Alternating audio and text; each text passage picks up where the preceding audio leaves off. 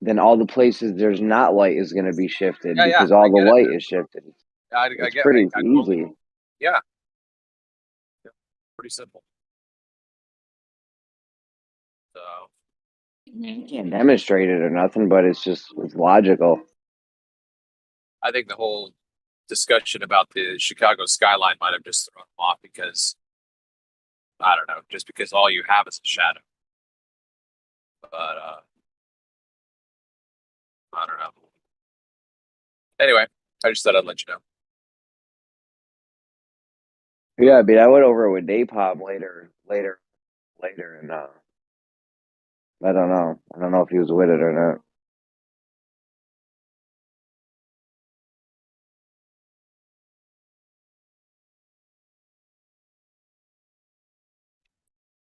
Yo, good morning. What's up? What up? Hey guys, you guys are awesome. I just want y'all to know that. I really appreciate all the time I get to hear what you guys think. You guys are super smart. Don't let anyone tell you you're not smart. Back at you. He's talking to me, Travis, not you. Oh, I think you said you guys. He It's meant funny.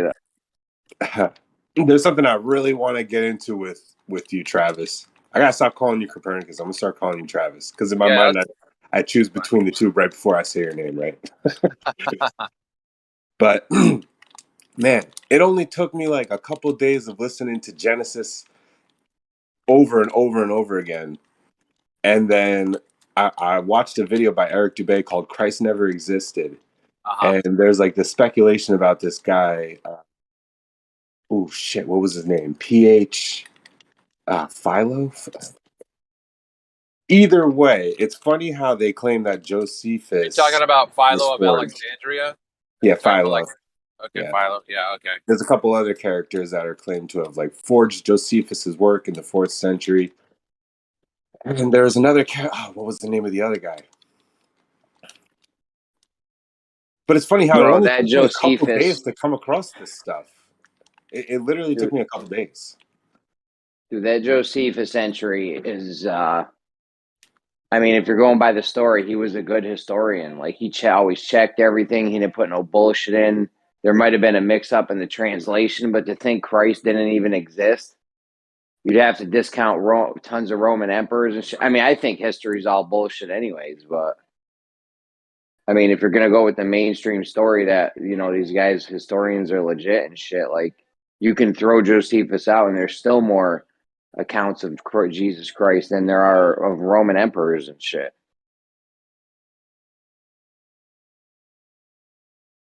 I believe you right now, but I just don't know the names of these other people claimed to have written about Genesis. Oh, you're talking about who wrote Genesis?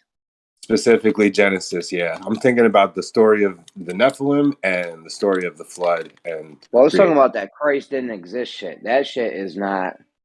I mean, for all I know, he might not have. But if you're going with the mainstream narrative and shit, and This documentary with Eric Dubay is kind of like, wow. It's you not should really watch. him talking. It's like clipped other people talking. You should watch Chris White, Zeitgeist Debunked. That was some pretty good religious thing there. I think that he was doing the Christ didn't exist thing maybe for parts of it. I don't know. Let me type that in right now. They actually had a back and forth. I don't know if you've ever seen Zeitgeist, the religious part. It's been like Uh, I literally watched Zeitgeist in 2011. yeah, they tried to say the religion was all copycat religion and all came from astronomy, but Chris White did a debunk to the religious part, and then Zeitgeist did a rebuttal to that, and then Chris White did another rebuttal video to that. It was pretty good. You know what's crazy? I typed in Zeitgeist debunked, and I had already liked and subscribed whoever made this video. So I Well, already moved Chris to watch White is the it. ones you want to be watching because he Yes, he does the best. Chris White did a 3 hour ancient alien debunk video. It was fucking great. what does Zeitgeist have to do with what we were talking about? I forgot the connection between the two. Is it like the Israel They do Zionist? they do some religious thing. I don't know. I think they went over the Christ didn't exist thing. I'm not sure though. You're saying it's all just made up copycat things, and none of it's even real. So Yeah, I've been interested in trying to watch or listen to the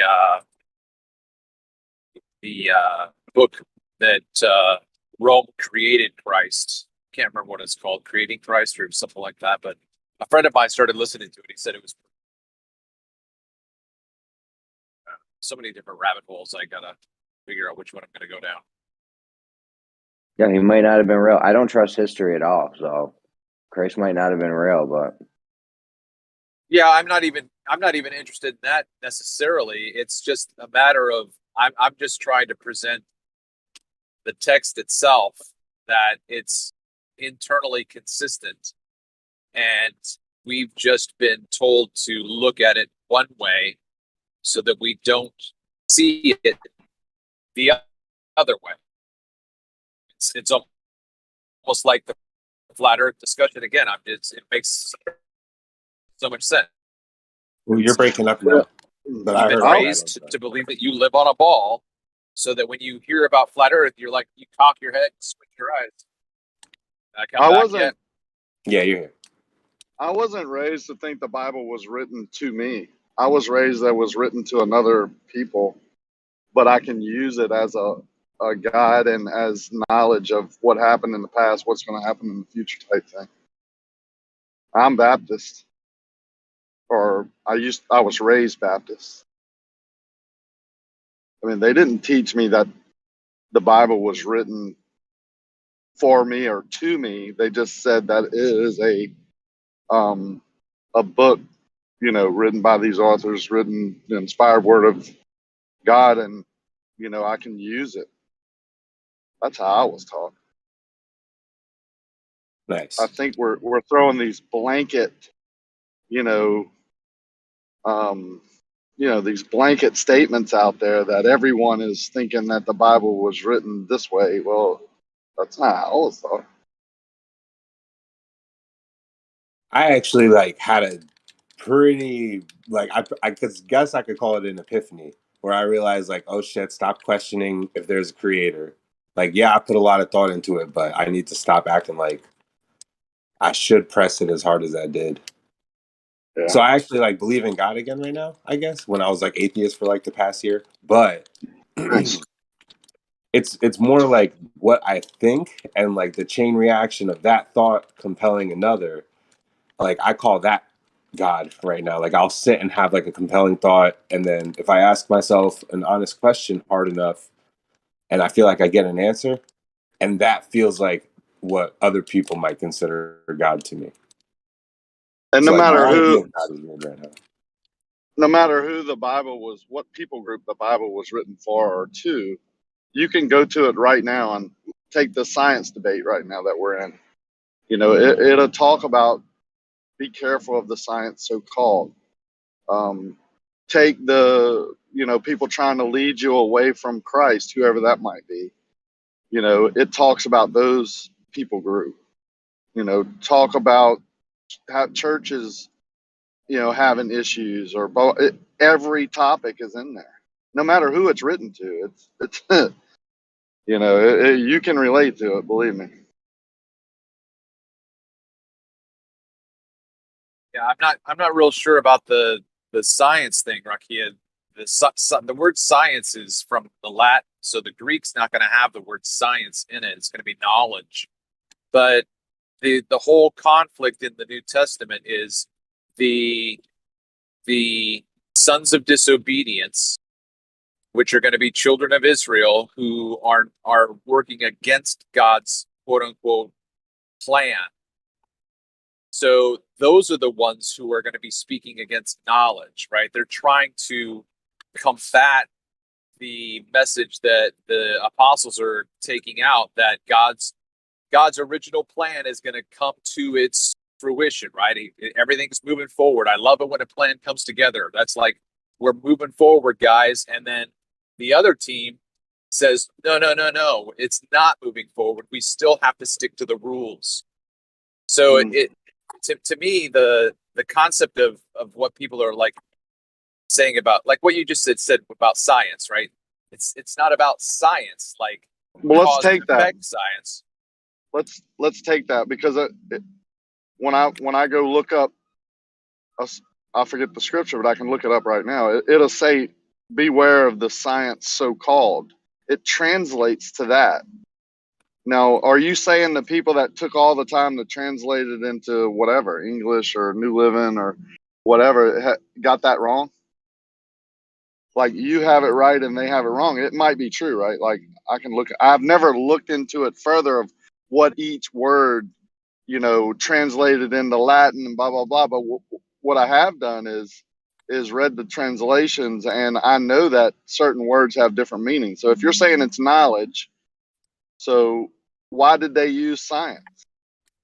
Because science is Latin for knowledge. I mean, but if you have 10 translations and one of them uses the word science, that's got to be something there. Like, why did you choose to do that when no one else has?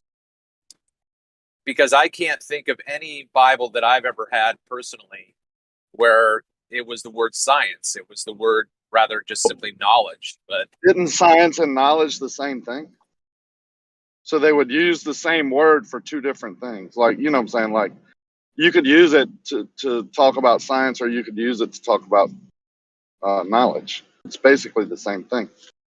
Well, no, because if I say I like knowledge and then I say I like science, you're going to think of two different things that I like. They don't connote the same thing. Okay, well, when I went back, and because I only saw that verse when I started researching this, it read in context to be talking about the scientists of the people talking about science, not knowledge. I think there's another word for knowledge. You see what I'm saying? Like, I think there's a complete other word for knowledge, even though in the English, science and knowledge mean basically the same thing. So even if they were talking about knowledge in the Latin, whatever version, when we translate it to English, it means science. Are you aware of that scripture? I think it's in Timothy. I'm looking it up right now real quick to see if I can find it, but I think it was from Paul, either Timothy Something or... about warning us about the science so-called, basically pseudoscience. So I thought the word science came from seance. No. Those are completely two different words. But so Okay.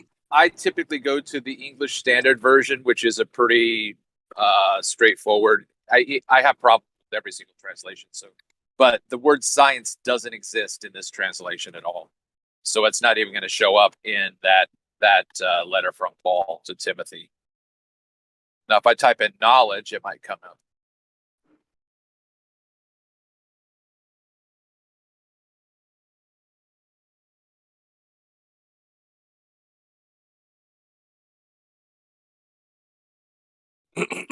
So then the thing is that I would say, Rakia, right, is that my issue is, if I were translating the Bible, I would want it to be as clear and understood as possible, so that I wouldn't use different words to translate one word. That would be confusing.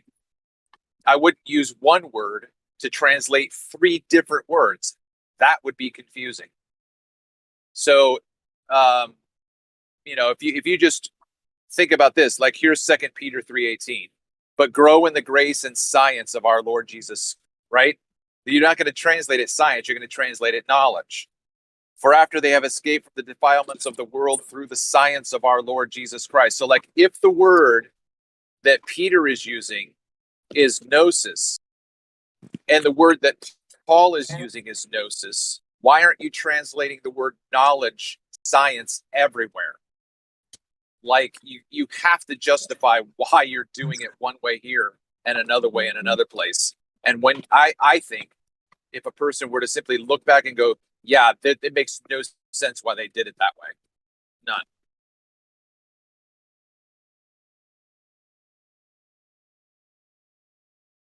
Well, surely they have a reason, right? I mean, they just didn't willy-nilly put science there.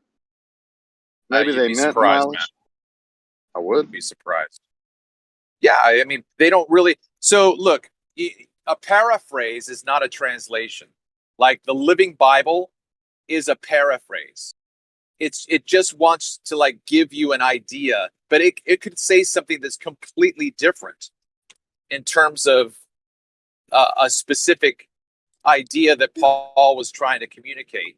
And if you go, he's just kind of basically saying this, and then you put it into your own words, that's like the willy-nilly part.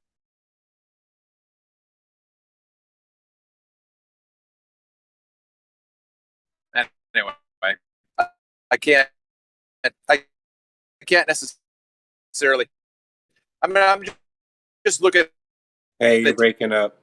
different, Second Timothy, First Timothy, all of these knowledges. Okay, I would bet large money that it's all the same word, gnosis.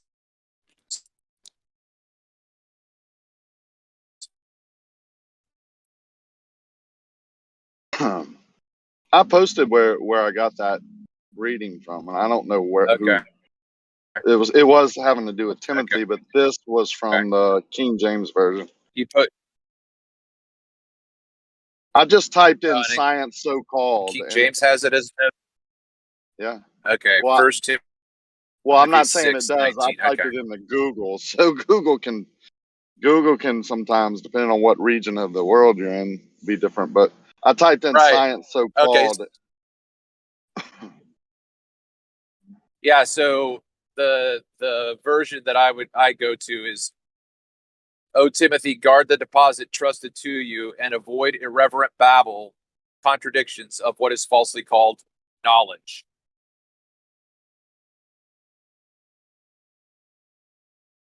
So the thing is that if you go to, like say, go to 2 Timothy 2 or go to 1 Timothy 2:4, Rakia, right? Go to 1 Timothy 2:4. If the word science isn't in that one, you got to like scratch your head and say, why did they use the word knowledge here and not science? Because it's the same word. You're talking about in the King James version, go to Timothy 2:4? Yeah. I would think that the King James translators are going to be consistent, right? They translated it this way, science. So whenever the word shows up in another place, it should still be science. Because then it's like, well, what are you trying to communicate? Like, what do you mean by science? What am I supposed to understand? Like, if you use knowledge in this verse, but science in this verse, and I can't tell why you did that, like, how are you going to explain to me why you did it? Because then it just becomes like this subjective, I don't even know. So, yeah, like 1 Timothy 2:4, 2 Timothy 2:25, those are just like the two immediate before and afters of 1 Timothy. Yeah, they use knowledge. In 2:4, 1 Timothy, they use knowledge. Right. Yeah. I mean, and so the lazy man isn't going to know that it's the same word in the Greek. He's not going to ask a question, like, unless he's going to be doing an intense Bible study where like he's looking at the words. But even then, he might not scratch his head. He just might not be that critical of a thinker and just take things for granted, which is all of our, like, I'm that way too, right?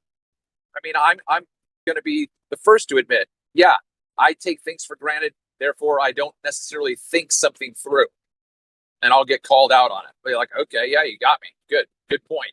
You know what I mean? So I'm not trying to say that I see through all this shit, but every once in a while, it's easier for me to kind of like hear something that I would be like, oh, I'm going to look into that, or I'm going to think twice about that.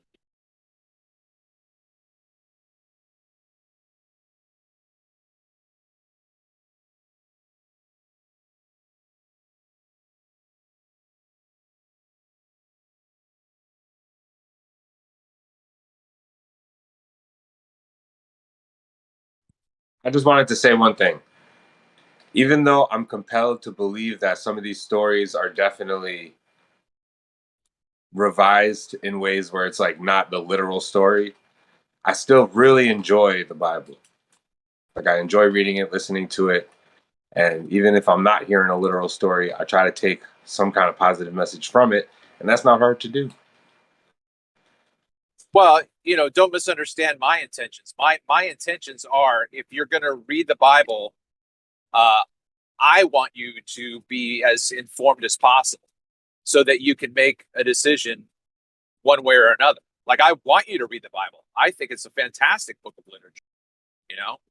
That's not my goal. My goal is not to take the Bible away from anybody. I'm trying to, it's almost like just saying, like, if you didn't know this was an option, then you're going to be a little bit limited in terms of thinking through it for yourself.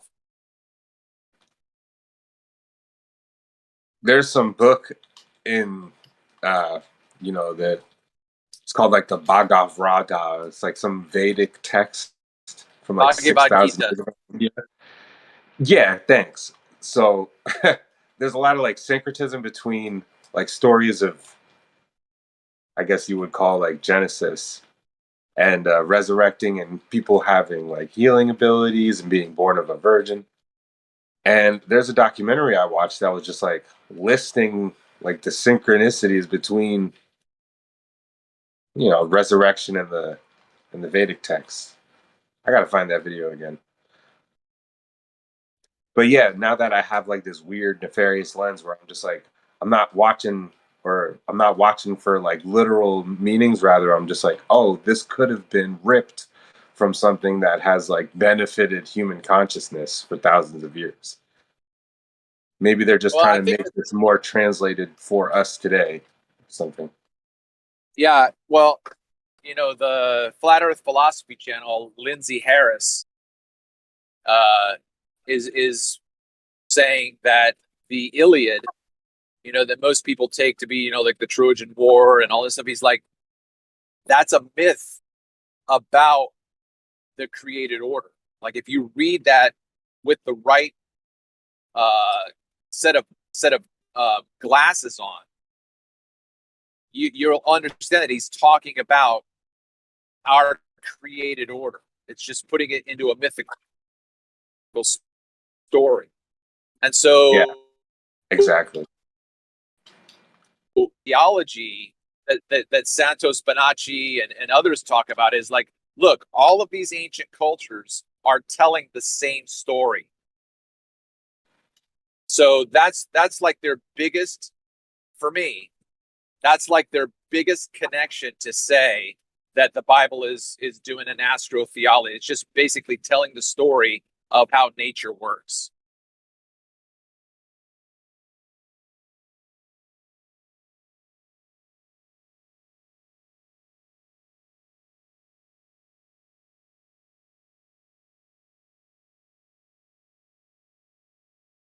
Did I break up and drop off?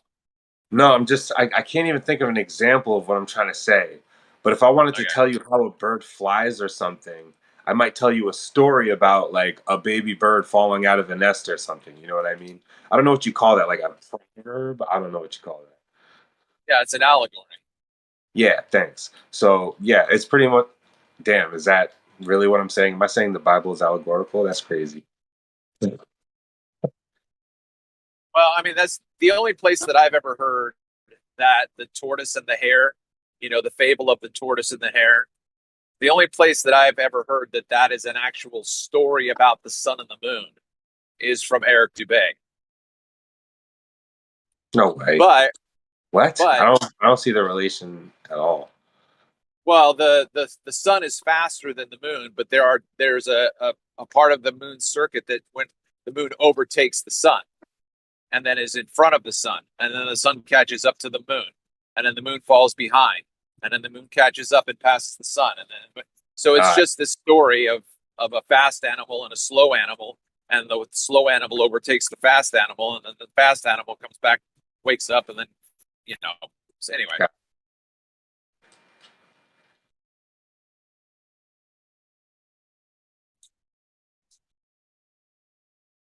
Right, like the tortoise and the hare has like some sort of a symbolic representation with the dance between the sun and the moon, like that kind of archetypal dynamic, yeah. Which we even see with like the hands of a clock, like the hour hand and the minute hand sort of have that as well. Sure, right.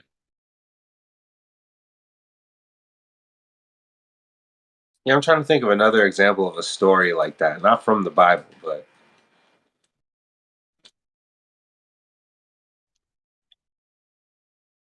Well, I think the difficulty for us is that we've been so far removed from storytelling as Americans. Like we really don't have a story. You know what I mean? We're not a culture that can identify. I mean, we've got the Star Spangled Banner. You know, like that's like that and whatever. You know, whatever else might be. I mean, but like we don't have like this cultural identity that maybe the Iroquois or the Mohawk or the whatever else Cherokee, the Chumash, all of these tribes have stories that they would tell. They're not literal. They're stories about them, about their history, and everybody knew that that's what they were. Right? Everybody knew that's what they were. you know what 2 stories I just remembered? Johnny Appleseed with the pot on his head throwing seeds out across the country, and George Washington riding a horse in between the two and not getting shot. Remember that stupid story from school where he rides between the two fighting groups and doesn't get shot between their whatever. That's not even allegorical. Like why did they tell me that? Well, I don't even know. I mean, So I don't Travis, remember that story in particular, but yeah. what about our cultural stories of The Price is Right and the Saturday morning cartoons? Is that our Yeah, I cultural mean, story? And yeah, that's probably as right. Yeah, that's probably as close as we can get. Yeah. Or like You know, the caveman great finding fire. the great American melting pot, right? I mean, like that's our story. It's like we're just made up of everything, and so we have no meaning whatsoever. Like cowboy and Indians shows from the 50s. A lot of those are actually based on like stories out of the Talmud and the texts like Stories out that. of what? Well, they were written mostly by people who were educated by the Torah. So irreducibly, that they're kind of built on the writers are fans of the Torah anyway. So a lot of the moral, there's like a lot more moral tale telling within westerns, right? Yeah, I get you.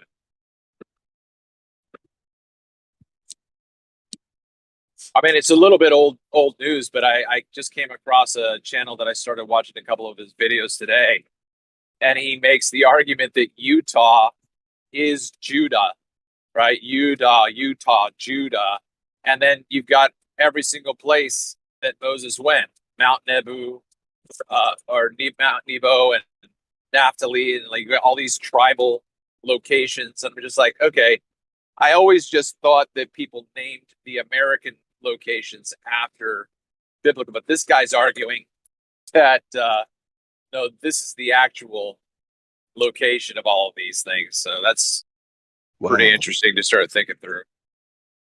I mean, you've got even in Pennsylvania, you've got Bethlehem and Bethel. You've got every biblical name in Pennsylvania as well. Yeah. But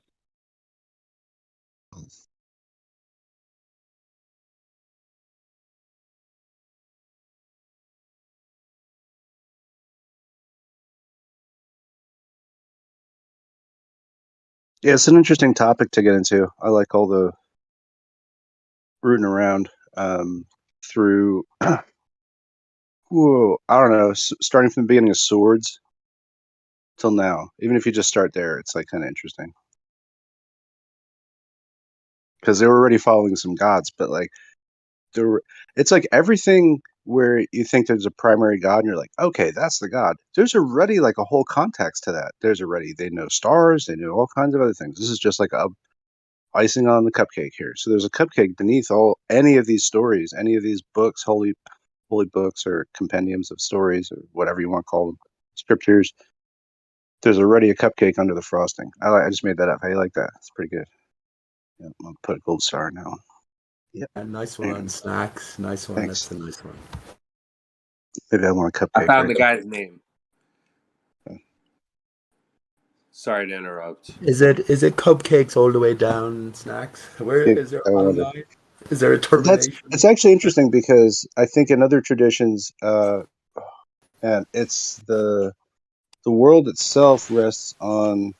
Oh man, it's like on top of a bull, on top of a fish.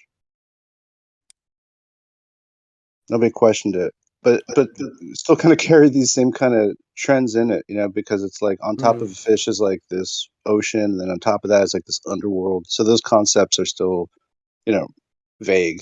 They're like places you can't really explore and map out. Yeah. So, what are your guys' thoughts or views on what is like outside of this realm? Like, if you have a stationary plane of Earth, you have the heavens above. What is outside of it? Like, is it suspended in something? Is it in a dimension? It within anything, or is it just its own structure? That's a good question. I think we're in like God's consciousness, but we can't even perceive what would be outside of that because we're just in His consciousness or something. I think that what we're part of, we can understand by not going outside but looking inside. I think what's happening beneath us is pivotal in all of this. But I do still think it's in a construct. We're a bubble in waters, infinite waters, if you want. My own thoughts. But yeah, rather than looking out, which is what science says is doing, if we look in and we look beneath, that's what I think. But what if the Oriental cosmological myth of turtles or elephants, right? Those are myths that the culture that told those myths didn't really believe that they were turtles or elephants. It's like symbolic. They're just simply trying to describe something about their understanding. So, like, what if the globe was simply a myth at first, right? What if somebody said, like, I'm going to talk about it this way because we really don't know what's underneath us. So I'm going to turn it into a ball and suspend it in space because I have got to have something that limits this discussion, like, because we don't know. So, like what if it just simply was a myth to begin with, and now we just think that myth is true? Like, no, it was never meant to be true. It was always just a physical or a mythical description. So like that behemoth thing that out of the Bible, out of Job. Yeah. Runs parallel to a myth that's from Iran that is about a giant crazy ass fish that will swallow you up, and that's called Bahumat. So it's like, we got to play a little jigsaw with syllables here, but it's very similar, and it's a very similar concept. So I guess that's what I'm saying is like the biblical side stories, if you will, like the not in like terribly, impressive parts about it can be collected from other lands and then just like kind of remade into it or brought back up because it would have been part of the cupcake, part of the idiom of the time, part of like what's referential. So if you don't know how to make meaning and good story, well, if you don't know how to make meaning, you don't know how to make good story. And if you can't make good story, good luck trying to start a religion. But it all kind of goes together to me. Right. For me, we take so fact is fiction, fiction fact. When we look at the turtle and the elephants and the disc and top, I think, well, who knows, we'll get our information, but with the turtle representing self-containment, longevity, saline waters, the elephants representing strength, solidity, dry land, and then the disc on top representing the one that one of the bowlers asks us or shows the flat Earth map. It's the layout of the land as it juts above the waters. So that's that's closer to the truth, I view it, than anything that the ball or science has to offer in that sort of a symbolic form. But I'm not sure what you make of that. And I got more to say on that as well. I've often posted the 2015 Economist cover, where there indeed you have the turtle missing his payload. So we're charged with finding the elephant and then finding the disc Earth itself. But I look. But I guess what I'm saying is like because like Bahamut and what was the other one? Behemoth sounds so similar.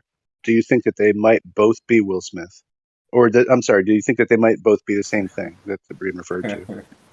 The chances, I don't know what did you talk about there? I'm not sure I heard that before.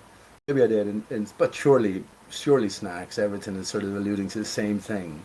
If something is similar and we're getting at it from different cultures, different aspects, surely it's They're pointing to going the up. same thing that we can. Well, Yeah. I think the great thing about right now is that, of course, we have flat Earth in our reckoning and beyond, and maybe for the first time, who knows, that we have the ability to put all the pieces together more freely, anyway, than anyone outside of the initiated throughout the times. So I'm not. What did you say the name of that? I have a great interest in behemoth. Absolutely great. It's only mentioned Wow. once in the All I Bible. can do is pronounce it to you and how it sounds in English. Yeah. That's Fun. in a Persian or Whatever you said, I mean, you told Barbosa and Barabbas. I think is it Barbosa Jesus talks about in one of the what do you call it, secret gospels. He sounds like a hell of a pitcher. He used to play for the Yankees. Actually, it's chant behemoth for a while. Behemoth, and yeah, I stopped doing it for a while. Maybe I get back into it again. There's a powerful sort of chant and a powerful vibration in it. I think the behemoth is us. As I remember my interpretation, or at least it has a massive aspect got to do with us and our own capabilities. But Ancient mythology. you'll have to say it once more time because you're not spelling it. Bibaldi, is that what you said? Ba, ha, Ba. moot, like Moot, but I'm sure that's not how it's spelled. Okay, But UTE those are or the L. Yeah. phonemes. Okay. Or what have you. Baalut. Is that what you said? Baalut. Moot. Baamut. Yeah, like Baja California, Baja Moot is Very good. similar. Yeah. Very good. Oh, I see what you're saying, behemoth. Okay, I gotcha. Okay.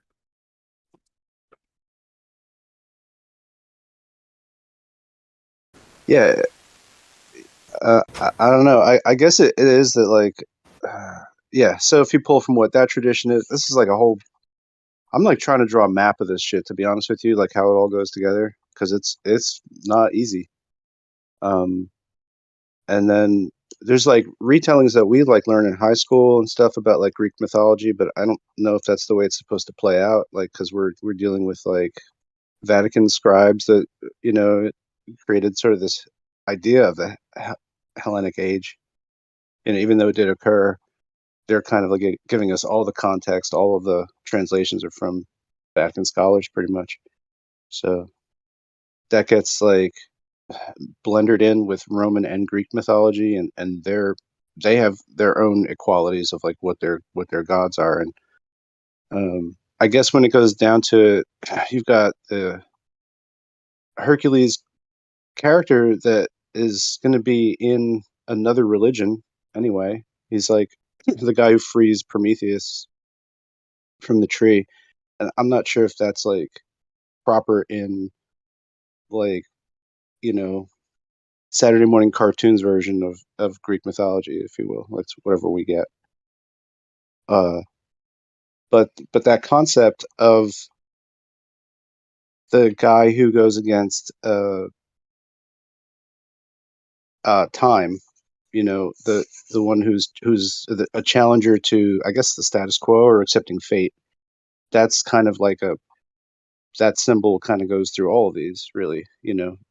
If Jesus is like, yeah, stuff's wrong, he's kind of going against the grain, like these go against the grain kind of characters in this mythology. So from like Mitra uh does this, another character is like Prometheus, another character is the Sumerian Enki. So again, yeah, get your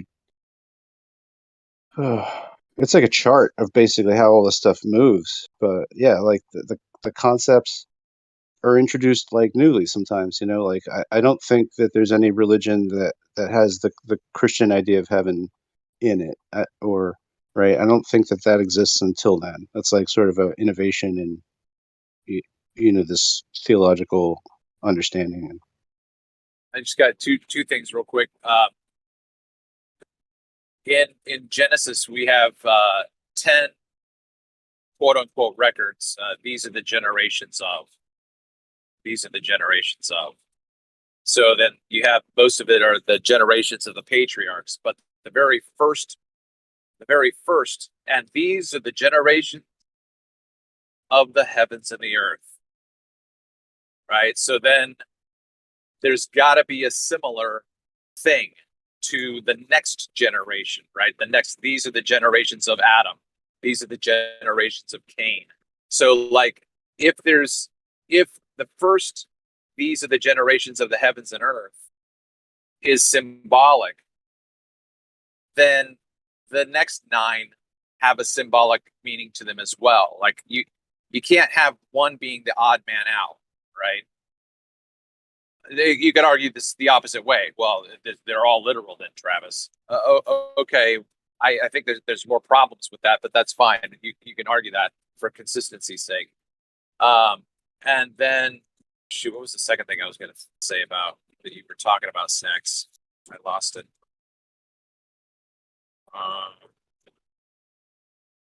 don't know. Maybe it'll come back to me.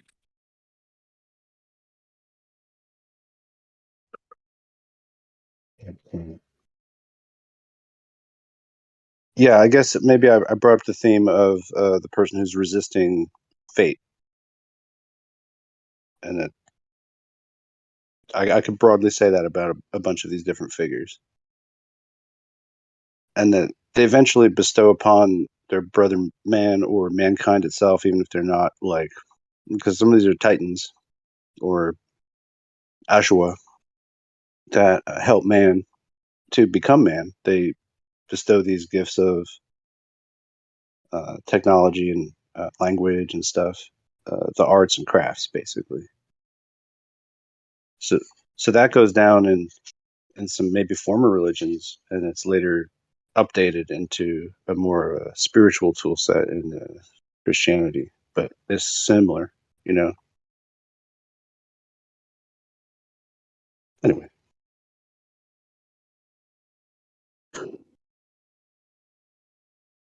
And yet somehow I'm like not hitting any like this is like Minesweeper for religions, you know what I mean? Like you come across one thing, it's got like another thing that's adjacent to. But like, where's the ISIS stuff? I haven't even bumped in. I know about that separately on its own course, but like I'm not bumping into I it remember directly. what I was going to say. Go ahead. Going to the Zodiac, you know, something that you were saying, but made me think of the Zodiac. You know, when we look up at the stars, Ursa Major doesn't look like a fucking bear. You know what I mean? Like Taurus doesn't look like a bull. So like they had intentionally assigned these pareidolia to the stars for some reason, because they don't look like what we're attributing them to represent. So to me, that's another interesting aspect of the myth.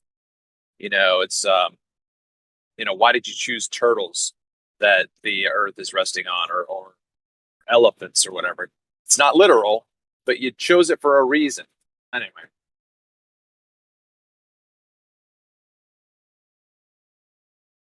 Constellation is a pretty interesting thing. I mean, like there's some similarities, right? Like with symbology of the bull, and because it's like in that age, then therefore there's lots of bull references. Lots of bull stuff. Yeah, but if you look at Ursa Major and Minor, they have long tails. Bears don't have long tails.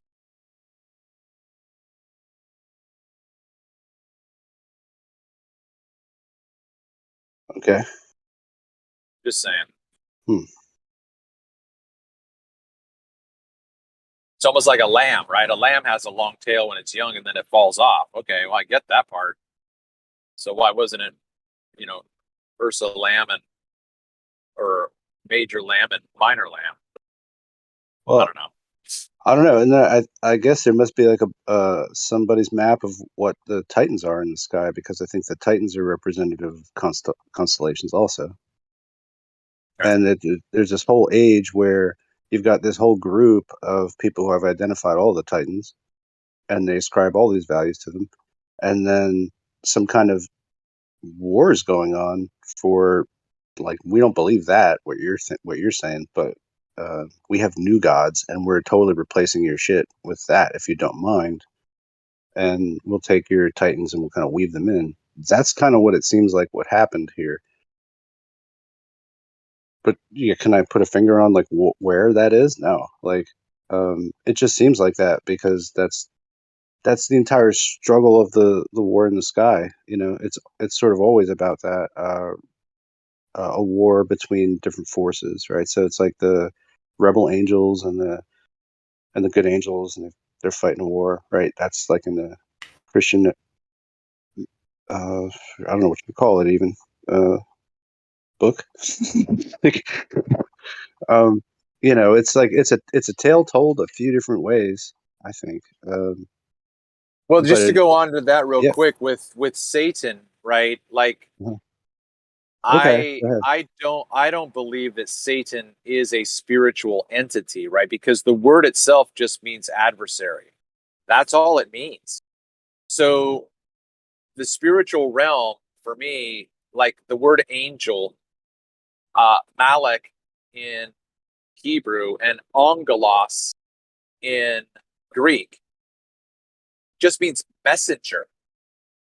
So it doesn't have to connote a spiritual, metaphysical being that doesn't have a body but can manifest as light and give you a message. Like, show me where that first happens and it tells you, right? Show me the first instance where you see angel, and then show me that it explains what the fuck that is. It doesn't.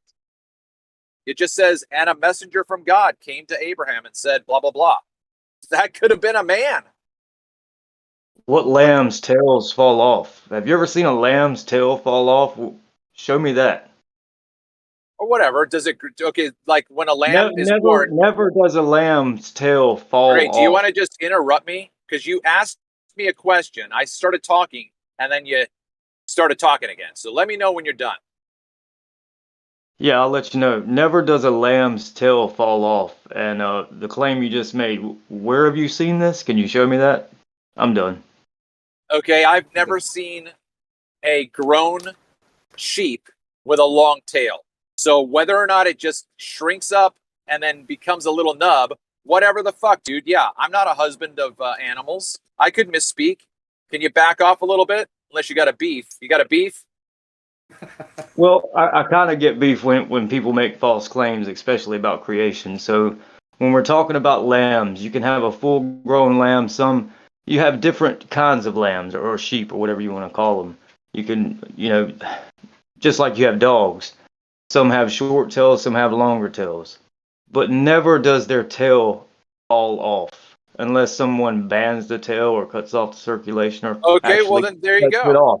Or Okay, well, whatever. actually cuts it off. It doesn't fall off on its own. Okay, man, back the fuck off. I'm not a farmer. I've never, but what you're saying makes Why do sense. you Okay, get so angry, man? Why you get angry when people correct you on something you say wrong? Chill, because man. you Chill. did. Okay, Chill, bro. It's okay. Everything's gonna be okay. okay. Get a blankie. About Get a constellations. blankie. Wow, Get a blankie whatever, and a man. glass of milk. Everything's gonna be okay, man. Yeah. Well, they do For- cut the tails off of lambs, though. They do cut them off. They don't Okay, fall off on their own. They don't fall off on their whatever. own. Fine. Okay, fine. What the fuck, man? Like What the Geo, fuck, man? Geo could have come in. Geo could have come in. Snacks could have come in and corrected me. Completely different than the way you came in, man.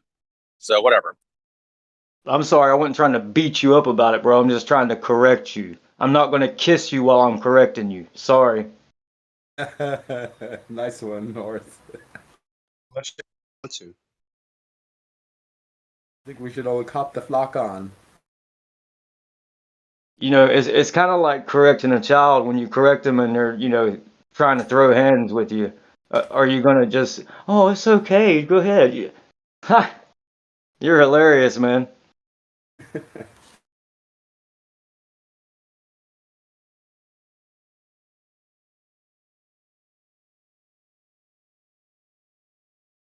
Say about constellations in the Bible, North. What's up with that then, right? What you think?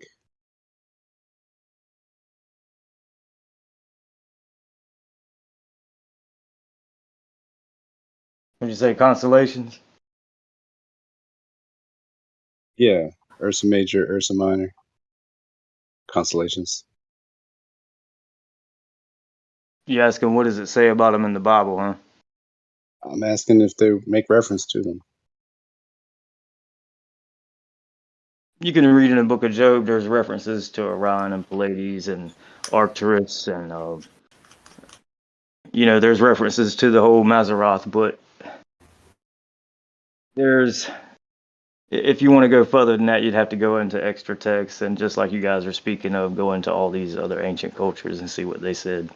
However, I think in the last days, or in these last days, that a lot of things will be revealed, and a lot of knowledge has been hidden from us.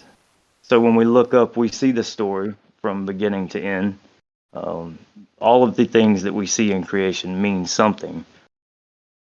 As to whether we know what that meaning is, or if it's been hidden from us, or if it will be revealed by one who created it, or should we rely on sources from men? All those are questions you can ask yourself.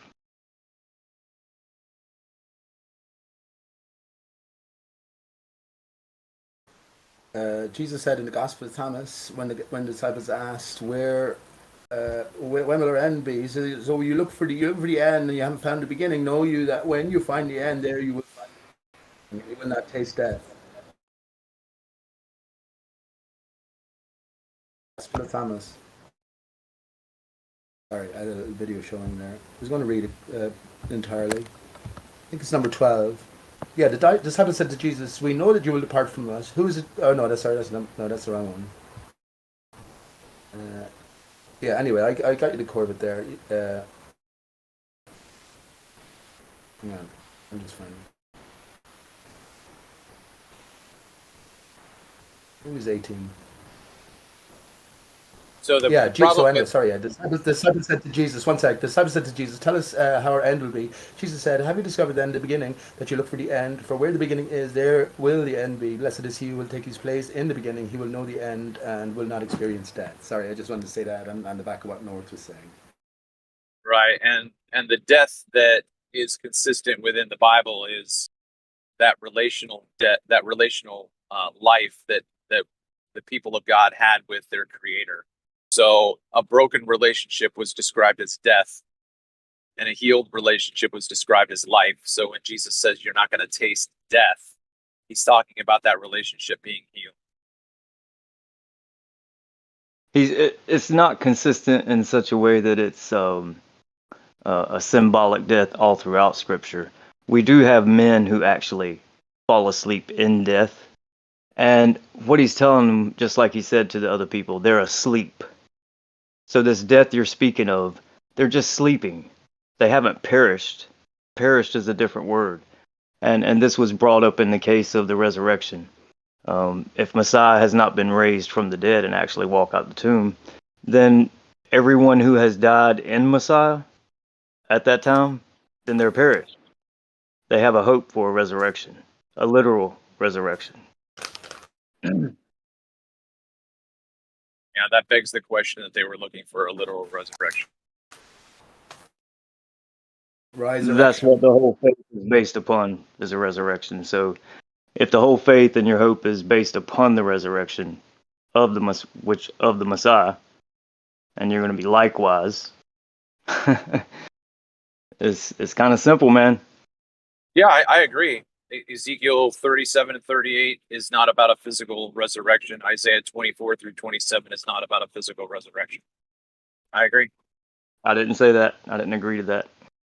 No, I'm saying I agree that the resurrection is spoken of in the Bible. I agree that Paul had a hope of resurrection, but it was Israel's restoration to her God as a nation, which is what Isaiah 24 to 27 and Ezekiel 37, 38, and 39 are about.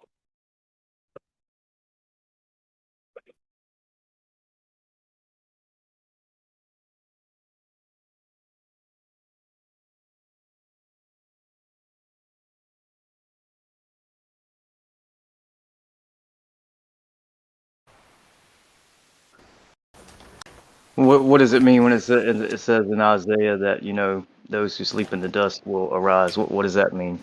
What does that mean in Daniel?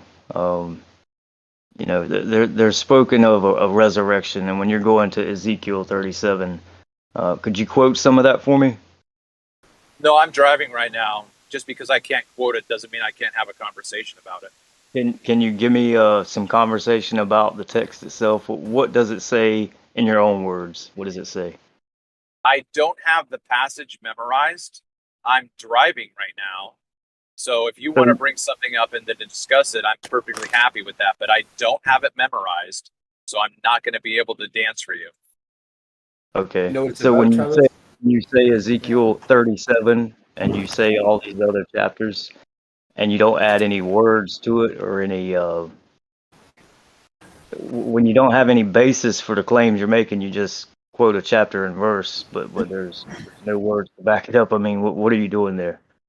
That's I'm simply making statements that people who hear it can take into consideration when they go to those passages and read it. Simply because you're trying to, again, and this is your tactic, North, you're trying to simply disqualify what I'm saying because I can't get into specifics at this time. Okay, it's a tactic. I can't disqualify if you don't. Okay.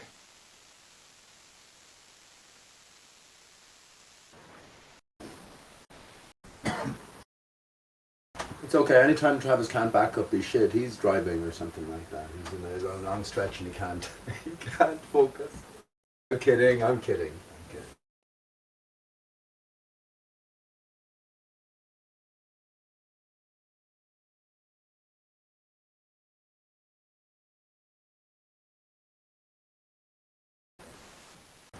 North, if you don't mind, I'm not familiar with Isaiah 37 offhand. Anyway, do you mind just summing it up or something like that, if you can?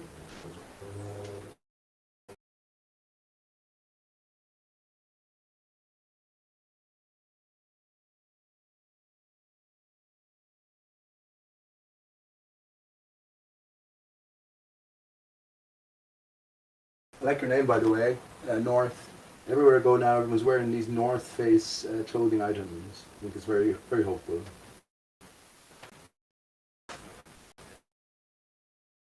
Maybe can anyone hear me? Yeah, I can hear you, Pete. Okay, thank you. Yeah, okay.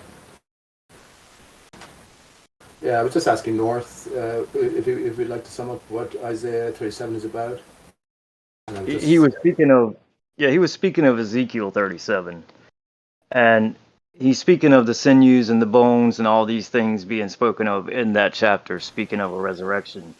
And he's trying to say this is a symbolic resurrection, and it's a restoration of Israel. And when was this, and how did it relate to Ezekiel 37, and where was this? All throughout the prophets. I'll just say this. You know, people come in and they quote a chapter, and they'll quote a few verses, or they'll quote a whole chapter, and then they'll give you a whole ideology or all of their beliefs on the whole entire Bible. All throughout the Bible, it's symbolic or metaphorical or all these different things, whatever their teaching may be. I'm going to do the same now. I'm going to say from Genesis to Revelation. The story is continuously speaking of the hope of the resurrection through Messiah, the Son, who has came. And so this resurrection we speak of throughout the text. Yes, there is a resurrection or there is a death in the sense to sin. And we relate that to the baptism, and we can do that. But there's also a physical resurrection. Messiah got baptized, but he also lived a perfect life. He died. He was resurrected. The hope that the people who follow him throughout this text is that they will raise from the graves. They will actually come out of their tombs. We've seen this throughout Scripture. What happened to the man who fell on the prophet's bones? He was raised back to life. So we see people raised back to life in the Scripture throughout the text. So it happens. And that's the promise. That's the hope. Briefly, I just think it's all about us. I think our fallen state in a male, our vital fluids pool in our testicles, right? This is when you get the bridge reestablished then between male and female, then the child comes along, the most amazing gift of God, which we all were at some stage. So it's understanding our bodily systems and where the cutoff has been. So resurrection, Bro Sanchez talked about all this sort of stuff, but resurrection, body of Christ, it's the flow, it's the semen, it's the tar. So I think it's all about that, reconnecting with ourselves. We're in a fallen state, everything has descended, and it's about making our way back upwards. I think the Old Testament is from our groin, if you want, to our heart. New Testament's all about the heart, and then Revelation, the heart up to the head. So getting everything sort of in its correct order. And yeah, all a story about us, about our state of being, our state of fallen state, if you want, only to rise again. I like to think that that's the only way we can appreciate it, if it's about us. If it's about us. And can I just say another thing, please, if you don't mind? Jesus has been associated with the divided tree of life. Aristarchus is what I say, is the name of the tree. Arise, tar, cus. Cus is C-H-U-S, which is a diminutive of the name Jesus in Spanish, right? I'm just saying. Tar is a term for an able-bodied seaman, or seaman. So arise, tar, cus is fundamentally rise, the seaman of Christ. What do you reckon of that? Because it's pooled, it's down at the bottom.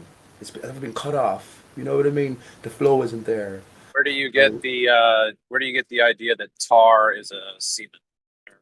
A tar is an able-bodied seaman from the British Merchant Navy. I know you said that. I said, okay, so then I'm asking you now, can you show me where that is a reference?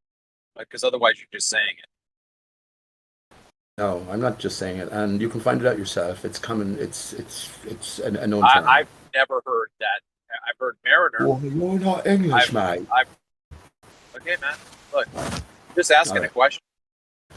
Okay, well, if you haven't It's heard meaning that, I'm a sailor, right? A seaman at sea, not a sailor. It's associated with the British Merchant Navy, as I remember, but a general term for a sailor at sea or a seaman.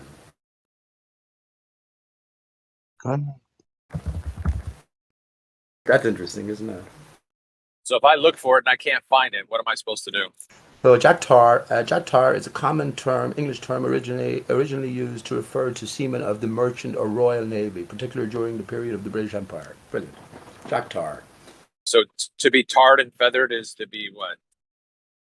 The ocean and Tar has many different. Tar is a very significant word.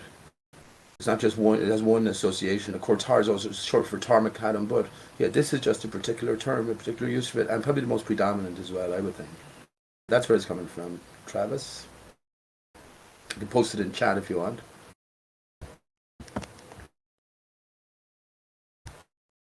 You don't like Aristarchus too much, Travis, do you? I'm just saying.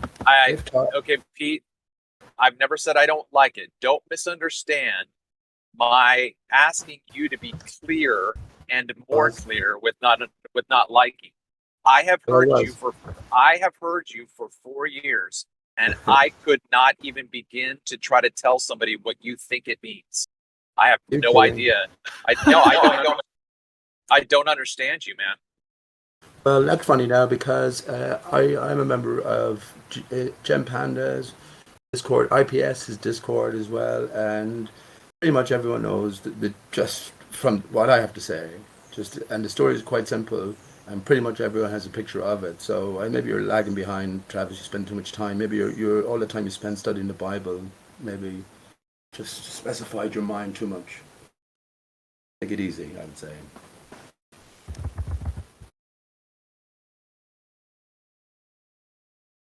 And funny enough, just another clue that came to me. Came to me, just a reminder. Aristarchus, anagram of Cyrus. It's not Cyrus. Sirach, and Tarsus. The Book of Sirach is narrated by a family of Jesus's, and also Tarsus is where St. Paul came from, and Paul's most loyal, wealthy supporter was named in the Bible, Travis, which you didn't believe me as well, as Aristarchus. Not the same Aristarchus, obviously, but the name Aristarchus. And I say actually that the secret book of, say the Apocalypse of St. Paul, well, as the story goes, there would not have been found unless an angel came in and kicked Aristarchus's arse and forced him to dig beneath the foundations of the building he was in. Then they found all bullshit I'm saying, but you know, this is the story. Then they found this Apocalypse of St. Paul, and therein, Paul, as he's in heaven, meets an angel, and the angel has shown him around, and he shows him the resting place of the Spirit of God post-creation, which is on the stump of a tree, if I remember correctly. That's something else, isn't it?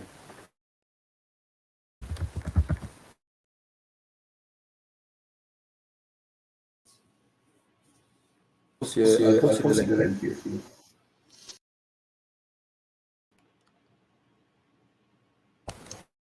If you haven't listened to it, I highly recommend it. It's equivalent to like the Book of Enoch, I'm thinking.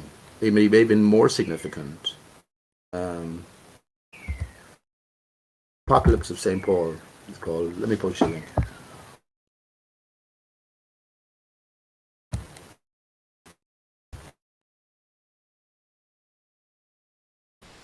Yeah, let me just play a little bit. You can hear that? No, I don't hear anything. Yeah, I just have the video playing, so okay. I'll post a link. Hey, Travis, listen to it on your drives, but Yeah, I've tried to listen to certain links like that, and it just doesn't hold my attention. I'd have to read it myself, which is why I bought a cheap first Enoch yeah, book I to read. posted a link in chat. I think well, okay, do what you want, but I driving along those roads listening. Like to I never listened to the Bible on tape. You know what I mean? I just like that presentation of the information just doesn't jive with me.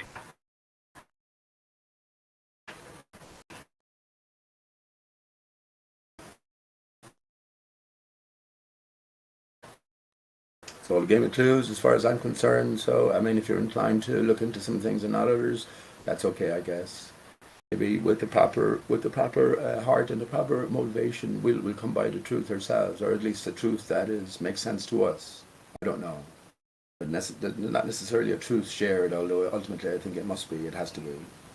It's the story of all of us. It can't be just the story of one man, one person. But I recommend it anyway.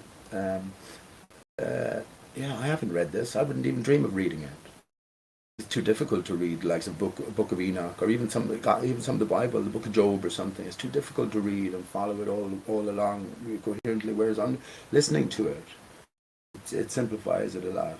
It takes away half the struggle anyway, because when you do read, there's a lot of brain power going into just formulating the words. You almost have to read everything 3 times to understand it, or to get a grasp on it. You know, you're not going to get it the first time, because half your attention is just stringing the words together and making sense about what you're reading.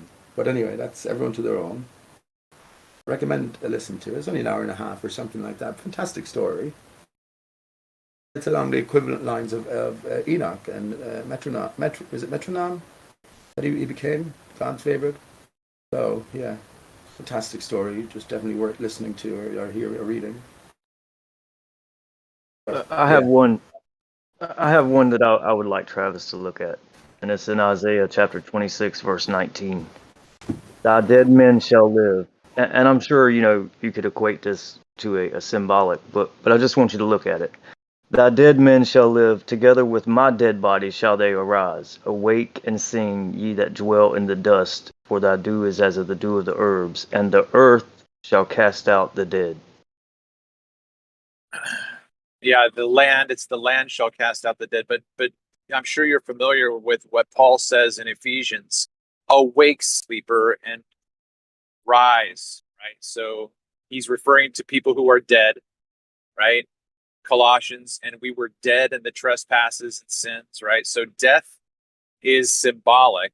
So Paul seemed to be comfortable with talking to people who are alive and telling them, awake, sleeper, rise. Yeah, that would work, except for this case. When you have people who are in Messiah and they're falling asleep in death, This is in the scripture also. So if you're in Messiah, you're not sinning because you're in Messiah. So if you've fallen asleep in death and you're in Messiah and there's no resurrection, then those men have perished. That's what Paul tells us. Paul says if you don't believe that there's a physical resurrection, then those who have fallen asleep, those who have died, fallen asleep and are asleep under the ground or in a tomb, if there's no resurrection, if there's no physical resurrection, them coming out of the graves like Messiah, then they have perished. That means they're not coming back. There is no hope. Your hope is in vain and your preaching is in vain. This whole thing about the earth just means one place. I'd go back to Psalms 2, and I would tell you that, when you go there and you're reading that whole chapter about how the kings of the earth, not one king, all the kings of the earth, all the rulers of the earth, the whole entire earth, Land, take no, they no. take counsel. I'll finish this. They take counsel together. And then he says in verse 8, ask of me, and I shall give thee the heathen for thine inheritance, and the uttermost parts of the earth for thy possession. So he's only going to give them just that little bit of land that you see over there for his possession, just the uttermost parts of it, not the uttermost parts of the whole entire face of the earth, right? Just a Right. little bit. You keep using the word earth, and I'm trying to let everyone know that that's not the Bible's concept of Eretz and gay The in the Bible's Greek. concept. When you say Excuse the me? Bible's concept, what do you mean by the Bible's concept? I'm going The by the author. So language. when the author is speaking of the earth, and he uses phrases like the whole entire face of the earth, or he says the uttermost parts of the earth, and he speaks of the kings of the earth. How many kings did Israel have at one time? Okay, the Can you word. tell me? Okay, again, it seems to me that you have a particular How many understanding of. kings? How Okay, many kings does Israel have at one time? could you not hear me? I was trying to answer your question. I didn't hear you It answer. seemed like you were talking over me. So, can you hear me? I just didn't hear you answer it. No. Okay. So, the word doesn't just mean king. It means rulers, right? So there are authorities in Israel besides the one king per se, okay? Again, it seems to me that you have a certain concept of translation that, people need to consider whether or not they're going to side with you or they're going to side with my suggestions. I'm trying to say it as clear as possible. The word earth in the English is not a faithful translation of Eretz, or in the Greek, gay. It just means land. So everywhere you see the word earth, just replace it with land and know that it's talking about the local geographical area, unless it specifies like the land of Babylon or the land of Egypt. So if it says land anywhere or earth anywhere, it's specifically Jerusalem. That's specifically what it is, and it's not anything else unless it's specified that it is another land like Babylon or Egypt or so forth and so on. Is that what you're saying? Yeah, I'm trying to say that the Okay. context. Hold on. I'm trying to say that the context does help and understand what the reference is. Specifically, if it does say the land of Babylon, that makes it pretty clear. But in general, if it's just saying the land, then you have to look at the context and see what, like where is this story happening? Then that's the context of the word. What does it mean in the beginning when he created the heavens and formed the earth? What is that? That is Is the Israel's. earth that you're saying the earth there in that instance is just Israel? He just formed Israel. That's it, right? Okay, so in Deuteronomy 32, I think it's Deuteronomy 32:6, it ascribes to God creating, making, and establishing Israel. Okay, the only thing that God ever created or made or established is creation. And yet we're told that God created, made, and established Israel. So Well, you if can't make a they creation. understood, I'm going to try to finish my thought. So if Israel understood that they are God's creation, and they told a mythical story of that creation using heaven and land, then that's what we need to understand. Are you saying he can't make? He can't have creation. He can't make creation. He can't make the heavens and form the earth and make a people for himself in that said creation. That's what I'm saying. You're saying it's all jumbled together. I'm saying he No, of I'm not course saying it's created the jumbled together. heavens. He No, I'm created not. the heavens. Can I finish? He created the heavens above us that we see, that we all see on the entire face of the earth, not just Jerusalem. Yeah, you can The whole emphasize entire that all you face like. of the yeah, I'm going to. So the whole entire face of the earth sees the heavens above us. He created the heavens and the earth that's beneath all of our feet, and I mean all of ours, by all of us on the face of the earth, even not in Jerusalem. He created this earth too. He Okay, formed this great. earth also. Okay, Now, yeah, fuck me, I'm not man. finished. I'm Can you sorry, man. you want to just get out? Is it so hard for you when you start I hearing these can't things in the respond to context that you. they're You just keep talking. well, when I try to respond to you, you do the same thing. So it's kind of ridiculous, man. Okay, So so call me out. Like if you want me to stop yeah, talking, I've already call me done out. it, but you never Can I do that. respond to something you said 3 It's minutes a ago? comedy routine to you, bro. I know that. I'm well aware of that. Okay, I'm Whatever. well aware of Whatever. that. You This if is you for the want to audience. poison the well for the This audience, is that's for the fine. audience, man. This is for the audience. Oh, So good. not every instance that you're going to Just see keep Earth talking. in the Somebody wake me scripture up when he's is done. speaking of Jerusalem. So go to sleep. Go to your room. Your dad is speaking. Go to your room. I think you guys got to find a way, if you're going to go back and forth, to just let each other have as much time as you need. Like if someone needs 52 seconds, the other guy, give him 52 seconds. If you need 32 seconds, until they're done. And you guys both are long-winded, so if you're going back and forth, you either need to figure out a way not to cut each other off and just let each other say the full thing, or I guess try to do shorter stints. But you guys Yeah, both have a lot to say, and I think it's good to hear both sides. But somehow, just so we can hear both. it's hard not to be long-winded when I have to answer to so many things when someone has been long-winded. It's hard to do that. So when someone says Earth, in every instance is just speaking about Jerusalem, and it's clearly wrong. They've clearly been shown that is a wrong. That's wrong. That's not what the text presents. Um, and they just refuse and continue on this monologue for 5 minutes to speak about all these different things, and so condescending.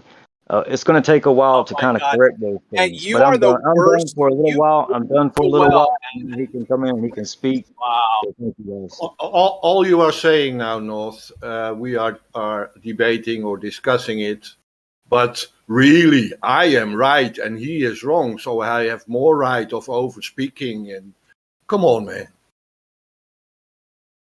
listen to yourself.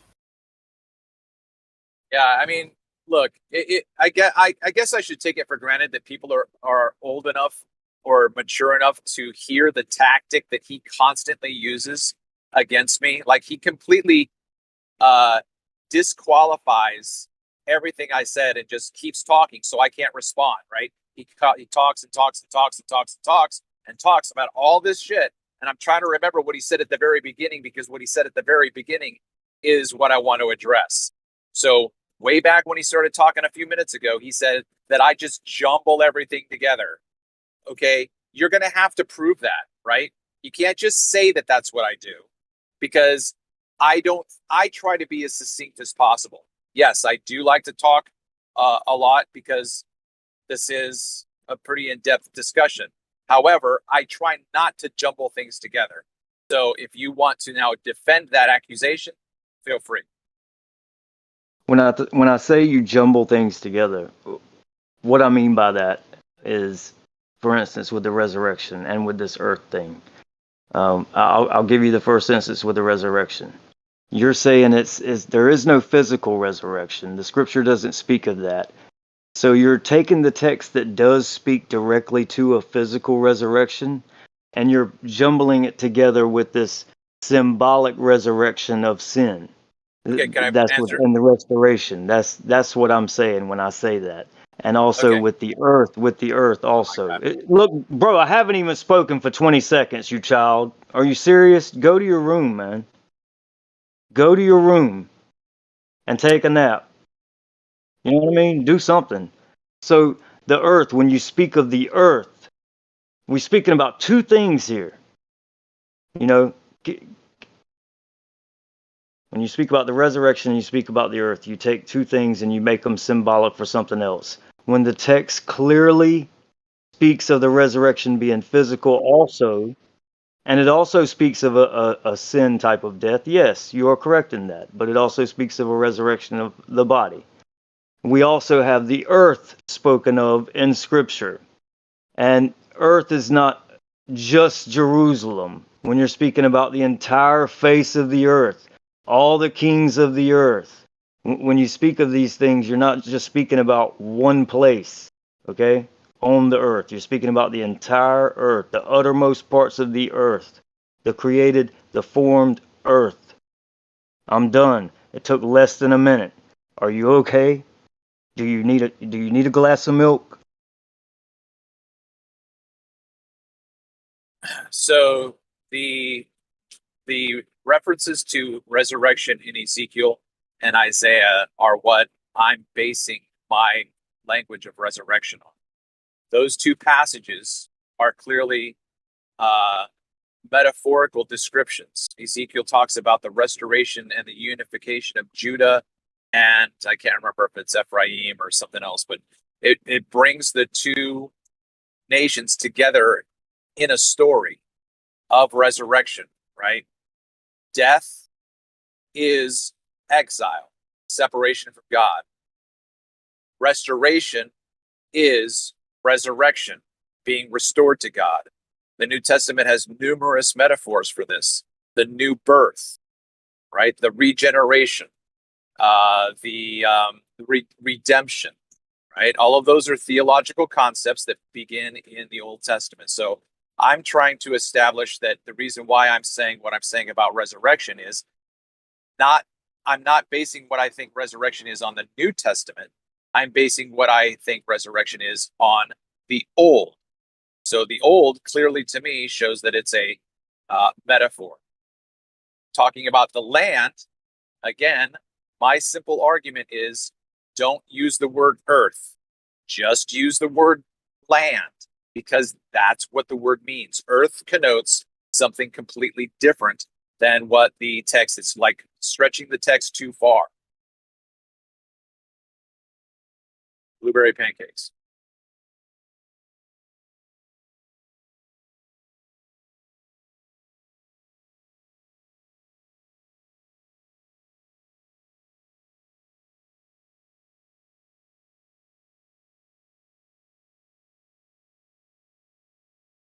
North said in the text chat he had a phone call. Be right back, is what he said. Hey everybody, I'm just going to say, are you having a debate or this is one-on-one? No, it's not. No, you can feel free to change the subject. No, I'm happy to lurk or yeah, I'm just happy to be here.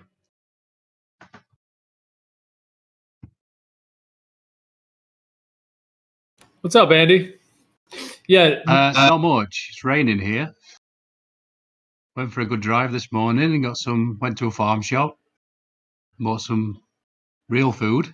That's always good. nice. Yeah. Support local, everybody. What's real food for you? Well, they've got, this is funny. They've got a machine where you can get real milk because I really miss milk. And, I cut it out because I saw this really good doctor, a lady from Russia, actually. And she were talking about, the cows that we have, they're like Frankenstein's cows, she said. And it really stuck with me, actually. But anyway, this is non-pasteurized, obviously, and or unpasteurized. and you get your own. It's like a machine. It's like a vending machine. You sort of open the door and you put the little bottle and a little thing comes out, and it's awesome. You can have 1 or 2 liters. And trust me, I get behind a guy he must have got, I don't even know. I don't even know. He must have got 20 liters. He's got 2 huge cool bags. And he ran the machine out. He ran it out. And they had to come and fetch some. And I'm like, dude, can I just buy one off you? So yeah, he just passed me one, and So it's raw then. yeah. Do you I'd think that's imagine bad? they'd have to. I'd imagine they'd have to turn that over pretty quick. Yeah, I always thought that it'd last longer, but it really doesn't last that long. And things I've noticed, the meat, for instance, doesn't last long either. We add all the preservatives in it and whatnot. The one thing So that I noticed for me was like when I make my own soup, I just make a vegetable stew. Ooh, That lasts actually a really, really, really long time. Like one time I went on vacation and totally forgot that I had a stew in the refrigerator. And when I got back, it was it wasn't rancid. I took a sip. I'm like, damn, this is still good. So that's just really interesting. yeah, the best soup I ever made was with a chicken. When you just sort of use the whole chicken. Like most of us, I think, chuck a lot of the chicken away. We just sort of peel it back as much as possible and then chuck it away. But I just sort of boiled it forever and sort of used that stock, to then just chucked a load of vegetables, just chucked everything that was a sort of a tan that I could in there.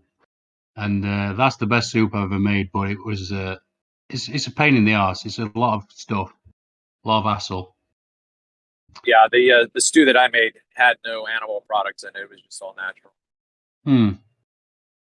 Yeah, I'm always amazed when I eat something vegetarian or vegan, if you will, and it's amazing. I'm always like, oh, that's great. Well, I think it's funny. You've probably seen the memes that say something like this, but if you took all the spices that you normally put on your animal products and you just use that to cook your vegetables, you'd like it just as much.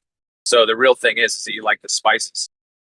Yeah, the Indians, certain parts obviously of India, they really know what they do with the vegetarian stuff. Are you a vegetarian then, Travis? I flip back and forth. I try to moderate the animals, as much as possible, but I'm not full on vegan yet. Yeah, that's tough. That's really tough. I couldn't go without eggs, I don't think, because they're so versatile. And yeah, it is. Yeah, I know. Right? Yeah, vegan's tough. But I know people who are vegans and absolutely thriving. So, Yeah. but then I've met others who, they tried it for 2 years and they were like, it nearly killed me. Yeah. So, I read somebody else making that post on Facebook the other day. I've got a friend who's completely vegan, and he's got no side effects. So I think it's just a matter of even your body's reaction. Like if your body is used to or dependent upon something that you eat constantly and then you stop, I would think that your body's going to have an adverse reaction. And so you could just think of that like detoxing. You just got to push through that shit. Just push through it. Not after 2 years though. No, I think that after 2 years, if you still have that problem, that might be Yeah. a bigger issue. Yeah, certainly. But Yeah, a lot of malnutrition issues start to develop. There's certain nutrients in animal foods that are just not found in plant foods. Right. I mean, I know, like, if you listen to someone like Tom Barnett, who sort of does that for a living, he's a nutritionist, and people go and see him who basically they've sort of exhausted anything else, and they're going to him as a last resort. And the first thing he's going to do is put you on a plant-based diet. That's not to say he's not going to keep you on that. He's just going to probably, I would imagine, fast you for a while, because there's no better healing than fasting. That's why it's in all the ancient, the scriptures. But yeah, I would have thought then he'd put you on a plant-based diet for a while, or even juices. Talked a little bit about that with you about the what was that guy's name? Max. Come on, Brain, you can do it. Gerson, the Gerson therapy. Oh yeah, Max Gerson, yeah. So my brother swears by it, but I don't know. I mean, he does juices, and I always think that I don't know. It's just not how God intended it, if you know what I mean. Because the pulp sort of distributes the sugar naturally through the body how it's supposed to. That's the way I see it, anyway. And I can understand for a temporary, little bit to give your stomach a rest or whatever, but I don't know. I'm not 100% on that. Because it's like orange juice, you just drink orange juice. And I don't see how that could be too great because it's just a massive hit of sugar, isn't it? So, I don't know. So what are you doing, Gio, anyway? How you doing, dude? Yeah, I'm good. Weather's getting chilly here, but yeah. It's super early there, I bet. Yep, sun's just about to come up, getting a little bit of the blue sky being charged up by the sun, ready to make its way my way. Yeah, Austin came on 24/7 yesterday. I was talking to him for a bit, and I love talking to Austin. He's awesome. We were talking about the toroidal fields and electromagnets. I don't know anything about electrostatics really, so I'm always happy to learn. And he got some awesome photos that I'd pinched, memes and that, So, have you seen the new one? Oh, this. Where is it? I'll find it. The one on the gifts. Oh, this one. I love this so much.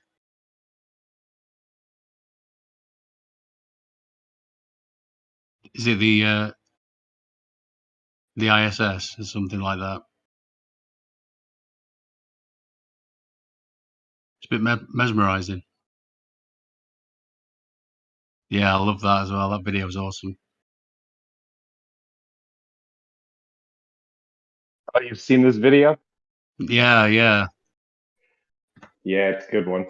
Yeah, I ended up, there's like a 5-minute segment where there's a professor just drawing on a chalkboard talking about field lines and Coulomb's law. I ended up watching every one of his presentations. Well, not all of them, but he has like 8 lectures in a playlist. It's good stuff, man. It just talks about magnetism and electric field theory. You want the playlist? It's funny. Sure. Yeah, it's funny because Cool. once I forget who, probably Austin was talking about that guy. I can't remember his name now, but it's funny. I seem to recall watching him many, many years ago. He was the guy, I'm pretty sure, who, he sort of puts the student he puts himself, doesn't he, against the wall, and he sort of, just to show a test in physics where he has that Walter big, Lewin. yeah, he puts the ball on the chain or something and he swings it. Yeah. I seem to recall watching that many years ago. So yeah, he's awesome. I like Walter Lewin as an instructor. He's got a good classroom presence. Yeah, I love that one too. That's awesome. Hey, Joe, isn't that kind of begging the question? We don't know what the sky is doing. It could just be an ambient light. Yeah, but Travis, is all his presentations for Israel? Ha ha ha ha. Well, he is Jewish.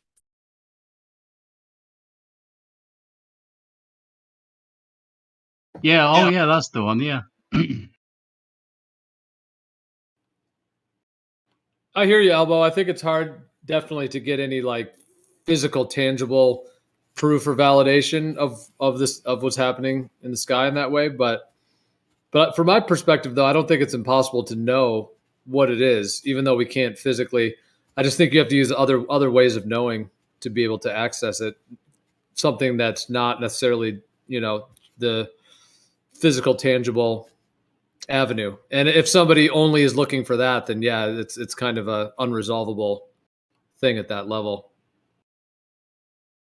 or at least undefinable to get it definitive, or unacquirable to have that definitively validated.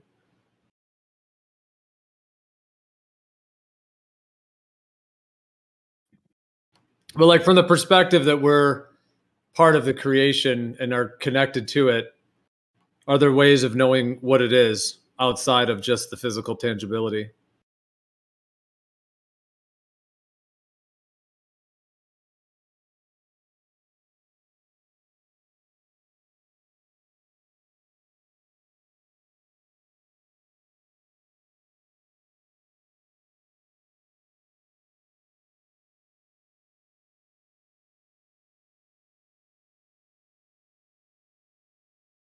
So are you saying that in response to the idea that the sun is like charging the blue sky and creating the backlit kind of twilight and the morning Yeah, light?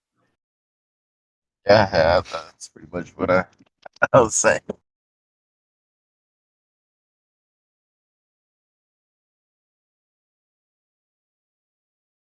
Well, do you think there's a difference in the light that the sun itself seems to emit versus like the blue sky that seems to We surround the define sun? it. We define it as two different types of light. We call one daylight and the other one sunlight. Throws a nice bluish light, and the other one throws a nice yellow warm light. Yeah, and the bluish light is kind of cool. Do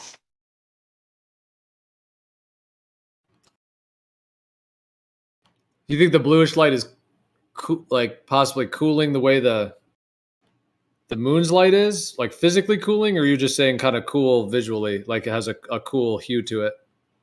The way it's defined is like a coolish blue light, right? And then the sunlight is defined as a warm light, practically.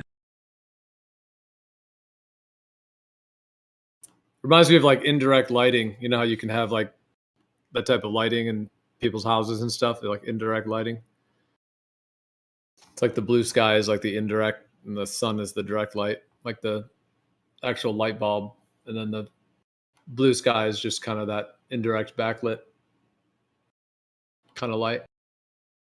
Yeah, but can that light cast a shadow? Well, that's a good question. Can the blue light cast a shadow, you mean? The indirect lighting that you were saying, because the blue light does cast shadows. Actually, looking at shadows now. Yeah, I am too. Yeah, you're saying, yeah, exactly. Yeah, shadows that are not from the sun. So yeah, then it does. Yeah. But So then, can we do Eratosthenes? Can we do Eratosthenes with the blue daylight?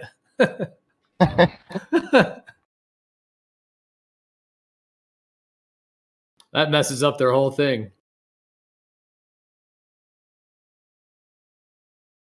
Another thing that would really mess it up is doing Eratosthenes with the moonlight.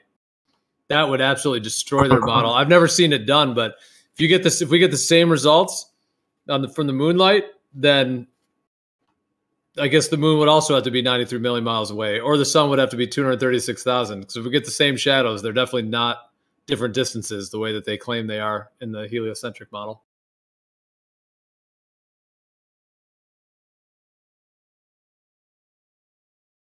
And if we get the same shadows with the blue daylight, then that shows that it's all local lighting. Yeah, exactly.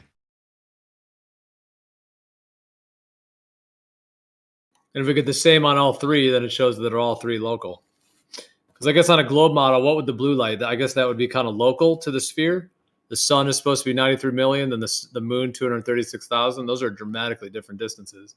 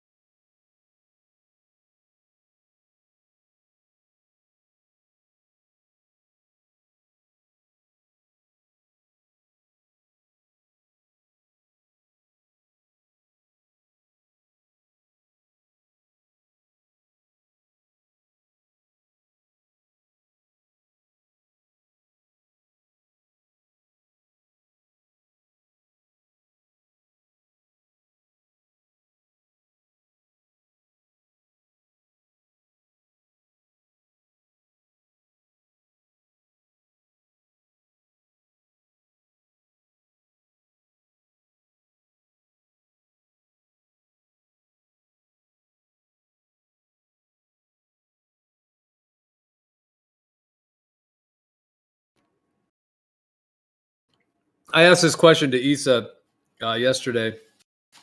I just want to throw it out there, hear what you guys think. Do you guys think that the Earth was like designed or created for humans, like primarily, or do you think that humans are just here at this current time period and that it was built sort of or created outside of only being for humans, but we just happen to be beings that are here at this time?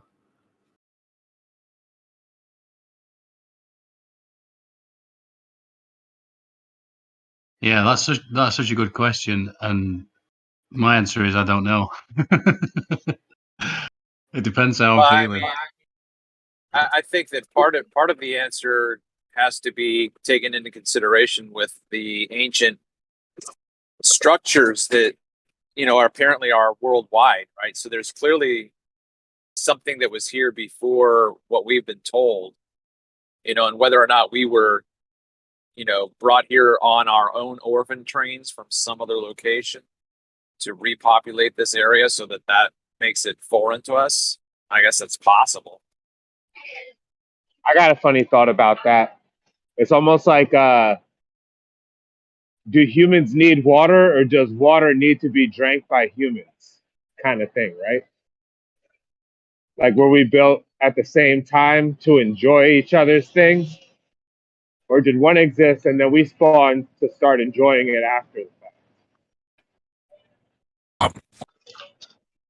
fact? I think that it was probably created not only for us, but with also for the other things that was created, because they used to say that, according to scripture, that God used to walk around the garden, right? And I mean, the watchers were able to come down and leave whenever the heck they wanted, right? So it could have been created not only, I think this was the end all dwelling place, right? But then, you know, whatever happened, he said he was going to separate himself from us or whatever. Who said what now? Well, the creator said that he was no longer gonna dwell with man. Well, at least not yet.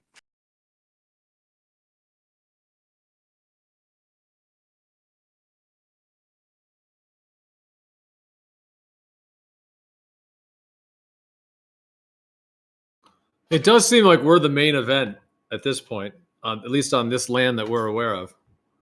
I mean, I guess, yeah, there's definitely animals, and maybe it is kind of human centric to say that we're the main event, but it certainly does seem like the whole. I mean, there's nature obviously, and there's many beautiful animals and all of that, but if I just kind of think about all the cities and roads and just the whole way the world's set up, it seems like it's like a Sims game, you know. It's like you can't really have a Sims game without the Sims. It's almost like, to a certain extent, maybe the animal kingdom are like NPCs, you know, and then we're the AI because we learn and develop and have ingenuity. Like what Rakia was saying the other, I think it was yesterday. He was talking about, you know, we observe something that happens in nature and then we recreate that. We manufacture that for a tool. You know what I mean? Like that's something that's absolutely, I think, different than the animal kingdom from humanity. Yeah, I see it as all one consciousness shared with everything. So I realise that the Christians see it a different way. Which one do you agree with, Travis? Do you think it's one, or do you think it's different somehow? Yeah, I think that the oneness is to me where I'm at right now. It seems to hold more sustainability. I was thinking about that earlier, just the attention. You know, like your conscious attention. That seems to be the key for many things, like even your own thoughts. You know, everything's vying for your attention. And I definitely feel a connection to something. I like to call it ground of being or something like that. I don't really like to put labels on what it might actually be. I don't like to think of it as the old man in the clouds judging sort of thing, the sky daddy or whatever. People get very uncomfortable with that, don't they? Certain people do, sure. I mean, I wasn't uncomfortable with that thought as a Christian. Well, it makes me think of, like, I think of this sometimes. Like, we all, I mean, obviously, I don't know exactly what it feels like to be someone else, but obviously, we all have different personalities. People speak different languages. We all have different emotions and all of that. But sometimes I think, you know, when we lie down and close our eyes and we're just sort of in that, either right before falling asleep or kind of in that more, yeah, kind of universal mind state. I just often think, like, do we all actually feel the same on that level? You know, like when you're just closing your eyes, you're kind of beyond your personality. You're not really thinking about yourself or your name or any of that. You're just kind of in that, you know, maybe coming in, you know, going into sleep or coming out of sleep or something like that. Like, do we all feel the same at that level? Like, does it feel the same for another human to kind of close their eyes and, you know, clear their mind the same way it does for me? Like, does it feel the same for everyone at that level? It just made me think of that kind of, that like universal level of consciousness. Yeah, that's really, really good way of putting it. I sometimes think of that when you first wake up, that very first moment, and then there's a second, isn't there, where you just sort of you just come on board like, oh fuck. Yeah, so that's a really good way. I tend to fumble my way through these things. You seem to have a bit more eloquence, Gio. I still like the way Westworld did it. I think that they did a magnificent job of displaying what that looks like. Yeah, I only watched, I think, which was that, the Anthony Hopkins thing? Yeah. Yeah, I watched the first one. I didn't watch any more. How many seasons did they make? I started the second one, but I just didn't keep going. I don't know, for some reason I was satisfied with the first one and I liked what it did. So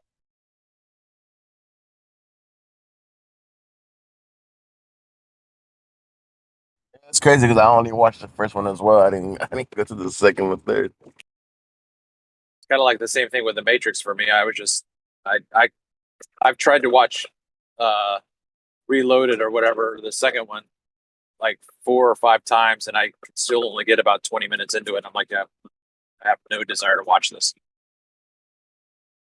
It's like it's good how it ended in the first one. That's about it. I mean, I would hate for it to mess it up for me. It's like the same thing with Lost, the TV series Lost. After the 5th season, I think I was like, man, they should just stop right here. That was just the best way to end the whole series. But It's they so kept funny you going. should say that because I was just gonna say that, but I stopped myself because I thought, it's boring. Who wants to hear about that? But it's so true. You know, I stopped watching TV in 2015, but that was such a good show.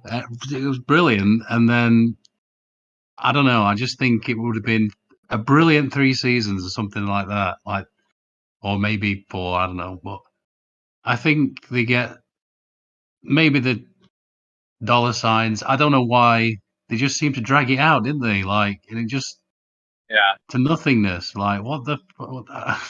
Well, and I I was think it's lost. the whole. I think it's the whole American consumerism thing. Like Yeah, they want a nice wrap up story. Like they don't like an open ended. Like what happened? Nobody seems to like. I like that tension. You know, I'm perfectly happy with that kind of tension. If the story itself was good enough and then it leaves it open ended for me to just like hang there, I'm good with that.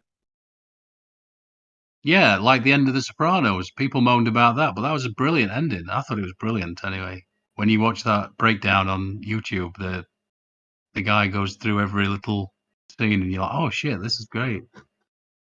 But yeah, that could have been such a good show, Lost, and they just totally messed it up. With Well, I think they realized they get a hit on their hands or something like that, and then they're like, okay, and then they probably changed a few people, maybe key people, and somebody else takes on the project maybe, and they lose the vision of it maybe or something. I don't know. right.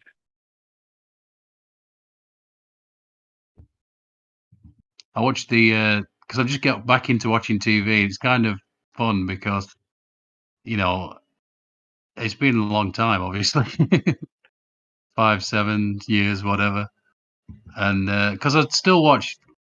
I totally gave it up for many, like 5 years, but then I'd watch a little bits selectively. And the other day I watched the House of Dragons thing because that's the other thing on Discord. I love just watching little bits, meeting new people, watching TV shows, just shooting the shit. Not truth or bullshit. I've been down every rabbit hole you can, so I'm not really interested in going down anymore, to be honest. But yeah, just watching TV. I watched that House of Dragon or whatever it's called. Not great. I mean, it had huge shoes to fill, but yeah, I didn't. I was trying to. I was trying to look for a character that he was going to capture my imagination. It just never came. The very Did you last watch the episode is kind of good. Did Sorry, you watch Oliver. the whole thing? I watched the whole thing. The very last episode was kind of good, but Yeah, I don't know. I think it was like just like the Game of Thrones, a slow build up. It's a slow burner. Yeah, I get that. Unlike the rings, the ring was actually pretty exciting. I think it was more exciting than the the the the House of Dragons. What's that? It It's just called The Ring. I don't know if I watched that. it was about the rings, the towers or whatever it's called. I forgot what it's called. Lord of the Rings. Yeah, it's like the Lord of the Ring ones. Yeah, I was never really into that, to be honest. I remember when somebody talked me into watching Game of Thrones, in the first place, and I was like, "Oh, I don't really like all that Lord of the Rings stuff," and they were like, "No, no, it's not like that. It's different." And Yeah, yeah, it is. It's so I don't know. yeah. The Lord. I mean, I didn't really like the whole the three towers. I mean, the whole trilogy stuff. I hated those things, especially when actually one I went to watch was like super long. And the ending, when they just kept going when you thought it was gonna end, and it's just came back like Yeah. 3 times. That was annoying to me. Yeah, they really dragged. Yeah, but You're the king. this one's actually really good. Actually, um, it was actually some you'll get really into it. It's pretty good.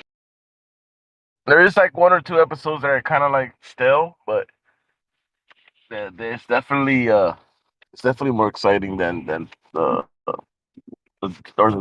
dragons.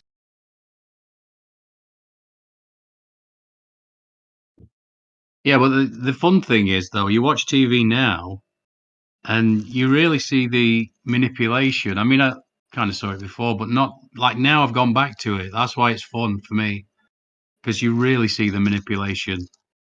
I think that's why I like watching older stuff too. I like going back and watching the really old stuff because it's just less obvious. There's still manipulation there, of course, but it's not like it is now. It's every scene, every shot. There's something you may have noticed, some sort of symbolism where you're like, "Oh shit," but it's okay now because I don't know.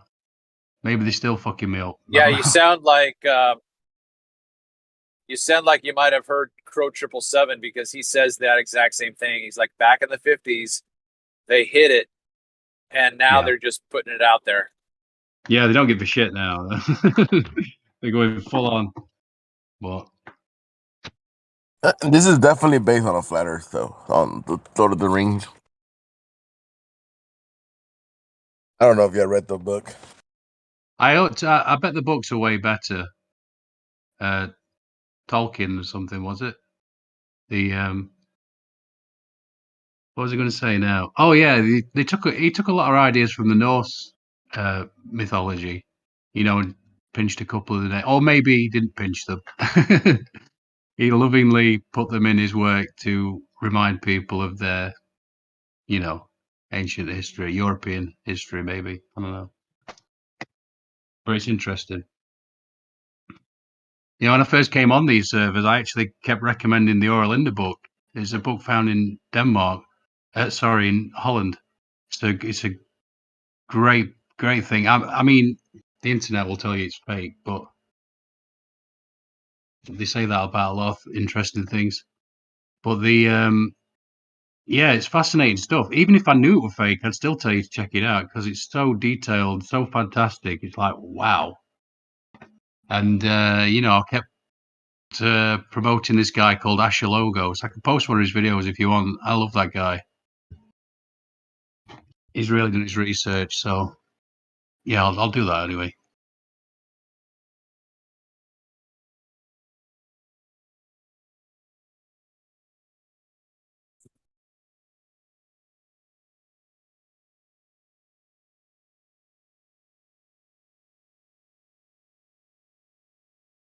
As I always say, I ain't saying it's true. I'm just saying it's better than TV, really, because it's kind of another form of entertainment, really. I always find myself saying allegedly these days. Well, this happened allegedly. But I love the idea that these goths, these ancient Scythians, supposedly, they were just legendary, 6'5", blonde haired, blue eyed, just legendary crushers. And they were unbeaten. They painted today as these backward farmers who's never picked up a weapon, but it couldn't be further from the truth. Well,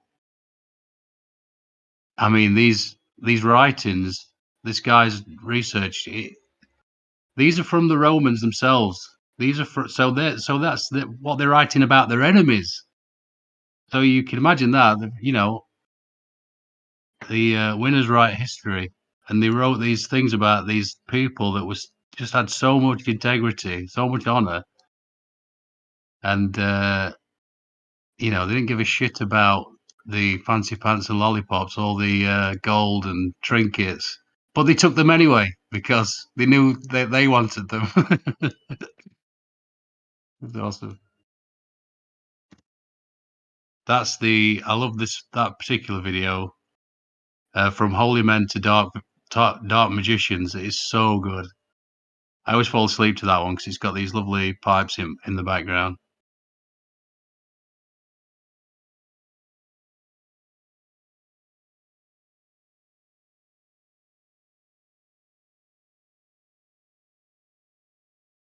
And that one's about the Orlinda book. It's so good. I'd strongly recommend all his content.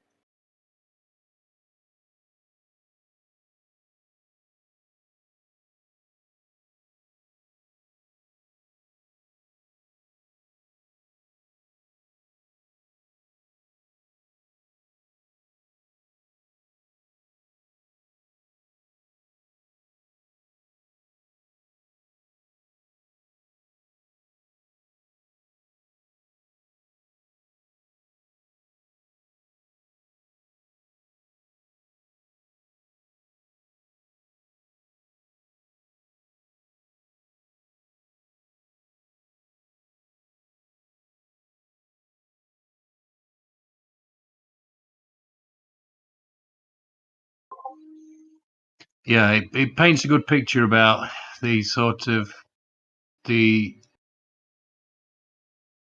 the I kind of want to read that first video. There's a bit from this guy called Walter what's he called? I've actually got his books right here. Actually, it's called "The Veil of Isis: Mystery of the Druids" by W. Winwood Reade, and it's just so good, so detailed, and it goes into ancient sort of our history, the Britons, the early Britons, obviously before Britain, before it's called Britain, and also talks about Egypt, the Persians that came in, the wicked priests, so to speak, how they started out as this really simple thing, just worshipping God and serving the people, and then they came up with these ingenious ideas where they can become gods and enslave people. That seems to be where we are today. I think it really helps you understand flat Earth a lot better as well, because you talk to normies and they're like, yeah, but why would they lie? Where does it it doesn't make any sense, and you sort of paint that picture for it's a lot to unpack, so I wouldn't do that, but for you guys, I'm preaching to the choir with you guys anyway, so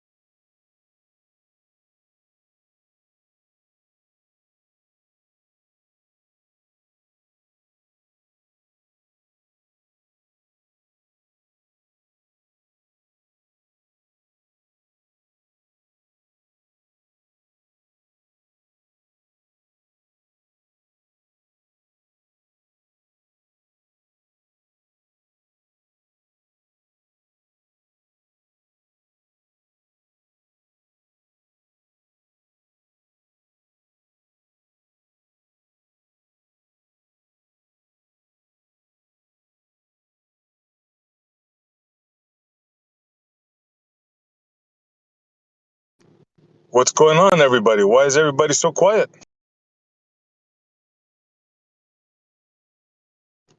Come on, I got a drive to do. I need some entertainment. Let's start something. Hey, Sean, I hear there's a hump. Sean G. I saw a hump the other day. Is there hump, Sean? Humpty hump? There's a hump, bro.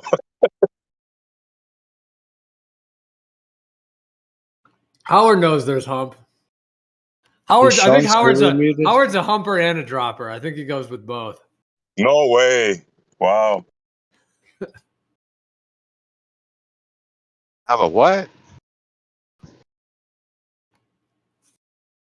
You said you see the drop and the hump, right? You're a dropper and a humper? Yeah, hump and drop. Just depends on where you're at. Or maybe drop and hump. I don't know. Which order does it go in? Yeah, that could. It just depends. You picked him off, Gio. He's both a double drop and a humper. There's a song in that or something somewhere. Hey, did you guys see my video with the fish yesterday? Fish popping out of the water? That's old news, SE. I made that comment when you first put the video out, bro. I know, but I don't think these guys heard about it, Travis. I think you were the first to comment on that video. You picked it off. You even put the time on it. I remember.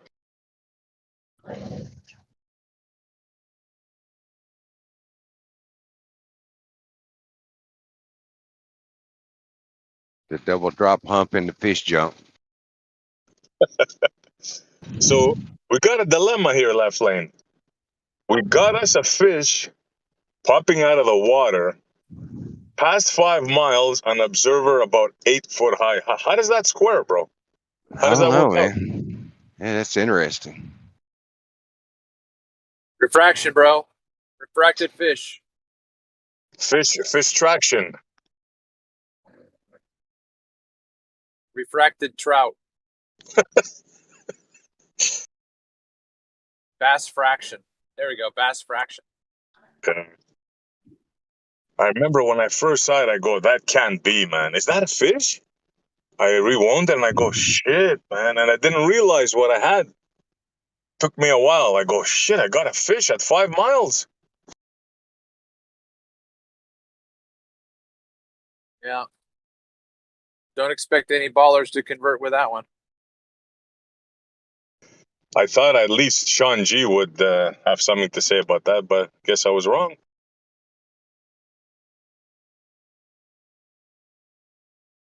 That fish is loomed up. A loomed fish. All right, guys, I did my part. Now I'm going to go on mute because I got to drive.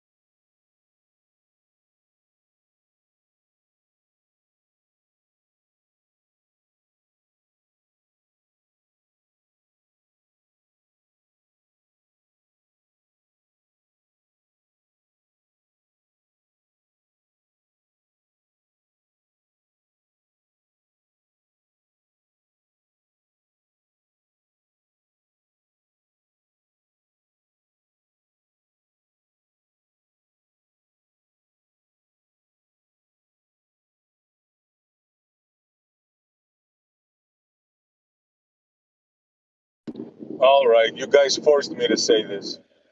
There's no way you can have gas pressure without a container next to a vacuum.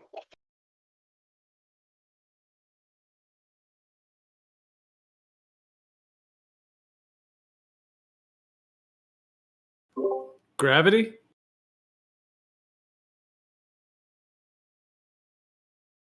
Damn, no takers today. Jeez, tough crowd.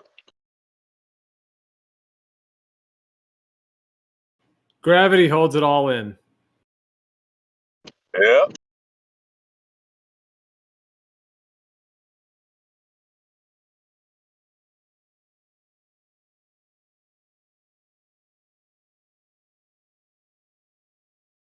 Gravity clings and holds everything onto the earth precisely to make it seem like it's absolutely just not moving and is stationary. Except gas, which goes up. It's another illusion. We should have new perspective should add it to his list. Yeah. Superpower.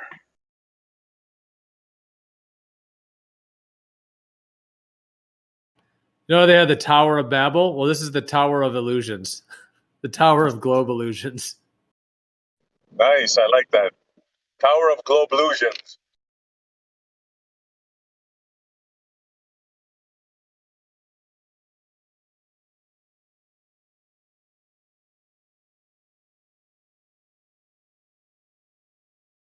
All right, now I'm gonna bring the big guns because it ain't working.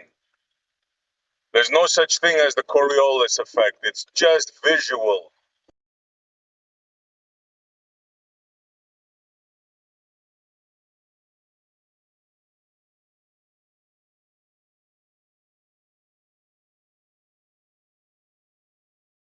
Damn, what happened to the ballers today? Nah, it's been a couple of days. They may have put the word out. Well, they may have put the word out. You know what I'm saying? Don't tell me we broke them. It can't be that easy. There's been a couple breakdowns for sure. At what point do you guys think talking about the globe is actually counterproductive? Like at some point, it's like talking about their fantasy model. You know, like at what point is it actually just like keeping in the quagmire of the lie to keep talking about it, you know, versus just moving forward with new discovery and new thought?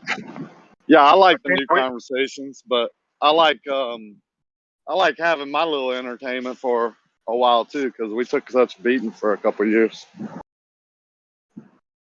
I like having the upper edge. It's pretty fun. I think we already reached that point, myself. I think now it's just for the audience. Because, yeah, it's like Groundhog Day with these guys every day.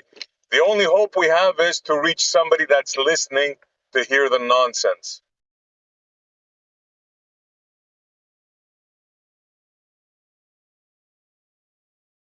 Like, for example, yesterday, Chucky told me that he can see the curve while he's in the water.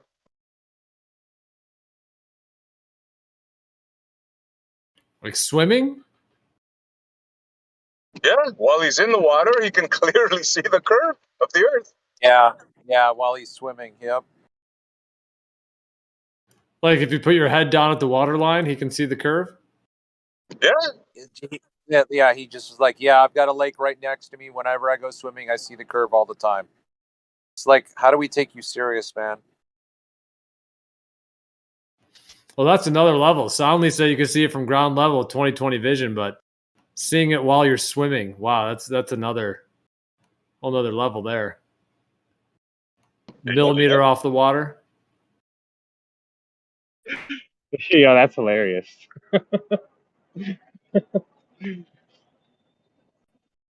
Debunking the globe is as easy as taking candy from a baby. You do it all day. Millions of different ways to do it. It's not really funny though, right? Because either Soundly and this other guy are delusional or they're deceiving on purpose. There's really not too many other choices you can go with. I mean, even if they really believe it, that's kind of delusional because even their peer, like everyone says that's not right.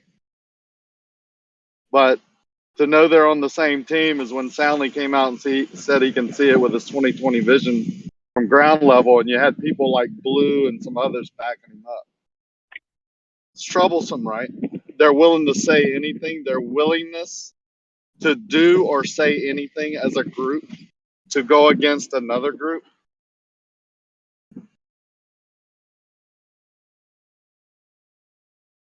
You guys watch Peter and Pete? Yeah. Okay, they did a thing. Watched it a little bit earlier, not all of it. It was interesting. They did a thing on psychosis and the beliefs, that exactly what we're talking about now.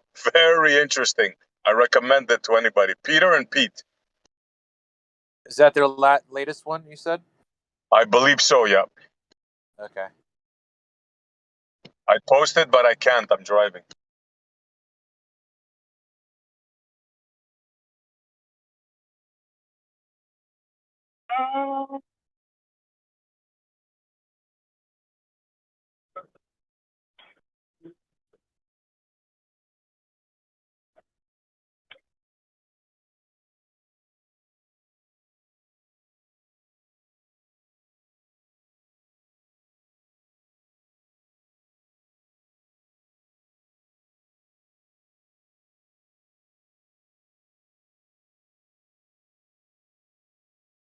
See, like Rakia said, you either believe it, you wholeheartedly believe it, you've been Stockholmed, or you're just outright lying.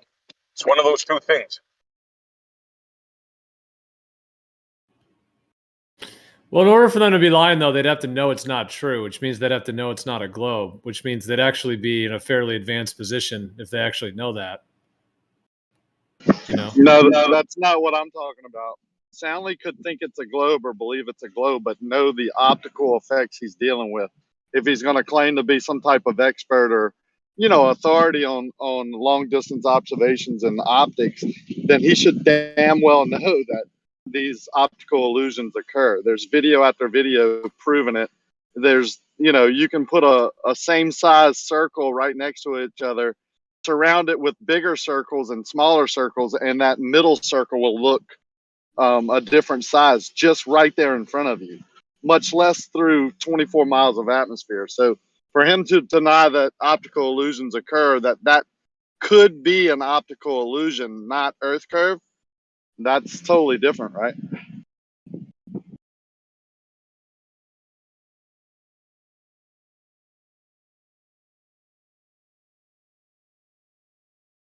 See, they're in a pickle because for their 3959 to work, they claim a hard border.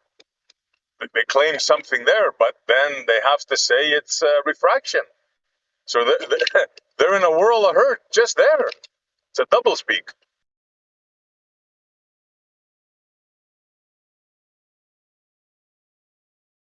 Hey, Chucky, I didn't misquote you from yesterday.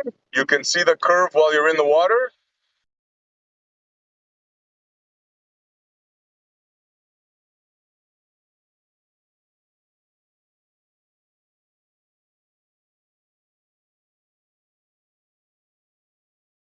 You probably can't talk. We'll wait for later.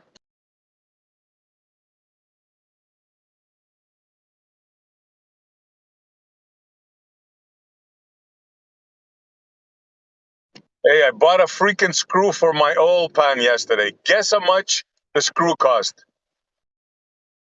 For what? My oil pan. You know when you change the oil? Yeah. Well, I mean, because you're saying that, it's got to be more expensive than I'm thinking, but I'd say like $5. $16 with tax. Crazy.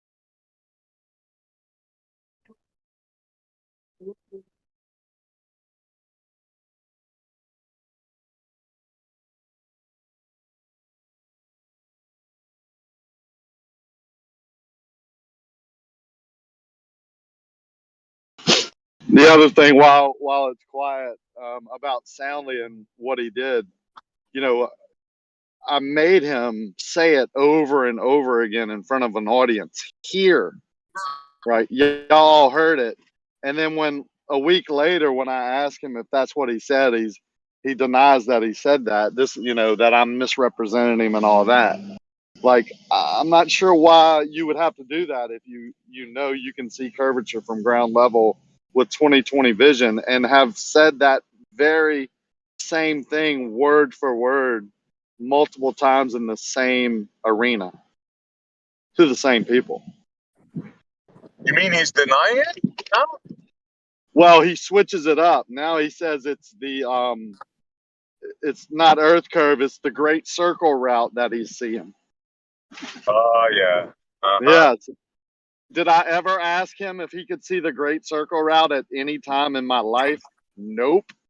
I've always asked him if he could see the curvature of the Earth or the water from ground level, and he says, yeah, because I wasn't the original, you know, I didn't come up with that. He told an audience that he could do that. That's why I asked him again, just to clarify. And when he said he could, then I've asked him several times when he comes in and starts blabbing, you know, not blabbing, but speaking his mind. Then I ask him that question so the audience can hear who they're dealing with. This guy, right, thinks all of academia is wrong about seeing Earth curve, the water curving, the Earth curving from ground level with vision, with 20/20 vision, and he thinks he's right. That's another quote of his. So, you know, the audience needs to know that that's who they're listening to, that's who they're hearing, so they can maybe make a judge on if other things he's saying may be true or not. I mean, for one, even if it is a globe, you couldn't see it with 20/20 vision from ground level. And if someone is going to tell me that, I'm not going to believe them on other things. I'm just not. I mean, I just think they're, you know, ignorant of the fact, basically. Why would I listen to them on other optics? Yeah, it seems to me like it's just as incredible to claim that you're able to see the Great Circle route as opposed to curvature. I Are you just think saying he that? had to say that. Yeah. Are you saying that you can see a unicorn? No, I'm not saying I can see a unicorn. I'm saying that I can see a leprechaun. Yeah. Like, Yeah. they both don't exist. So, like, why should I believe you either way? Well, there's other ways that I know that he's what I would call a deceiver, is because one of his videos from the North Shore, when he's at the toll bridge, which is not very high off the water, shooting towards the airport and showing an airplane that's landing going behind what he says, right, is Earth curve. He fails to mention the 20 or 30 foot high levee in between him and the airport being at or below sea level. You understand what I'm saying? Like, he just shows the video of the plane go and disappearing. Well, of course it's going to disappear if the levee is higher than the viewer. To me, that's just pure deception. Showing the video is not deception. Telling people that's Earth curve obstructing the plane over distance is the deceiving part. Why would he have to do that? Well, The other one, go ahead. maybe he's shooting for his audience as well. Like, he's just trying to say it to catch anybody out who's not thinking critically, and so he's just hoping anybody will believe him. Yeah, maybe so. He has another one with the drone, with the fisheye camera that goes up and down, and then he shows the mirage in the distance where the sky is below the bridge and the building as he lowers down the drone and rises up, right? It changes. Well, he's not saying it's changing because of miraging. He's saying it's changing because of Earth curve. I mean, you take that for what you want. Hardly ever do they mention, unless we call them out, perspective or mirages or anything else. They always just say it's Earth curve. Look at this picture. What's obstructing the bottom? Well, it must be Earth curve, right? Now we've got them knowing that it can be caused by a mirage. It's easier to talk about that. But for years, they've fought against that. It's all Earth curve. Even pictures like mine that are less than 3 miles or less than 8 miles, it can't be Earth curve, right? It has to be optical. They still say it's Earth curve. That's either a straight troll, a delusional person, or someone who's trying to intentionally deceive. Now, if you're dealing with someone who's very has been out there for years doing this and who claims to know a lot about it, then he would have to know about this optical effect, right? There's no way he hasn't seen this. Now, I can go on and on about just soundly, but he takes the power line pictures where he's at a certain angle and shows an optical illusion of the power lines over distance on that day, but fails to pan to his right and show the other power lines that are running the opposite direction, perpendicular, because if he would do that, they wouldn't show the optical illusion. He's at a different angle. To me, that's deception.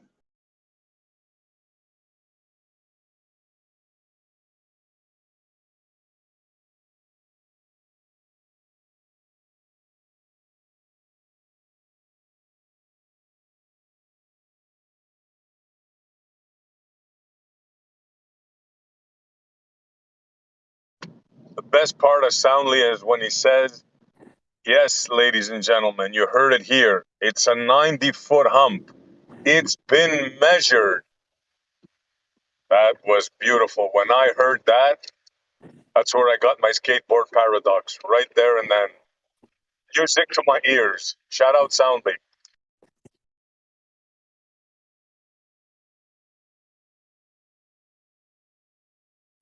We got a 90-foot hump of water.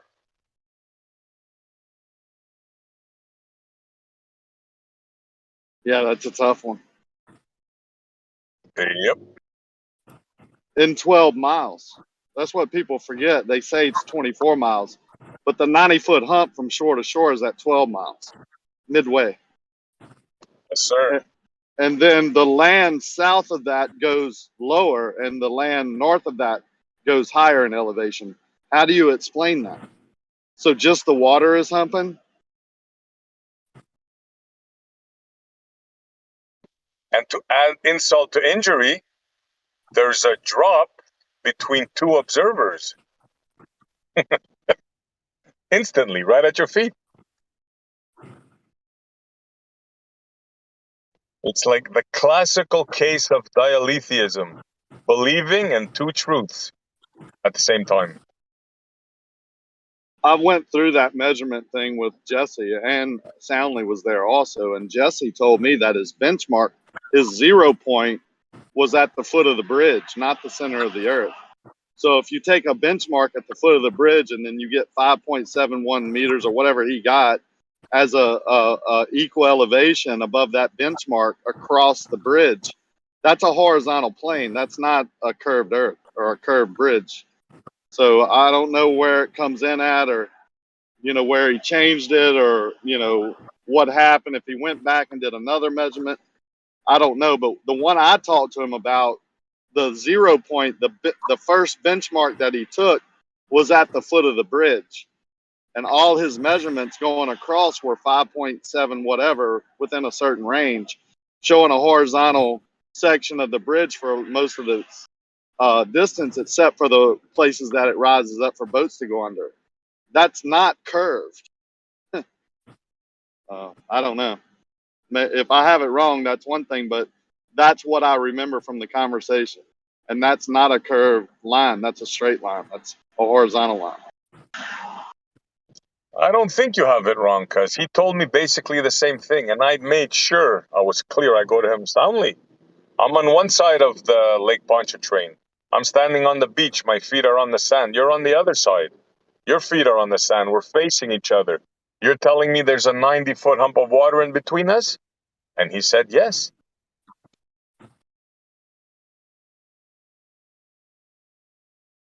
I don't know, man.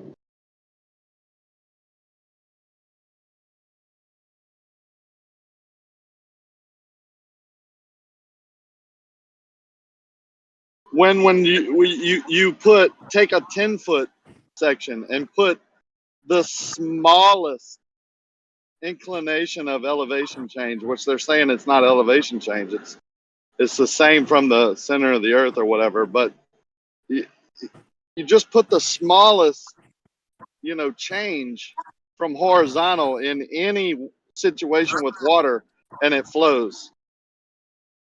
It's a tough thing, man. You got a so-called force that's pulling down at an angle towards the center of the earth, yet it's holding water that's higher at one point than the other. I mean, at no doubt, it's higher than the shoreline, right, by 90 foot.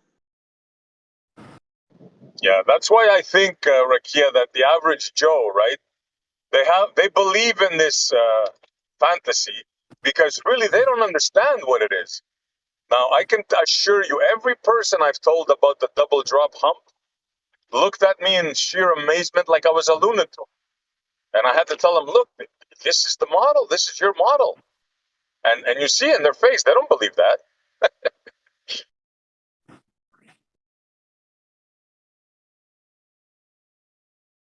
No way. Is that true? No way. Like, I remember when I first told my wife about Jupiter, because, she was watching me watch it through the camera, and I was telling her, look, those are supposedly moons. And I explained to her, you know what Jupiter is, right? It's a gas giant. Yeah. You know what they say space is, right? A vacuum. Yeah. I go, how could there be a ball of gas inside of a vacuum? And I got this look like I was an alien. When you explain to normal people what the actual model is, they think you're crazy.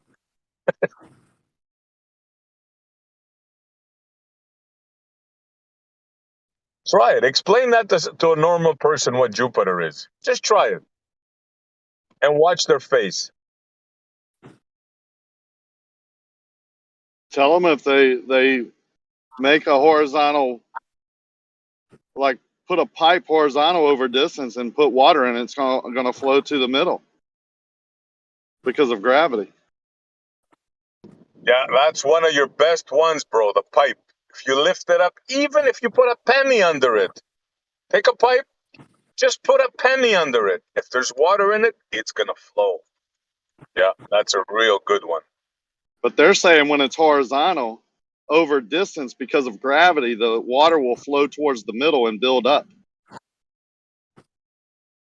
Just think about that for a second.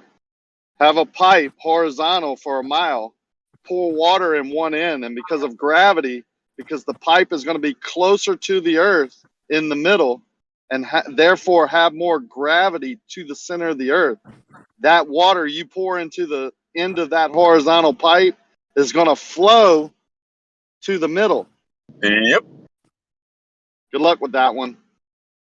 Yeah, sheer nonsense. Sheer nonsense. But yet they believe that. Just the other day, who was Fight the Flat Earth was telling me about the LIGO arm.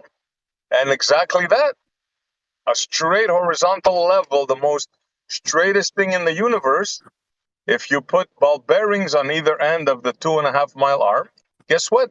They're both going to roll to the center. Well, they have to in their model, and it's not because the arm or the pipe is sloped. It's because of gravity is pulling it to the center. Yep, exactly because that. Yeah, as you go, no matter if the land under it is the same distance, the distance to the center of the earth, the center of mass is closer in the middle. That's why it's going to, roll towards the center. It's going to be pulled by gravity. Now, if you believe that one, I got some bridges to sell you. Well, they believe it, bro.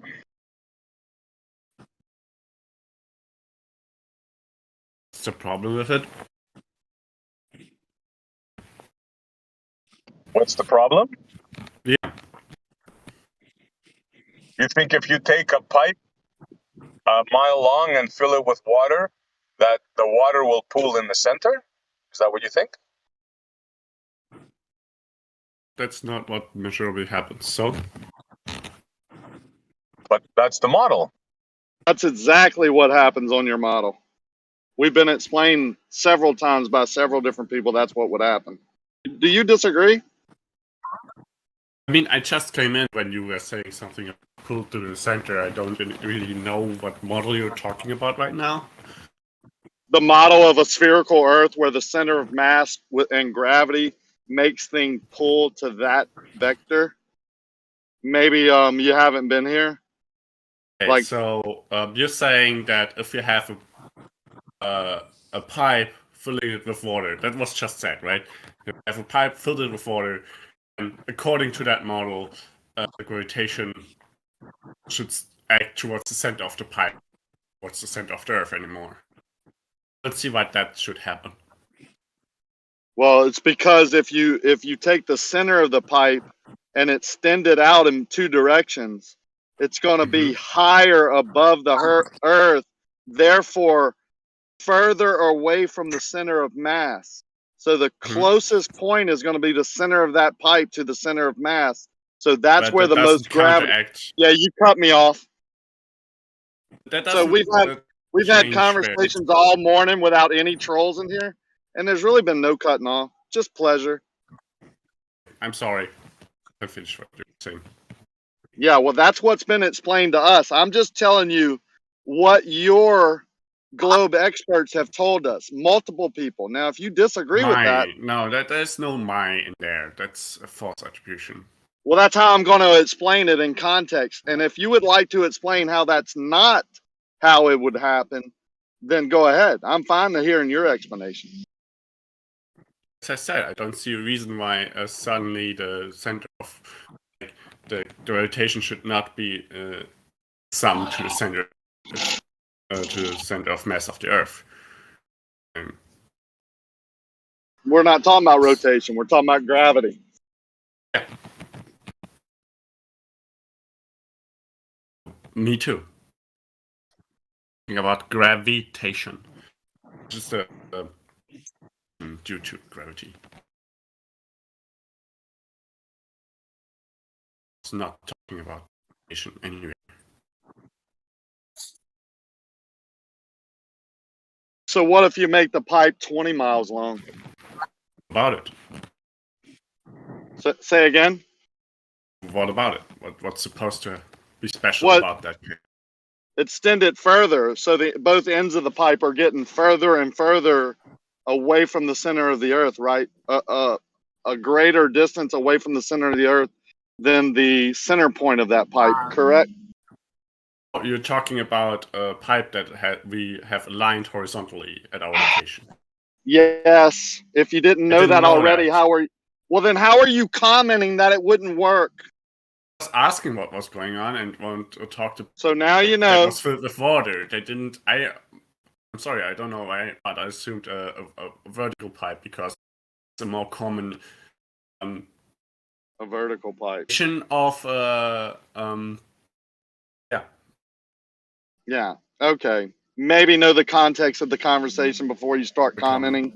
That would help. I was specifically asking Ricky. I was coming in and specifically asking about the context because I said jumped in. I don't know the details of what you're talking about. Well, I'll let you cut me off again because you sounded really excited. So try not to do that anymore. I'll go on mute when I'm done. So in context, we're talking about a horizontal pipe. Extending that horizontal plane out to great distances and pouring water at one end of the pipe. What do you think the water would do? Okay. The water would flow towards the center of the pipe, yes. Oh my God. Yeah, I mean, Rakia, can we define up and down first? Go ahead. Okay, so I would define real physicality of things, vacuum, or things falling towards Earth. Right? So one direction is like where they fall towards when you let them go. the up direction is up. Can agree independent from what the Earth is, like what one thinks the Earth is, makes the Earth to be in a hypothetical case.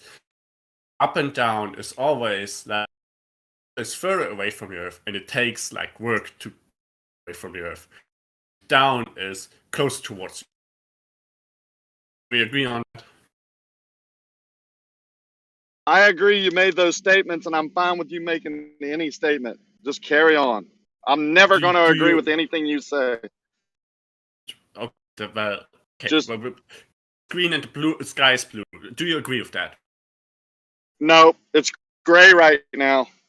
When I look up into the sky right now, it's very gray. The cloud-free sky under daylight is blue. No, sometimes it's orange and red. See, we can play this all day. Would you just carry on with what you're trying to say? Green either? Nope, I'm looking at grass right now. It's brown. I mean, right now, literally right now. Yeah, interesting. Can you carry on with your point that you were trying to make? You're a human. Yes. Oh, but I thought you never got to say. I just answered your question.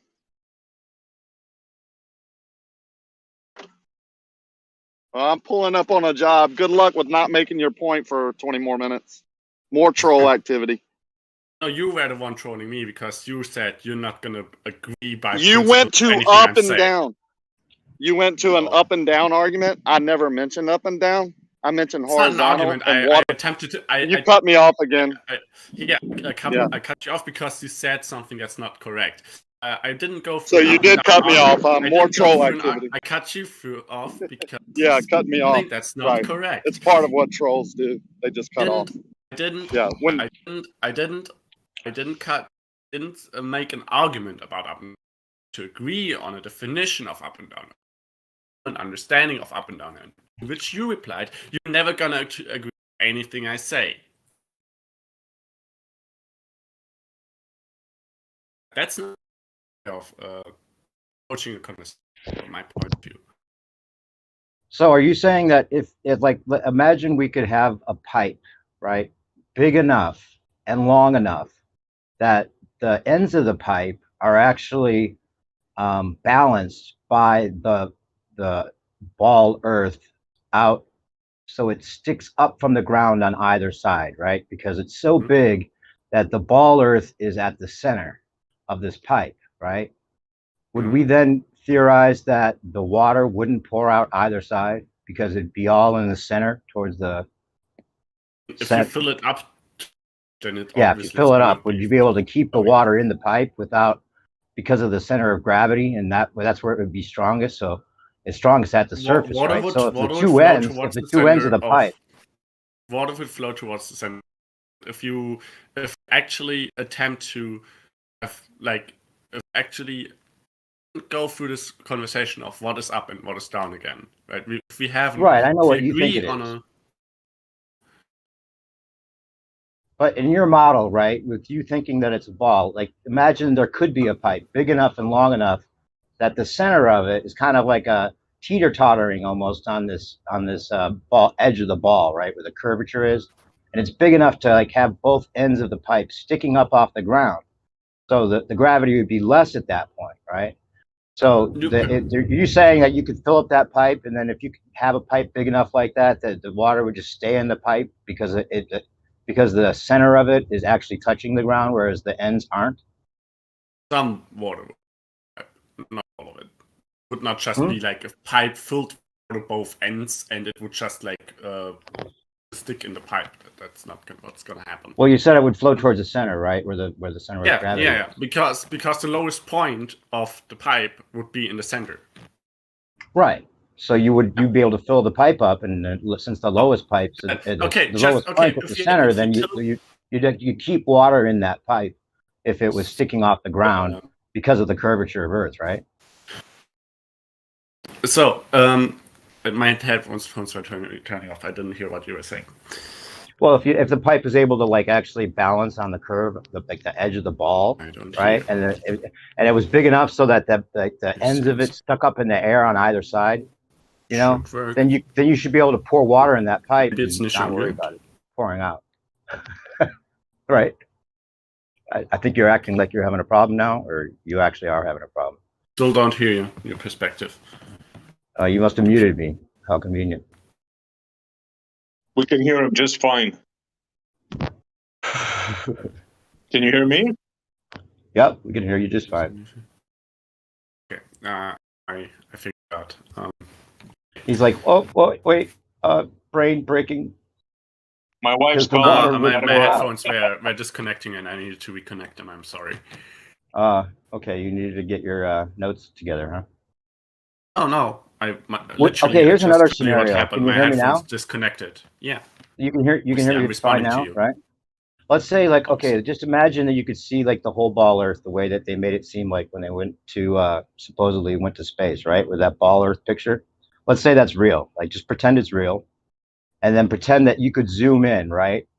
And you could see both the people on top and the people on the bottom, right?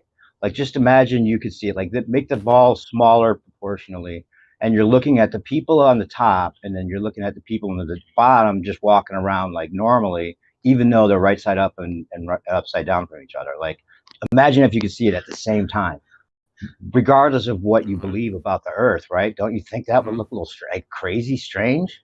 Especially the people on the side that are like sideways and they don't really notice any difference from being sideways. I mean, just looking at it all at once, wouldn't that just trip you out?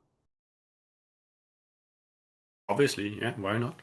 Yeah, it would seem strange, intuitively strange, right? Like, how could that possibly be that they're all upside down from each other? It's not really hard to understand how that could possibly be, honestly. No, it's not. It's not about understanding it. No, that's not the problem. I understand why you think what you do. I'm just saying that the gravity, the whole idea of this force of gravity, you know, being so much less than electromagnetism, like electrostatic, when you can, like, you know, rub a balloon on your head and get a little static electricity, and you can stick it on the wall, right? And it totally defies gravity. Like, so the force that it would take for these people to be upside down, right side up from the other, you know, it would seem, I'm not saying it that I don't understand how you think about it, but intuitively it would seem like it need to be a stronger force than that little bit of static electricity that holds the balloon to the wall, I mean, to keep those people upside down and right side up without down, noticing right? anything. It's stronger, right? It's the one that pulls you down, right? Well, no, that's the thing. When towards the Earth, yeah, you would like, think it would pull you down, right? That's something you might think you feel the pull, right? For a second, but you don't feel it. Like, when you pull up your leg, you don't feel it being pulled back down. You just feel the heaviness of your leg. You don't feel a force suction cupping your and why do you feel ground, the heaviness right? of your leg? Do you feel that heaviness in a 0G parabola flight? No, you don't. That's the difference. Right, there is a difference, right? Yeah. But I'm saying that it doesn't seem like a strong enough force. The reason that you like the fact that you feel your body pressing down on the surface that your body is resting on, right? Pressing down. That's that can be expressed with a force. Force under the globe model is explained via gravity, and has no explanation under flat Earth. It's just RDD. It's a disequilibrium to some field, but we don't know the nature of why that field and the comparison, the difference between vertical motion being in free fall or not in free fall exists. It's just there. But effectively, they can be described exactly the same with a force that pulls downwards. Yeah, just so that like globe claims an explanation for it, and on the flat Earth, we do not know the origin of it. Well, there are some things that could be claimed right now as far as what the downward bias might be. I'm not saying any of those to try to prove anything to you, but the idea that you could have an answer that's complete, that doesn't really, you know, intuitively make sense, and there's other options that you should look into. You know, the fact that you're just like completely so decided on that, you're not coming in here to learn from anybody, are you? You're just coming in here to make sure please that don't make decisions about what Are I'm you? thinking, what Or I'm maybe not. what Maybe I'm you not are. decided on. Am I wrong? I apologize. Yeah, You're here you are to learn. totally wrong. That's the issue. I really am Please sorry. stop doing that. Okay, great. Okay, I don't mean Just to. downward electric I bias on assumed the Earth, bro. Don't make it weird. I assumed you. I assumed you might be in here just to like reiterate what you've learned instead of actually figuring out that this guy that just came into the talk might be the reason that there's a downward bias without your gravity concept. Go ahead, Witsit. Yeah, there's a downward electric bias on the Earth, and everything's intrinsically electrostatic. So you can manipulate that variable. You can change the weight of objects. You can make things fall down faster. You can even make things float and go up. So yeah, there's a downward electric flow on the Earth. Everything's intrinsically electrostatic. So that's 10 to the 36 power stronger than gravity's even claimed to be on the smallest scale. So we can prove that electrostatics changes vector. Can you prove anything to do with space-time? Have to do did I make any claims? I did not make any positive claims right now. Can you prove your not just Yeah, what I you just said told you that that's we in can prove agreement it. with literature, but the things that are in clear conflict with literature. What's in conflict? Yeah. Well, for example, that the down we're experiencing or you can tell is an electrostatic force. Yeah, it's provable. You can provably manipulate electrostatics with a Van de Graaff generator and make Can you things. please present the evidence for that? Well, if you'll shut up and stop interrupting me. So you, just like he said, you don't actually want to know. You desperately want to find a way to somehow for me to not be right, which is not a position in which you can ever learn anything. So you can use a Van de Graaff generator and make things float and change their weight. Van de Graaff generator. That does not prove the origin of the things on the electrostatic. You're breaking up. Only but... proves that you can oppose that force with an electrostatic force. Oh, what oppose what force? That makes things fall down. I thought you said you weren't making claims about that. Saying, yeah, and I'm not making a claim where this is coming from or why it happened. Oh, but so what? You're claiming it's there. How do you know there's something there other than electrostatics? And he just claimed it for it. Yeah. Without what the mechanism is that causes it. How do you know there's something else there, though? There's a downward electric flow on the Earth that can be measured. So there's a downward electric current on the Earth that can be measured. Okay. So why are you saying there's another force? There. Why are you saying there's another force? Does that current actually relate the acceleration that we experience? For example, that my body experiences. Yeah, because you can change that variable and you can change how fast something accelerates. So you're claiming there's another force. You said that that's in addition to the other force. What's the other force? You said you are making a claim. You're just trying. You know you can't debate it, so you're trying to avoid saying it. I did not say that there is another force. I just said that you just said there was another evidence force that you named is not sufficient to prove the things that you're saying. No, you literally just said there was another force. That's not equivalent with the claim that there is another force. You're freaking out, man. I've not substantiated you. Okay, I just told you how you can substantiate it. Wrong either. Means you sound dumb. Substantiated it as I asked you to. Okay, well maybe you need to listen. Okay, you just said that doesn't prove it's. Keep interrupting me. I'm just gonna mute you, bro. I don't. Do you think that's how conversation works, bro? Every time I go to talk, you interrupt me. Okay, you gotta chill. You've over-talked me more than I did you. That's not true. I did kind of at sometimes though. So here's the deal, man. You claimed no, that's just you adding to the other force. Okay, what's the other force? Because we can prove the one I'm talking about. Everything that exists is electrostatic. All matter that exists is electrostatic. There's a downward electric flow on the Earth. It can be measured. It's provable. Okay, you can manipulate the electrostatics of the medium the object's in, and you can make it float. You can change its weight. You can change its downward acceleration rate. When we have ionic wind or rain or thunderstorms that fluctuates electrostatic, objects fall at different rates. Okay, so all matter that exists is electrostatic. There's a downward electric flow in the earth, and you can manipulate this variable and prove it caused this vector.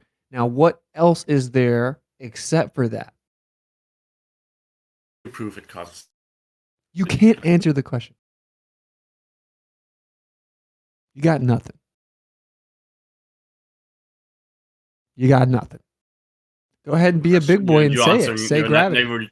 You're not answering Ava. You're reiterating your claim that okay, you can prove that it's caused by that. Therefore, you can prove that it's caused by that. I'm asking you. You can prove it with a Van de Graaff generator. So the Van de Graaff generator. How do you ensure that the Van de Graaff generator not just create an electrostatic force of its own? You did. That's what Van de Graaff generators do.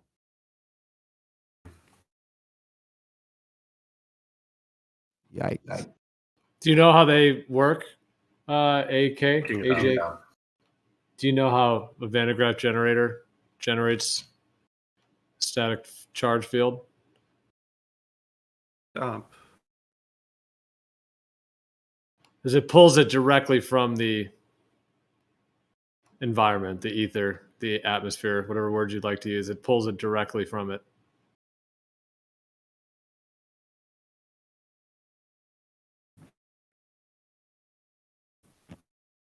And from the earth, and it manipulates the electrostatics of the medium, all right, and then via electrostatic induction it transfers it to the object, and you can flip the polarity of the field and make things go up, and you can change how fast they fall. And so if everything that falls is electrostatic, everything that falls is inside of an electrostatic field, then that variable is automatically a cause of things going up and down because it's always there. So if you're claiming something else is there, we need to step aside and prove that. We can't just blindly believe something else is there and not know what it is and not want to talk about it and not prove it. That makes no sense. That's kind of hypocritical to be like, no, I don't think you're doing good enough, but there's something else there, but I don't want to talk about what it is or make a claim or prove it at all. That makes no sense. I'm just having trouble with understanding like how an electrostatic force can accelerate so negatively and change things that are charged positively into this direction. Or how they can like have different charges, like in the tens, in the order of magnitude of 10 different, but they are falling essentially at the same rate. That's doesn't make sense to me, honestly.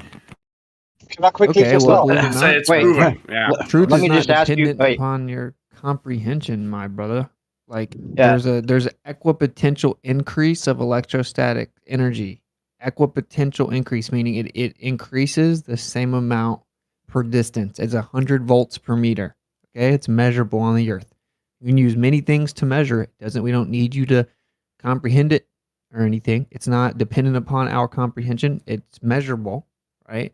And then since there's accumulation of positive potential, and then there's a negative charge at the bottom or the surface of the earth, there's a downward electric flow, right? There's a downward, you can measure the downward current on the earth. It's very, very weak. Anything, but what such a strong acceleration then? And why does it not disappear in contact with the earth then? Okay. Accelerate things that are charged positively and negatively in the same direction. Those things that they conflict with your claim about how it. No, they don't. Because all objects, all matter is intrinsically electrostatic. That's what holds the matter together. And that is 10 to the. Name one piece of matter that's not electrostatic. It's not electrostatic. I'm saying it's not what holds together. It literally is. So name one. Okay, this is me citing Purdue University. All molecular and intermolecular attractive forces are electrostatic in nature. All of them. It's more to matters than just molecules. Okay, then what holds the matter together? Okay. The core is held together by the strong force. Okay.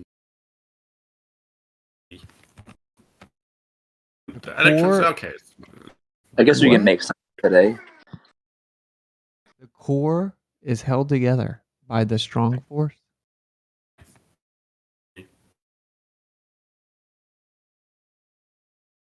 Okay, so my guy, are you saying strong force is the cause of downward acceleration?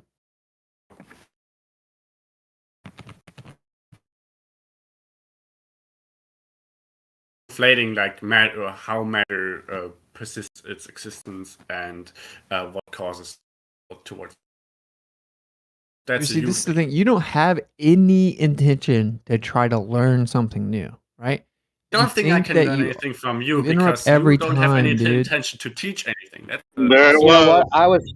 I was trying to cut in earlier, right before that last one that you went on with it, because I was going to say to this guy that he could prove me wrong right now. Like he has a chance to actually have a conversation, and when something comes up that he learns that he didn't know before, a normal person might say, "Oh, well, that's interesting," or I didn't know that before. Instead of, it couldn't possibly come from you because you think the Earth is flat, so my bias is blocking me from learning something. That's not the reason. That's what it seems like. It's a genuine, in general, behave in a very dishonest manner. Yeah, there Stop you go. projecting. Why are you You're here? saying you know I'm wrong, but you don't know what it is. You're not going to make a claim. You can't prove yours, but I need to prove my. Thing What? is, when you're saying, and then there's observable facts conflict with what you're saying, then I know that you're wrong. It doesn't No, mean there that I isn't, now though. know how it works in actuality. I just know that what you proposed is wrong. No, see, what Okay, you now don't let's just wait. What about understand. a thought experiment? What about if he is right? Let's just pretend that he's right. Would that be interesting to you? And then would you feel like would you at least admit that you learned something from somebody if you didn't actually know? If it turns out that he's right, would you? I'm just saying, open yourself up to the opportunity of going out of here without having to complain about something and be like, oh well, whatever, and huff off. Try to break the mold a little bit here and actually fess up and say, oh, okay, that's very interesting. I didn't know that. If that's the case, okay? So it's not presented. You can't say that. You can't even admit that he would do it in that hypothetical scenario. Listen at him. He can't even Giving him every function right. opportunity.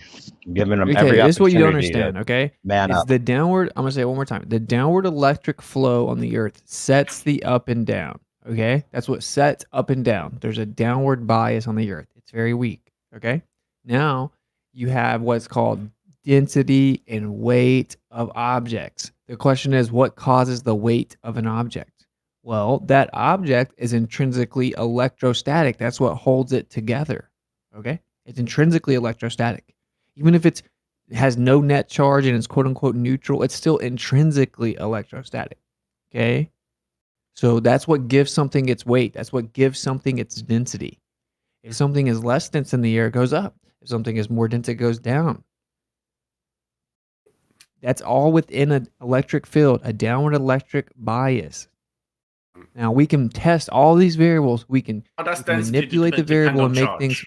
We can manipulate the variable and make things weight change. We can change the weight of an object. We can make things float by doing this.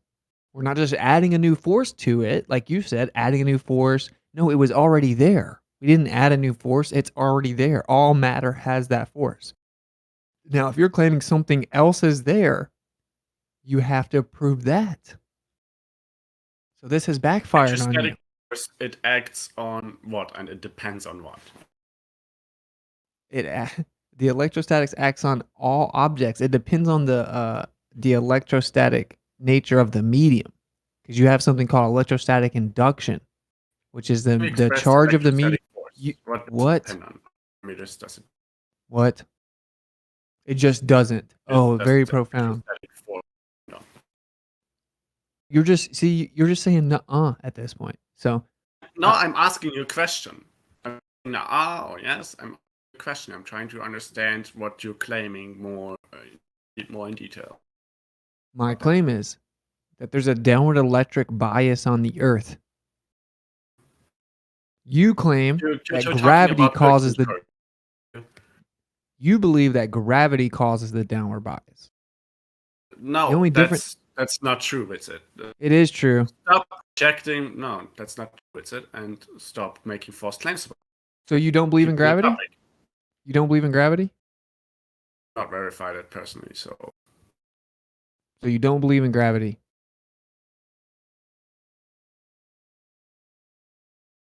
Then you don't believe in the globe Earth. I think beliefs are entirely irrelevant, and I'm doing my best to not have beliefs whatsoever.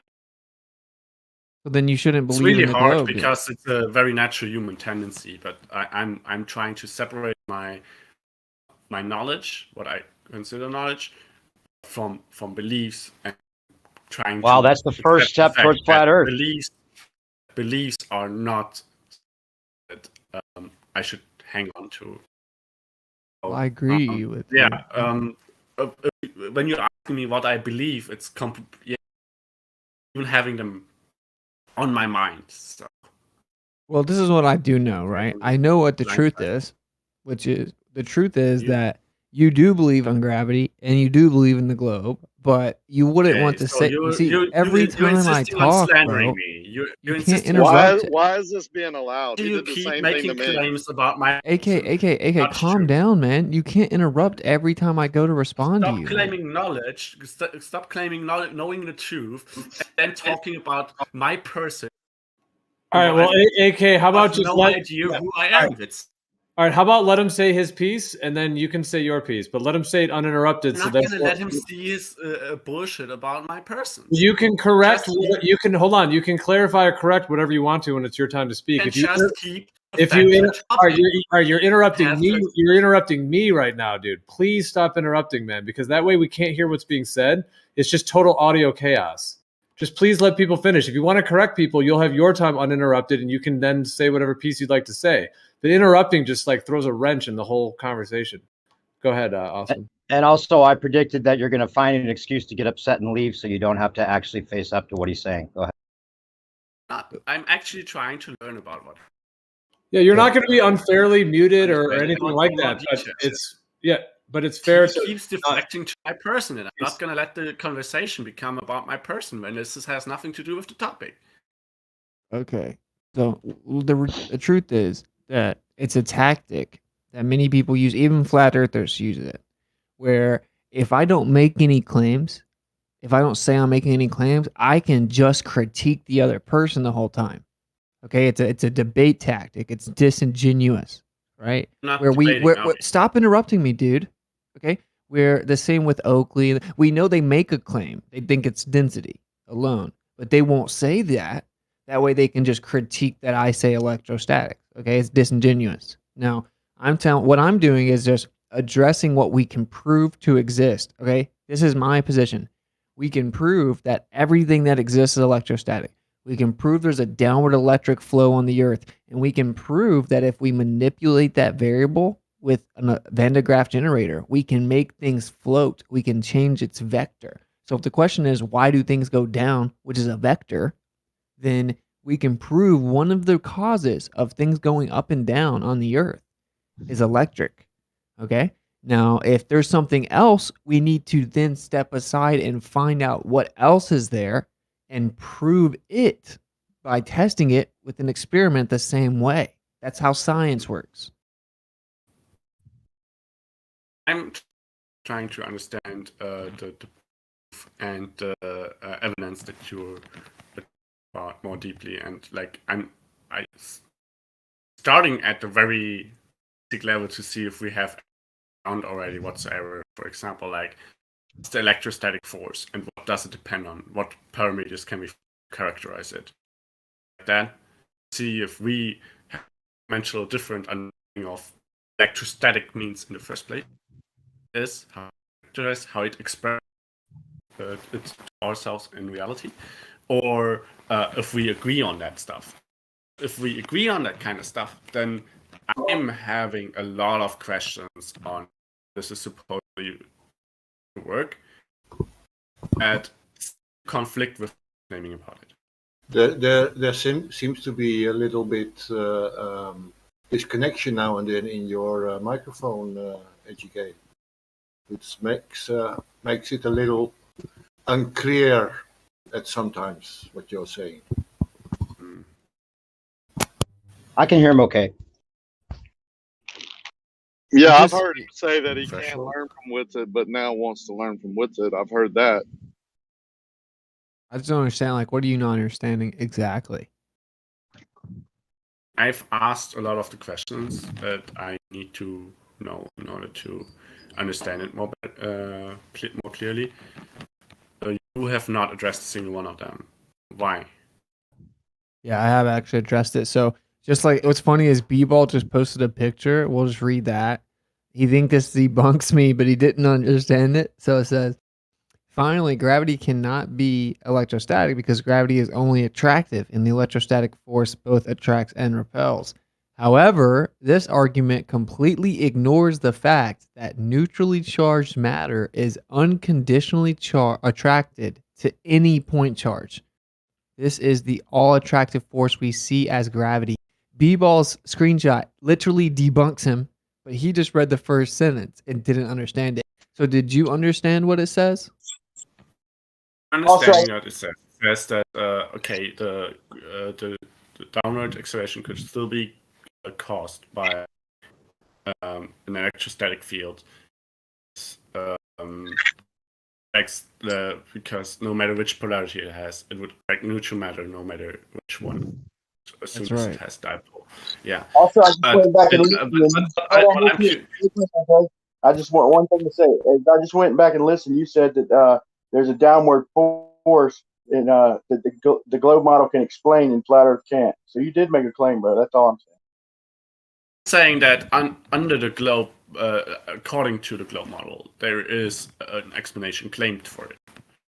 But it doesn't. But you can't prove it, right? So like, I can prove what I'm saying. Okay, so you fit to do that, Dan. Oh, very profound. Nice specificity there.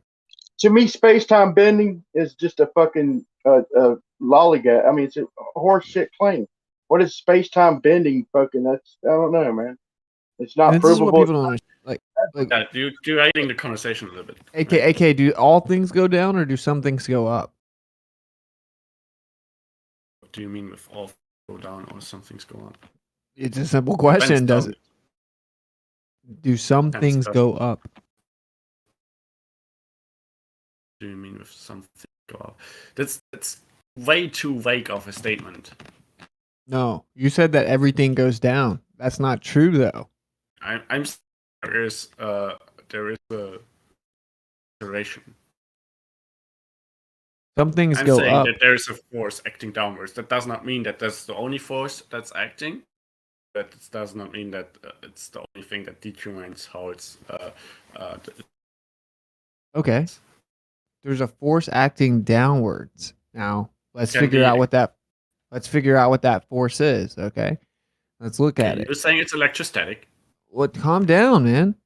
So there's a downward electric current on the Earth. Do you agree with that or disagree with that? I think you're talking about Birkeland currents, huh? That seems to be the case, yeah? I don't know. I don't know what you just said. Birkeland currents. You just said there's a downward force on the Earth? I think you said Birkeland currents. Exactly. That's what you seem to be talking about.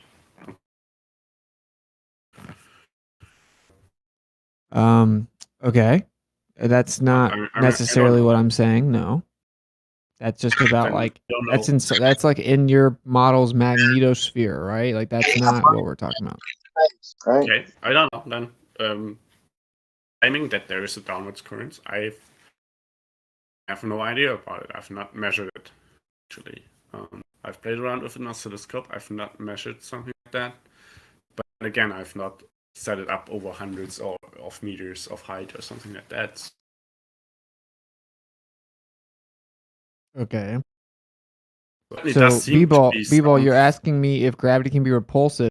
Your own screenshot debunks you. So maybe you should read it again. All right. So, dude, AK, the point is you said there's a downward force on the Earth. Well, okay, let's cover what they are then. Well, we know there's a downward current on the Earth. So is electric current Keep saying that, but you have not substantiated it. You know that, right? Okay, so now you're denying that. So just so you know, I'll go find it. I'm not denying that. I'm just asking you to substantiate it. That's not the same as denying it. Okay, just so you know, I'll find it for you. But just so you know, like your own side concedes that there's a downward electric current on the Earth. know my side again with it. You said the Glober there, yeah. Oh, stop that. Okay, so I'm going to drop for you Richard Feynman. Do you know who Richard Feynman is? Heard of him. Okay, very famous professor. Here's Richard Feynman, Caltech lectures explaining the electrical potential gradient of the atmos and how there's a downward current on the Earth. There's a current. That's an electric field. Is the field the same as a current? Yeah, electrical potential is not the same as a current. They're very profound. So wait, are you denying there's downward electric current on the Earth? Yeah, I You're claiming- I don't believe there's a current. No. Damn. You need to go talk to Kosho then. You need to go debate with Zanuck, Ruhif, and Kosho instead of me, I think. There is some charge cycling, obviously, because we have thunderstorms and we see lightning bolts. So that's electric currents. So that's there is sometimes electric currents.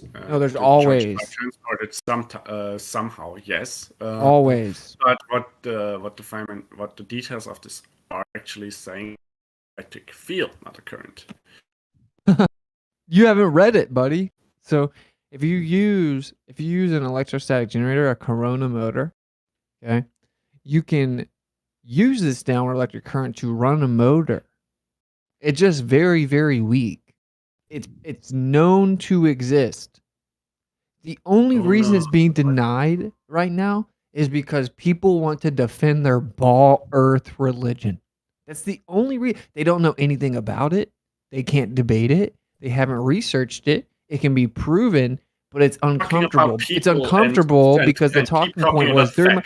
See what I'm saying? You're freaking out as I begin to recollect what's happening. I'm just stopping you from keep making You've been emotional arguments told and start to making stop factual them. arguments. Stopping people. You've been told to stop interrupting, yet you're not smart enough to do it. Sip can talk for a very long time in one go. I haven't talked more than 20 seconds. Can you listen for more than 30 seconds? Please. Wait, now that he feels like he's being attacked, he's going to keeps- find an excuse to run away. To factual information, then yes. If he starts derailing into and then going on to a tangent of 30 minutes of an emotional argument, then no, I'm not. You're the one that sounds emotional, bro. Let the emotional or not is irrelevant. For the factual of what I'm saying. Okay. That's a great point, man. That was a great point right there. Well, I gotta go anyway. Yeah, see you course. later. Yeah, there you go. Jesus, man. I think he totally fulfilled my prediction. Too bad. I was trying to give him every chance to just like walk out like the better man, say that he actually was appreciative of the new knowledge, but he found an excuse to leave, just like I predicted. I'm a betting man. I would be willing to bet, maybe even give odds, that he rang that doorbell himself. Honestly, that's how bad this. I think you're probably right. Yep.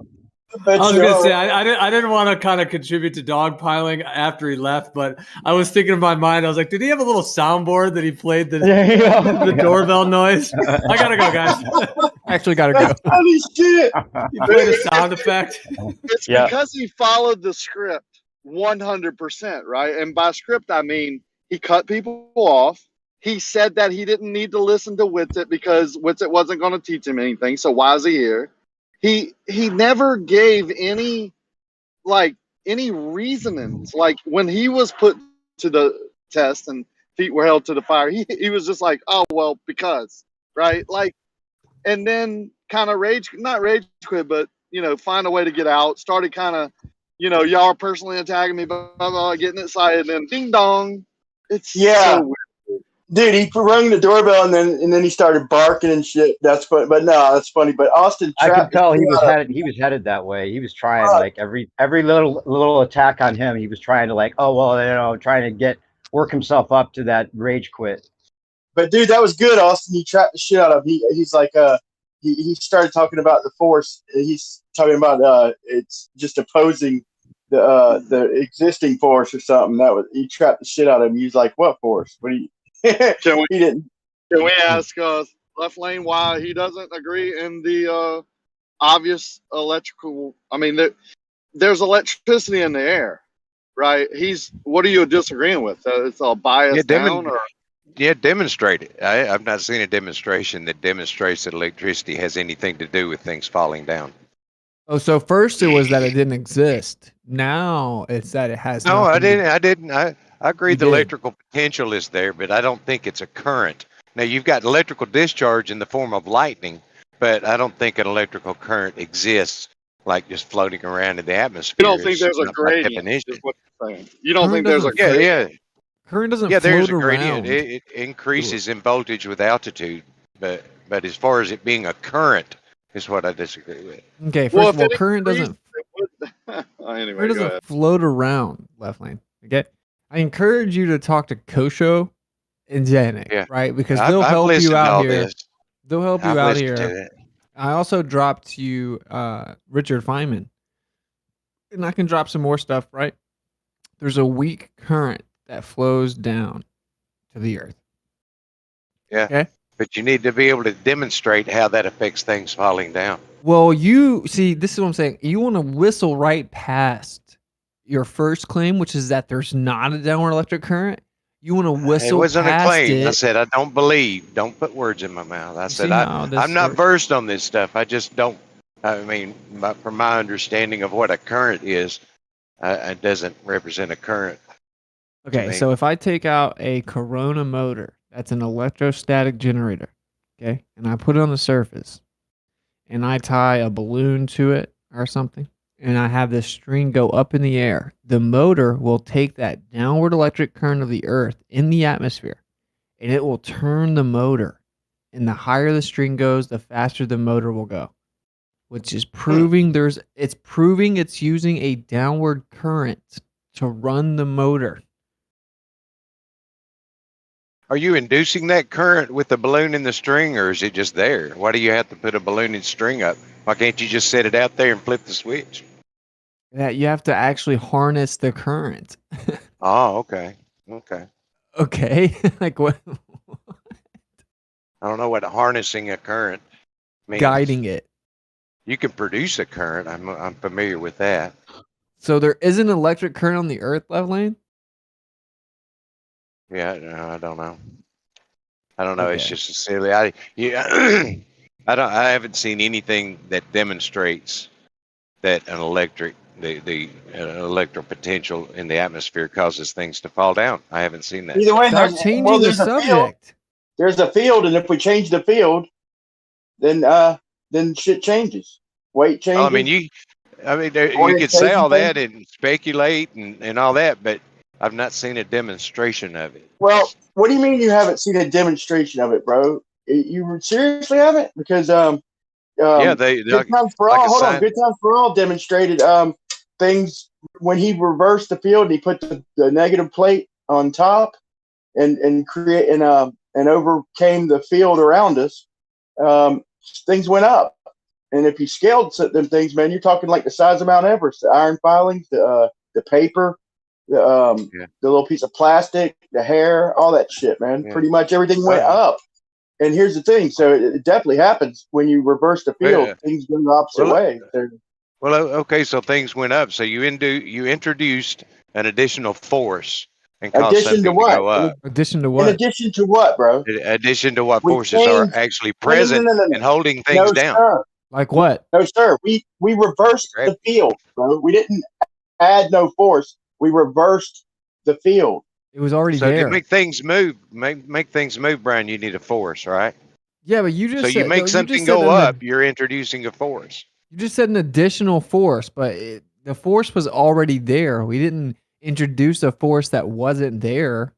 No, Well, this is the whole point. The force is there, left lane. We're just reversing the field, and things are going the opposite way that they do naturally when you reverse the field. They go up instead of down. The force is there. What are you denying? Yeah, I'm not denying. I'm just saying I don't recognize that as being something that make things fall if you can make things float with an electrical charge. Does it sound more logical than space-time bending, bro? Yeah, I don't even get into space-time bending because it's not necessary. It literally is, though. It's the only way you can explain the globe. It's What do literally you the think only way. What do you think's causing the downward bias? Well, I mean, if we get into the technical description of it, but we can just say things fall, and they No, fall no, at no, a no. I'm certain asking you rate. what do you think causes it? I'm just saying you're denying a Gravity. perfectly valid description, man.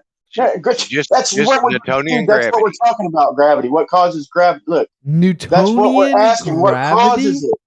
He said Newtonian gravity. He's just saying it causes it. I'm asking you the it. What causes it? The downward bias. Wait. Leftlane, do you know what Newton said? Newton said that he can't explain gravity. He's not proposing an explanation. He said he thinks it's the act of God. Well, I don't see it that. I see that it would be ridiculous to suggest that something acts upon something while not being in contact with it. However, this is what's going on. He's just. I interpret his writings differently than you do. No. You didn't read his writing. He said it was God. He said it was God. So when you invoke Newtonian gravity, you're invoking God. I disagree. No, that's what Newton said. So you're disagreeing with Newton. So don't say Newtonian gravity because he said it was God. I disagree with that. I disagree with that. Then don't invoke Newtonian gravity. Come up with a new one. Well, No, no, I don't he's disagree saying with what he Newton disagrees. said. Yeah, he's disagreeing that Newton said that. But let's just say, Leftland, let's give you the same chance we just gave this other guy. Like, if you were to find out that Newton actually said that, or if you were to find out that there's actually an electrostatic charge that's like way stronger than gravity, and that could be the actual reason for the bias, like, then you would think that's interesting if that were the case, right? Yeah. Yeah, but let me say this one thing, Howard, real quick. This is the last thing.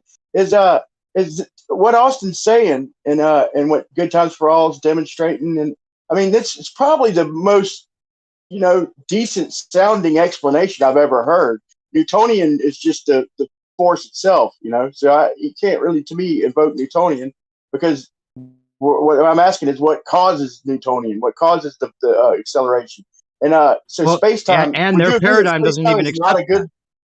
I mean, space time is not an explanation at all to me. That's just fucking math and some, I don't know. To me, what Austin's describing is probably the best explanation I've heard to date. To be honest. Hey, Leftland, do you not accept that Einsteinian gravity superseded Newtonian gravity, and that's not even valid to say Newtonian gravity, or are you just are you saying it's still valid? It's used. Yeah, it's used daily. It's a current. I'm not asking if it's used. I'm wondering if technically, if that's what your paradigm even states is the case any longer. Yeah, no, that supersedure thing is just kind of a mantra thing.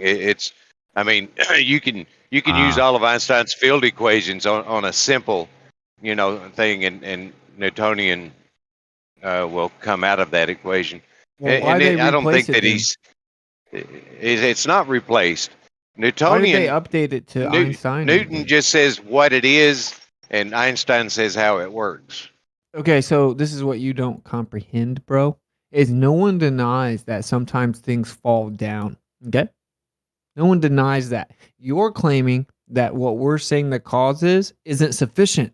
No, it's not sufficient. There must be something else. That's what you're claiming. So you do have to claim a cause. When you just say Newtonian gravity, little g, you're not saying anything. You're not even disputing what I'm saying. Literally, you're not even disputing it. Okay? So you're claiming that there's something else there. So what is the cause then? That's your claim. You don't seem to understand that your claim. Most ballers don't, though. They seem to think that little g is somehow sufficient for debate. It's not. That's not even in contention with what I'm saying. I'm absorbing little g. You don't get to bring it up as if it's exclusive to your position. You need to explain why my position, absorbing little g, doesn't work and we need something else. And if we need something else, then what is that something else? Yeah, so why does mass attract mass? That's the whole thing. You want to go there. Why? See, that is a question that's not answered anywhere. Well, what I'm saying is Austin's putting forth a pretty fucking good explanation with forces we know are there. We can reverse the field and reverse direction, change weight. I mean, this shit's experimental. It's provable. Yeah. I mean, it's observable if nothing else. I don't know, man. It's a good explanation if you ask me. Yeah, Newton said that God must be caused by or gravity must be caused by God's will. Wow, that's such good science. Mm. That's what Newton said. He said it like 30 times, by the way. Yeah. Yeah, and Brian, you just gave him a present there. You said mass attracts mass, but does it? No, I'm saying even if he's invoking that, even if he is invoking that, really, I could say that about space time. Like you could claim that it's fucking the field bending space time if you wanted to even go there. Even space time, that's not a cause. That's just a fucking. I mean, mass attracting mass ain't a cause. It's just an explanation. I mean, it's a words basically, but space time's even worse. But still, it's not a cause. I don't know, It's man. both of them are just a way of thinking about it. You can think of Yeah. it as this, right? You can think of it as space-time bending conceptually to give you the answer that lets you keep your paradigm of the spinning ball in space idea. Same thing with the other the mass attracting mass. It's not really that, but because because it's actually supposedly this bending and warping of space-time, which is also a concept, but you can think of it as Newtonian gravity still, even though that's literally been superseded in that paradigm by this thing called Einsteinian gravity, which is just conceptual as well. So it's like trading one concept for another. So Left Lane, why did they replace it? Why did they update it? I don't know. I'm actually fixing to fuel my truck, so I'll be out for a minute. Okay. See, this is it's such shisty debates, bro, because it's like I wanted to detach myself from all claims. I want to ignore space-time. Right. We don't need it. It's so disingenuous. It's like you do need it, actually. And if you don't need it, then why did they update it in the first place? The answer is because they had to. That's the answer. The answer is they had no choice but to do that. So then a logical, honest person would say, why did they have to do that? Well, if they had to do that, then I shouldn't be invoking that anymore because it's no longer considered sufficient within my paradigm. Yeah, It's and just very difficult to argue.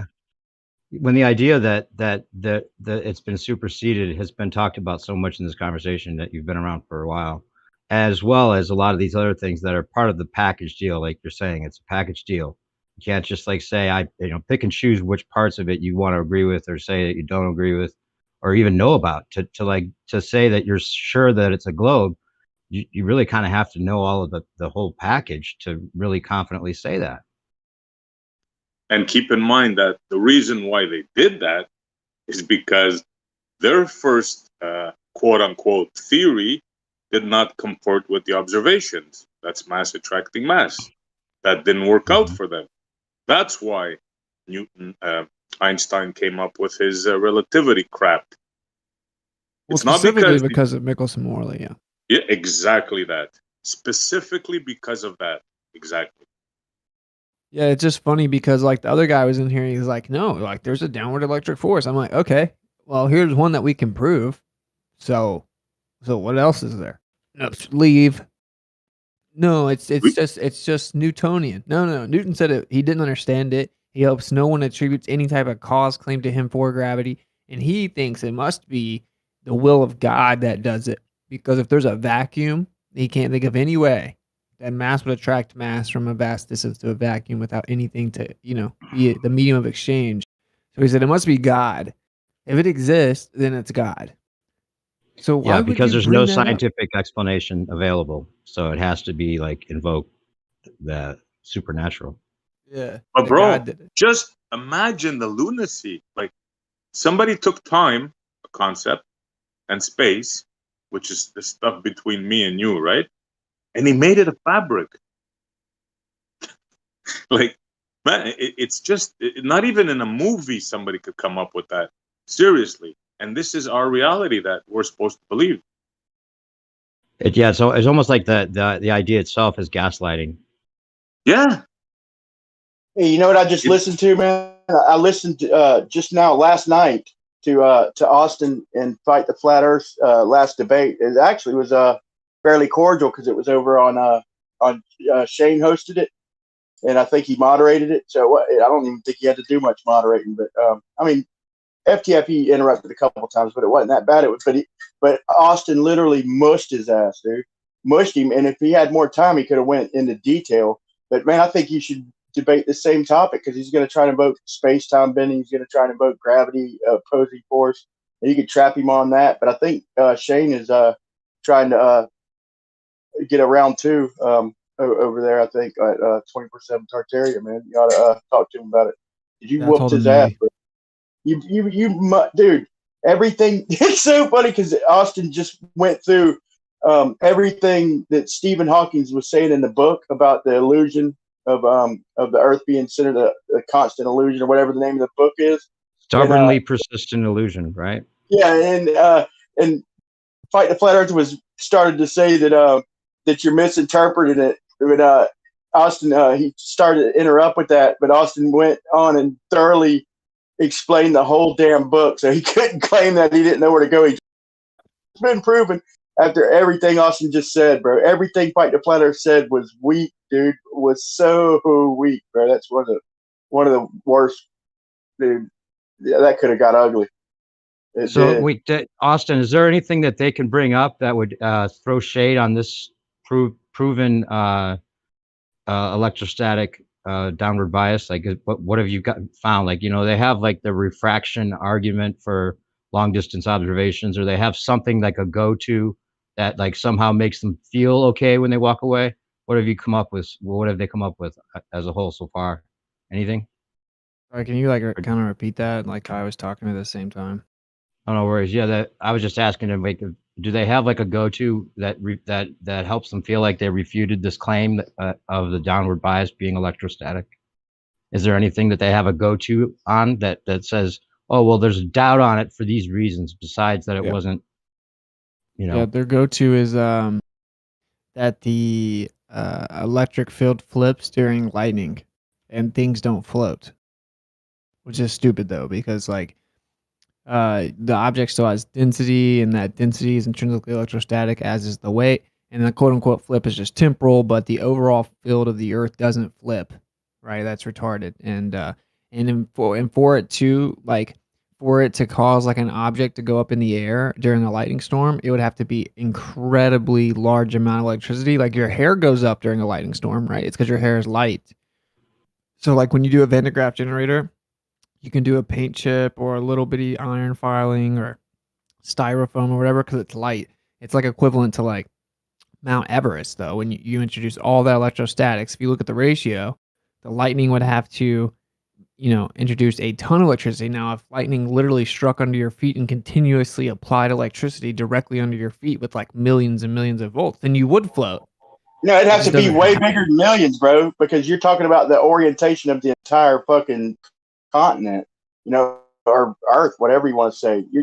A little lightning strike, you barely even see on a grand level, man. So for a bolt of lightning, a little crackle, a little snap on the grand level, it'd just be like a spark between your finger and the doorknob, bro. On the grand level, you're not going to change the entire orientation of the Earth. That's crazy. It's really dumb, honestly. It's like, and this is what it is though. The people that believe in the ball that come in here, like they don't understand it. They don't understand this conversation. So they have this Professor Bryant and McToon thing going on, like what B-Ball just posted, and that's their get out of jail free card. They're like, they buried you. They don't understand the conversation, but they can just say, look, they buried you in this video, ha ha ha, which they didn't. Like I have emails with the Professor Bryant dude just destroying him, bro. Like it's bad. Like it's embarrassing how bad. Bro, that debate was embarrassing, bro. I mean, it even looked like he took it easy on him a little bit just out of respect, bro. But I mean, dude, you could have got aggressive because he wasn't refuting anything you said. He was just throwing out bullshit. Well, he's like, okay, I thought that he was like genuine, but he's like since kind of proven himself. So I was like kind of chill, and he's proven himself to just be another anti-flat earther at this point. Like he just released a video about Jaron provided positive evidence for the globe Earth, and he puts like a clip from the Netflix film, and he made another 30-second clip called "Thanks, Bob." So it's like he's like the textbook anti-flat earther now, where he just has the stupid, easily debunked stuff. So yeah, if we debated again, which he does want to, it would probably be pretty different. Like, I don't really feel the Yeah. need to like hold his hand anymore. I say fight the flat earth first if you have an opportunity, because dude, you're getting justice for so many people, dude, who go over to his channel and debate. He fucking mutes him, and he's fucking arrogant and cocky, bro. I mean, dude, it's you're getting justice for a lot of people, man. And I think they'll keep control of it over there. I don't think they'll let it get out of hand. And but everything you say, bro, fight the flat earth had nothing, dude. You should go back and listen to that, bro. And literally had nothing at all except to just contradict everything you said with no evidence after you just laid it down with evidence. It's weird. Maybe Then like he's talking about right after you said all that. Yeah, right after you said all that, he's talking about, so if you're just going to go off what one guy says, talking about Einstein, right after you was just talking about Sagnac, Stephen Hawking, and Einstein. He literally right afterwards said, so you're just going to go off of what one man said? Literally right after you named a few people, bro. Dude, he's talking about Einstein. The one man he's talking about is Einstein, bro. Like, you can't say that as a baller. That is like your hero. That is who gave you the current model. That's the globe pope, man. That's crazy. He's like, you're just going against what one guy says? And no, like, it's the theory of relativity, bro. Like, what are you not understanding here? Like, it's just so weird. It's worse than that. He told everyone I was scared to debate him. No, he was scared to debate me in a setting like that. He didn't even know I was going to be there, actually. Like, that wasn't planned or anything. I just found out about that server. I jumped in, and he jumped in. And then he told me that FTFE was going to jump in a second. And he's like, please debate him for a second. So I'm like, okay. Dude, you don't see many people get humiliated in a cordial fashion. That was one of them for sure. Because it was worse than that. I mean, you literally just explained Stephen Hawking's whole book and everything. And just got done talking about Sagnac and the Pierce, the Mickelson or the Gale Pierce, whatever it was, and he said that right after, like, bro, like he didn't know what to say. He was nervous, dude. You could tell. Yeah, he was nervous. Yeah, he's goofy, bro. He's not even like good. He's not even a good anti-flat earther. Like Kosho and Zanuck are better than him. Like way better than him. Or they're not good, really. Way better, bro. That's why I'm begging you to do it. It'd be an easy one. This guy is a joke, bro. Brian, have a look at these two videos I posted. Zanuck is way better, and Kosho is 10 times better. Oh yeah, absolutely. Just, a joke, really. Yeah. Oh yeah, for sure. It's terrible. Like he says so many things that are just blatantly wrong. It's wild. Bro, he told me on that same show that you're talking about, Brian, that all surfaces are 2D. Yeah, I seen it. You did good too, man. He didn't have answers for shit, dude. You're right. Zanuck and Kosho and them, they're way fucking better, bro. He has to stick to the script. And at this point, Austin's got all the evidence to bring to the table against his script, and he just reasserts it without any kind of additional information or without rebutting anything Austin just said. He just says stupid shit, dude. I bet you Kosho could play a flat earther and beat Fight the Flat Earth. Yeah. Well, that's kind of the problem though, because guys like Kosho or Zanuck are not the perfect person to put at the Fight the Flat Earth position, and the way he is, because the model of person they want, that the most popular way of looking at it is like this guy that's just in total denial, just going to stick with the script. He's not going to really intelligently consider these other things, because if you put like a guy like that that gets too popular, makes the ballers start to have this kind of like, okay, let's consider both sides type attitude, which they don't want. They want people just to stick to the script mindset, or they might risk actually them coming over to the other side. Yeah. Well, he ended up as a matter of fact, Fight the Flat Earth is, I don't want to say so weak, but his arguments are so bad that Brenda and Zanuck had to come in white knighting for him a couple of times, many times actually. Like, he doesn't know shit. He just regurgitates stuff. That's all he does. Neither does Professor Dave. No, he's even worse. Professor Dave's even worse. He's He even worse. looks to FTFE for the answer. So think Yeah. about the Right. spectrum of events. It's like crazy. Now go all the way up to like Neil deGrasse Tyson, right? Like Professor Dave is better than Neil deGrasse Tyson. That's why Right. they could not allow Neil deGrasse Tyson to sit down with Eric Dubay. Like we during our conference thing, our summit, Eddie Bravo was there, and someone asked him about Joe Rogan, and he's like, "Yeah, like I just don't even talk to him about it." Like he said, some people think that he like had someone sit him down or something. He's like, I don't know about that, but what Joe Rogan's story is that he started talking to a bunch of conspiracy theorists, and like so many of them were stupid that he was just like, whoa, I don't need to go like full out into all these conspiracy theories because so many of the people that push them are stupid. That's Joe Rogan's cover story. But anyway, because that's what Eddie was just saying, but that like the reason they couldn't have Neil deGrasse Tyson on there is like he's like 100 times worse than like Kosho at debating the globe. Like it's not even close. Like Right. imagine what would have happened if he sat down with Eric Dubay, dude. It would have been so bad. That's why I feel like and yeah, even in a larger way, he's like the major representative, along with Bro, people think of him as the major representative that most people know of as like the baller proponent, along with Bill Nye. And both those guys are clowns. Why? bad Why as don't they put a cool guy out there that actually knows as much as Kosho as the representative for people to know about, right? as bad as it was for Neil deGrasse to back down, because that was bad on its face, because that thing was scheduled and pretty much talked about a lot at the time. It was going around like crazy, and for him to back out was pretty pathetic. But yeah, I think he did the right. He did, from a Glover's aspect, he did the right thing, because it would have been even worse if had he gone through with it, because he'd have tried to cram information, and it's such a broad subject, man. It takes a year or two if you cram to get it all, to digest even half of it, man. Really, it's such a big topic, man. I don't see how anybody talks about anything else. Really, man. This is the debate. Yo, It's look, great. he just posted that professor. His channel's DFE, like the debunk flat Earth, and he posted like a clip of excerpts from my Flattoberfest presentation, and B-Ball just posted it.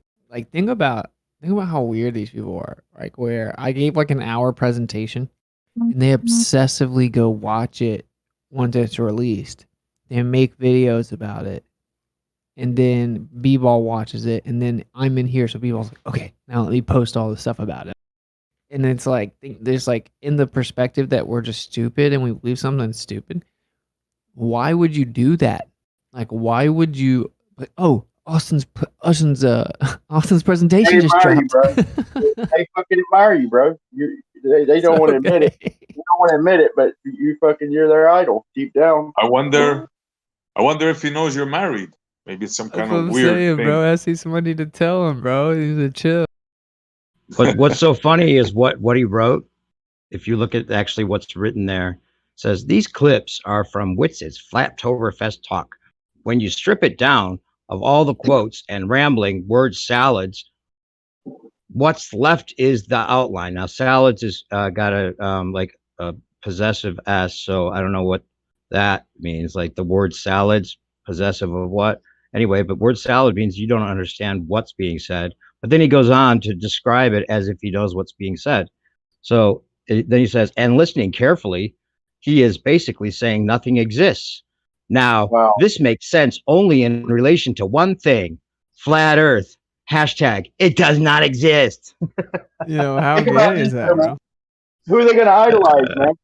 Look, he's pretty much. They can't idolize Bill Nye or Neil deGrasse Tyson or any of them clowns anymore, because they're not even up to date with the place we live and shit, And like they might have looked up to like MC Toon, but since Kai Austin debate, bro, MC Toon's never been the same, bro. He's like I said before, he's like a nagging child kind of.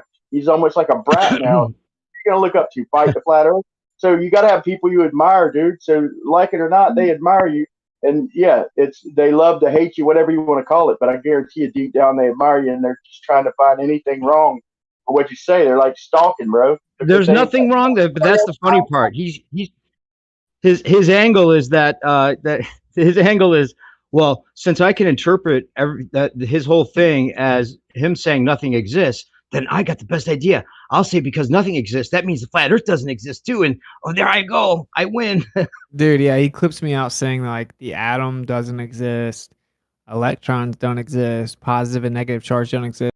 Like, dude, it's objective that positive and negative charge are just an arbitrary denotation, right? Right. It's not like a real You thing. say it over and over that it's a convention. He doesn't want to add that part where you Dude, say it's so weird. Dude, it's so weird that like he It's sat there for fucking that full hour dishonest. and watched it and was like, I gotta make a video. It's dishonest. It's dishonest if you put it in context like that and not add the major part of the whole thing you're claiming about not existing. You're pretty much saying it's a convention and it's pretty much arbitrary and it's a baseline basically, man. For Yeah, I him not to specifically say like say that over and over. yeah, the phenomenon is real, right? Like I specifically say that in the presentation many times. I'm like, the phenomenon is not in contention; it's just the interpretation and just a convention and blah blah blah. But like, he can't say that, right? Because if he adds the context, it sounds intelligent. So he has to try to present it where it's like I don't know, like. Do you think people believe you that I'm actually just stupid? Is that their new? They called me stupid for years. Then they were like, "Damn, this doesn't really work. Austin's not stupid." So we'll just say that he doesn't really believe in the flat Earth. He's just doing this for money, and he's a meth head, and he's jobless, and he's homeless, and he's a crackhead, and all this crazy stuff. Now we're going back to I'm stupid. It's like, bro, you gotta just chill, bro. You have a problem, man. It's like This is a guy that represents us in the military. This is a U.S. military. He's currently in the military. I mean, I don't know if y'all see anything wrong with that, but I do. Yeah, there's a lot of people in the military now that have no idea what's going on. I got a question for you but guys. about his fellow man, right? That he's defending. Like he's defending.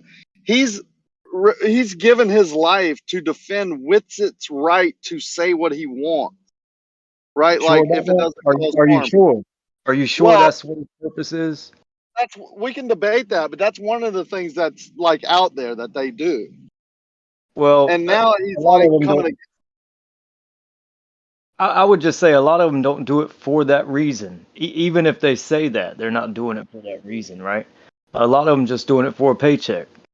Guys get in, and if they hear they're going to get a little bit more money if they, go do these things or those things, that's what they're going to do. And so you got to figure out what motivates man. And what motivates most men is not, to take care of fellow mankind and all these things that you hear. But I had a different question. What is the response you get when you ask about this model they have, and that they speak of the Earth going around the sun, every 365 days or every year?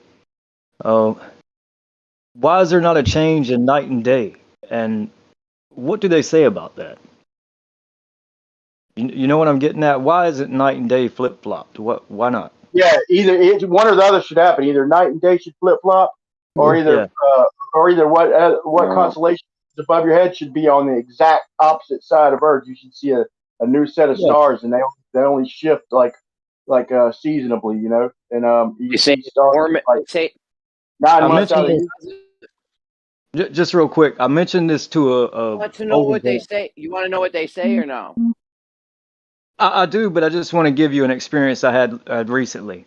Instead of trying to go into all these details about other things, this is one of the things I presented to an older gentleman that we've been speaking for a while now. And, you kind of seen a light bulb go off in his head as soon as he thought about that. But yeah, I want to hear what they say, please. Actual day is not 24 hours. It's 23 minutes and 50, or 23 hours and 56 minutes. So there's 4 minutes left over. So with that amount of time and the amount that it rotates, it keeps it on the same day, sun cycle of where noon's at noon. Because I had this argument out with them before where, hey, it should flip 6 months into the year. Moon should be, the sun should be up at midnight. That should slowly shift all year round, but it's because of the 23 hour 56-minute cycle, and the fact that you're orbiting, so you're turning a little as you're going. That's what I meant by it's one or the other. In other words, it's either going to be midnight 6 months later, or Orion's belt is going to be on the exact opposite side of Earth. It's got to be exactly antipodal, man. And we could see Orion dude, I almost want to say like 10 or 11 months, but I know 9 months, and that shouldn't happen, man, because that's an equatorial constellation, so they can't say you're looking north like toward Polaris and all that shit. But I'm about to make my 5th video about the equatorial sunrise, and it's gonna need some explanation, man, because I've got a good way of explaining this, and I mean they pretty much do their every parallel sun rays would follow latitude lines, bro. They're pretty much describing Earth like it's a cylinder with parallel rays coming in, but the way it works is nobody's looking parallel, looking due east. I just laid the string lines out in my front yard and made a video together, and it's going to be the best explanation yet. Put it all together, and they're going to have some explaining to do.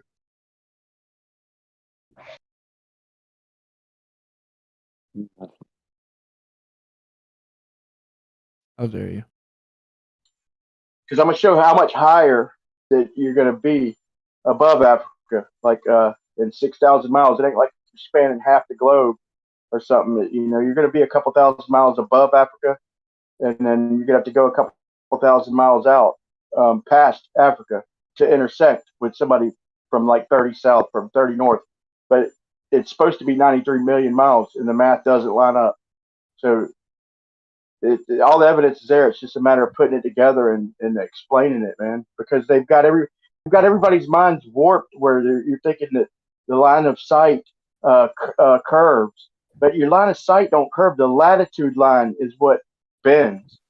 Your line of sight doesn't. So if you have a direct line of sight toward Africa, even if you head that direction and you're above it, you're still merging with somebody at the equator and somebody at the south. If you're in the north, all three are going to merge up above Africa and out past it, but not 93 million miles away. And that's their model dictates that the lines of sight, the sun rays are coming in, parallel, and that is everything but parallel.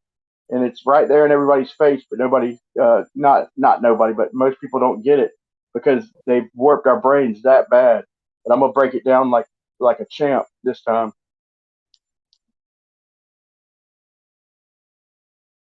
Yeah, they got people thinking that their line of sight curves just because the Earth, the way they do the great circles and all that. But no, it's the latitude lines that bend from wherever you're at. And so I just set up the compass east line, which is toward the latitude, and then the due east line, which is 90 degrees, or a geodetic, or a great circle, whatever you want to call it. But it's a direct line of sight from that orientation. They have everybody looking at the globe in these parallel rays like you're at an equatorial orientation. So yeah, if you keep an equatorial orientation, then all the latitude lines are going to be parallel. And sunlight, that would make sense. But that wouldn't be due east. That's compass east. And when I actually went to the beach and laid these string lines out a long time ago when I first heard about flat Earth, and I laid out a compass east and one due east, and sure enough, the fucking sun rose. It split the fucking string line of due east, which is a line of sight toward the equator. So that's what's coming, guys. Yeah, you're really confused, Brian. I'm projecting.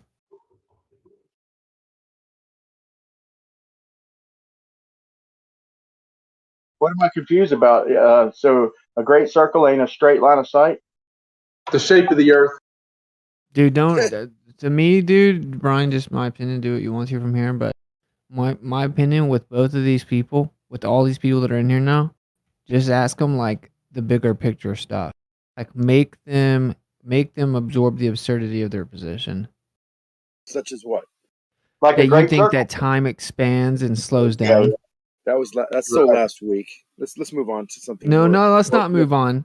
Smaller bites, something we can chew on. Like no, Brian, before we even Brian, you and Brian should get into the basic- intricacies of the Earth. As soon as you guys can admit, you have to believe that time slows down? What we does that could just got to look do at with the shape? we could just look at the absurdity of the flat Earth. No, we're going to talk about how That's you all we really have to believe. do. Brian, you see how this works? You see they can't do it? It's so funny. We can do it. Yeah. Would any of the Hold on, are ballers you like guys to denying admit? it now? Would any of Are the they ballers like denying to it? They've been admit? telling me for years. Even your own guys are talking all over you. Look at this. Would any of the Zanik, ballers are like you? to Hold admit? on. Yeah, go ahead, Hold SC. on. Talk all over Witsit. Go ahead. It sounds really good. Oh, Guys, I'm one at a sorry. I time. didn't realize Oh, I I was.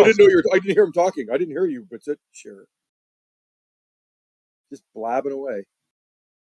Well, let's go Okay, one at a time. Let's also wait like 1 second by when this person's done speaking. Like if you wait 1 second, it'll might help. It's my turn now. Go for a ahead, second. Witsit. I'll go next. No, Witsit's already been going. It's my turn now. So, Oh my Brian, God, let's no, not dude, change let the me subject. say what I'm saying. No, you already said it. You want to talk about the absurdity of the time-space continuum and warping of space-time and time dilation. And come on. We're Oh, wait, sitting no. here- This is what I we're- was. we're- no, Can I, I'm talking. I'm Xanax, still shut up. talking. Let me just say what I'm saying. I still hear myself talking. You can't even do your Oh own my rules. God, I got interrupted. So then No, you didn't. Xanax You're says done. it's his turn No, to we talk. get Think it. about We how. get it. Whatever, interrupted you me. got it, dude. Thanks. Get a girlfriend. Thank you. I got a wife. You I wanna gotta see- go I'll send you a picture of my girlfriend. Dude, you'll blow your socks off. Your Then girlfriend's something's hot up. too. What's that? Then something's We're up. going to compare girlfriends now. What's up about We that? want to compare What's up about wives. Well, that? you don't got a girlfriend. What's up about that? I'll send you a picture of my I'm girlfriend. I've married, seen your dude. girlfriend. So I Allegedly. know I'm you have a good married. girlfriend. When you Then see why my are you so girlfriend, obsessed you'll blow with your young socks dudes off. on the internet? That's What's such a going stupid on? thing to say. Because I can Let see me my know what's going girlfriend. on. Is I calmly I will begin to send my talk, girlfriend picture and to you. everyone's impulsively interrupting me. That's what. Were you not here? Just let Aren't you a Xanax say what he wanted to moderator? say. Were you not here? Just let Xanax say what he got to say, and then you But can wasn't go. I talking though, and then got No, interrupted? actually he was talking, but go ahead. He wasn't making a point, and he interrupted. No. Look, okay, I'm a mod. I'm pulling the mod card here. Okay, I was calmly trying to say something, and then I was gonna actually step back. Now, SC interrupted Just me a say few it. I times. muted him. Just say it, bro. I muted him. Just say it. Okay, so this is the truth, right? I don't think that you should be debating them, the intricacies of their little traps and like screaming back and forth and all this nonsense is what they want. If they can't be honest from the beginning, so they need to say that according to their position, you can't prove that the Earth is moving around the sun from the Earth because all attempts to measure that would be futile due to the facts that matter physically contracts and time slows down. They need to admit that they believe that. Okay, let me say something. First, number one, I was talking to Brian about line of sight and great circles, and that was a different topic completely. You jumped in and said we should be talking about bending and warping of space-time and time dilation because that's the intricacies of how the world and the universe works is a better conversation. Who are you to determine where we go with our conversation? Number three, if I send a picture to everybody of my girlfriend, they will think she's fucking blowing, smoking hot. And I know your girlfriend's hot or your wife's hot too. But to say that is so stupid. I mean, I could have her ugly girlfriend, but I don't. And by the way, she's a lot hotter than I deserve. I mean, if I get married, which I probably will in the next year, people will say that I over-married, and I'm okay with that. But to say that is just stupid. So those 3 points are pretty key right now. No, it was just dude, a joke. she's fucking blowing hot. You would say she is. I know. I believe you. And just I in believe case you. if you want to see what my wife looks like, you should actually watch. It doesn't matter. It doesn't matter what my girlfriend looks like, or if I have a girlfriend. Okay, the And just in joke case was if if you you wanna have such a see- pretty wife, why obsess over men half your age that you claim are dumb on the internet? Okay, we can move on Because you though. brought It was up- just a joke. you brought up that's a great that he question. didn't have a wife. It That's was just a joke. Maybe It's we a could good- talk about I know it's a Brian. joke. Maybe we I could know it's talk. a good- Yeah, No, it's a good maybe question. all the ballers can be honest for once in their little lives Okay, hold on. and admit Real that what they believe is you can't prove the Earth's moving around the sun from the Earth But that's because not matter true, though. physically contracts and time That's not slows true, though. down. Yeah, but how much That's not does it true slow though, down, and how because much does time there are contract? devices we use that can actually measure that. So Name it. whatever you're saying isn't true. Name one. I can post one for you. Now, why can't you just name it, Stay Mr. Smart Guy? simple. We're not going to go intricacies. Go simple. One It's focal pendulum. Focal Foucault's pendulum doesn't There's prove one. motion It does- around the sun. No, it doesn't. You're right. It proves rotation of the Earth itself. Okay, try again. What that you want to prove motion around the sun? We can actually observe that. Okay, see, this is what you guys show. understand. This is why I say that you shouldn't get into the intricacies of the conversation with you guys until you admit this, because what I'm doing is I'm objectively laying out your position. I'm not strawmanning it.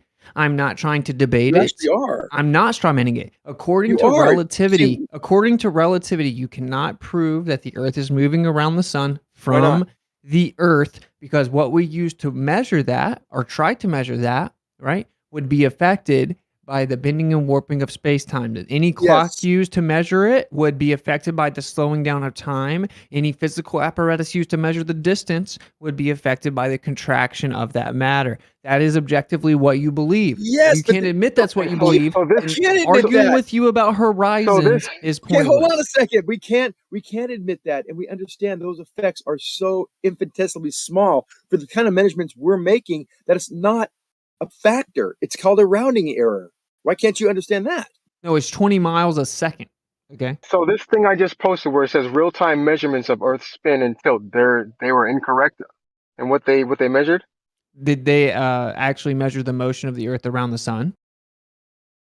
No, this is the rotation of the Earth. Well, good thing I said motion around the sun. Okay, so you don't think that could be measured either? I know it can't be measured from the But it Earth is according measured. to How your did you own determine? paradigm. How did you According to your determine that? own paradigm, relativity says you couldn't. This is why I brought it up. It It's not. doesn't I don't say want to that. argue Where does it about say that? relativity. I'm pointing out to the room that talking to the anti-flat earthers is pointless if they can't even be honest about this basic principle of their model. Okay, because you don't have intentions to be honest. That's Yeah, not we what are. your We intention no, is here. hey, one of the reasons I'm here, just to your fourth point that you made about me, that was also a lie or a misinterpretation of why we're here. We're not here because we have no life. We come here because it's fun. It's fun to interact with people like you about physics and science and talking about the world in times in detail that we probably didn't study in school if we went to school, or in detail if we didn't go to school that we know about, we read about. It's not a big deal that we're here talking about physics. Number two, why can't we go back to what Brian was asking? Because he was pretty emphatic and pretty motivated to discuss the Earth line of sight and how it relates to the Great Circle routes and why things deviate when you travel in a straight line. Okay, I'm on a more than curved happy to surface. fall back. You and Brian can talk. This is what I said at the So that's what beginning. we were was, there for. That's why I Zach, came shut on. up. And he wants to reiterate what he said again. Go B-ball, ahead. shut up. So I was telling Brian, I'm like, Brian, it's up to you, man. Do what you want to do. My piece of advice is that if they can't pass the intellectual honesty litmus test, that you kind of know it's going nowhere. I mean, if you want to sharpen your argument and stuff like that, then go for it. But I'm just saying, we've discovered over the last 2 weeks that none of the ballers can be honest about this first part of it. So you can't intend to have an honest exchange. Okay, do what you want to do, though. I'm no one's dad. I'm just chilling. I'm doing something else anyway. You said okay. So have they admitted it? You just Brian- poisoned in Brian? the well, man. No, So they you're won't saying admit it. that every Well, I single gotta respond scientist to out what- there. Hold on, Zanuck, real quick. So you're saying that every single scientist and astronomer agrees that there's no way for us to measure our rotation around the Earth. That's correct, B-ball. You're learning. Really? Okay. Can you please point me in a direction or some sort of citation that says that specifically? Relativity. No, relativity. Show me where a citation where it says we cannot measure at all, like from in any way, shape, or form, that we rotate around the sun based on From the relativity. Earth, And yeah. hold on, time Revolve. contraction, time dilation, and also length contraction. Those things are such large factors that any measurement we do take will be completely negated and be completely erroneous to reality. If you can come up with a new methodology, you're saying that this doesn't make it true. It's that you. Wow, they really can't admit it. You're fucking. I'm telling you, Brian. And this was crazy. Admit it. Here, B-ball. You want the B-ball? You want the answer to your question? Go read A Stubbornly Persistent Illusion by Stephen Hawking. That's what the whole book is about. It's from 2007. The entire book is about the fact that you cannot prove the Earth is moving around the sun from the Earth. It's a stubbornly persistent illusion that we are not doing that. Although he believed that we were doing I that, get what you're and he saying. explains in detail why we cannot I just had an detect epiphany. it. Is that optically? No, any terrestrial experiment. Earth is life. So what Can I about just say using something real sunspots to quick? measure solar rotation? Well, real quick, you're missing the point. The bigger point here. Whitsitt is correct. He's really correct. I just got it. I think I just got it. Yes, we can't.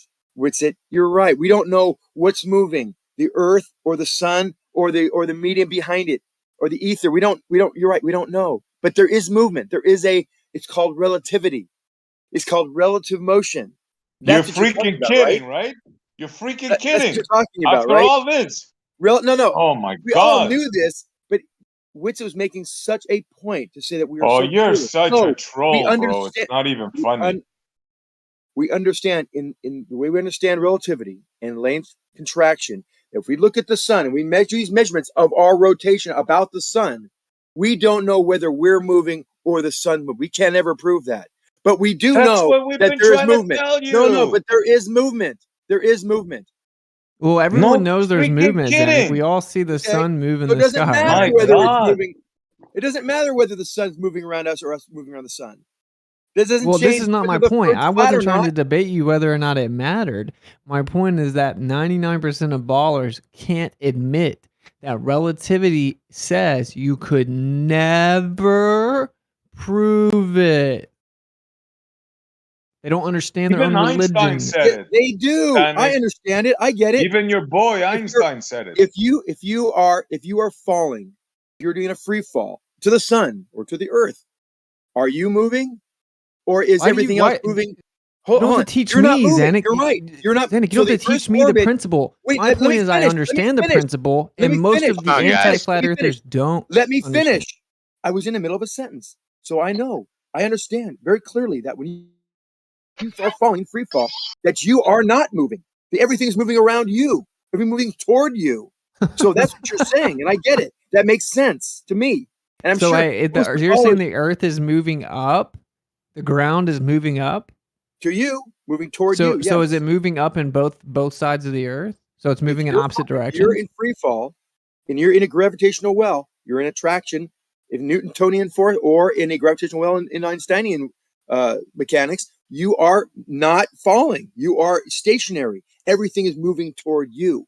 So the ground is moving up towards the object that looks like it's falling.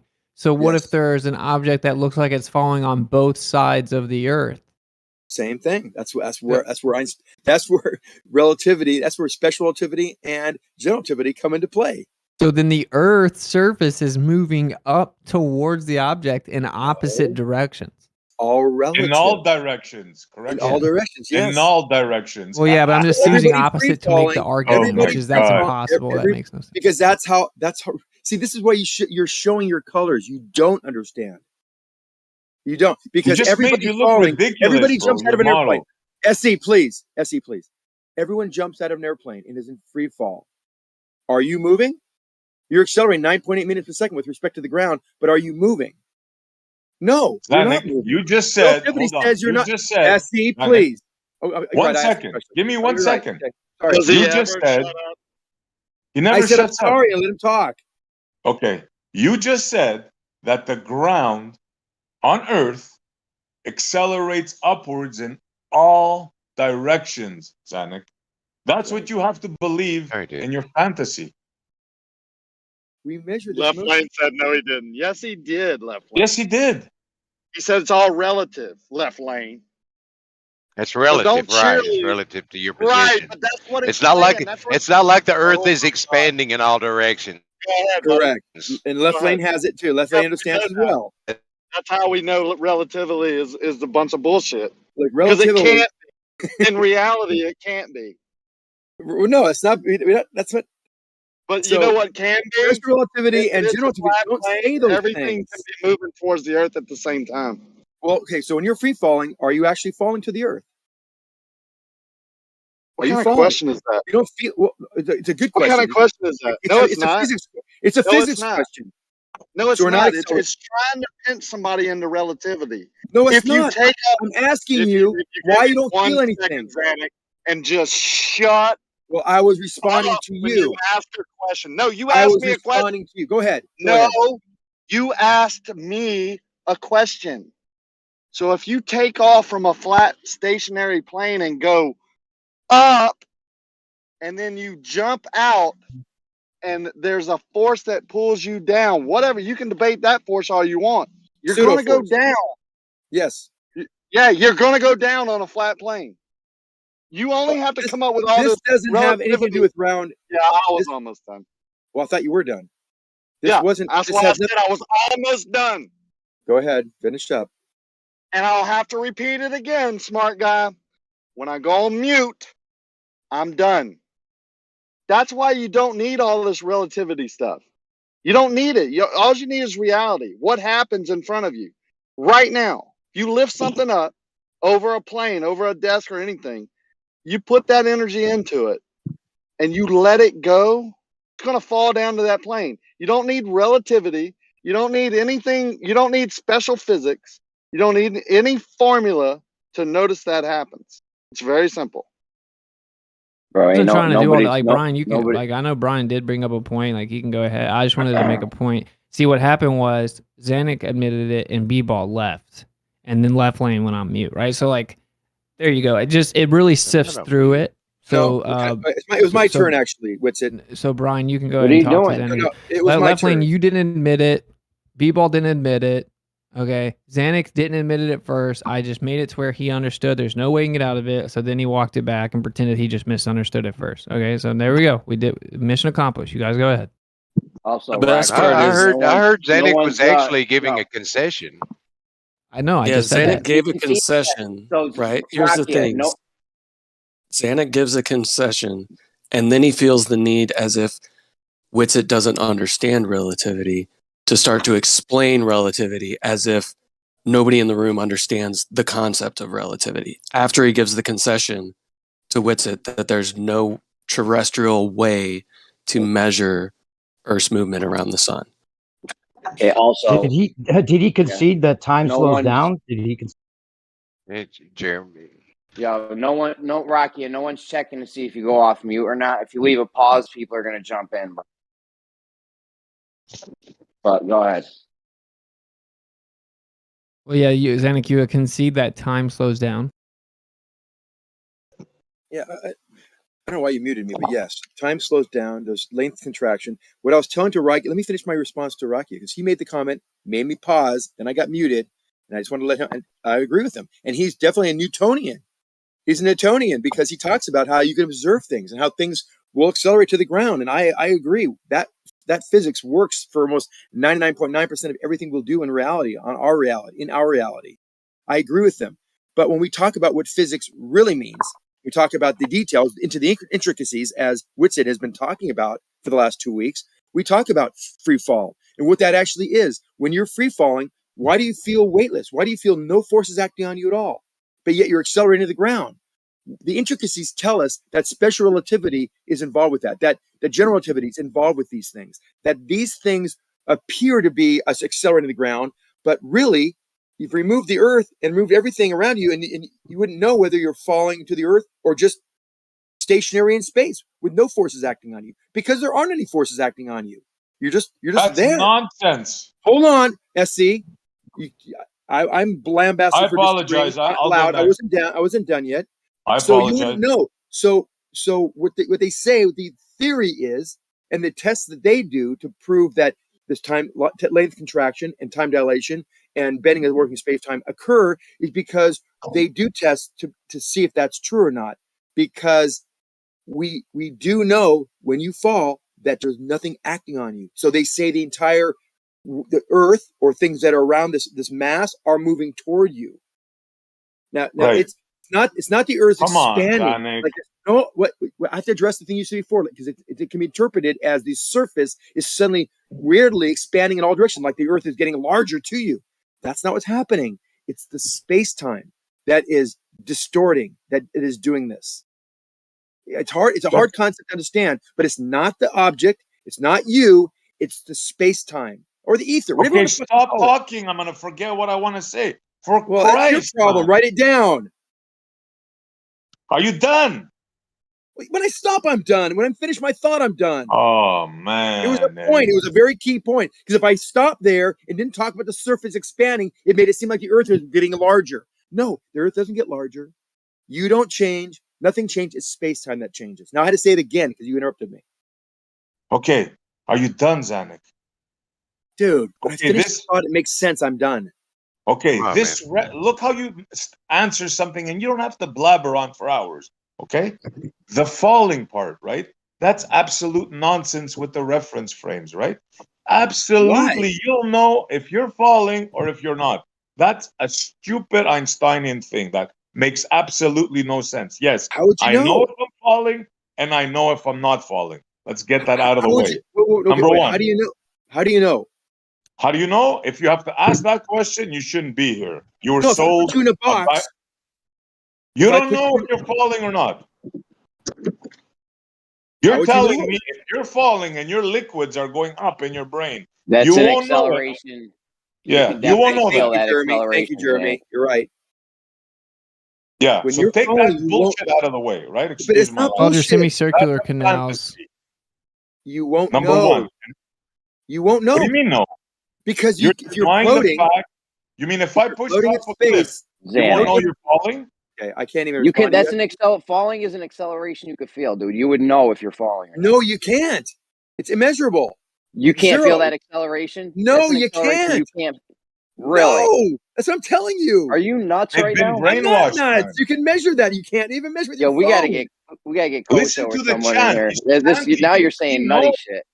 No, Uh, I'm not. uh, If you, Jeremy, if you're Jeremy, sitting in he space knows, floating, bro. He knows if I push him off the cliff, he knows he'll be falling. He's because I just can see everything chanting it. around me, but He's just feeling You're it, not chanting gonna it. feel an acceleration of 9.8 meters per second. no, no. That is nonsense.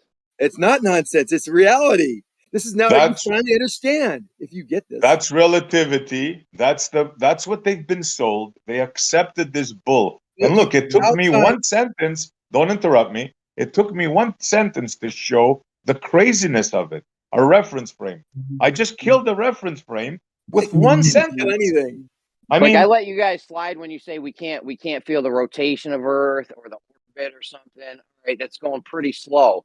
When you're falling, though, that's the exact opposite. That's fast. That's not You're slow. right. You're right. But Vestibular the system, difference is, semicircular canals. You would detect the motion. It's not no, you complicated. won't. Don't make it weird. Just because you bring and up you a know who typical came swimming up with this crazy thing? You know who came in up with it? anatomy doesn't mean you're correct. No, You can prove it. You won't mean to know drop if the you're data recording how sensitive your semicircular canals are?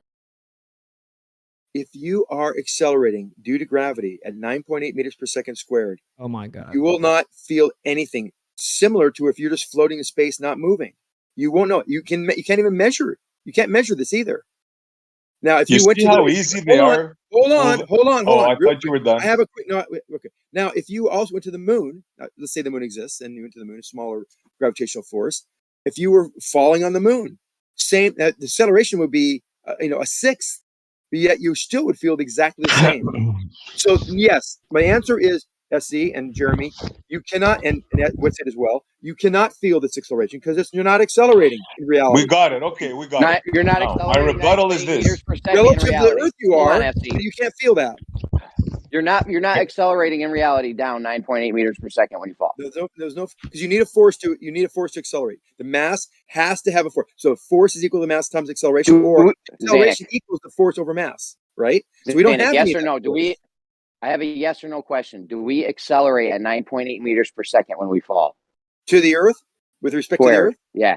yes. With respect to the Do Earth, we yes, we do. accelerate is our body accelerating 9.8 meters per second squared when we No, fall to the Earth? no. That's the great Whoa. question. Great. No, All we're right. not. The body's not accelerating. That's I'm not just the rate dropping at papers. I'm stuff just trying to falls. drop some medical papers in Did here. you hear and what can just be Zanik just quiet. said? Yeah, Did you he's hear what Zanik just delusional. said? No, He I'm just said giving we you don't. physics, He's denying the basic effect. physics. Remember It's that? Yeah. basic We physics, don't Jeremy. deny. What's it like? Like a half hour ago, you're like, we don't deny the effect. We're just attributing a different cause to it or whatever. Zanik just denied the effect. Okay, so in centrifugal force is also very similar. It's a pseudo force, which means it's not that it's fake. It's just that it's a force without a source. It's reference frame dependent. So when you get smashed into the walls of my car when I'm taking on the racetrack, NASA taking a turn disagrees to with at you, bro. Laguna, why are you pressing against the door? That's a pseudo force. Hey, Tell NASA us again disagrees how- with you. This is NASA talking about the human vestibular system.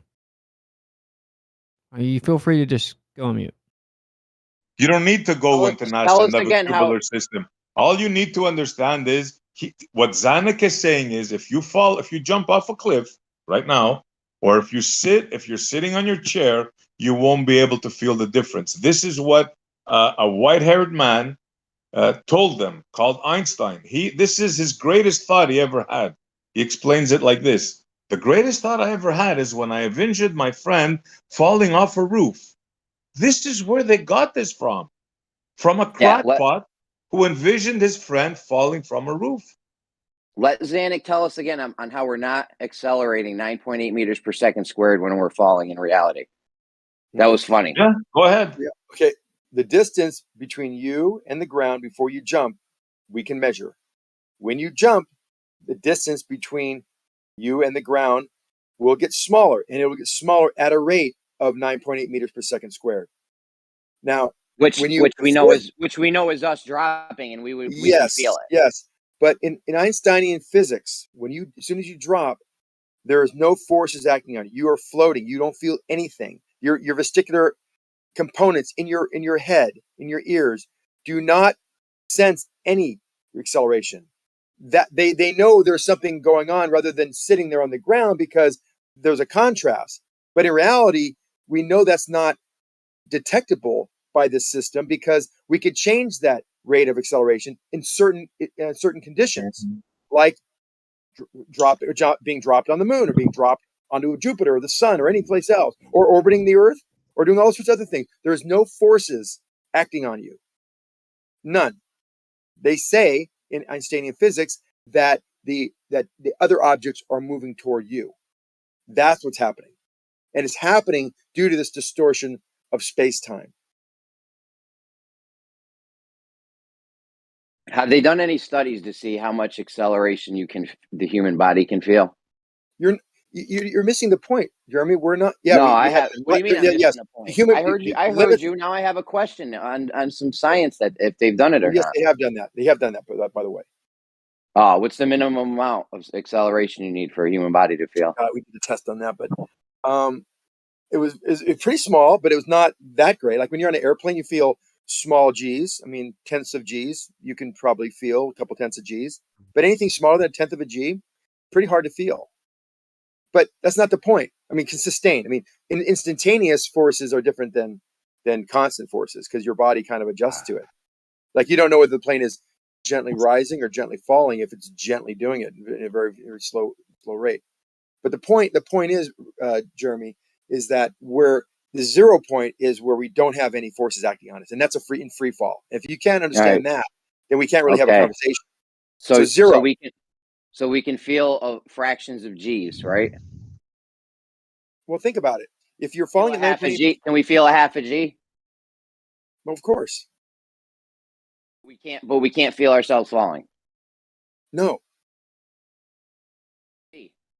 You can feel the difference between what is a G? To be clear, that? What's a G? That's the acceleration rate due to gravity. It's a rate. It'd be 1 G. What's the number on 1 G? 9.8 meters per second squared. So we would be falling at 9.8 meters per second squared. Right. We can sense, our body can sense when a fraction of a G happens, but we're not going to feel. G, you're not even making. This is incoherent, Zanuck. That's why this next thing I'm going to say will make a lot of sense to you, I think. So think about. Well, you're not on a good roll. Hold on. So Jeremy, I throw you off a building. You're in this box. You're inside the box. You have tea and everything, and helium balloons and lead weights, and everything's floating in this box. And you're falling off a really, really tall cliff. Like Mount Everest has this big ravine all the way to the friggin' bottom of the Marianas Trench. Like you're going to fall 60,000 feet in this friggin' tube down to the center of the earth. You're in you don't know what's happening. You're floating. Do you feel acceleration? Is anything changing? Do you feel the change in speed? No, you feel like you're free falling. Hold on. I'm using this example because I'm going to use the other example. Now I put you on a table, and you're sitting on the table in a chair or on the ground, and I'm going to have a horizontal force on you, like jetpacks or a conveyor belt or something, and we're going to accelerate you at 9.8 meters per second squared. It's real quick. You will feel 9.8 meters per second squared if I accelerate you, because that's going to be like 0 to 60 in 3 seconds, right? Right? Just agree. Are you done, dude? Are you done? No. The second part of this example, the second part of the example will make it all clear. I promise. If I put you in this chair and I accelerate, to get done, just finish it up because I want to go. I need you to say yes or no. Just this one. I'm not even listening because I don't want to forget what I'm. I know. I want you to listen. You're just monologuing on. All right. If I put you in the 920, if I put you in my Porsche and we go on the racetrack and I accelerate, floor it. We accelerate 1 G acceleration. Okay. Now, if I accelerated 2 Gs, are you going to be able to tell the difference? This is my turn to go. You stop talking. I just matched. Absolutely not. So you're not. Why would you You let me went on talk for a and ask long the question time. and I not even answer the patiently question? waited. Can you feel the Just 1G? mute him already. God Zach, can you do me a damn. favor, brother? Can you just kind of Can you chill? feel Can the we walk, 1G? Yeah, brother, it's If I kind brother, of accelerate in the my car, painful. can you feel the 1G? brother? Can you chill, please? Thank Are you you. The problem pressed in your is, seat at Xanax. 1G? Why do you feel the 1G? Yet when I drop you, you don't feel the 1G. Both are accelerating I'm going to 9.8 have to milliseconds back out apart. of this just to mute Xanax. Why I'm can't you done. understand? Why Just can't I you can mute handle it? understand. Zanuck I and get what understand you're that you saying told and me. then let him go on. I understand that you told me that the human body can feel less than 1G. Human body can feel that. You just told me that. But now you're telling me we can have more than 1G on us. We won't feel it. No, You're I didn't double say that. speaking. I said at 1G down, Free you're fall not going to feel speed. it at all because that's 0G. That's actually 0G. Are we gonna feel when we're falling?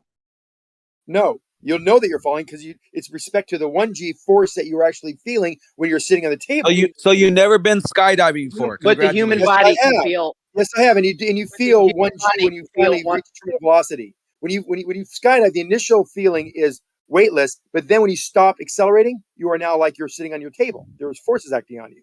Your blood, your things in your stomach, everything is acting like you're sitting on your table. Xanax, please. You told me the human body can feel a fraction of a G. Now I Yes, in a scenario where we are going to definitely feel more than a fraction of a G, and you're telling me we won't feel it. You're because not it's making actually sense. well. I tried to explain it in an analogy. You weren't even. You told me willfully you were not participating. If you think about it, if I accelerate you in at 1G in the car laterally, you feel it. But if I go 1G downward to the earth, you don't feel it. Why is there a difference? Different feeling, right?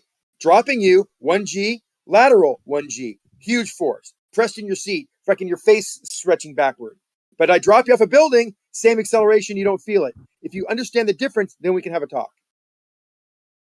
You absolutely would feel it if Stupid. you this is dumb because you absolutely would feel it if your body, if the human body can sense less than a G, a fraction of a G, you're definitely going to Oh feel my when I God, put 1G on you. painful. It's not a matter of feeling the G, it's a matter of feeling a change in forces on you. The You're change going to of feel the whether the change pseudo when you force get is pushed there. off a cliff, even if you're blindfolded in a box with cups of teas and shit, cups of This tea and shit. is why pseudo forces are so important to understand they're not fake. Some So the Dr. force against Seuss shit. well, so can I respond? So it's a pseudo force. Yes, it is real, but it's reference frame dependent. When you dropped off a building like Kermit the Frog, he feels weightless. No force is acting on him. However, if he's in a car with the same rate of acceleration, he is pressed against his seat. Puts on the brake, 1G, pressed against the windshield. We feel that. We feel differential forces. We feel differential accelerations. We don't feel zero. Zero is zero. It's like absolute zero. It's like the absolute vacuum of space. These are 0 points. If we don't feel zero, I mean zero can change in different gravitational environments, like the moon. 1/6 the gravity, same feeling. You're having all complete 1/6 change. I mean, 6 times difference, right? Yet you don't feel any difference. So how do you justify in your brain falling off a building and not being to distinguish between the fact you're sitting on a chair or falling off a building? How does that work in your head, man? Tell me how. Well, in Newtonians, like you've explained, and like Jeremy and a few other people have chimed in. Oh, Rakia, I'm a Newtonian guy. I don't want to talk about bending over in space time. That seems like way too involved for something we don't need to do. No, I but know that Zanuck, I'm I didn't sitting. ask you that. Okay, so I How know have that. they So convinced you I'm gonna that you tell you. won't I'm gonna feel tell it? you. Zanuck, I'm gonna tell Zanuck. you. I'm gonna tell you. Okay. Sitting on the ground, I know there's an attractive force called gravity. Gravity creates this force in me because I have mass against the Earth, which has mass, and that force is equal to my mass in newtons. So if I have one kilogram, we'll have 10 newtons of force acting on me, and so we sit on and we don't move. There's no acceleration because it's met by an equal and opposite force upward from the table. I'm good with that. That works for all situations. My race car shit, any sports I do, anything I think about or talk about in physics is fine using Newtonian mechanics. Fine. So With mathematics convinced you no, that not you won't feel mathematics. it. Reality, testing. Like what Rakia said. I know I drop something and it accelerates to the ground. He's right. I agree with him completely, 100%. So why do we need a parachute when we jump off a cliff? Because you will accelerate to the ground at 9.8 meters per second with a presumed force of 10 times that in newtons. But you just told Jeremy that you don't accelerate when you fall, and you told me the same thing. That's I why was- you don't feel it. Because I was You told talking me. because I was talking to Whitsitt about the intricacies of the new model from Einstein and others with respect to time dilation, bending warping space time, and No. length You were talking to me, Zanuck. You were I talking know, to me, and I asked you. because the topic came from Whitsitt. We were talking in terms of Whitsitt's question about how the Okay, Earth forget cannot about be Whitsitt determined. now. Forget about Whitsitt and Hold his on. question. No, he told me he was talking about how the Earth cannot be determined to movement around the sun. That's where that came from. That's objective. Okay, but I asked you the question. Yeah. I asked you a question after Yes, that, we have not an attractive relating to force. that.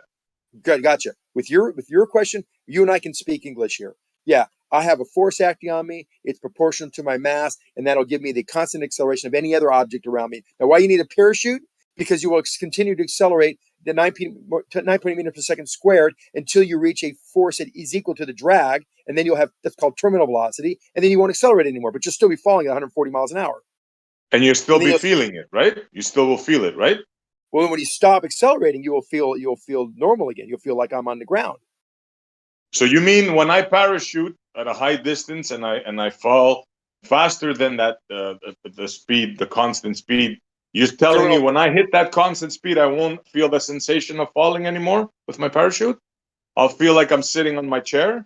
Is what Correct. you're saying? Yeah, exactly. That's what's kind of weird about free falling. So when you jump out of the airplane, you have the acceleration, and then once you hit terminal velocity, if you closed your eyes, you wouldn't know whether you're sitting on your couch. If it's a real soft, fluffy bed couch, you just think you're sitting. You're kidding me, right? No, I'm not You're kidding. kidding you. me. I'm not kidding you. You Have mean ever you're been in the air, you're falling in a parachute, and it feels to you that it's the same thing as if you're sitting on your chair at home. Yes, especially You in the don't parachute. feel like you're going. Especially in the parachute, the same feeling. If you're able to have a parachute that allowed you to stretch out like you're laying on a bed and maybe supported your legs and you're in like a hammock or something. If the parachute is boom, there'd be no difference between that force sitting in the hammock going 3 or 4 miles an hour. It's a big parachute, and you free falling with your hands out, looking at your buddy, making a big star with all your friends doing a free fall. That same feeling would be felt by your body. All your contents of your stomach would be more towards the Oh bottom. man, Oh my god. Okay, stop. This is reality. I'm talking about reality here. Danik, okay, I get it, man. So, but I don't the think problem you is Einstein didn't have a parachute when he envisioned his friend falling. So now you gotta say either one thing or the other. Do we feel the acceleration when we jump, or don't we? Make a choice now. You can't go back and forth. I'm not going back and forth. I told you when you jump off, you're at a point where you have a matching of forces, and you are not moving. So you feel everything is pushing downward. Everything has weight. So you in your jump off body. a plane. Hold on. Can I Jump off finish a the thought? plane. Can I finish the thought? Oh, So as soon as you jump, nothing in your body feels like it has weight anymore. You're floating. There's no G's acting on you. You're zero G. And if you're a Newtonian, you figure that makes sense because I'm just accelerating to the ground and I'm going to smack and die. Great. But in Einsteinian, you're motionless in space. You're not moving. Things are moving toward you. Oh yeah, that's insane. And you're if you want to describing believe it, reality. then That's what they say. That's all your But physics. using- All your Did you physicists you're quoting with it all say the same thing I'm saying. I don't Zanuck, care. Let me just say Now one you last don't thing. care. Before you and then cared, can go, call them out on No, intricacies. I think and now you it's don't insane. Like, dude, I think it's Not insane that insane. time slows down and that if I went the speed of light, I would experience timelessness. They all believe that as well, right? I don't right. invoke them. First of all, I don't invoke them because I believe in what they say. I am forced to invoke them when conversing with you people because you guys lie about the model. So I have We're to not lying about correct anything. you and I have to show that. And then what you guys say is, oh, you can't use him. He doesn't think the Earth's flat. He doesn't think the Earth is stationary, which is an all or nothing fallacy and a straw man fallacy and a red herring fallacy. I'm only bringing up the hostile witness really to not, correct you. Okay, thank you. You're not correcting me. I've already told you what you wanted to hear. I agree with you. Due to relativity, due to special relativity, that we don't agree. The physicists do not agree that things that are falling are falling. They're motionless. No, you agree that we can never prove that the Earth is moving around the sun from the Earth. Right. But we don't, that's not this, that's, see, that's when you read things like these things you've read, you're taking things out of context. It doesn't mean there isn't Zach, relative I've read motion. them and Hold you on. haven't read them. Hold on. It doesn't mean that there isn't relative motion between the sun and the earth. It doesn't mean there actually isn't something where you can say either we have moved around the sun or the sun moved around us. Doesn't matter. There is motion. That's a straw man fallacy. When did I say Not there a straw wasn't man. motion? I'm just saying we see motion, and you're saying we don't. I didn't say that. It's a straw man. So we do have motion. Yeah, we see the sun move, my Good. guy. Then it's all that matters right now. No, For no. your That's, conversation with me, okay, that's so all that matters. this is the point. No, Now, anyway, what matters is wait, you're totally restating it as if he said something he didn't say, so that you could get out of having to admit that you can't say that it's provable your way that you think of it more, and that they're not an even disprovable on both sides, and then you try to make it straw man him saying that things don't move. Anyway, I go love ahead, when people like you, respect, you're trying to make an argument based on some All right, accumulation of Zanuck, logical whatever. fallacies. Left You're just lane, trying do to go you list logical fallacies to prove me wrong. No, I'm not wrong. Wait, so you didn't straw man him. You didn't say that he was saying nothing moves. No, I asked him if he thought that. I know he doesn't think that. No, you asked him if he did that, so you can say, "Oh, then something moves," as if you're correcting him. You're Yeah, I making knew he was it's going to a lie tactic. when he paused. It was he a had to think rhetorical about what he question. was going to say. I knew it was going to be a lie. Yeah, Xanax, don't lie about it, bro. It's all good. I'm not Hey, left lying. lane. Xanax, you did try to pretend I was claiming there was no. You said that doesn't mean you can say what you're saying, which is that nothing's moving, which is ridiculous. Left lane, would you like to admit that according to your model, you cannot prove the Earth is moving around the sun from the Earth? Yeah, I don't know anything about all that. Well, it's not a matter of proof either. Nate, would you like to admit? Nate's on there. Hey, Chucky, would you like to admit that you cannot prove that the Earth is moving from around the sun from the Earth according to your model? Evidence-based. Okay. We have a lot of Yeah, evidence that supports it. So this is one thing, Xanax. This is what. Do you believe this? Then you have to believe this. By the way, whenever I'm using I'm using a laser rangefinder, and I'm going to use it to measure these 2x4s I have because I'm building a shed, right? And so I want to measure 10 feet board so I can start to build my shed. So if I measure one direction, the laser finder measures 10 feet, no problem. If I measure the perpendicular direction to that, when I use that laser rangefinder, it's going to look like it's measuring 10 feet, but in actuality, the light took longer to get to the 10 feet. And actually, it was longer than 10 feet, right? But at the same time slowed down, and then the matter physically contracted, so it looks like it's 10 feet. Yeah, you're making it seem like it's some crazy change in lengths and time. If it's not, yes, both counteract each other, so it still looks like 10 feet, according to the laser. With the laser, it is a pretty big change, right? Because lasers are how we get pretty intricate measurement. That's what interferometry is. So Yes, but I due know to the how 20 miles a works. second the Earth is going around the sun, there would be a big change based on which way you're shooting the laser. But time slows down. Because, like, obviously time in terms of light is, light goes very quickly relative to time, of course. So, like, yeah, it is a big change. But according to your model, if I shoot the laser in a perpendicular direction to the Earth's motion, then it's going to have to catch up to the Earth. Mm-hmm. And time slows down, and then matter physically contracts. So it looks like it's the same distance in the same time, even though it was a longer distance in a greater time. So now we know in reality, when we go out here and we measure the freaking wood, it's just the same in all directions. It's 10 foot everywhere we measure. We know in reality, it's just the same. But according to your version of reality, it's actually not the same. But the universe, via a stubbornly persistent illusion, deceives us into thinking that it's the same. So that's what you believe? Well, if you think about it, the Earth's rotation is not the same as the motion around the sun. You would agree, right? Non sequitur. Do you agree that there are rotating reference frames and inertial reference frames? Correct? Why are you not answering my question? Well, it's built on that because it's two different concepts. Do you believe what I just said? What's that? You realize you have to believe what I just said. You have to believe that it's different based on which direction you measure the wood. With respect to what? The way around the sun we're The traveling? motion of the Earth around the sun. Around the sun, yes. So the laser actually, it's like it says it takes like however many milliseconds to go so far, so we get this amount of distance. When we shoot it in one direction, it's actually going to be different, but time slowed down. So like the time that was used to get the distance from the laser, that time slowed down because it went in one direction. But we're not really moving. According to you, we are moving around the sun. We're not moving around the sun. You already said this. We already agreed. Oh, so we're not moving around the sun. We're falling. We're completely. The Earth is in 0 g around the sun. It's No. falling. According to your model, we are moving around the sun 20 miles a second, or like 18.97 Which miles model a are you second. talking about? You're conflating two models. No. Like this. Wait, What moving and falling relativity aren't- says is that the models are interchangeable because time slows down. There's a lot of math behind the interchangeability, but no, they're not the same. They're interchangeable because time slows down and matter contracts. Right. Okay. It is so stupid, dude. Well, it's you're stupid trying to interpret things that you don't quite understand. I don't even. You think have I more than understand one what- model to There tell are us many how we're models, going around actually. Wow.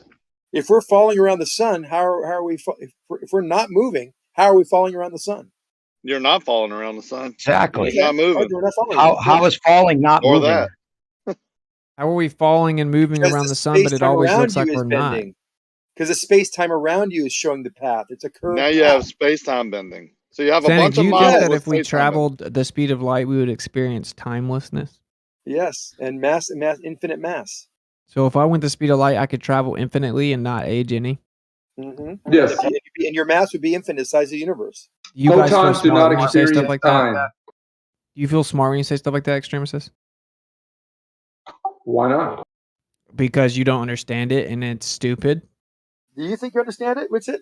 I understand the concept, and that's why I know it's No, I don't stupid. think you really do. Actually, I It do. seems I like know what it's you say- stupid. Let me You know why it's rephrase that. stupid? Because you use a cannot lot apply of straw physical. mans and a lot of red herrings in your argument.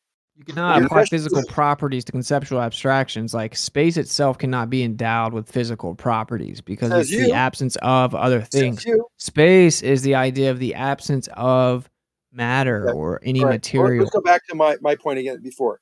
So Wait, when I real jump off fast, the building, Can I ask why do we extremists, feel- please? why do we feel Extremists, nothing when can we I talk? ask extremists, please? Sure, go Extremists, do you agree that according to your model, you can never, ever, ever prove that the Earth is moving around the sun from the Earth because time slows down? I agree with whatever Zanuck says. Wow. Well, what an opinion. Do you not have your own ideas? I don't. I follow Zanuck. You also follow the TV? He does not. Wow. You also just like blindly follow the TV? Like whatever the news says? Yes, absolutely. We have Okay. we wear those hats that Don't say give him obey. the out. You ever have one of Extremists, those are you hats? going to use, Zanuck Extremists, was are you already going to take in. your 4th or 5th booster? Say that again? Are you going to take your 4th and 5th booster? No, that part. There's a difference between I draw the line at that part of it. But as far as the actual science of space and time and all that, I agree with Zanuck. Well, okay. First of all, Zanuck doesn't have his own ideas either. If you believe in the globe, then your ideas have already been determined for you. Okay, and the idea is that the universe is like a wizard, and it's Wait a minute, is it your waving its idea wand or around. whose It's idea is waving this? its. Guido's Zanuck, you idea. should read A Stubbornly Persistent Illusion by Stephen Hawking. So I you won't read just parts of it. come in here and keep talking about things that you clearly don't understand. No, it's you that don't understand things. You conflate and you take things out of context. That's your methodology. If I could go say back to you the were direct. Let's go back to you the were the one direct acting statement, like what though, you that, call that us to be. Extremist says he I was agrees with talking Zanuck. to Witsit. And Zanuck, wait, hold on, with I was Zanuck, talking you to did Witsit. I say really that, was. wait, I just was to in the make middle sure, of I a want for the sentence. record. Loading. For the Go record, ahead. besides the You're conflation that you're he was obviously more giving, important than I I'll am. agree Go with ahead. you that maybe there was a straw man with the wizardry, then you could call that out in a minute. But I'm just saying that Extremist, agreeing with you completely, has to say then that he believes that you can never prove that the Earth is moving around the sun. Is that true, Extremist? Because that's what Zanuck says. Is that what Zanuck says? Then that's what I believe too. So say it out loud. Say it. Yeah. I believe the same thing that Zanuck does. Why can't you just say it though? Why can't you I say don't it? even know what you're saying. So all I'm going to say is just the easy. Repeat it. Repeat what Zanuck said. I don't know what he said. So what if he would have said something insane? You're just gonna believe that? I absolutely will say whatever Zanuck says, sane or not. I believe him. He's a So is member what of you're the trying to church. say He's is a member of the that Church of Zanuck. you're not He's a member of capable the of Church of fully Zanuck. interpreting the conversation. So since you are He's a not capable Zanuckite. of Zanuck, stop. Extremistus is a Zanuckite. Zanuck, stop. Extremists, are you basically saying that you can't fully comprehend the conversation, so you've handed over your ability to make decisions to Zanuck because you think he can understand it? Yes. Whatever you just said is exactly what I'm saying. Okay. That's sad, bro. How Anyway, can you look at Isn't it yourself in funny? the mirror next time you shave after saying that, bro? How can you Look, do it? he's a Next time Zanuckite. you That's why. shave, I want you to think of what We you all just believe said. we all believe our indoctrination. But no, This the is thing is, unbelievable, man. I know it's unbelievable. But so here we have Whitsitt, who has looked at things from a little different perspective, and now he's making the determination based on the things he's taken either in or out of context. We don't even have to determine that right now. And he says his way is the way you should think of things, where we No, I have don't. learned things completely differently, and we things are taking things in context. I think I'm taking things completely in context for those that have declared these concepts. Yet we're the ones that are inept, ignorant, misled, indoctrinated, guided Yeah. by authority. Why are we wrong and you're right when you're the one that has the least amount of experience of anybody on the planet that have made these contentions and made these claims? Yet your way of understanding is the correct way. How is So that? we haven't were even just trying to gotten. clarify what you agreed with him on, right? So did you agree with him that we can never ever prove I didn't that the say Earth? never ever. I said it's impossible as we for what we do today, what we Possible know is never, today, not for us never. to measure the difference based on special relativity and general relativity. Yes, it's impossible to know whether we are moving around the sun or not. Well, Or the way if that you are There you able go. to not measure whether, if we speed, measure the measurement of the sun. how do Of we the measure path around the speed? sun. How do you measure speed? Speed is the first derivative of distance with respect to time. So it's distance over time. First derivative of distance over time. So if you can't use the variables of distance and time, how could you prove the Earth's speed? That's exactly right. So then it could be never done then. Well, I can't say never because in science there's never a word called never. Hey, how can you say never though? We don't have the you ability. need, We don't have the ability now to do this. You're right. but you need distance and time to get speed though. Right. And what special relativity says is that space time is warping. Yeah, so it says that the time slows down, the distance changes and contracts. Yes, all that. That's So to a you lesser could never degree, use to a those lesser two degree variables. to a lesser degree than the warping, but yes. So you could never use those two variables, which means you could never determine the Yeah, the speed. I'm in agreement. Like I said, if you understand that so you said I'm insane when I said you drop off a building, you're not moving. You have a problem with that. So right now you don't understand the concept because you can't understand that particular basic. Dude, I understand the concept. I actually read what Einstein wrote about Okay, it. so when I jump off a building, used am I the moving? analogy of someone falling off a ladder.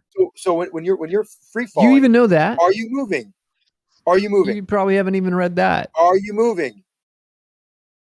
Are you moving? Well, Yes I or don't no? live in La La Land, so No, are when you I'm moving? moving, I'm moving. You claim that when Why I'm don't moving, you, I'm then still. why don't okay, well, hold on.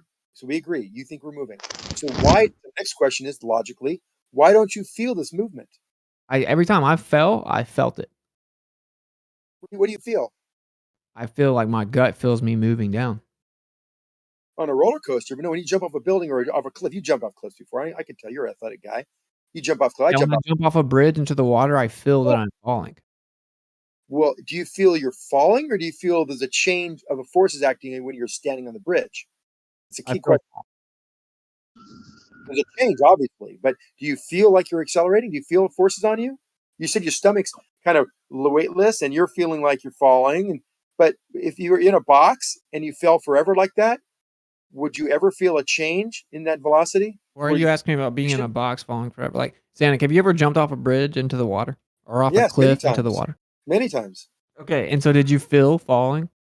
I felt a difference between what I felt like standing versus when I jumped. Yes. Right. So you felt that you were falling. So, But the interesting So thing, you felt like you felt like you were moving. Hold right? on. You felt like you were When I moving. jumped out of an airplane, you jump, you feel that same feeling of weightlessness. But then after about 4 or 5 seconds, you start feeling heavy again. You don't. well, you you're not don't feel accelerating it as anymore. much once you hit your terminal velocity. You don't really As feel much? as much of a You change. feel anything in your stomach is pressing against your abdomen on the bottom side, pressing, just like if you're laying on your bed. You feel that. You know that's happening. You're not accelerating anymore to the Earth. But then again, you weren't accelerating anyway due to Well, relativity. according to You're you, just when I'm on the you're just bed, you're motionless. according to you, when I'm on the bed's accelerating up towards me. And when I sit like at my cup, I No, just got a that's the smoothie. wrong use of I the just made word. me a smoothie. When I set the smoothie on the desk is accelerating up to the smoothie, but No, it's applying a force on you. it's accelerating up to the smoothie. You It's don't not understand. oh, You don't oh yeah, yeah, yeah. understand Okay, sorry. Einstein again. I didn't know what sorry, my fault. I didn't know what you were. Yes. When you're Okay, sitting on the desk, it's accelerating toward you and you're accelerating toward it. Or excuse that's me, right. it's accelerating toward you. You're not accelerating toward it. That's right. That's right. So Zanuck, this is the point, right? According to your paradigm, it's gonna feel like you're moving down, but we're actually not. We're So not moving at all. it's not about. It's the same thing with it's gonna look like the Earth is stationary, but it's actually not. Right? That's the Yeah, difference. The we have to difference is add we say falling it's to the the Earth looks illusion. like Rotation it's. is different. Rotation is very different, by the way. We say the Earth looks like it's stationary because it's stationary. You guys say it looks like that, but it's actually moving, right? So like that's the fundamental differences. That's why the book is called Stubbornly Persistent Illusion. That's the whole point of the book. It's like literally that's what the whole book's about. Well, if you understand, which I don't know whether you do or not, I think you might at a high level, understand reference frames. I mean, really understand what a reference frame is and the math behind relative motion. I think all this makes a lot more sense. If you don't, then you kind of stay confused. Like I he was do like, understand it. or I do Rafi was understand it. saying, "Hey, he's not like he's confused. He just doesn't care to learn more about it." No, Hey, I when I start understand it, something, I Zanuck. know But it falls. you're trying to make it out like he's not understanding something right now is a tactic that's I not didn't working say at that. all in I'm anyone not else's eyes that are saying or anyone what else's I ears that are don't. listening. What I'm saying, I don't say he's not understanding it. He understands it, what he's read and the conflicts between the Newtonian model and the Einsteinian model. I get he understands that. I don't think he takes the things he's read in proper context. Because when I asked him about when we're falling, why we know we're not accelerating, because we have no forces acting. You can actually measure this. You have an instrument called a G meter, or your phone actually has one. Jump off a building, see what it reads. Yeah, so if you have a sensitive enough device, you're going to It'll continue read to zero. measure something. Like this is a claim. It's definitely what your model claims, right? But it's never really been tested. You would have to go incredibly high in like a vacuum and then drop something, and that's never been done. But like They have done that, actually. no, it's never been done. Not really high. Okay, right? okay. Here, you know what? They did. So the drop test showed that when things are launched from a cannon upward, they did this because they wanted to have the zero G effect for twice the distance. You think, wait a minute, it's accelerating upward.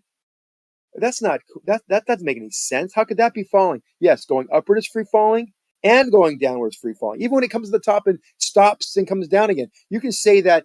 This is what you think about for a second. I just thought of that basically. Think about it. You're shot up, released from a cannon. You're going up. You're decelerating, and then you get to the apex of this trajectory, or just the peak of this movement. And at the top, you are now not moving, but feel exactly the same as you did when you were left the cannon.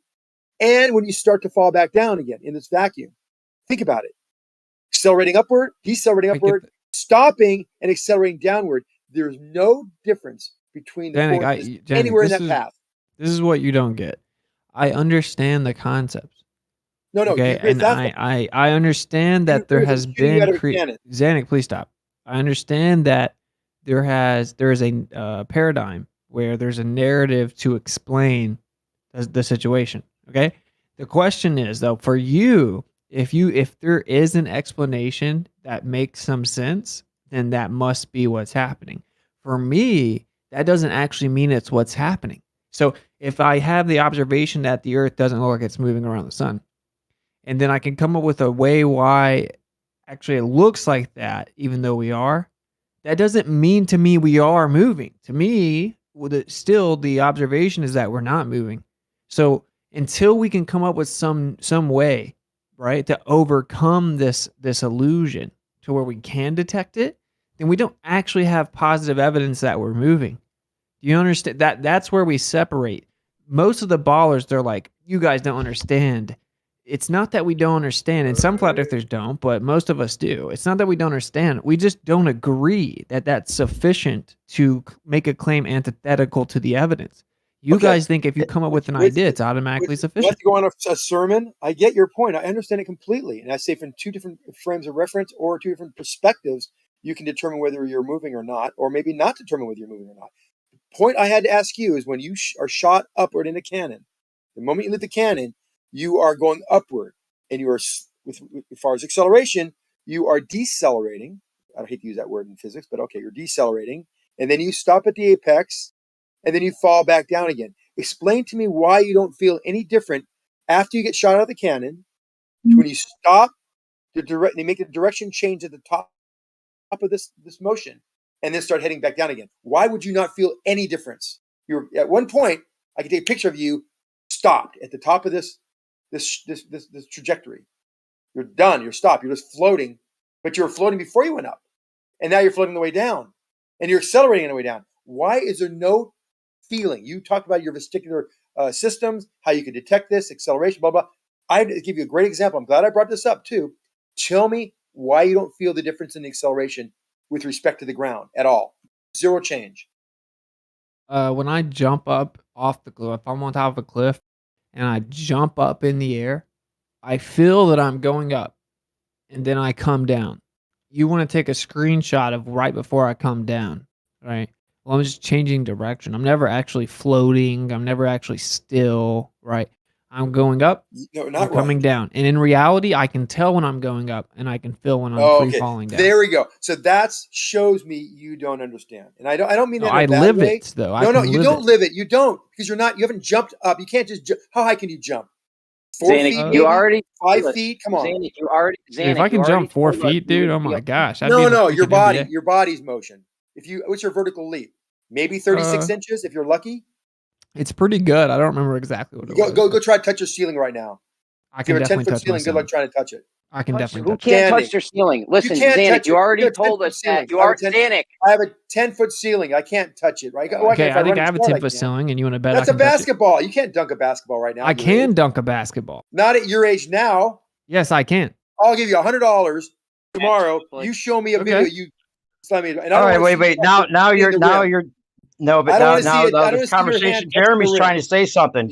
You're totally No, trying it to doesn't matter. The point, distract from you're right. the point. I get off. Okay, sorry about that. Okay, back to if you were to be on a trampoline, and so it's now we're not talking about jumping 3 feet. We're talking about jumping, 10 feet or more.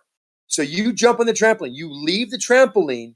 That feeling of weightlessness is the same as you're going up.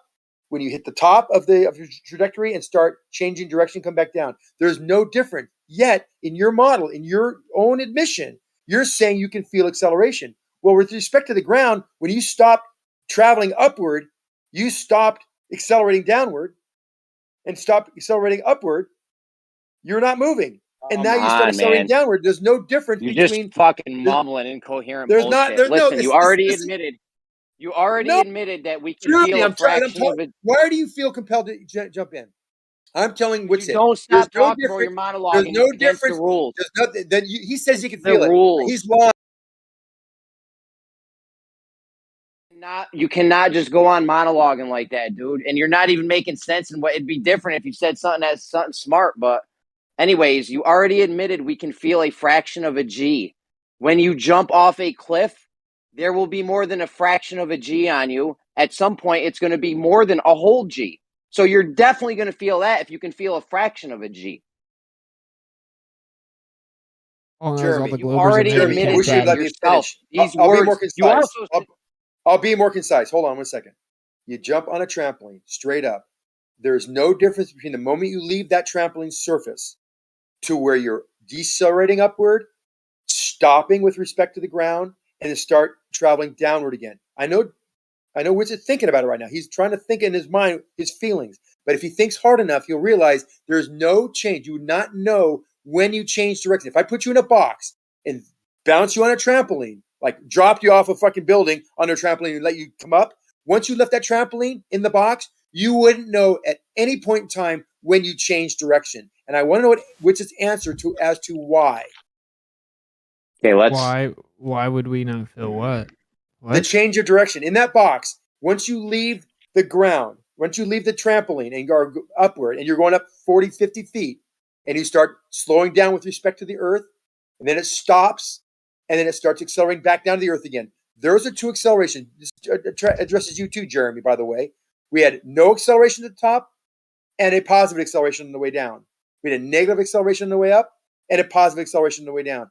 At any point in time, you would not be able to determine any difference or change in the acceleration. Would you agree? Bro, I'm done with you. You're just a double speaker at this point. I'm not double speaking. This is basic physics. Turn, Zanuck. It's my fucking turn, bro.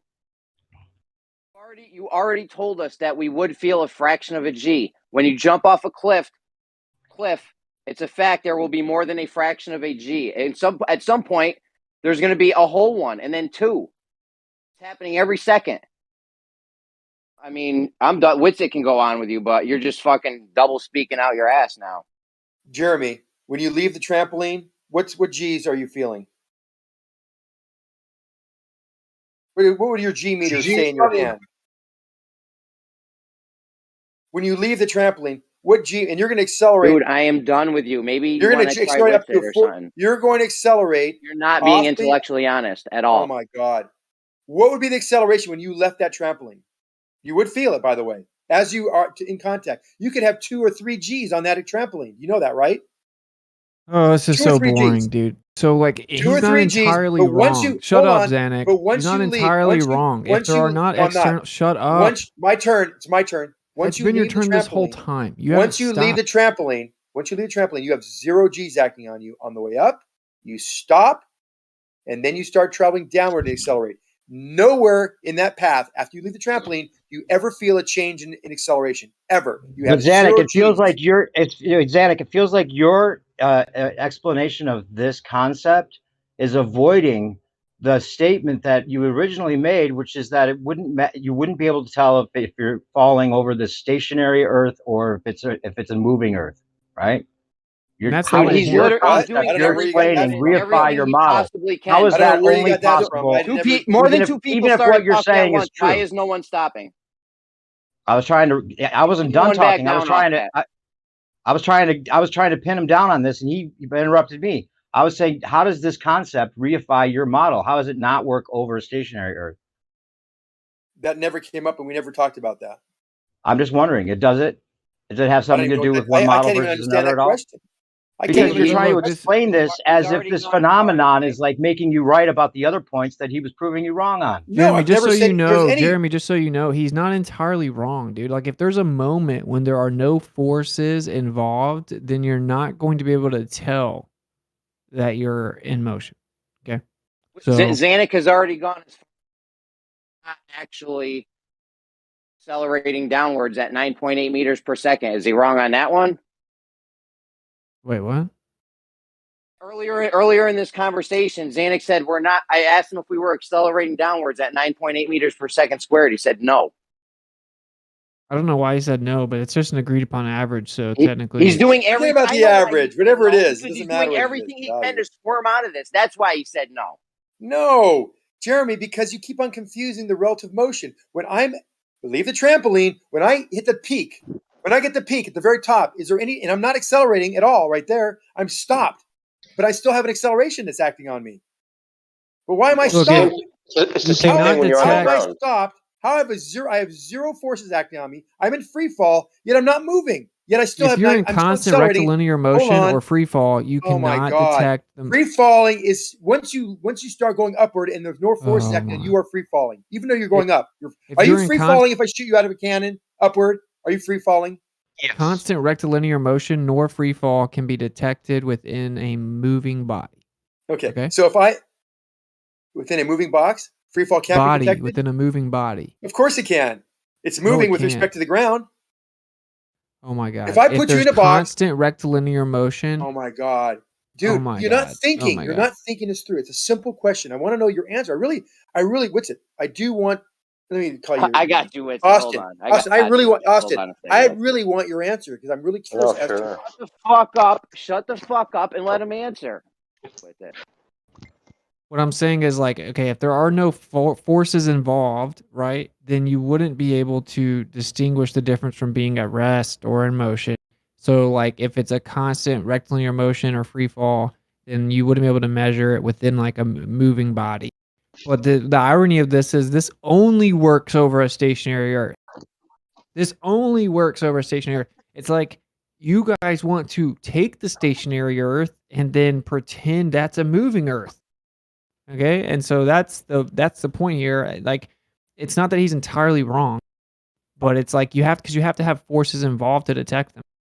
But in fact, you can prove that if you throw a ball off the ledge and it goes straight down, and then another one goes further out and then falls down, another one goes further out before it falls down, they're all going to fall at the same rate.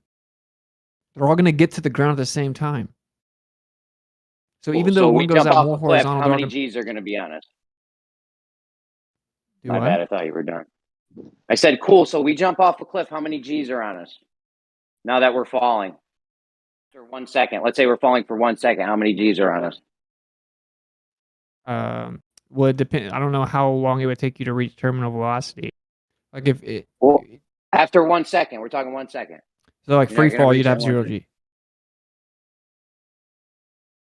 Like when you reach a certain... when we fall for 1 second, how many you think they get higher as you go or lower? Personally, I think that if you drop something from higher and higher, it would constantly accelerate. I don't think it's ever been proven that it wouldn't. It's never been tested. So personally, I'm just saying that the principle of what he's saying, like the principle isn't incorrect. Like as in he's accurately denoting the principle, but it's never been proven either way. Right? Like we would need to take a really, really, really, really tall vacuum chamber and drop something and see if it didn't continue to accelerate, which has never been done. When you jump off a cliff, how many G's are on you after 1 second? I don't know, man. But him being right about G this, is what does that 9.8 prove? meters. A G is 9.8 meters per second. There's 0. So you're falling for free fall, you have now there's 0 G. G's on you. So when you fall, it's 9.8 meters per second squared. Yeah, it's 1 G. You got 1 G on you when you're falling. Yeah, no shit. These guys are doing everything they can. Earlier, Zanuck told me the 9.8 meters per second wasn't us actually accelerating. Like, that's how far they're willing to take this. He said that falling is not moving. This is how it all started. Free falling, then technically you... Dude, I don't disagree that if you're completely free falling, you can reach a point where you wouldn't feel external forces on you, bro. How do you think that you float in a parabolic flight? Why do you float during a parabolic flight? But his explanation of this seems like a way of just showing that he knows something about the way things work, rather than saying how it reifies the model, of course, as opposed to a stationary Earth. That's true, but I'm talking to now the flat earthers here. When we're in a parabolic flight, why does it feel like we're floating? How many G's are on us when it feels like we're floating in a parabolic flight? 0. Okay. 0. I've never done it, but you only get the appearance of that because the object you're falling in is falling at the same rate you are. So you only get the... I don't know. I've never done it. Well, of course you don't feel you're floating. Like I know people that have done it. Like you feel like you're floating. You feel like you can fly around for a couple minutes. Like 30 I'm seconds. sure you probably still feel some type of downward acceleration force, but your other senses are leading you to believe that you are just floating around because the object that you are inside of is falling at the same rate you are. So you have the perception. That's right. That's what I was saying, that you wouldn't be able to detect the difference in motion, right, if you're in a moving body. So if you had constant rectilinear motion or free fall, like you wouldn't be able to measure a change within the moving body. So what he's saying is that because it's 0 G at some point, technically you're not actually falling. You're not even moving, right? You're falling, but you're not moving because there's 0 G. Is that the whole point? This is where he loses the plot. Relativity says that like when you're falling to the earth, you're actually floating still. You're like floating there still, and everything's moving to you. Right. That's what relativity says. Now, Einstein explains it about, he uses the analogy, he claims that he was sitting on the bench and he watched someone on a ladder and he thought, painting on a ladder, he thought, what would happen if this guy fell off the ladder? Right? So that's where we differ. But like, again, like to claim that there's nothing, you would have to test this with a very, very tall vacuum chamber and drop something and see if it continues to accelerate, to see if it ever exactly gets to where it tops out. Is there actually such thing as like where the object doesn't accelerate anymore, right? Like that's their claim. but it's On never the been field, tested efficiently. But it wouldn't prove okay, anything guys. otherwise. Even if he was totally right, it wouldn't say anything about. It would just reify that the concept of the equation could work out that 0 G's. Sorry, Jeremy. I just want to make sure I clarified because I'm trying to get this. So he's saying because it's 0 G's at some point, technically you're not falling. So you could think about it as the equation of not falling because there's 0 G's. So therefore everything's coming towards you, even though literally you're falling towards the earth. You just can't call it that. You can't call it moving because moving involves this G force, right? Is that it? But it only works on a stationary Earth. That's the funny part. Exactly. All right. So this is evidence for us, like, you know. Exactly. Yeah. Sometimes people instinctively are just like, no, I got to argue against mainstream. Like, nah, like, what they don't tell you is that this only works relative to a stationary Earth, and that they absorb the stationary Earth and say, well, we can treat it like it's stationary. That's the only way that it would ever work. Right. So and you're he's falling acting. for And 1 second. Go ahead, Jeremy. So you're falling for 1 second. There's 1 G on you. This is for Cyrus because he knew the answer. You're falling for 1 second. There's 1 G on you. You're falling for 2 seconds. There's how many G's on you? 1G. It's always going to be 1G. It's always 1 G. It doesn't increase. No. Well, at 9.8 If meters per second, it increased, I got you. If it increased, the force increased, right? F equals ma. So if your acceleration increases, what caused it to increase? Right? Your mass is the same, but and the a went up, so the f went up to increase acceleration because your mass is the same. Just work within F equals ma, and boom. Simple. Is falling not a squared function where there's more the next second than there was before? It is. That's for your speed, though. 9.8 meters per second square. So for the first second, like you would gain 9.8 meters for every second you'd be moving. If that makes sense. Yeah, are you with me? No. So second one is 9.8 meters per second squared. Second two, it's still 9.8 meters per second. Yeah, your speed is drop, different. right? Yeah, your speed is different. Your velocity now is different. Your v is different now. Your velocity because you accelerated, right? I don't know. Not if you're just falling at a constant 9.8 meters per second. You said there was only 1 G on you to start, and at the second too. Yeah, acceleration and velocity are not the same thing. Yeah, acceleration is the change in velocity. So delta v equals a. Delta is the change of. So if you're at 0 miles an hour and now you're at 1 miles per hour, something happened. You applied a force to get you moving to 1 mile an hour. Where that force came from, of course, the engine, blah blah blah blah blah. But that's just how it is. You gotta have forces to get you moving. And the way it works to make it work when you're like standing is pairs of forces. Otherwise, it won't work because you're not accelerating, obviously, when you're standing on the earth. So now you have to invoke the pairs of forces. As you're pressing up on the earth is pressing back at you. That's Newtonian. That's not like Einstein relativity. That way, you're on the ground and not sinking through. Like statics on dynamics. Dynamics is whenever the summation of forces do not equal 0, you have motion. But if the summation of forces equals 0, you have no motion. All right. Okay. You're falling for 1 second. You're going 9.8 meters per second squared. On the next, you're falling at 9.8 meters right there after 1 second. After the second, how fast are you now falling? I just add another 9.81 to that. So it's going to be 18. So now you're 19 accelerating miles an hour. faster and your speed is faster. So No, there's you're more. There's only. What's 1 G, bro? What's 1 G? 9.81 meter per second squared. Right. That's a G. That's 1 G. Or is it just 9.8 meters per second? No. Per second is how it's defined. Okay, fine. So there's 1 G on you. Zanuck told us we could feel a fraction of a G. And when we fall, is there always, if we're falling, is there always a 1 G on us? From my understanding, yeah. It's always 1 G. There would never be a point where you got down to 0, right? No.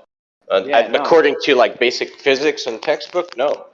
Even when you shoot projectiles, Well, even if you stop falling, it's always 9.81. That's the thing.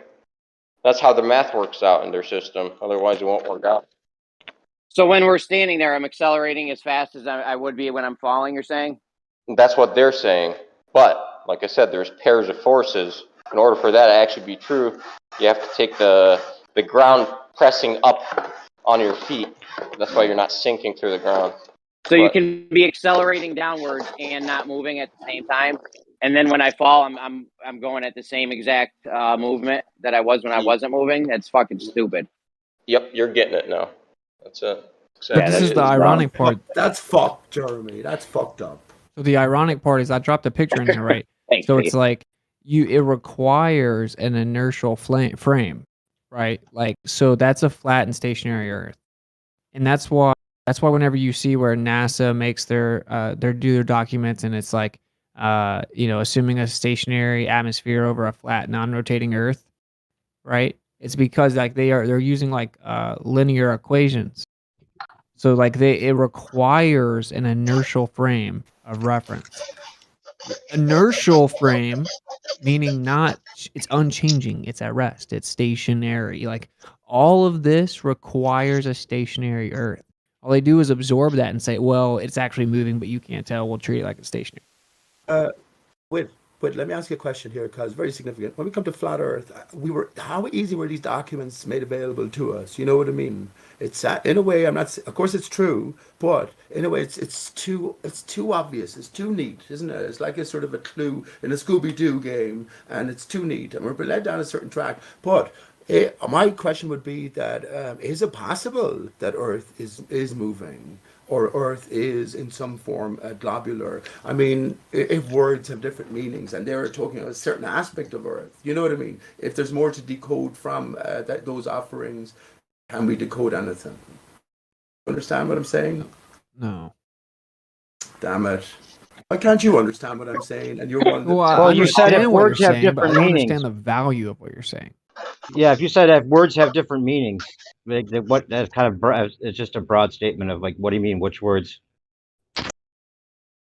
But I'm talking about in terms of it being a setup. So we came by all these documents so readily available when we came to flat Earth conspiracy thinking. There has to be more to the story. Now, what if they're telling the truth but not telling the truth at the same time, depending on which version of Earth that they use? It's like in the Bible, Genesis 1, Earth is a different thing than Earth.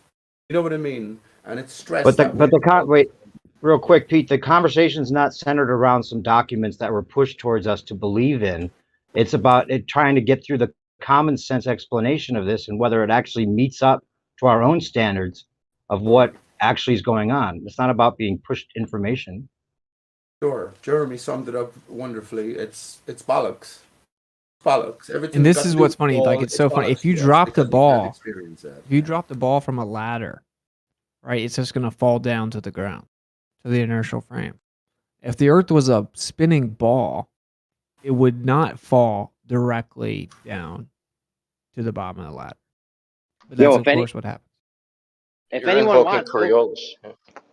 I'm sorry. Go if ahead. anyone wants, go clip that shit earlier. Dead ass Zanuck. I got Zanuck to say, I think a couple times at least, that we're not actually accelerating down when you fall at 9.8 meters per second squared. Oh, you said that? Nice. Yeah, dude, they're doing everything they can to try to get out of that. Good job, Dennis. Listen, can I just say, please, my point is, we know all these arguments have been had before. I had it the other evening on here with Zanuck or Moyak Man, and the same conclusion was reached, an obnoxious conclusion from their point of view, for more reckoning. But the point that I'm trying to make is, as flat earthers, well, what is Earth? Think of that these people know, and in a sense they are transmitting the truth to us. Is the sky as separate from the Earth, and maybe capital E that they are using, and we mistake for just a particular aspect of capital letter E, Earth, and that is the Earth's surface, the soil surface. That's all I'm trying to say. Yeah. Does no one get that? Why are you fucking? Does no one get that at this stage? In a sense, you're just like they're literally profoundly lying, but symbolically or in a different meaning, they're telling the truth. Pete, you have to restate that. Up to your Yeah, you'll have to restate that all, Pete, without like the the dig on people about not getting it because it was really a vague kind of. Can you repeat exactly what you're asking one more time? Okay, just briefly, it's along, of course, the same lines. So I'm not taking away from the conversation that's been had, but everything comes back to what we've come to reckon coming to flat Earth. And immediately, all of these documents were made available to us. It was almost too easy. Well, game over, guys. Yeah, your king is dead. Well, no, it can't be that easy. Or at least it could be that easy. But we know the Earth's surface is stationary flat. But what is Earth itself? Is not the bigger question that we're all at. So when these offerings are made, when we hear Earth, we put a different picture in our own brain as the average flat earther, whatever that picture is, than the average globe earther, for instance. So if they're speaking in code and there's many different layers, truth protective layers to the matter, then can we make anything of it? That's my ultimate point. I think you're getting at what's the reason for flat Earth being so easily in our hands, and I've also speculated about what the reason is. Like, if it was a rollout, what would be the reason behind it? And you're saying then what is the Earth, right? So maybe that is what it's leading towards. That's not what he's saying. He's saying, what can we make of it? He said it like 4 times. He's basically saying, like, this is what it is. We're talking about the specifics of a conversation, and then he's like, well, but we could get that information pretty easily. So can we really trust it? So basically saying we shouldn't talk about anything. Well, I think. Wait, hold on. Wait, let me continue with what I was saying. What I thought you were saying, Pete, is that it leads us to the question of what is the Earth, and maybe in my speculation is they're going to tell us what it is, but then that's where the lie comes in, right? Like they're leading us up to this point where they have to define it for us. What they say is at that point is going to be what it is because they have to admit that we're right that it's flat and stationary. Is that what you're saying? Yeah, that's pretty much the point. In the sense, let me just say this: in the sense that I many people that I ask what is Earth, and they just say the soil. I say, well, what about the oceans? What about the atmosphere? If they, in a sense, know what Earth is, then they can be talking in using the term, but meaning something different, right? Than you will take it to mean. And that's what I'm saying. And with that, I'm offended by your sort of categorization of me. I'm offended by you always coming in the conversation and saying stuff like that. Like whenever I'm talking about Tesla, you're like, they told us about Tesla. You can't prove Tesla existed. He didn't even exist. He's just a character they made up. Well, we talk about anything you say, we can't believe anything. I don't we can't talk about anything. All of it. automatically, The only way that we can get any information is if they gave it to us on purpose. And that's not true. That isn't true. Well, I never said that's true That's either. a tough position to hold. I It's hard don't. to Hang on, defend he's that. mischaracterizing me here, and I never said that was true either. But You do say that. You speak loads on many different platforms, and maybe if you didn't feel I was always imposing, you would get the greater thinking behind this. I'm not saying that Tesla or any of the technologies that he has put forth as the developer of are not true. But Tesla himself, it doesn't matter if he's a character or not. The technologies are the thing that has been pushed, right? And the technologies are real, which are leading somewhere. You see what I'm saying? So the fact that they hid Tesla's technology and it's crippled our ability to utilize energy. And then we had to diligently go research and start finding out some of the stuff they hid. When we go diligently research it and find it and then bring it to the group, Pete says they set that there to trick you. They already are using that technology. They never left the technology away. We are just coming back to being reintroduced to the technology, man. Because they're controlling it, right, Pete? Why do you need to put Tesla up in a pedestal? He's the counterpart to Einstein, if you think about it. You see what I'm saying? So new perspective. I wasn't strawmanning him. I know what he's trying to say, which is like, if we talk about something, it's like, can you really believe that? You wouldn't know that if they didn't let you know that. Listen, let me, excuse me, please. These people, Jeremy already admitted, technology-wise, they're 100 years, if not hundreds of years ahead. In terms of the script, or in terms of the lives that are laid out for us by these controllers, they know it all, right, of course, in our relative sense anyway. But it's not as if, like, when the computer age came about and Tesla is the name itself, it's not as if no one's heard of that anymore. Now everyone knows about Tesla. Yo, Well, don't sure, mix, talk about any of these things, don't right? mix me in with your craziness, Pete. I said they probably have suppressed technology and are hundreds of years, or who knows, in advance because of all the suppressed technology. That's it. I never said Tesla didn't exist. or none I'll of go that after never other said junk. So, that. Pete, are I you never saying it's a said you said futile that. pursuit for us to look into any of this? Of course it is, bud. Look Thank into you. everything. See, I Witsit. wasn't strawmanning Absolutely you everything. then, What right? did he Like say? Can I say one thing to Witsit? Witsit, when we You get said down the it's a futile conspiracy pursuit? route, when we get Yeah, down it's the futile. conspiracy route, you Wow. find out Wait, that before you, but Pete, we want to clarify that what you just said is that everything that we're looking into is a futile pursuit. That's what your point was, right? Is that what never you just said said? that. Who's? I Well, know. I said it seems I like everything that's just what is asked you. Pete worth You said. said looking yes. into. Absolutely. He Everything said, is you mean it's a wherever your futile mind or your pursuit? You heart said is. yes, indeed. Yeah, you said of course it is. Well, of course, everything is worth looking into. Oh, no. Okay. So I That's said, are you the saying that it's just a futile pursuit? And you said, of course it is. See, this is what I'm trying to understand, Peter. Are you saying No. that the only way that we having this this information that we're discussing is because the powers that be have allowed us to have it? No. Therefore, it's a futile pursuit if we think we're going to get to the bottom of the real truth this way, because we wouldn't be able to look at it if they didn't allow us. And it's actually part of the plan as well, including Tesla, including the Yes. ether, including all these things that we It's talk God's about. plan. What? What if Yeah, it's God's plan? Wait, let him answer that.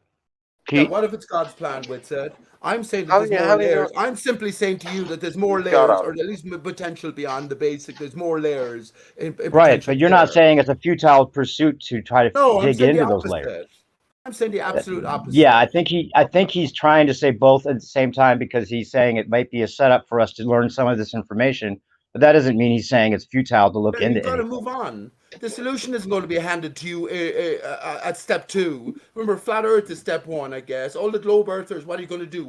Continue to do this when your father in the new year continue. I'm just saying, go against the What? same bowlers, the Xanax of this world, who will just happily do the same Well, thing tomorrow. wait, before you make Or it a is there personal another thing layer about to what everything? Whitfit's going to do, Pete, let me ask you this. Has the ether been pushed on us? Is that something they're giving us as like disinformation? They want us to really look into the ether and see No, what that's all about? no, Well, that's this is part and something that parcel of Witsit Tesla. focuses on more than anything, right? So this is Yes, something that that's he's had a lot of flack yeah. even from flat earthers about. So it's not about information that's being picked up because it's been given to us for some kind of like, alternative reason. Okay. It seems like there's I some think things we're getting Pete to has good Well, that intention, aren't. right? Like when he says when he's saying are you gonna do that in the new year with the new child? Like he's not trying to like take a shot at me or anything. Like no, I'm not. he has good intention. He's saying Yes, I like do. I understand. I agree with you even that like yeah, it'd be a waste of time overall Yeah. to just like scream back and forth with Zanuck every day, right? Like Yes, I but was not just telling the room necessarily. that same thing.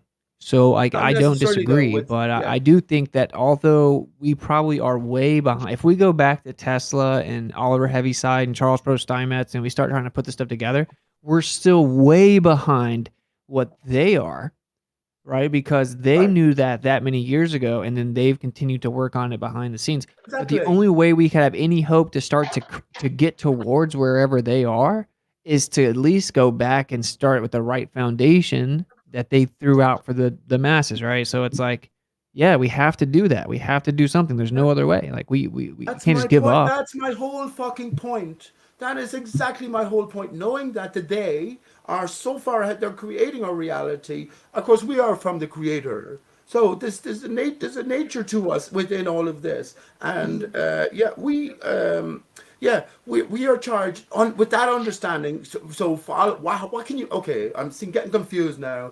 I'm not getting confused. I have so much to say, but okay. Let me slow down a little bit. What I'm trying to say overall is, with this understanding that you just detailed, Witsit, now we understand that the best we could ever do is put the pieces laid down for us by them or even by the creator, more especially together. And taking all the knowledge that we've gained and all of the investigative routes into consideration along the pathway. And that's all I'm saying about Tesla. At least consider, not that the technology is nonsense, of course it's not, but that the man himself maybe have been a crafted character, just like Einstein, or just like Elon Musk. Elon Musk is going to be the savior of the world then, isn't he? Because That's he's the one that's nothing going like to Tesla Tesla. the Like name Elon and Musk Tesla is the technology and the ether to public consciousness. Pete, that's nothing like him. Like, dude, Elon Musk was asked what he thought about Tesla, and he said he thought Edison was smarter than him. He said he admired Edison more, right? Like Elon Musk is propped up on the world stage as some type of genius. Tesla was Exactly. hidden from the masses.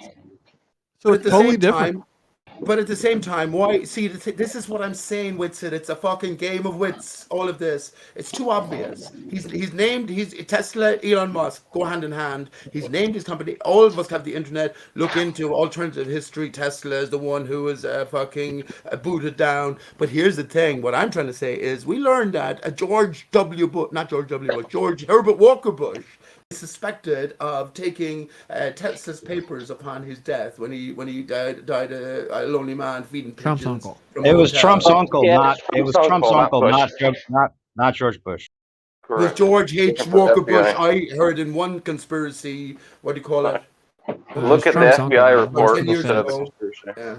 Yeah. And now it's Trump's uncle as well. Unbelievable. It was. all It's No, stored not in as one- not Trump's as uncle, well. yeah. It wasn't. It was never George Bush. It was Trump's uncle from the start. You got it mixed up.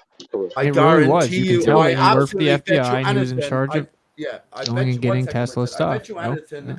anything, a new perspective drink, if I meet you someday, that if you type in some form or other, or you're going to find a relationship between George Herbert Walker Bush, I think they're the Strauss family or something like that, whatever the German family name was, and the stealing of Tesla's papers. He was No, involved. he may also have been involved, but this is what I'm because there was a whole team of people, and Trump's uncle was just one of them. But Pete, this is what I'm not understanding. If this is like a big script, then why did the government take like over 70% of Tesla's chess, and we still don't have the information? Like, he was working on a new dynamic theory of gravity that he said would definitively dispel the nonsense that is spatial curvature, and then we never got it. So why is it, if it's a script, why are we not getting all the info?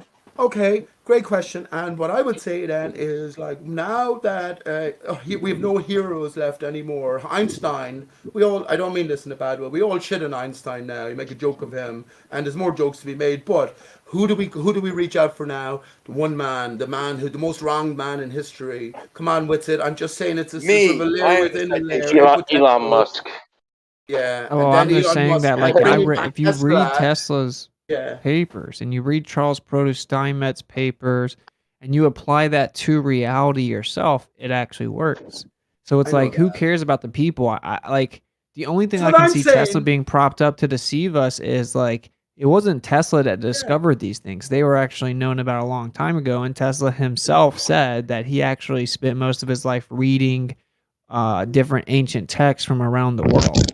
And he studied like the Vedas, and he studied like Hindu cosmology and stuff to understand the ether, and that's where he began to put it all together. So it's like, yeah, he just kind of like reintroduced what was known for thousands of years, but that doesn't matter. Like, that's our modern version of the language we speak with more specificity, putting into ways that we can So hang apply on. physically. Please give us some Why specificity. would last thing I will say, why would Elon Musk then bring the name Tesla to such predominance, especially with all the freely available conspiracy stuff? Because it's a cool Why name. would It that looks happen good with on it? a car. What's your Well, to reason? maybe to usurp the name so that we associate it with Elon Musk's stupid Exactly. ass rather than the real man. Yeah, when And you not Google only that, Tesla, that's all that say- pops up. Yeah, and saying that like the focus of Tesla is like the go-to is it's not at all like I just posted a thing in the Considering live they stream use an AC that induction motor, basically. Eric, a well, this motor. the document. Check it out, Pete, in the live stream. It's why was Eric Lathwaite ignored by physics, right? Physicists, Well, he right? started But then it working. goes to a list of started other working on people. them.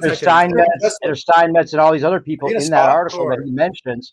Because I'm in the middle of it, you're trying to interrupt me. You say, "Are you Derek, going to we don't stop?" need You your interrupting opinion. me to ask me if I'm It's going to not stop. original. Yeah, shut Saying up, there's a Sonic. lot of other people that he mentions in that comp that I made up of these other people that were ignored that a lot of people haven't heard of beyond Tesla. That's what it's about. Can we talk about Tesla and his Well, contribution? Sonic, 1 second, Yeah, please. yeah. One Can second, we? please. I haven't Because heard I've of been this trying for 10 minutes. I've been trying to You- respond to Pete's comment for like 15 minutes, but I couldn't get a word in. So just, Okay, just can give me I- a can second, I- just a quick second. Okay. No, Can not I you, just Pete. make a I'm response responding as to well? you. Hold on. Okay.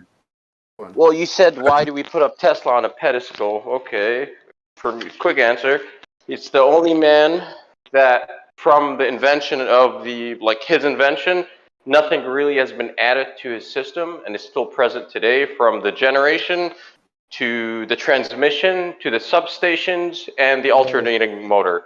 Not many changes have been done to it. He invented the entire system, and we use it the same exact way as he invented it. So Okay. that's why he's up there. I'm not.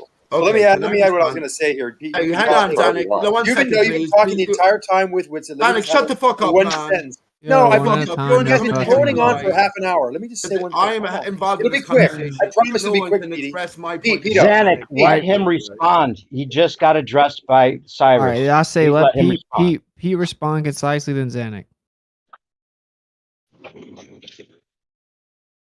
Pete, go ahead. Tesla story is equivalent to, so we move away from mainstream science. We have Einstein, and then we have Tesla, right? The hero who is squashed and put into the backdrop of the depths of history.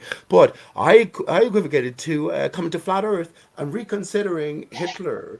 And this is the whole point. Hitler now becomes the hero, right, as opposed to the anti-hero to begin with, the villain to begin with. Now, I think I haven't stopped that. Hitler was an actor on the stage. But I haven't stopped just there. I haven't stopped at the Eric Dubé level in terms of Hitler versus Can we I stay don't on know, topic? Roosevelt or Go from Churchill. Tesla You to get my Hitler. point. I'm done now. Let me, Okay. Pete. Let me add my point because you're going to go off on a freaking tangent beyond belief here. The Who are point you, was Zanuck? that Shut up, Tesla's bud. name being associated with an AC induction motor is relevant and applicable because we have these things powered by AC servo motors. It's common knowledge. That's his deal. Whether he invented the entire system, that's very debatable. But it doesn't matter. I can pull up the patents on the transmission generation. Like he patented the. Transmission generation. Yep, he AC did. Yep. AC current generation.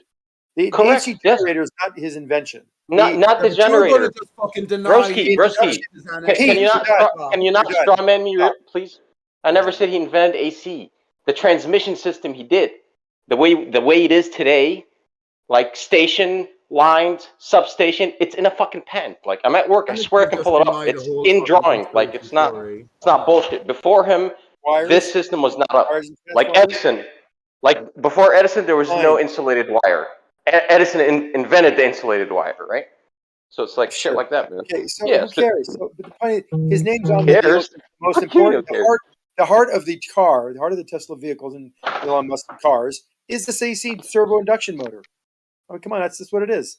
Not a big deal. So give it a name, and it's a cool name. We have People two like cool Masons stuff. smoking. Tesla Cyrus Coil and is kind Zanuck. of Can't cool. speculate why he named it. We have to ask him why he named it Tesla. Like, don't speculate just because it's got an AC motor. A lot of things have an AC motor in them. Masons I've asked smoking him actually. Zanuck and Cyrus. Like, Yeah. What do you reckon about that's that? why he did it. Did he ever say that? You got like a tweet said from that. him or something? He said that. What lodge are Where? you in, Zanuck? Where? Which In a interview? meeting I was in when we first formed SpaceX back 10, 15 years ago. I was in a meeting and he talked about it. Oh, okay, so I'm gonna have to take your word for It it. makes Was sense, that right? meeting recorded? He It took does. Oh my But God! you don't know. I don't know. Why don't you do a The search? creators of our reality. I'm gonna go back Elon to Elon did denying all not conspiracy. Elon did not create the company Tesla. You know that, right? Tesla Motors was already existent. He came in and basically bought out the company. This So dude how just did now he told a name it? story about him telling why he picked the name. Yeah. That's a good one, Napalm. Associated Because in if you're right, then associated Zanuck is full of shit, and right? the motor. So, Yes. Zanuck I don't is full of shit. We know that I already. know. Be No, he's Zanuck, why would you make that You up, would be dude? controversial. Why? Zanuck doesn't make anything up, man. He's Don't make always this weird, extremely bro. honest. So He there I talks was about in a the meeting with correlation me, between Obama, Wait a minute, Elon Zanuck, are Musk. you laughing that off? As your laugh admitting that you Oh, just he's not made that gonna let up? you skate by it. He's No, gonna I hold didn't you. say he named it. I mean, he drew the correlation between the two. Look at it. What? Oh, He did You what? were Wait, in no, I a want you to meeting. repeat the Didn't you just say lie you were in a as if meeting and as you if heard you him say didn't that say shit? it. Yes, Well, I I want you to thought you were repeat not. the we talked Are you about lying or you not? were in a meeting with him and he said what? talked about. I Lying remember him sack of talking shit, dude. about Oh, one at a the time. AC induction motor and that they're powered by the Tesla's invention, which is this is what he said. The Tesla's invention, which is the AC induction motor, which is basically a derivative of the AC servo motor. That's what he said. Take it for what it's worth. Not a He big didn't deal. say anything. It's not a Oh, he didn't? derivative Oh, ask when him. it's the First of first all, thing. Elon doesn't even speak coherently. It's a Correct. Okay. Hey, So Witsit, why don't we Elon go back Musk, to Steph Jeremy, McFarlane. who was talking Elon Musk, about? Steph McFarlane. He was confused still about accelerations. Why do we have to divert to Oh, because we caught you hidden world lying. of That's why. the hidden world of power secrets that have been buried to keep us all obeying the? Okay, I'm not confused about acceleration. I am well aware that when you're standing still, not moving, you're not accelerating. Oh, here's Anik taking over the stuff again. Then Jeremy. That's what I said. Okay, so Jeremy, when you we're accelerating when we're standing still, not moving. We have zero acceleration to the ground. Yeah, getting to the truth. Zanik Are we accelerating when we're standing still, not moving? But yeah, hold yes, on. the answer is yes. Then Is the acceleration the same when you're falling or when you're being shot out of a cannon upward? Jeremy, yes. Jeremy, when you get shot out of a cannon upward, is the acceleration the same the moment you leave the cannon, the moment you stop going up and coming back down and going down? Is it all the same? Well, I'm not talking about getting shot out of a cannon. I'm talking about standing still on the ground. I got a We're headache. just standing still, not Jeremy, moving. as a Are we friend, accelerating? Jeremy, Let's start there. Jeremy, as a friend, please answer the question. Let's just start there. Do me a We're favor. standing on the Jeremy, ground. I've done it for you. You can do it for me. I have here a question. we go again, taking away from everything. Pete, Right on, stop. Zanik and Jeremy, shut the Pete, fuck up. stop. I'm talking to Jeremy. I was talking about Pete, Tesla. stop. Yo, Jeremy, Zanik, you just Jeremy, said, as oh a yeah, I'm favor, gonna can you please answer the question to help me out? When you get shot out of a cannon, the motion upward. Pete, please. Not Pete. That's Shot out of crypto. a cannon. Crypto, you're pretty low. Scream a You get little shot bit. out of Yo. a cannon upward. Jeremy, you have is acceleration bullshit. acting on you, then you stop with respect to the ground. and then you Zanik, start Crypto down. was Why trying to does talk, the man. acceleration I'm about to change mute along you. the path? I'm going to give Why you does 3 everyone have seconds to and then talk you're over getting me? I don't muted. get it. 1, 2. Okay, Crypto, go ahead. Why do we allow this? Yeah, basically, he just said, "Oh, I answered your question, Jeremy. So now you have to answer mine." He never answered your question. So the whole justification for steamrolling the conversation is completely illegitimate. I don't know why we allow it. Yeah, he said I'm confused, but he thinks we're accelerating when we're standing still, not moving. Yes. Yes, he does. That's the point, right? He Jeremy, doesn't answer that please question tell- because he No, knows it's Crypto, please. He didn't hear me because everyone was talking over me. Jeremy, please. Dude, Zanik, I stop. beg you, Jeremy, I beg I you was to answer talking the first, question. bro. You talked over me. This is It's good. Go ahead. unbearable, actually. I was actually answering something that Jeremy said, and then halfway into that sentence, you started talking over me, and then told me that I was talking over you. What a load of nonsense! Right. So anyway, Jeremy, what I was saying is he doesn't want to answer that question because he knows how stupid it sounds. Well, he clearly doesn't know what acceleration is if he thinks we're accelerating when we're not moving. I mean, which that doesn't even make sense.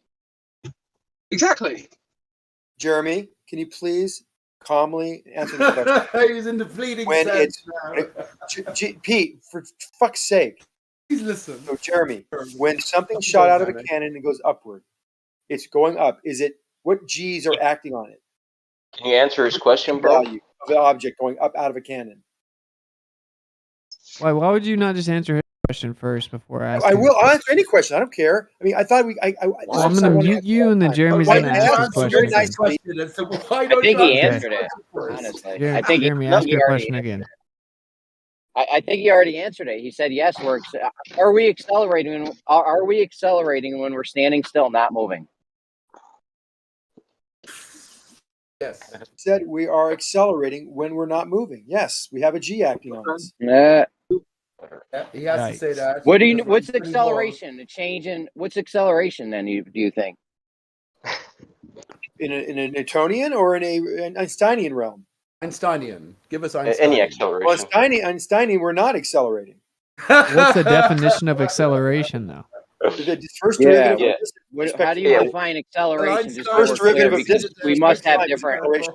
But We Jeremy, must have different definitions of acceleration. 'cause So we're there's looking a at the little, different a slight reference roadblock here, and I need to Okay. figure out what you think acceleration is. if you stop Pete from talking, why don't you mute Pete for a second? Because it's making it very Yeah, difficult. but you don't have to like do the little background thing. Okay, so Jeremy, ridiculous, if it's we're ridiculous. shooting a object out of a cannon upward, is it accelerating away from the Earth? I don't know, because I don't know what you mean by acceleration now, because you The think we're change of accelerating without. distance You with think we're respect to time. accelerating without. The change of distance with respect to time. Okay, and what distance? That'd be deceleration. Is there an acceleration of the object shot out of a cannon? Still not moving. What distance are we changing? What distance? Well, I'm telling you, are we listen, changing? If it Standing shoots still, up not moving. 100, if it shoots up 100 feet along its path to that 100-foot peak, it will be changing its velocity, which is acceleration. Actually, in layman's term, it's a deceleration, but we call it How can acceleration. velocity be? Yeah. Pete, acceleration? please You gotta shut up. We're not You got talking to. about getting shot out of a cannon. We're still stuck on. I don't think you know what acceleration means because you think that when we're standing on the ground, we're accelerating even though we're not moving or That's changing what our happened here. We velocity, were having a great conversation about which Tesla is the and real he definition. The All change the of Americans have position all the with time, respect to time is all the acceleration. time in So maybe debate you, to talk. Chunky, maybe you thought I said that. That is also true. Okay, so Jeremy, just let me finish. You know, it'd be over an hour ago if you just let me finish a sentence. You're not letting me finish a sentence. You tell stories and you don't address the point. Did you want? The point is, if I shoot I've out of a literally cannon, not I'm going up. interrupted you one. Jeremy, let me finish the sentence, please. I'm asking you. We shoot out of a cannon 100 feet in the air. Along its path, its change of distance, change of position with respect to time is going down, right? Correct. It's going slow. That acceleration will slow down until it stops. It's deceleration, but that's a layman's term. It's actually call it acceleration. So the That's just acceleration is acceleration. changing as we go to the top, but yet it's still accelerating because that change is constant. As it gets to the top, it's still decelerating or accelerating, and then it starts accelerating downward. Still accelerating downward. It accelerated upward and accelerated downward. You see what I'm saying? That even when you were stopped and not moving, it No, still had because I don't acceleration. know. I don't know. I don't see what you're saying, Zanuck, because I don't know what you mean by when you use the word accelerate, because you think we're Change of accelerating when we're position with respect. I'm assuming the second derivative of you're right, Chunky. I keep not saying it. moving. The That change does of not fall. velocity. That does Change not of fall under. velocity. We with can't go respect- on. We can't go on until we both know what acceleration means. Acceleration is the second derivative of distance might with respect to time. I be in a spoke before. Chunky was bad right. spot where I'm lying. So it's this rate of change. Or you're a spaz. I don't know. This change of velocity that we're talking about. It's a change of velocity as it goes upward. The velocity is changing, right? We know it's slowing down. Okay, so we're hold on, man. Hold on. So we're changing our velocity when we're just standing still, not moving. Well, that's why I said the cannon at the top of the. No, and it's not 100 the cannon. feet. God damn it, Jerry! Please, standing as we still, shoot it 100 feet in the air, when it stops at the top, is it accelerating? It We're stops standing at the still top, on the right? ground, not On the moving. ground, You it said we stops. were. Zanuck, Absolutely you not. said you said when we're standing on the ground, we're accelerating, but we're not Yes. moving when we're standing still, not moving. Yes. So I don't. That doesn't fit into my definition We of have a acceleration 1 because G. you need to be moving. You need to be moving to have acceleration, right? Well, it depends on what reference frame you're looking at it. Let's just keep it simple. Keep it very simple. The object that I shot out of the cannon was accelerating, meaning it was slowing down up to the 100-foot mark, and then it stopped. When it stops, Jeremy, is it accelerating? You tell me. Are you moving? Is there any movement? No. At one point in time, it is not moving. If there's no movement, you can't be accelerating because in order to be accelerating, you need. What do you need to be accelerating? There's You need no wrong movement. answers. You don't have to explain Do you yourself. need movement to be accelerating, Zanuck?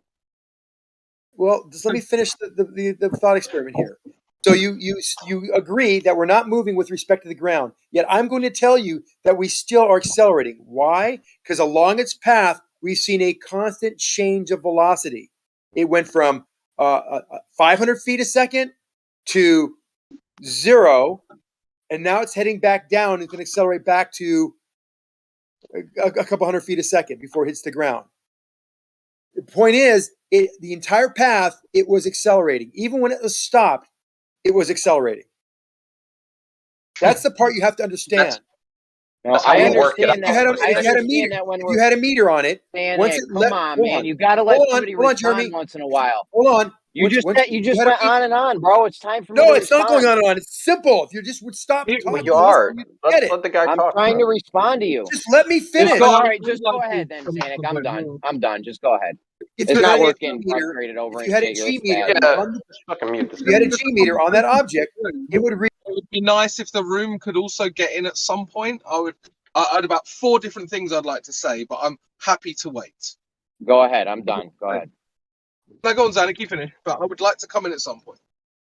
No, Xanax muted, so somebody else can talk for right now. I didn't mute him, but I think somebody did. Just go ahead and make your 4 points. Go ahead. Well, okay, so I mean, it's more of a framework of points, really, and I'd like to get the room's thoughts on it. And we had this conversation with Kosho a few days ago, which was almost like the opposite argument in how I'm understanding it. So Kosho was trying to define an isolated system, and he said that he could define a thermos flask as an isolated system, right?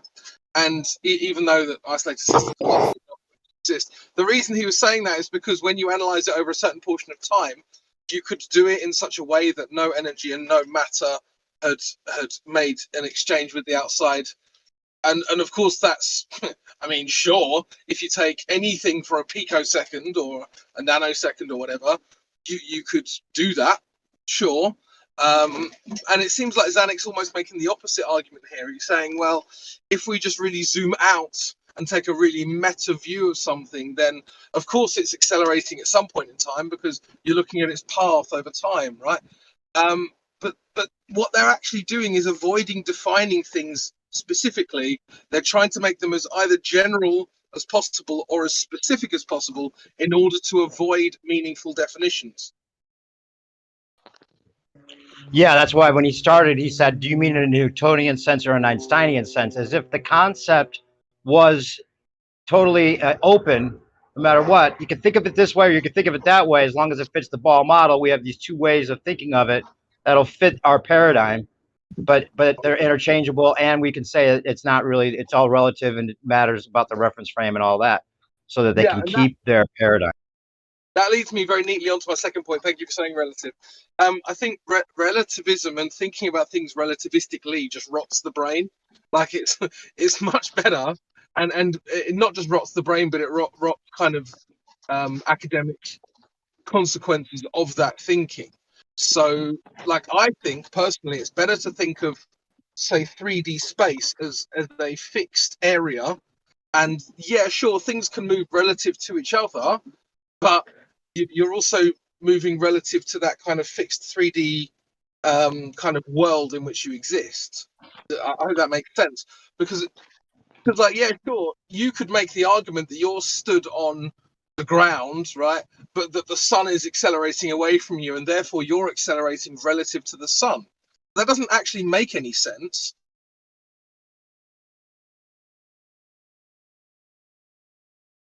It's else that's relative to you.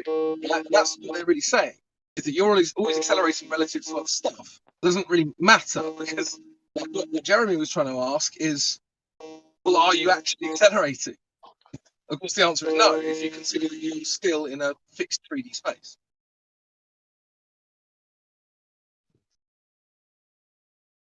Yeah, what I heard Zanuck say was, when you reach that peak, when you jump, for instance, on a trampoline, that when you stop moving up or down, you're still accelerating.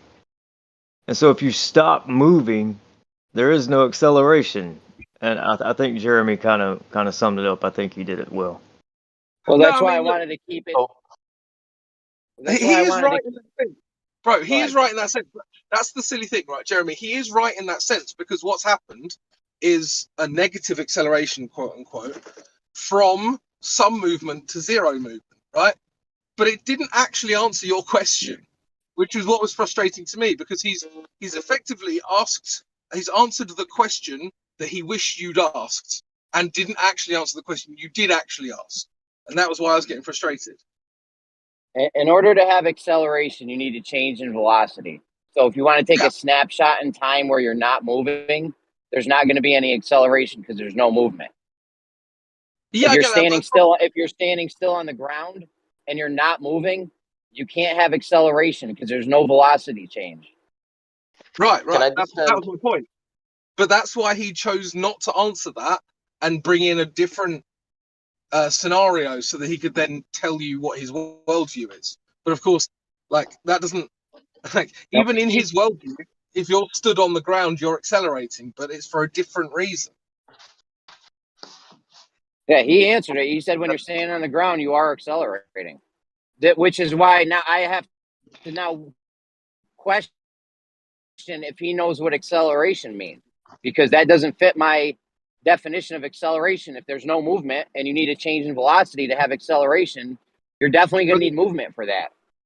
It's a necessary consequence of his worldview. It's for the like for projectile motion. Like he's right, as in that's how we calculate it.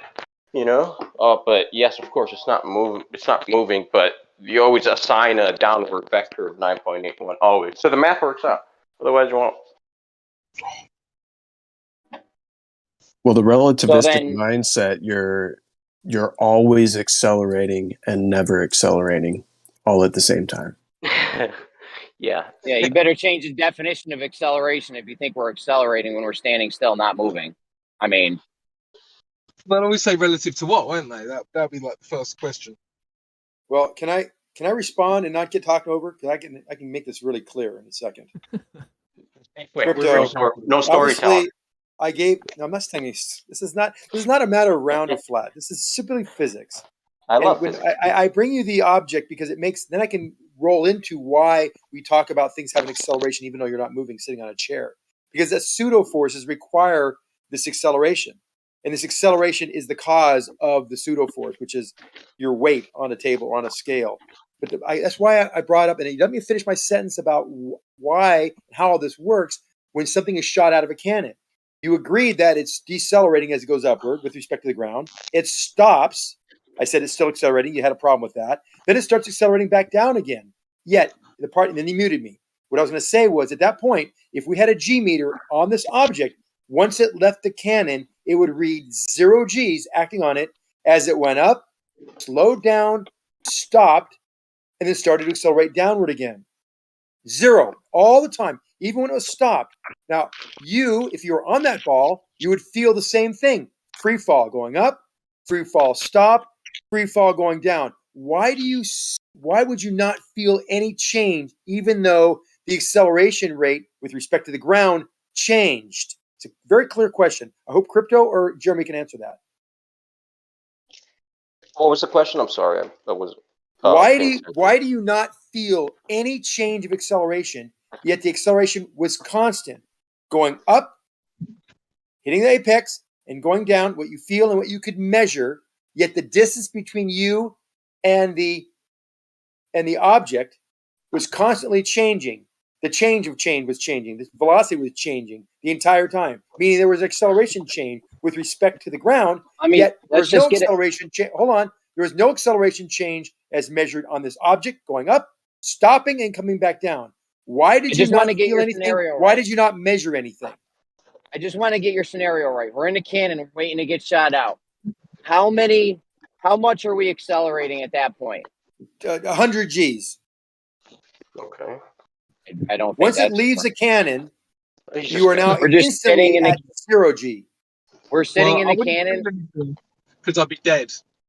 We're sitting in the cannon waiting to get blasted off, and there's 100 Gs on us. That's your No, final 1 answer? G. 1 G acting on you because you have weight. Okay, there's 1 G. So we're accelerating. There's a change in velocity. Well, you're backing into this. If you just answer my questions, I'll then address that particular question. Can you please play along? It'll be I promise you, it'll be easy. I've taught this to friggin' 8th graders, and they get it. You're not getting it because you're jumping to the conclusion. Just follow along, and I'll answer your question. That why are you sitting on a chair? Are you accelerating? I'll answer that question. I promise. But you got to play along because it becomes very clear. I want to play along when you're shot out of the cannon. So in the cannon, shut up so you can.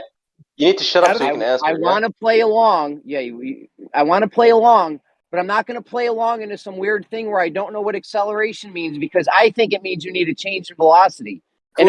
And if we're sitting in the cannon, not moving, I don't know how you think we're accelerating. I'm not going to get into an acceleration argument with you when you clearly don't know what acceleration is. I clearly do. The reason that you have weight is due to a pseudo force caused by this acceleration. Is acceleration a change of a velocity? Yes. Okay, but when we're standing on we're standing on the ground in the cannon, not moving. We're having a velocity change. From what reference frame are you talking about this velocity change? I don't know. Put me in a reference frame where I can see me falling up 9.8. A rotating reference frame. And I'm going to be able to see me accelerating downwards at 9.8 meters per second. No, you're going to have a change of position with a change of position with a change of position, which is a change of velocity, and that change of velocity is acceleration. Is it going to be downward in the downwards direction at 9.8 meters per second? It doesn't matter which direction it is. It matters you just change velocity. There's acceleration. Yeah. Is it going to be 9 point? Is it going to be 9.8 meters per second? It has to be. Yes. Squared. And it's a you'll be able to bring me to a place where we can see this. I can simulate that in many different ways, but if you just let me appease me. Just let me explain it and answer the question. You haven't been able to answer the question yet. Why, when you shot at the cannon, do you measure 0 Gs, you feel 0 Gs, you hit the top of your apex, you've stopped accelerating with respect to the ground, yet you still feel 0 Gs. Now you start accelerating back down to the ground at a rate of 9.8 meters per second squared. You still feel 0 Gs. It's measured 0 Gs. Why did you not measure any change in the acceleration as you took that trajectory? Let's see the measurement. No, you know this. If you jump out, that's why I give you a trampoline. No, show me the measurement. I can show you that all day long until Tuesday. It doesn't matter. Just understand. You know it to be true. You know it's 0 G when you get shot out of a cannon. You know that. Can we, instead parabolic flight? There's the measurement. You watched it. You watched an example of it. The guy has a parabola. It's going up, and it's going down. Goes up, hits an apex, goes down. The whole time you're weightless. The whole time. Why do you not feel a change in acceleration? Yet the plane clearly was going up and changing, accelerating, and hit an apex where it wasn't accelerating anymore, and going down and started accelerating. The whole time you were weightless. So that's contradictory to your idea that this acceleration is something that can be measured and changes, or you can feel, because you can't. Huh? Because it's zero. It's zero. You can feel a fraction. Strawman his whole point, Jeremy. You've just strawman Jeremy's point. The whole I didn't. Thing. Yeah, you did. I was wondering if we could maybe slightly change the scenario to like a pirate ship at a fairground, because I don't think anyone here has been shot out of a cannon, but I think most people here have been to like a pirate ship at a fairground. And in that sense, you're doing a similar motion to what it's like an inverted motion of the cannon being a cannonball, right? No, because you got centrifugal force acting on you as well. Let's keep it back to things we can actually relate to. How about the parabolic flight of the gravity? I can't relate to that. Guys. Can you? Come on, guys. Please. Can you Why don't we go back to the parabolic flight? We all can see the video. The plane goes up. Hold on. The parabolic let's flight. talk about something none of us can relate to. Let's do that. You can relate to parabolic flight. You can see the videos. The plane goes up. Guys, can see the videos of what Crypto's talking about too, man. The plane goes. No, the parachute doesn't work because you got a centrifugal force. Yeah. I've been on the thing Crypto's talking about. In there. We should just call it Zanuck Awakenings. 1 second, please. The issue is with Zanuck, right? That we've had a back and forth, and when I've tried to continue the back and forth, he just wants to steamroll.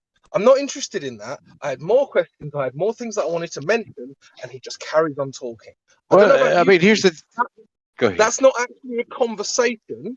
That's Zanuck's trying to declare his belief to the room and just ignoring anything else that comes up. Now, if he wants to have a conversation and actually answer criticisms and or different ideas, totally fine. But stop steamrolling the room, please.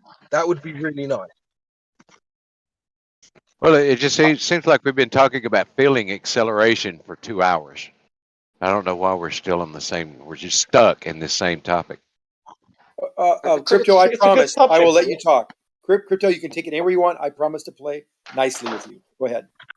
Pirate ship. Got it. No, that was like pirate. Look, I think the pirate ship thing, I understand that you're saying that there's centrifugal force. All I wanted to say is that if you're being shot out of a cannon, there's two ways to consider that, right? You can either be shot straight up and then come down again, but if you're shooting in an arc, then you're going to have to consider that at the same point, right? So you need to be more detailed with the scenario, otherwise you're going to get further questions. Not really. So whether you're shooting straight up or in a parabolic flight, you have the exact same forces acting on you. It's still 0 degree. That drop tower over in Germany, it's like 400 feet tall. But the thing is, they utilize the fact that when you're a parabolic flight, they'll launch it from the bottom and they consider its travel up and down as 0 G. Yeah. Crypto. I think you're talking about the pirate ship where it goes to the top and you feel weightless at the top before it starts going back down again. Is that what you're talking about? Yeah. It's just because it's a scenario that more people have experienced. Okay, that's fine. And I promise I will let you, and I will not steam you. I promise. So that's a good point. There's a point where that pirate ship, in its pendulum swing, as it starts to slow down, it decelerates and it matches and actually exceeds the rate of acceleration of gravity. That's when you feel weight. So you feel weightless as it starts going up for maybe, I don't know, 10 or 15 feet. You'll be weightless, and on the way down, you'll feel weightless. So is that what you're talking about? Well, yeah. I mean, I Okay. wasn't talking about anything specific in the pirate ship. I was just saying that with your cannonball example, it's hard for people to understand because, I mean, I don't think anyone in this room has been shot out of a cannon, right? It's easier to understand things that you've actually experienced. Well, that's why I did trampoline. Jump on a really powerful trampoline. Like you jump off of a roof onto a trampoline and you get shot up like 50, 60 feet. Yeah. I'm trying to help Okay. you, dude. I'm not trying to be I a know. dick. I get it. I get it. I'm trying to help them too. I'm trying to help Jeremy because he still has this issue with the acceleration of things being a change of velocity, a fixed idea that for acceleration to occur, you have to have a change of velocity, or acceleration that's due to gravity, which is a pseudo force, which is really not. It's a little more extemporaneous. It's not the same. And I try to make it clear to understand why, whether you understand it or not, that there is a difference because he knows he does not feel this change in velocity, this acceleration, when you're on a trampoline or in the pirate ship or shot out of a cannon. Whenever the forces are removed from you and you're free falling, even if you're going upward with respect to the ground, you still feel nothing. You can measure nothing. And I'm asking him again, this is the 10th time I've asked this, why do you not feel this change of acceleration? Because we know you're going upward away from the ground, then you stop, then you come back down. Why are you not able to feel the difference between when you're going up, when you're stopped, or when you're going down? Crypto, maybe you can answer that. I can feel difference. On a pirate ship, I definitely feel myself going down. I don't know if you're talking about the specific point at the top where you're still. Is that what you're talking about? Yeah. So you've got the acceleration of you're decelerating from going up to that position, and then you're stuck in that position, right? So between those 2 points, there's an acceleration which is actually slowing you. Is that what you're talking about? Yes, you are going up on the trampoline, and when you reach the apex at the top, let's say you're going to jump up like 60 feet. When you get up to 60 feet, you stop with respect to the trampoline, and then you start going down and you accelerate with respect to the trampoline, and you hit the trampoline again. The entire time you left that trampoline, the moment you leave that trampoline, you are in zero G condition. You cannot feel any difference between you going up, stopping, and coming back down. You'll never know. If you're blindfolded, you'll never know when it happened. I mean, if you're By talking about Newtonian. Sorry, go on. I was just going to say, by Newtonian mechanics, there is no such thing as 0G. It's always 9.81. Right? Well, we're not quite there yet. I'm not quite there Not yet. quite there yet? I'm there. No. Well, no, because the acceleration is always there. You're still. That's what I'm saying. I know, but that's what I'm saying. Why don't you then? If the acceleration doesn't change, yet we know at the top we have a distance to the ground, and we can see the velocity is zero. How can you have an acceleration when the velocity is zero? Correct. That's what Jeremy was saying, and you don't. No, but why don't you feel it then? Because we actually had a deceleration, even though you said the Newtonian mechanics is 9.81 meters per second. I agree with you, but we're going up, and we went up, and we started slowing down, and we stopped. So we decelerated with respect to the ground to the apex of that trajectory. We decelerated, Cyrus. Yeah, it's negative G. Yeah, deceleration is negative G. I mean negative. No, but he says you can feel acceleration. He said he can feel it. I say you cannot feel that acceleration. Oh, at the peak? Yeah, I would say you can't. Well, then you agree with me. Thank you.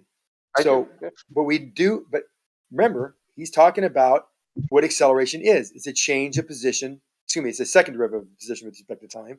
It's a change of velocity. We change the velocity. We are changing it constantly as we're going up, but we don't feel anything. And when we stop, we have no velocity and no acceleration, yet we don't feel any difference than when we were accelerating on the way up and when we were accelerating on the way down. Well, we don't feel any difference as you go up and you come down. You don't feel anything on the way up. No, nothing. Yeah, I can feel that I'm moving. No, you can't. Stop. Don't stop right there. What the fuck you mean? Yes, there's if you're in if I put you in a box and I shot you upward on that trampoline, you would not know whether you're going up or down or stop. Okay, don't put me in a box because that's complicated. But No, just a simple out of the box. trampoline. You're starting out of the box, not in a finish, bro. vacuum. Your hair will give you the sensation you're going up because it'll be pushed down. It's not your hair. Listen to me. Sorry, you're making this. Well, you more cut me complicated. off for me to listen to you. It's kind of unfair, bro. Like, let me finish my thought. No steamrolling, please. Okay, if you're displacing space, changing velocity, then there's acceleration, and you can absolutely feel it if it's within the limit of your senses. So as you're going up, you're decelerating, and you can feel that because you're changing a velocity. It's not like you can't. Can I? Just No, you're wrong. You're dead wrong, and that's not So what possible. about How am I dead wrong? Zanuck? There's. Zanuck, I'll tell you if you want to what about listen. Zanuck? No. What I about want you to show. elevators? I want you to show me how I'm wrong using the projectile mechanics. Just do something simple and show me, please. Yeah. Sure. Once the Yes. force is removed, I want to know, Only the- Zanuck, why once I your force. feel. Why, Oh my Zanuck, God! why do Who's I feel talking? the Who's elevator? that guy Why do jumping I in? feel the elevator? Numpty, come Why is it on, when man. I go up in an elevator? Why is it when I go up in an elevator I can feel that I'm going up in the elevator? Because you Or when it's about to stop, like as it's slowing down. Because you are being accelerated and moving via the elevator. Once the elevator stops accelerating, you have your normal. If you put a scale on the ground, you would have your normal weight. You would not know you're going up. But to go from 0 to whatever that velocity is, the elevator, you will have acceleration, and you will is caused by the change of position of the elevator itself. I'm talking You'll about free feel fall. that, correct? You feel know that, that. yes. But free fall. Cyrus is confused. Cyrus I'm is not confused of what happens when you get shot. When you come out of a trampoline, for example, and you release from the fabric. At that moment in time, going upward, you are 0G. You can measure it with your phone. You may feel your hair being matted down because of aerodynamics, but you truly are weightless, and you are 0G. At which point? At which point? Once Like where in the once you cycle? leave once you leave the trampoline, once your So your feet, motion? your motion is not accelerating downward anymore. You're going upward. You're weightless. You are weightless. You have no forces acting on you. No, you do. You get the force of the trampoline pushing you up. No, did you miss the part You're where I wrong. said did you? So you're not going to steamroll me. He said once you leave the fabric. He said when Once you leave the trampoline. fabric, once you leave the fabric, there are no forces acting on you at all. You are now Correct. weightless. You are now to use layman terms, you are now decelerating as you travel upward until you stop. With respect to the trampoline. Don't use layman's terms. I got a bachelor's of science. You don't have to. Well, you don't sound like it. If you think you feel, if you have a bachelor of science in what? Bachelor of science in what? Bachelor of science in what? Bachelor of science in what? I said mechanical engineering like third fucking time. Don't use your ears. Oh my God! Then why do you think you have? And why do you think you should feel acceleration once you leave the trampoline? If you're a mechanical engineer, I'm surprised. Feel acceleration once? No, you can feel that you're moving, but you are accelerating. You're decelerating. How do you feel you're moving? Once you leave, because you're decelerating. You're changing velocity. You're not changing. Goodness. You're not decelerating. You're you still about have to. Yes. 0G. You're free With falling. respect to time. Yes. Okay. So you're free at point falling. 0. There's no feeling. Okay. Dude, how do you have a degree? Distance equals 0. Are you kidding me? Danik, you have to let him speak, man. Okay, that's what I'm saying, right? I'll try harder. Sorry. Like that's just bullshit. Because the reason I get excited because he got a degree, and I'm like, wow, I should be able to speak this language. This would be the time when you go on mute and let him speak. It's just because I'm a flat earther, you think I'm saying something different than the textbook. No, I'm just stating exactly what the textbook said. What's the initial velocity? Bro, we talked for years. What's the initial velocity as you're leaving the trampoline? So we can actually put some fucking numbers down and work out the math and see what you can feel. Yeah?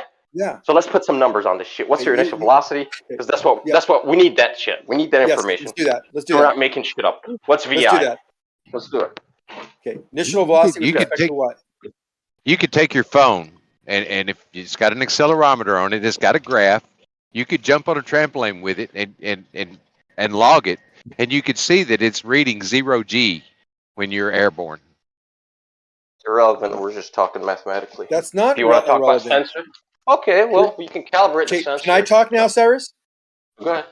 And I wasn't holding flat earth against you at all. You said mechanical engineer. I lit up because this guy can speak my language. So I'm thinking you understand.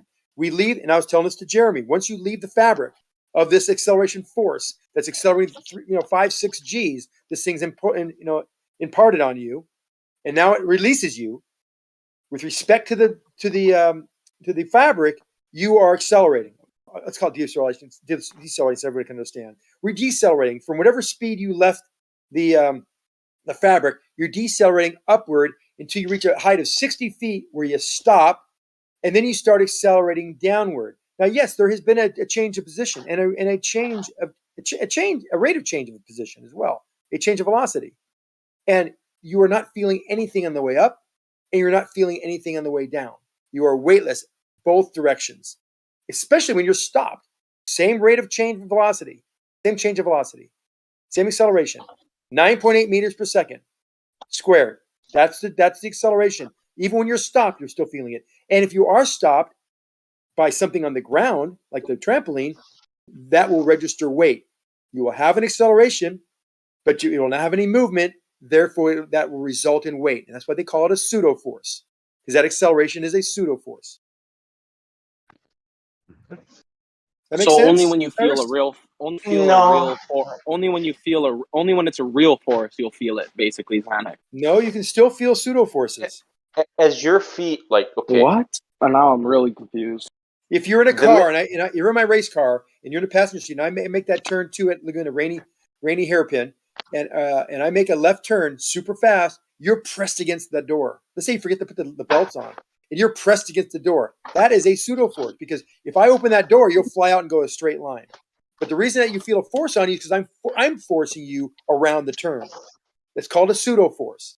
It's a centrifugal force. The door acting on you is a real force. That's called centripetal force. That's pushing you in. That's real.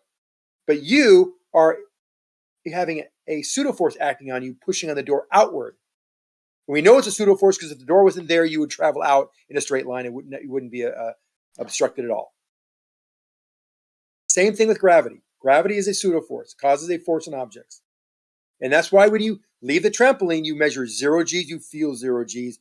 As you decelerate upward, you stop, still have 0 Gs. Come down, accelerate, still have 0 Gs. But you're accelerating, still have 0 Gs. Why? Because we have a pseudo force, this gravity that is part of the force in this mass that equals 9.8 meters per second squared acceleration. And you don't feel anything. I have another question. So, like, in the circumstance with you going around the hairpin turn or whatever, and I'm pressed against the door on the side, right? Mm-hmm. That's the force of the door on me. And then the when door I'm is standing acting on you, and you're acting on the door. Okay. And you acting so on the door is the pseudo force.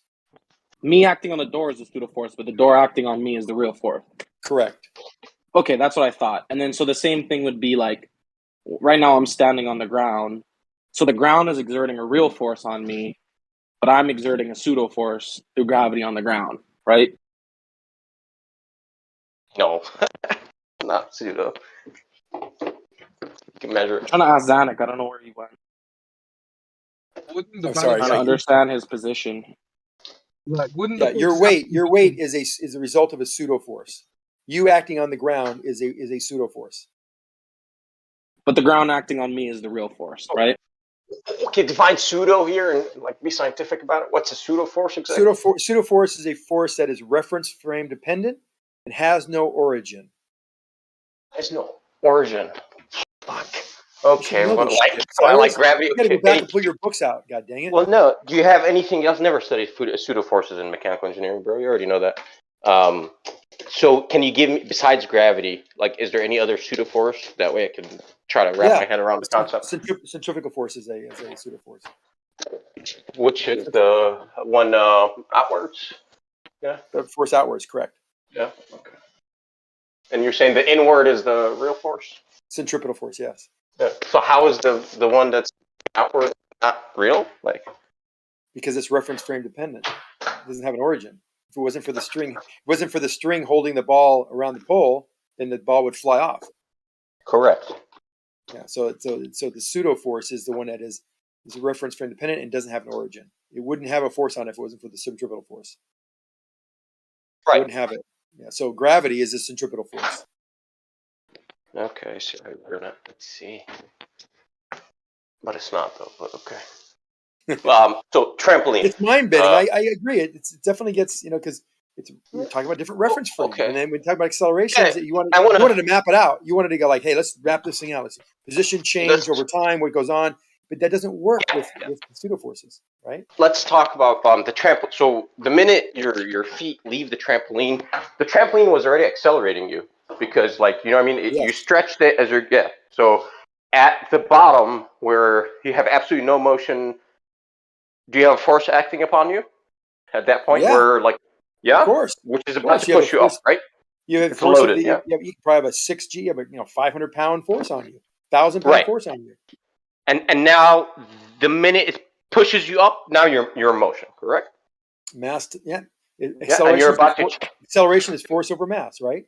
Yeah, you're about to accelerate right now. Yeah, once it lets Acceleration you is go. force over mass. So Yes. if you have a acceleration or a mass of a force of 1,000 pounds, and you have you're 1,000-pound mass, then you will accelerate at. Yeah, F equals a minute. I got you. I'm following. But the whole thing, like, I don't understand what I'm not understanding from you. Like, so you're saying you can't feel the motion, like in a trampoline, or you can't feel the acceleration? You feel the acceleration because you have a force acting on you. If you're 100-pound and the force is 1,000 pounds, you're gonna have a 10-to-1, right? You're gonna have a 10. Oh, well, just do it in meter. Let's do it in kilograms. I say you're 100 kilo and you have a 10,000 Newton force. Just do the math on that. You'll get the acceleration rate, meters per second squared, right? Yeah. Okay. But and it'll what happen I was saying and it will be decaying as the stretched fabric contracts. It'll get less and less force as it gets to the surface. We'll have zero at the moment it releases you. It'll have zero force on it. Well, a little bit. It's a little bit of inertia. And lengthening a little bit. But you'll just have momentum, kinetic energy at that point. Yeah. Well, once that fabric leaves your feet, not touching anymore. You are now in free fall. You had a given velocity based on that acceleration over the time. You're in free fall. You're traveling at some God knows speed, and that speed will decay at a rate of 9.8 meters per second squared as you go upward. You won't feel it. You will feel completely weightless, and you'll decelerate, and stop. You're still having a change of velocity of 9.8 meters per second squared, and you start traveling down toward the trampoline again. 9.8 meters per second squared. That 9.8 meters per second squared never changed.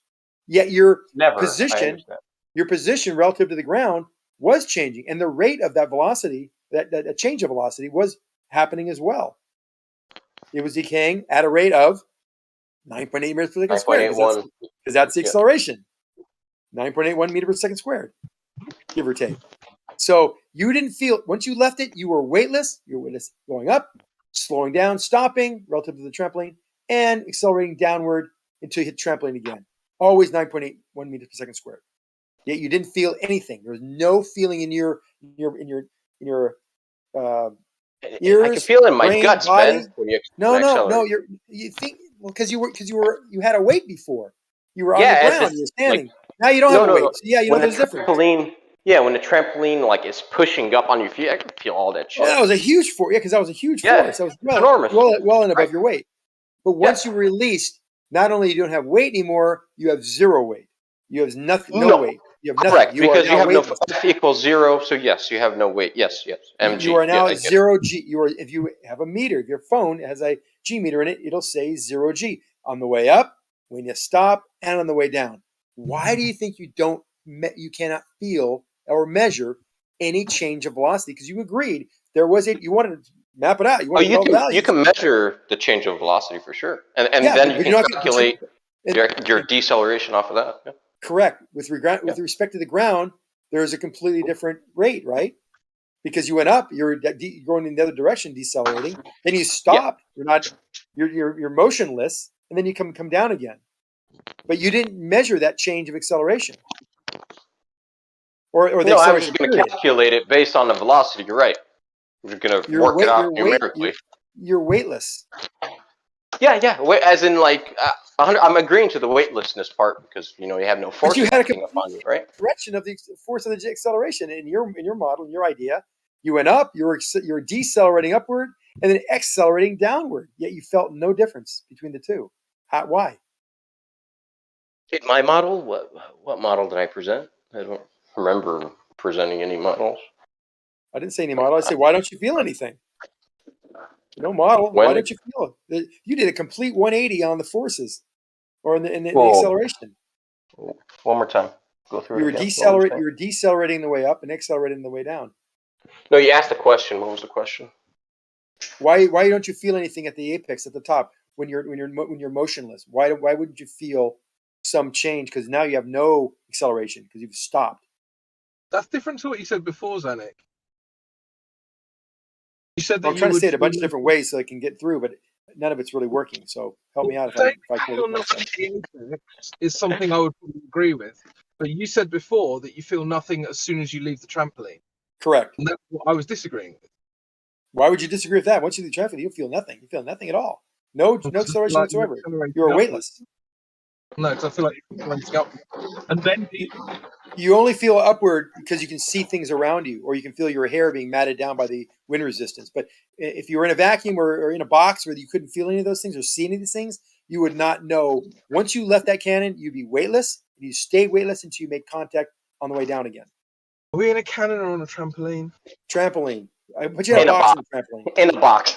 Crypto. I mean, I gotta isolate you because I don't want you talking about your hair or what you see. I want you to. My hair is beautiful. All right, I will talk about my hair if I want to. Okay. I'm just talking about F equals ma. I'm not no hair, no wind resistance. Let's just neglect all that for easy calculation. Yeah. Well, at the top of the apex of that trajectory, we feel nothing. We're not moving. We're stopped. Yeah, I'm with you. But you're still accelerating. You're about to. No, we're not moving. According to Jeremy, we're not moving. We're not, but we still assign numeric, like for math, we assign 9.81 always, moving or not. And that's why you feel weightless, because you've matched it. Your change of velocity during this entire path is at a rate of 9.8 meters per second squared. Yet we're not moving at the top. Yet we're still accelerating. But you're not technically accelerating, but yes. If you grab work that out position, the math, yeah.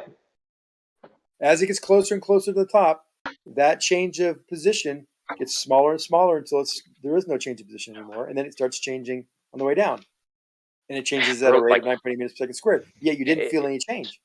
Do you study dynamics? I'm assuming you did. Sure. Yeah, so it's way easier, like in dynamics, because like there's no force that runs alone. Forces always come in pairs. So whenever except for pseudo forces. Oh, yeah, because they're not real, right? No, they're real, but they're reference frame dependent. They don't have a source. Well, they still have an equal and opposite reaction, no matter what. It's going to be tension in the string or whatever. But that's a centripetal force. You don't have to have a string there. There's still the centrifugal force is a change of position.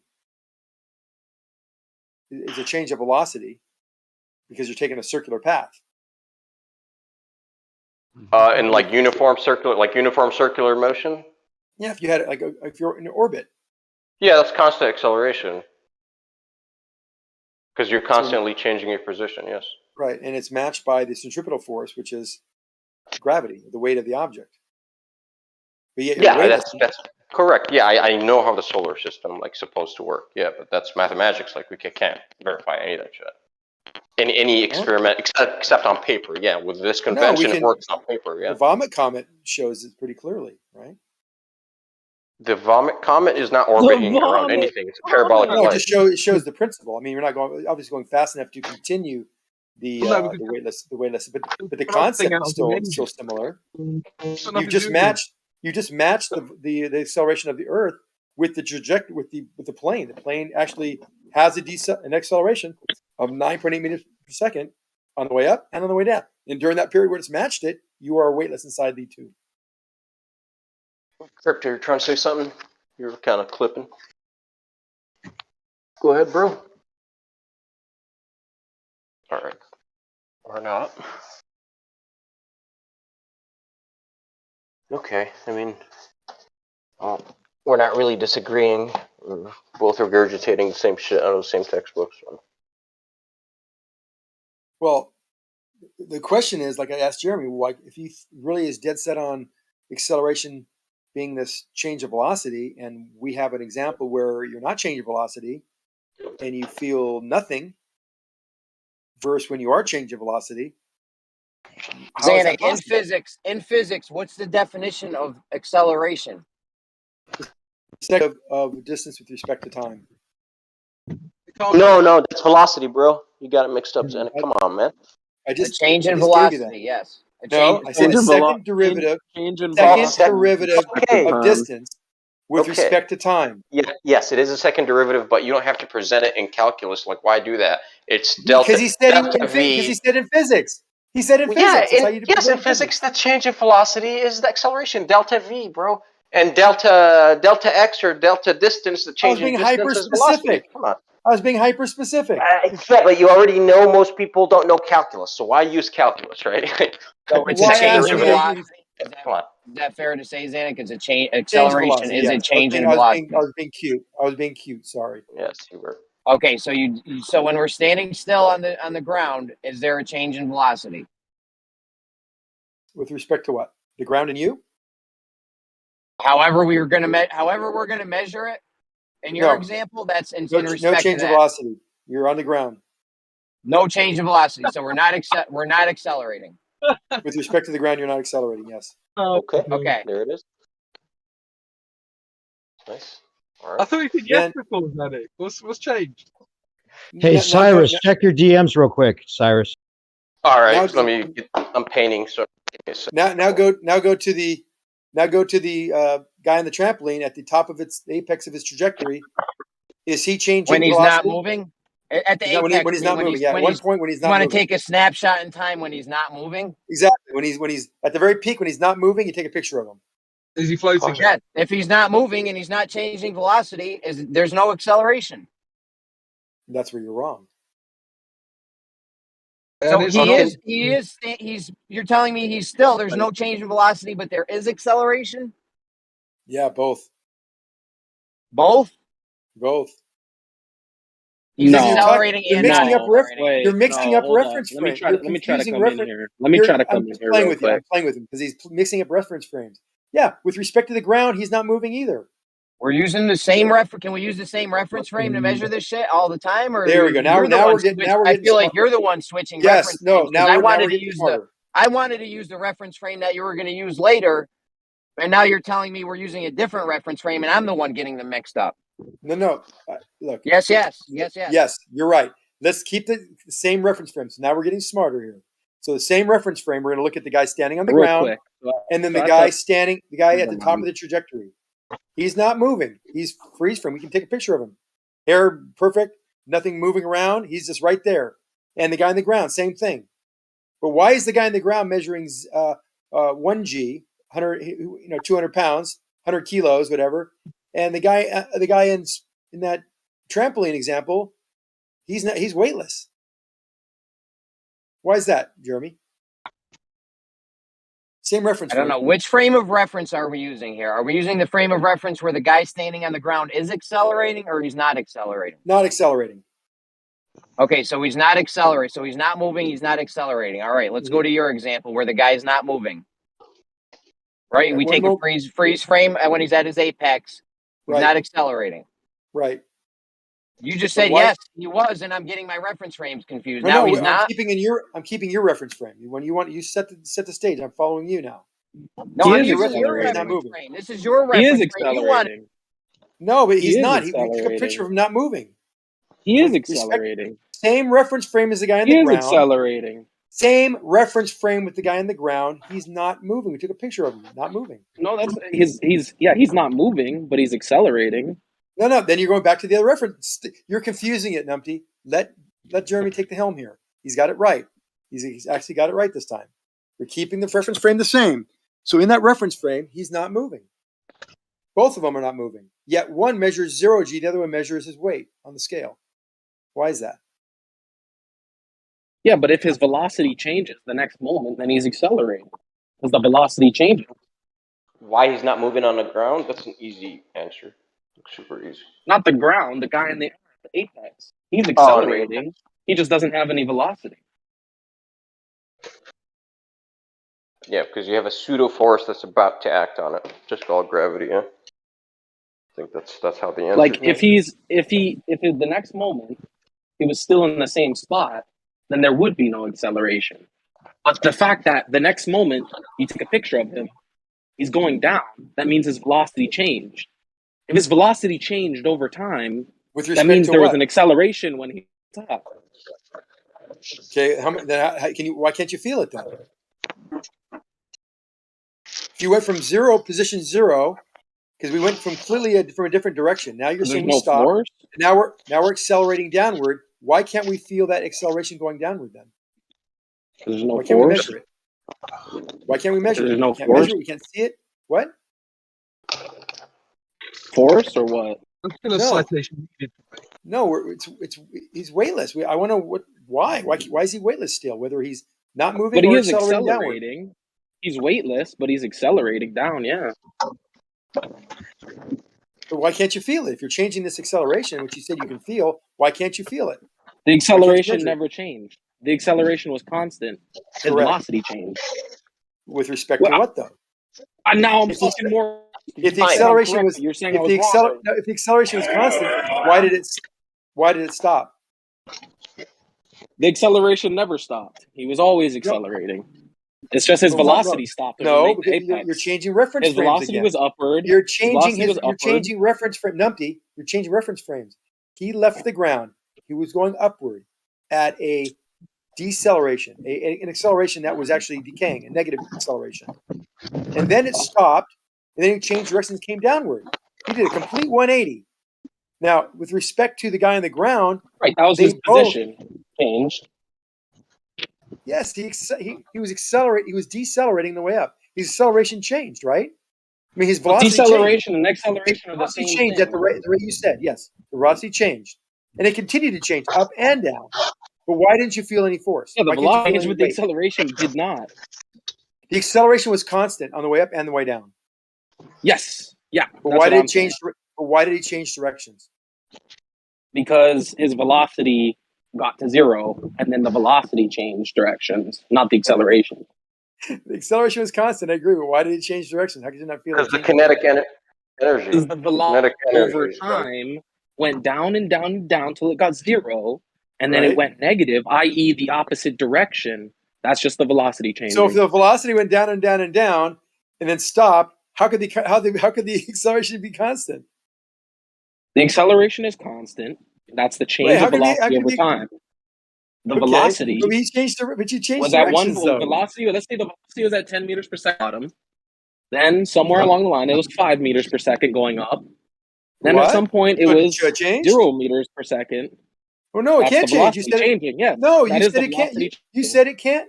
Oh, the velocity changed. I Okay. said the acceleration change. Okay, Meters okay, per okay. second is velocity, not Your velocity acceleration. change. You said acceleration. I got you confused. So you're saying the velocity He changed? was, Yes. he was accurate with his It units. is very simple. So guys. your velocity changed. Yes, it went from 10 meters a second to 0 meters per second, and then went the other Yeah. direction to 10 meters Yeah. a second. Okay, Yes. and then Yeah. 20 meters a second and 30 meters a second. Yeah, sure. But the entire time, the acceleration So was why? the same. So why did you not feel that change in direction? You changed directions. Am I supposed to? Well, yeah. Tell me you change directions. You should feel a change, right? There should be a force, but you don't feel anything. You're Right, weightless the entire time. The vector of your velocity changed directions. Vector But velocity is the vector a of your vector. acceleration. Velocity is a vector. Of course. The vector of velocity. The velocity is it's redundant. God fucking damn it! Can I fucking speak a sentence? Don't be redundant. Vector of the velocity. No, yeah, I'm trying to say this. The vector of velocity was pointing up. Once it reached its apex, there was no velocity, i.e., no vector. Then when it started going down, Still the has a velocity vector. vector was pointed down. The Velocity always acceleration has a vector, vector. although the acceleration vector the entire time was just down. Thank you. The what vector was always down? Did you say force vector? What was always down? It's gravity. Acceleration. That's what he's talking about gravity. That's what he's You're saying. trying to tell. So you're basically trying to tell me that gravity. Good. You finally, and you're not using the right words. You told me that I'm gravity is the confused. reason that You everything. keep saying I'm right, and then keep saying I'm wrong. No, I keep repeating the same because. thing. So are we? I don't know. I'm so confused. I don't know whether we're I'm saying the same not thing sure or you're not. even listening to me, Zanuck. I am listening. You talk about vectors So we're of standing at the velocity. edge of a. We're standing at the Zanuck. We're standing at the edge of a cliff. Our acceleration is 0, right? We're not accelerating at all, right? Okay. All right. Is that correct? Well, we're going to establish your reference frame of it not being accelerating. Yes. We're not with respect to accelerating. you, Now we with jump respect off. to the ground, you're not with you with respect to the ground, we're not accelerating. Am I accelerating? Okay, then I jump off the cliff. Now I am accelerating, right? No. Am I accelerating once I jump off the cliff? Oh yeah, in that reference frame, yes, you're accelerating now. 9.8 meters per second squared. Yes. And you're telling me that acceleration I'm not going to feel. Correct. Well, I'm not buying that. Well, you should I'll because feel you that don't feel all it. day. You can All measure with day. your You drop phone. me You out. You jump put off. me in a box. You put me in a box and drop me off a cliff. I'm going to definitely know that I'm moving now. Okay, good. Hold that thought for a second. Now go back to the trampoline. You're in the box. I bounce you on the box and you go up. Are you going to tell me when you change directions? Because if you can measure, hold on. Is there anyone here that thinks if I put you in a box, blindfolded you, all your other senses are done? You have no other senses. Do you think that you wouldn't feel being dropped off a cliff? Is there anyone else in the room that thinks that they wouldn't feel that? You'll be floating in the box. Not you, Everything will be Xanax, floating somebody in the else. Xanax, somebody else. Is there anyone that thinks you wouldn't feel you being still and then I drop you off a cliff? You think you wouldn't feel that? I think your head will hit the top of the box. You're duct taped down to the bottom of the box. I think you'll feel it because the box is going to accelerate. Then you'll feel it for sure because you're attached to the box. So you're definitely going to feel it. That's what I think.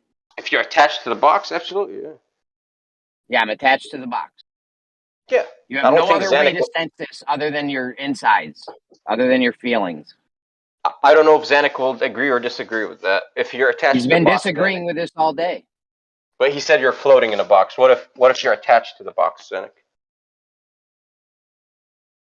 Or airplane? Yes, you will feel. Well, it. even if I'm not attached to the box and my head hits the thing, I'm going to know something moved.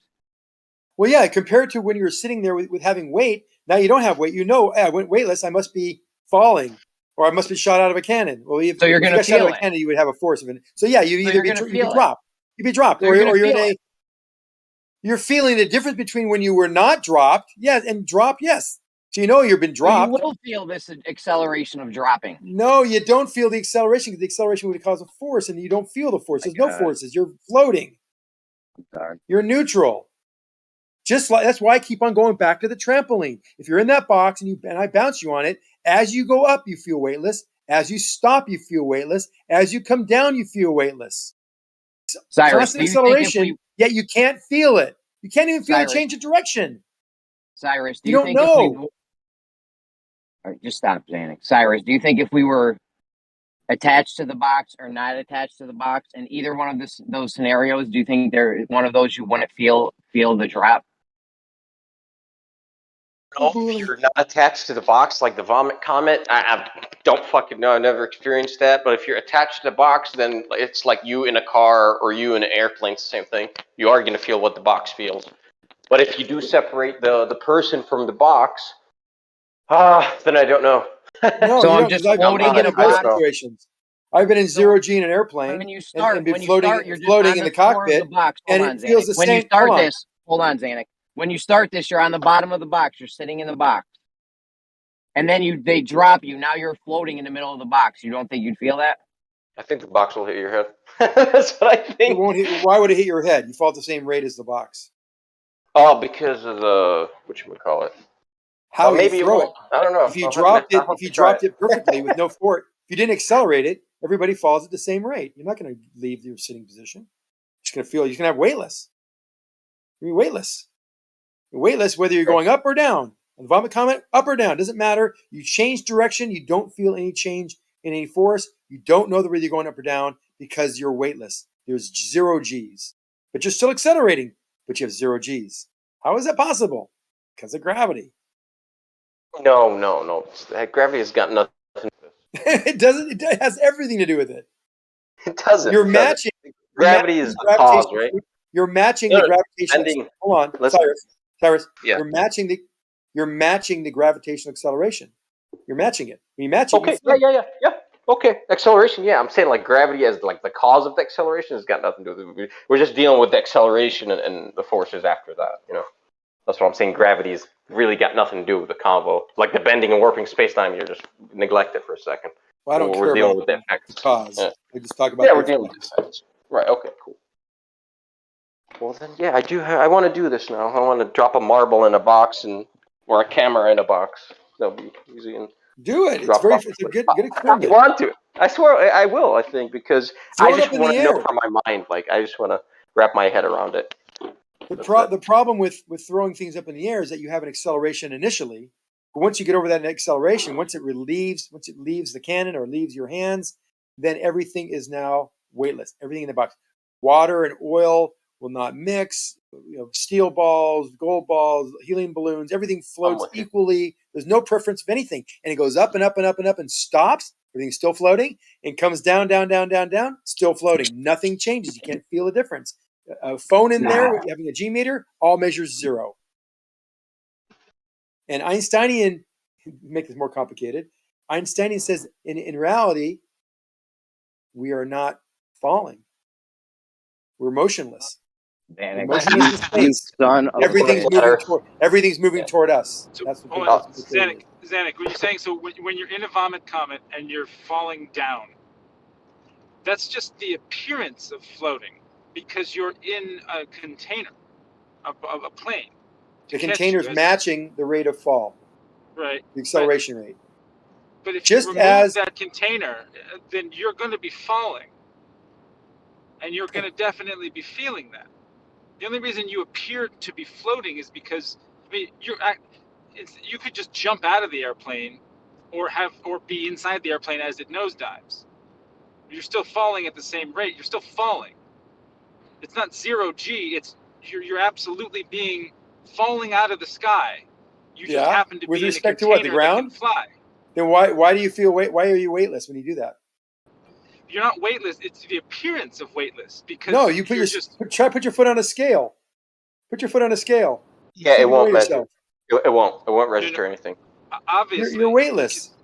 You know why? Because you are now falling at 9.8 meters per second squared. Now, of course, you're going to start that acceleration will start slowing down or changing because you have wind resistance, and you will hit a maximum velocity of about 140 miles an hour, and then you'll have weight again. You'll feel like you're sitting on if you were thrown out of the plane in a chair, and the chair is facing down, feel like you're sitting on that chair, and your weight will be on the cushion. But the weightlessness, the wind resistance, but you're still just sitting. You're still falling.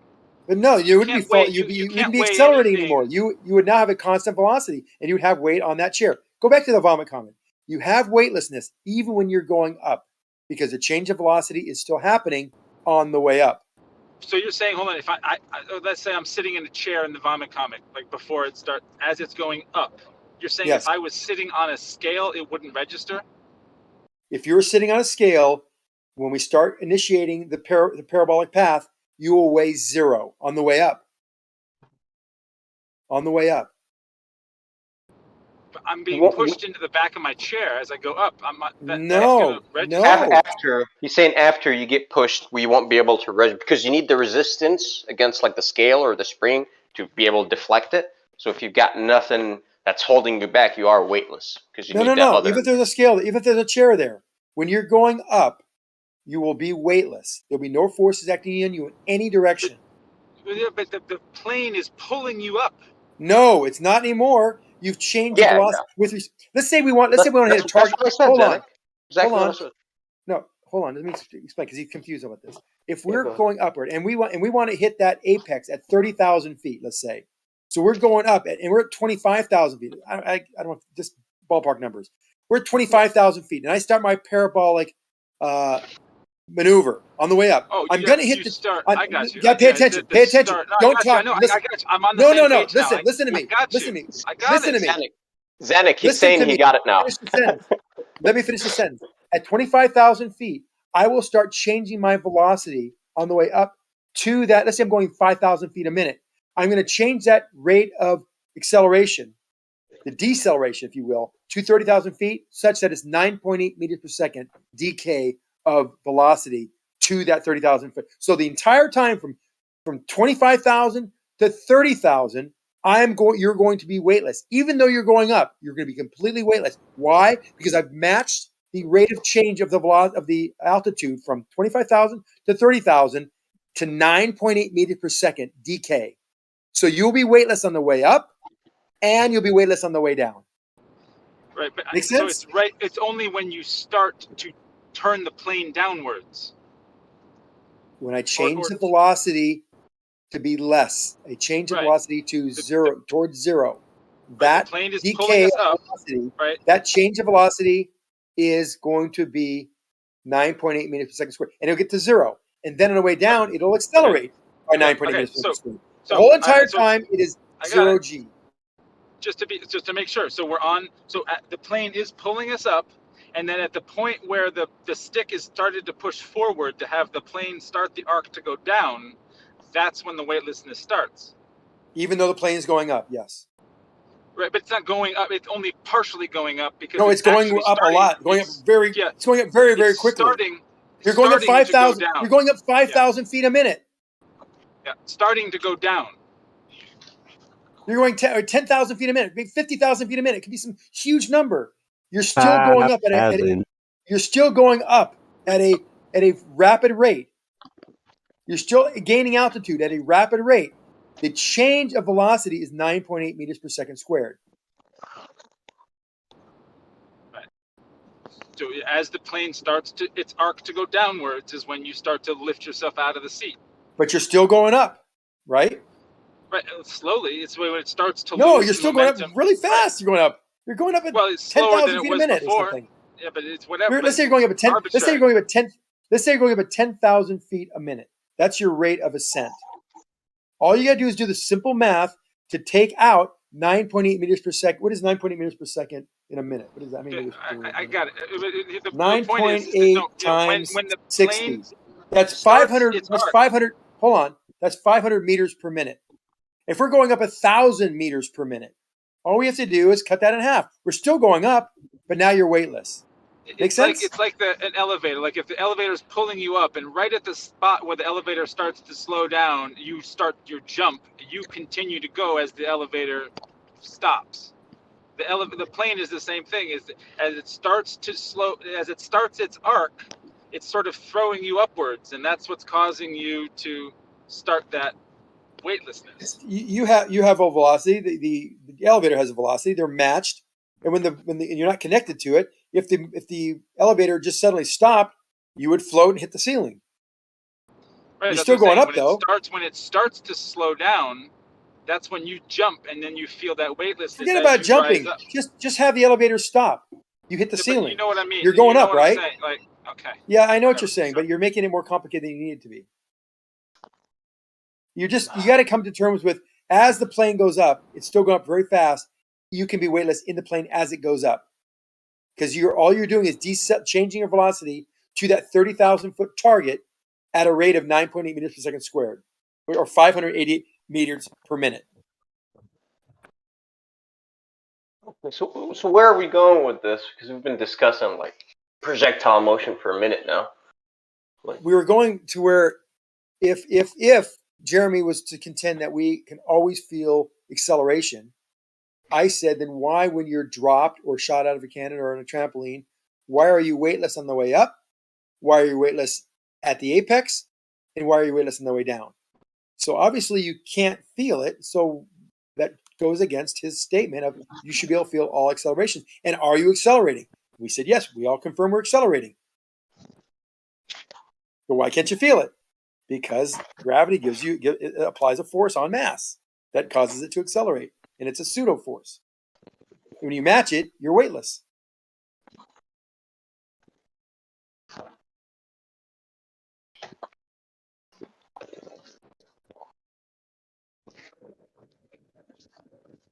Yeah, when you match it, you're weightless. I agree with that.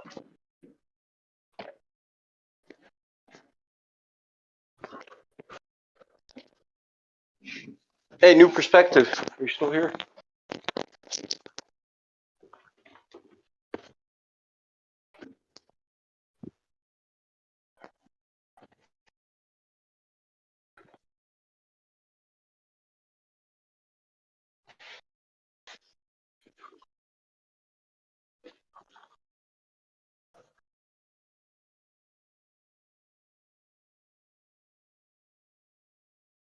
Earth is still flat, Sandy.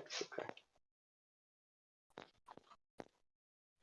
How does horizon drop with altitude work then? Got no idea. How does it work? Well, it only happen on a sphere. It can't happen on a flat surface. I guess so. We live on a cylinder then. I'm down with that. Because it happens that way in all directions. So it can't be a cylinder. Oh, but I mean, a curvature is only claimed outwards, like straight away from you. So it's like, okay, we live on a cylinder. I'm down. No, the cylinder one way would be flat, and the other way would be curved. So Exactly. That's what I'm saying. As you pan from like right to left, it appears to be flat, right? No, it appears to be curved in all directions. That's why it's not a cylinder. Well, that's a sphere, yeah, exactly. But the boats only disappear when they go out from you, right? No, as they go right to left. In all directions, yeah, in all directions. Oh, okay. Now, okay, good. I'm glad you guys changed it. We didn't change anything. I won't change your position. The horizon falls all the way that. around you. The horizon is at the same angle below your level, all the way around you. It is a hula hoop all the way around you. Well, of course, it can't be a cylinder. You're a mechanical engineer. You should know this. It can't be. I know. It can't be a cylinder because if it's a cylinder, one direction would be flat, and the other direction would be curved. No shit. That's what I'm saying. That's exactly what I'm saying. Only like straight out as the boat leaves you, like out from you. It disappears that way. The curvature is that way, but when it goes to left to right, it doesn't. You still see it does. It goes. You go away from you. You go left to right. And you're in the distance? No, because the hula hoop is around you. So if you have something that's going away from you, going across your field of view, and it's a straight line, that would be a tangent to your circle, and it also falls away as it goes away from you. Yes, same thing. You can't win. It's a silly argument. You should probably reel that one back in. Okay, it's not silly. What's silly about it? Why would I reel it back in? It's fine, bro. Because it makes no sense. It does to me. Like, it doesn't have to you. It makes a lot of sense to me. No, I don't think it even does to you either. Especially if you got the way you guys claim it, yeah, I could only imagine a cylinder. But no, a cylinder means if I look left, then if I'm up at 30,000 feet and I look out in the distance, I see the horizon drop 3 degrees. If I look to the left and I see the horizon drop 3 degrees, that means it can't be in a cylinder because if one way would have to be flat, the other way would have to be curved. Yep, I'm with you. But I'm saying, like, when it comes to the boats disappearing and shit, the argument that's always presented is like a cylindrical argument. But that hasn't been thought through very, very well. Yeah, it was all good. Well, I drew it out on CAD so I could understand what the fuck you guys were saying before. I only came up with a cylinder. I was like, what the heck? Yeah, one thing you can see when ships go left to right across your horizon, they're gone. They come in view, and then they're gone again if they're going a straight line. You can see that when you're in Cabo on the Pacific side. You can see ships, the cruise ships that do that regularly, come around the point. You can barely see maybe the top of the bridge. Then it starts appearing, and as it goes away north toward California, it disappears again, as it would if it was a spherical surface. So not a cylinder. I know it's not a cylinder, bro. What's the thing? You guys think it's a cylinder.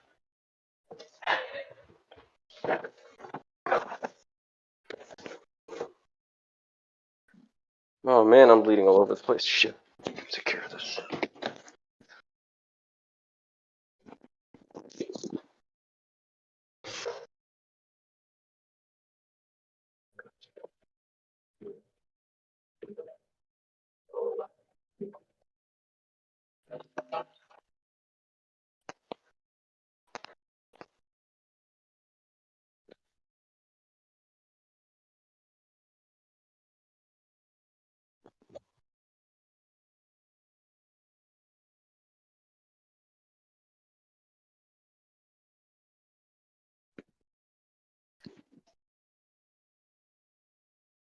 Yo, Cyrus, what's up?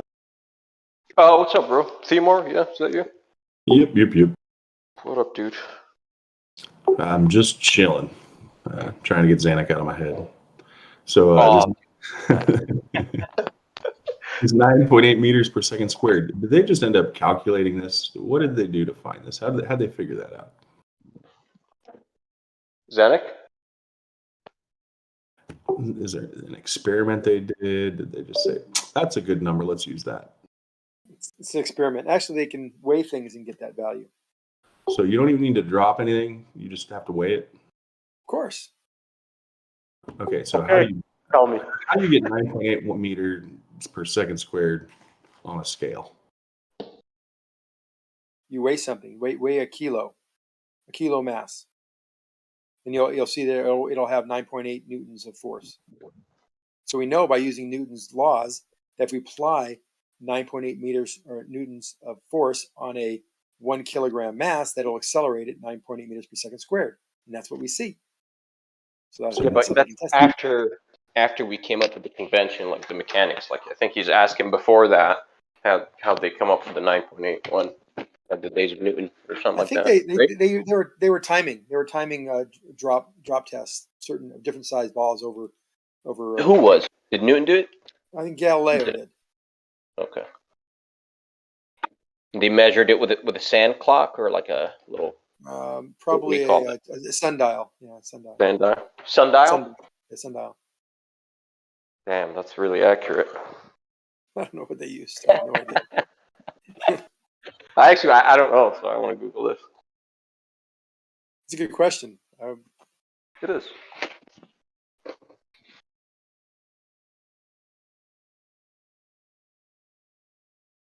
Yeah, I still have an issue that you're using an exponential equation, right? Meters per second squared for something that you're weighing. Now, I'm not saying you can't get that 9.81 Newton force sitting there, but that's 9.81. That's not an exponential equation by something at rest, right? Like, what is 9.81 or 9.8 or 9 have to do with an exponential equation? Exponential means it's meters per second squared, so meters per second per second. So first it drops the 33 feet to the 9.8 meters, right? In 1 second it'll drop, but the speed won't be 9.8 meters per second. The speed will be half of that, 4.5 meters per second.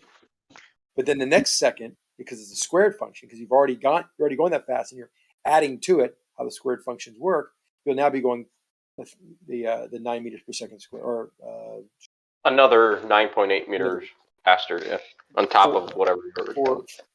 Yeah, 32 feet. So how do you weigh another 9 something meters? that's moving? How do you You'll be going 9 meters per second squared at that point, or 9 meters per second at that point. How do you weigh something that's moving? You don't. What do you mean you don't? You just said that the weight. Yeah. Well, you weigh something and get a newtons, and then you went from a scale to it dropping. So, is the number derived from a scale, or is it from dropping? Both. How can it be both? Well, like I said, how can you weigh you put a 1 kilogram mass on a scale, and you measure something, the newtons. You measure the Newton force, and you'll get 10 newtons. And 10 newtons applied to 1 kilogram due to Newton's second law gives you 9.8 meters, or 10 meters per second squared, rounding obviously. But it's not moving. So they can validate that by dropping something, and dropping everything, and seeing if everything falls at 9.8 meters per second or 10 meters per second squared, and it does. Whether it's a 100 kilo mass or a 1 kilo mass, doesn't matter. So they then determine that the force is directly proportional to the mass. Nothing has ever been observed. Nothing has ever been observed. Wiser words have never been said. 9.8 meters per second squared. Nothing has ever been observed dropped. Yes, they have it out to about 5 or 6 decimal places, actually. At what distance does it exponentially continue to increase? Like, how far? All distances, forever. There's no way you would know that. How do you know that? You can't even tell me it dropped from 300,000 feet, 100,000 feet, 10,000. They know this. They can measure this. It. There you go. You want to see them drop something. You concede that it's never been observed.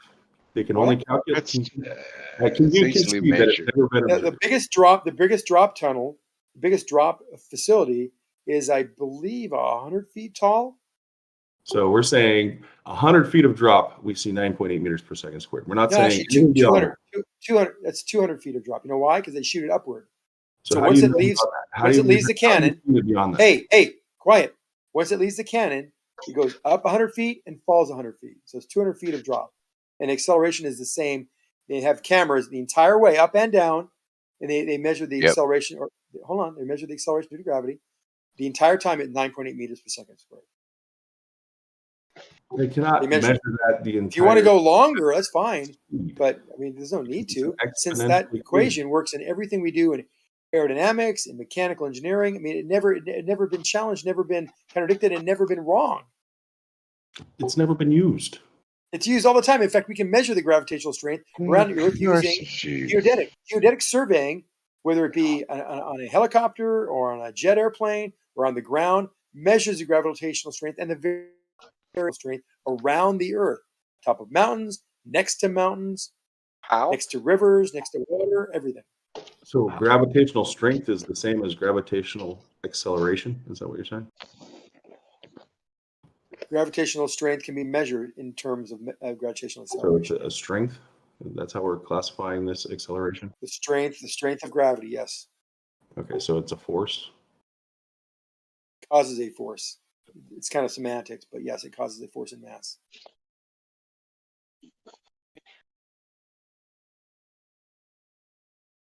What are you challenging? What do you have doubts of? What do you want to know? What do you want to know? Why do you think when we drop something? Idea that 9.8 when we drop something seconds squared is actually hold on, witnessed somewhere somehow, yes, right? Hold on. Okay, we hold on.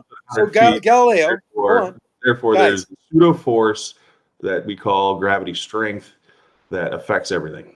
Yes. So when we drop something for 1 drop second, you know how far?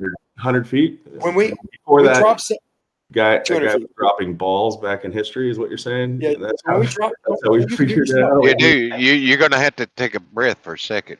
I mean, back and forth. So when we drop something for a second, would you agree we see it roughly fall about 33 feet in a second? I say that if you drop something for 1 second, you cannot derive anything of the nature of it. Okay, That so we there's measure nothing 16 to feet. derive So, it's a dropping trick question. for So 1 second. we measure 16 feet of drop in 1 second. The velocity is still 32 feet per second. So we know it accelerated to 32 feet per Well, you second. So we forgot dropped it at a zero. second per Hold second. on. Steel ball, bowling ball, whatever you want. But the next second, what do you think happens in the next second? It The next reaches terminal velocity. Since we know, no, it doesn't. It doesn't reach terminal velocity until about 9 seconds. So it's Well, there goes the second. equation then, Listen, right? stop talking. It takes 9 Listen. seconds to debunk this whole thing. is Listen. what you're saying? At Listen. some point, it's no longer. I'm in the middle of a sentence. Stop it. I He's know just you talk. pretending like he's debunking you. Yeah. So the second, the velocity as the formula or equation dictates, it's at 64 feet per second, double the 32 feet per second. 64 feet. But the distance that it fell is 64. You go to 3, so let's say double, make it at 4 seconds. What happens? Now it's like 300 feet. We have terminal velocity yet? No, terminal velocity is not going to be reached until it hits about 140 miles an hour, which is about 300 feet a second. It takes about 9 seconds. Doesn't that completely debunk 9.8 meters per second squared? Just that fact that it no longer accelerates completely destroys the argument that things can exponentially accelerate into infinity. So you're one of those people that think the only force in the world that exists is object's weight. No other force. Drag doesn't exist. My baseball bat doesn't exist. Me hitting you in the face doesn't exist. All these things don't exist because they debunk gravity. It's just nonsensical logic. That's a straw Drag. man. Come on, my friend.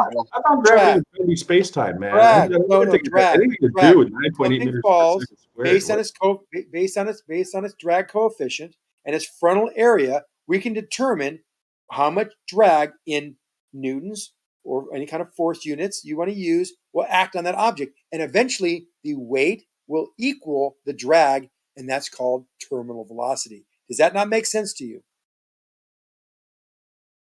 Right Yes up or until no? the point where you said an exponential equation has a limit, and that it's impossible. No, the exponential equation, which gives objects weight, will be limited by opposing forces. That being drag. You know, you stick your hand out the window of your daddy's car and you feel it pushing on your hand. That's called drag. And when that force equals the weight, it'll stop accelerating. Doesn't debunk gravity. Don't be silly.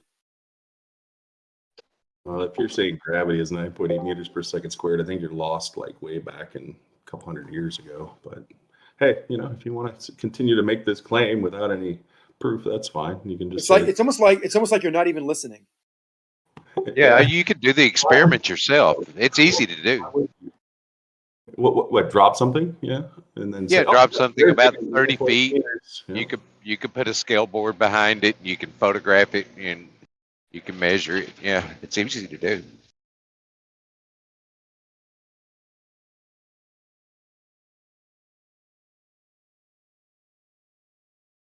Yeah, we be dropping balls all the time around here, saying, "Look, proof, it dropped." We could rely on the people that have already done it and just utilize that at things we need to do. Same guys go to space, so I have a distrust between me and them.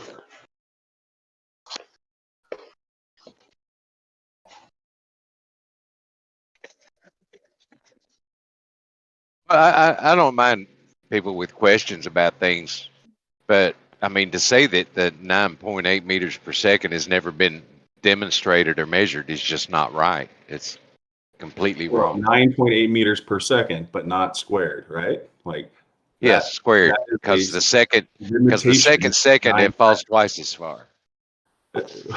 Depending on all kinds of variables, right?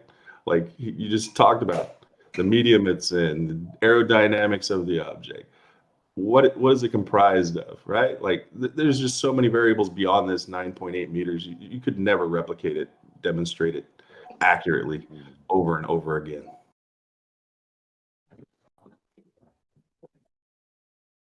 The time of day, location.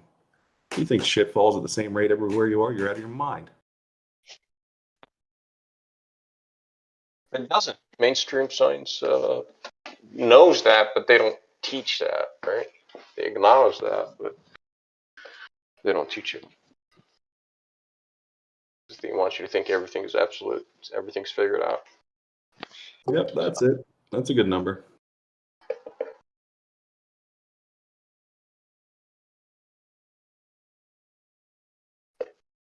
Yeah, there's plenty of, experiments out there that people do all the time. Sure, no doubt about it.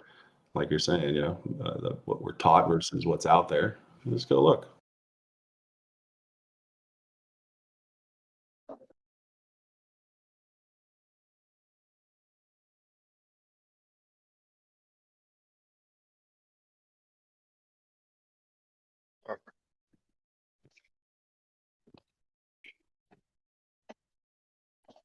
I do like Newtonian mechanics, for sure. I mean, it works. Yeah, it works so well that don't need a whole big body of experiments to know it. Like you just build something and there it is. Like, hey, it works. The engineering aspect of it all, right? Make it work. Yeah. Make it work.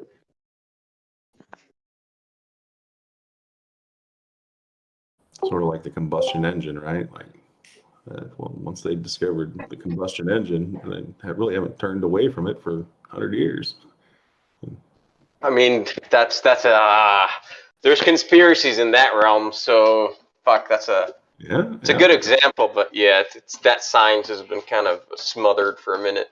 Because if you look at like the progression of the silicon in like the computer industry versus the internal combustion engine, it's a fucking joke. It really is. It's like, what's up here? It's like why didn't this advance as fast as that? Yeah. But you can't argue it works, right? Oh, it works. Yeah, absolutely. It's just a matter of how efficient it is. Like, yeah, it's garbage. Garbage efficiency, like 20%. Yeah. For gas.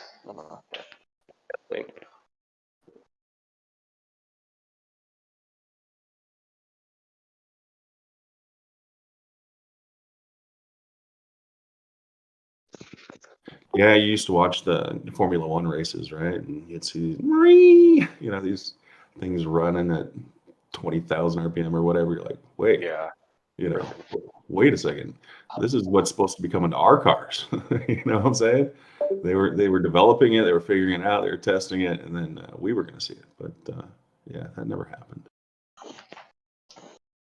Maintenance, man. Maintenance on those things is really high because the RPMs, friction, everything gets eroded to shit. Gets abraded to shit, you know, from the friction. Well, they're sort of doing the same thing, right? They're making an inefficient system. Like, oh, what's the point, bro? If you're selling gas, why would I want to sell you an engine that's like, 80% efficient? It's like, nah. Point, I'm not going to make any money. It's like, I need to sell you something that's like 10% efficient. you see the sponsors on the side of the car, man. Do you think they're paying for that? I think so, yeah. Red Bull and Monster and all these guys, they do. Right? I mean, I'm just saying Pennzoil and Mobil, Chevron. But F1 is big money, man. Formula One, there's a lot of money in there. A lot. Like it's like the tires they use, the tire compound is so secret where if a tire blows up on a track, they have their team run out and gather all the little bits. So the competitors don't pick it up and analyze it. It's that bad. It's like they're super. It's big money, man. Big money.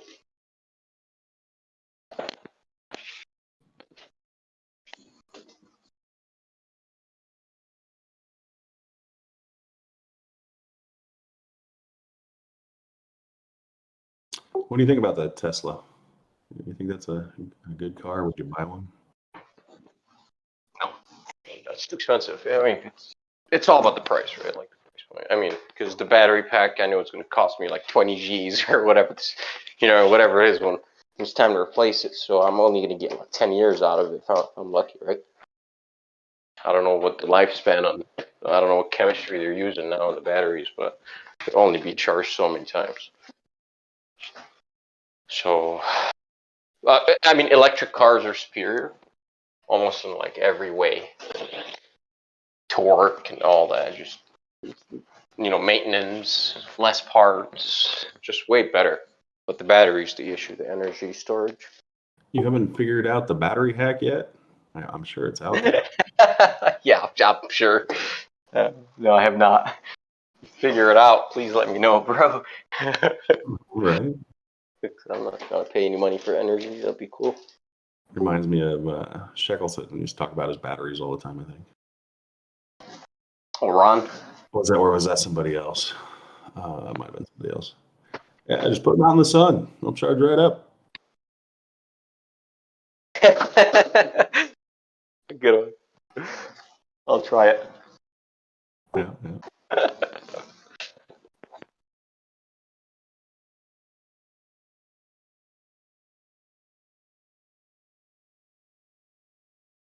Okay, I think you missed a spot right here. Are we like the only ones in here? I went quiet. Nah. We're just the most entertaining ones in here. Oh, I got you. For sure.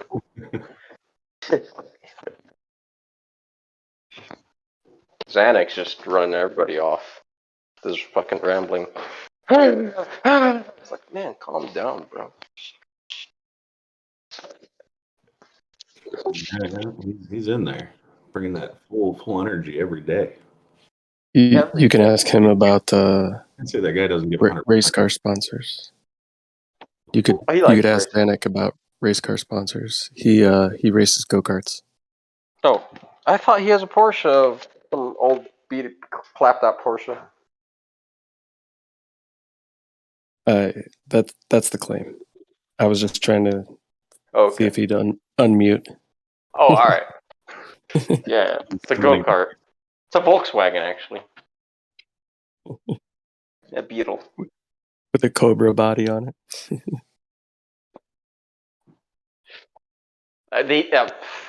Yeah, I don't like Porsches, but they fucking drive so well. Like I can't talk too much shit about them. But I just don't like the way they look, man. Yeah, I don't necessarily disagree with that. They're weird. I don't like the way the pedals, well, at least on the non-race car ones, I don't like the way the pedals are or they used to be back in the late 90s, early 2000s, like mounted on the floor. Feels weird. I do like the what is it? What is it? Not the Carrera. What is it called? The little SUV thing. Man, that thing drives so well. The turbo one is just, so I love it. Drives so fucking well. I was shocked when I drove it. I was like, oh man, this thing was nice. Yeah, they're great. The original SUV ones, they drop in value pretty quick though, compared to what they sell for. Yeah. All the German cars. I buy my like Beamers for like, you know, a few $100 a pop. It's like they're German cars when like they're high maintenance, man. So Yeah. you really have to maintain them. High maintenance and a high maintenance cost. So at a certain point, people are like, I don't want to dump money into this 15-year-old BMW, and I certainly don't want to spend as much as it's worth to change the oil. Exactly. So they sell it, then the second-hand person, oh yeah, Beamer, gets fucking suckered into this. Then they sell it for a few $100 and it blows a head gasket because they didn't change the water pump, and I pick it up. Like, oh, thank you. I know exactly what's wrong with it. It's German. Ah, you work on cars too. Very nice. What do you think about these hydrogen conversion kits? I'm sure you've seen them. Like HHO? It looks so tempting just to throw one in my truck. Just Oh, bro. let's run it off. Oh, man. Maybe tonight, if you're around tonight when I get back home, I'll show you my HHO cell. Oh, you did it. What'd you do it to? What kind of car? I wanted the torch. I'm yet to of course I've read about Stanley Meyer or whatnot way back, but I will go extremely ball earther on this, and I don't care because I really don't. If you're just So you're just using it for like a torch, like welding and shit. Yeah, I wanted the specifically like a hydrogen torch, so that's what I used it for. But like all the HHO people claiming that they're getting over unity is absolute nonsense.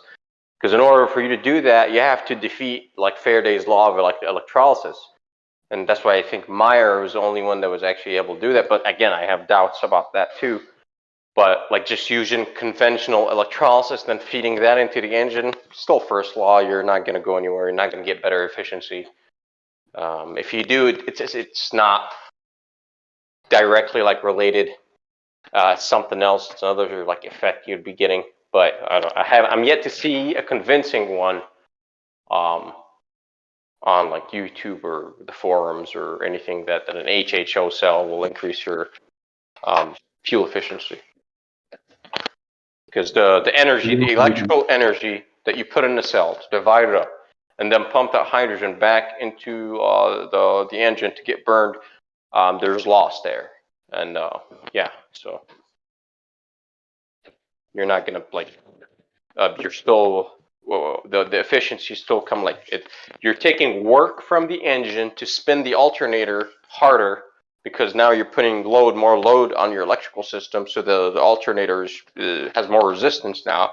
So you're consuming power from the engine to split the water. Then you funnel back into the engine like you didn't go anywhere.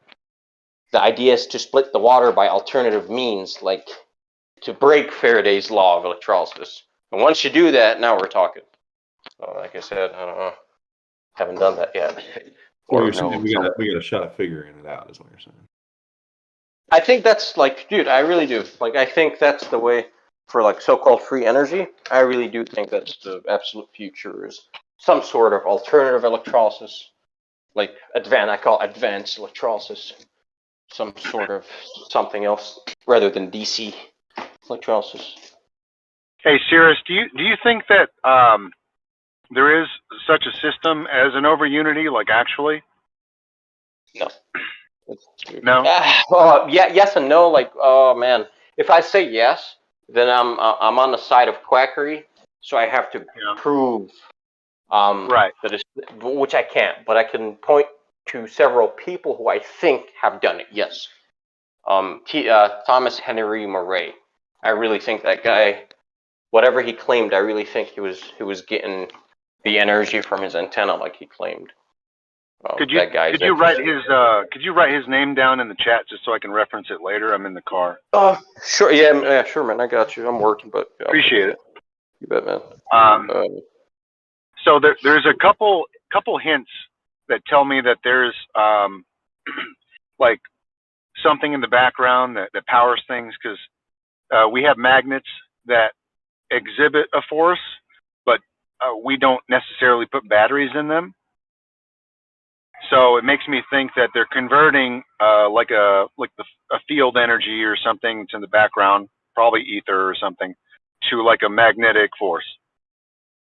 And also, I've heard that the refrigeration system, the coolant, I guess what's been told to me is that the energy that's put into the refrigeration system is less than the amount of heat that it emits.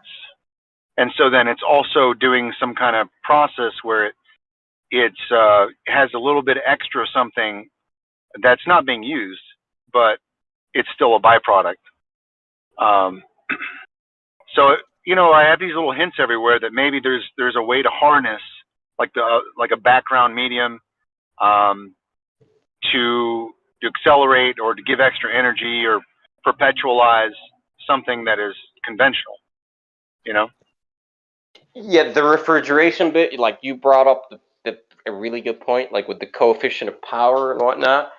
Yes, refrigeration is very interesting, and I've read all that stuff, but it's been a minute, so I'm not up to date on it. Go look at the Carnot engine. Go look up second law of thermodynamics. Just do a little research. You'll find out that none of these things show any hint of an excess of energy available, especially when you talk about magnets having power. Magnets where do the batteries go in the magnet? Where do the batteries go in the magnet? What magnet? Well, yeah, if you just have a rare earth magnet that has magnetic properties, has a magnetic field, where is it getting its energy from? It doesn't have any energy. What?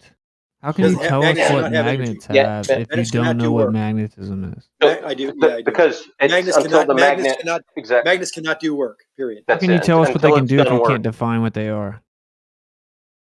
It has to do work. Once work has been done, energy has been spent to do the work. Then repeat it. Show me a magnet that can do repeated amounts of work, and showing that it has energy. How can you tell us what it does if you can't define what it is? Shut up, Winston. Why can't you answer my question?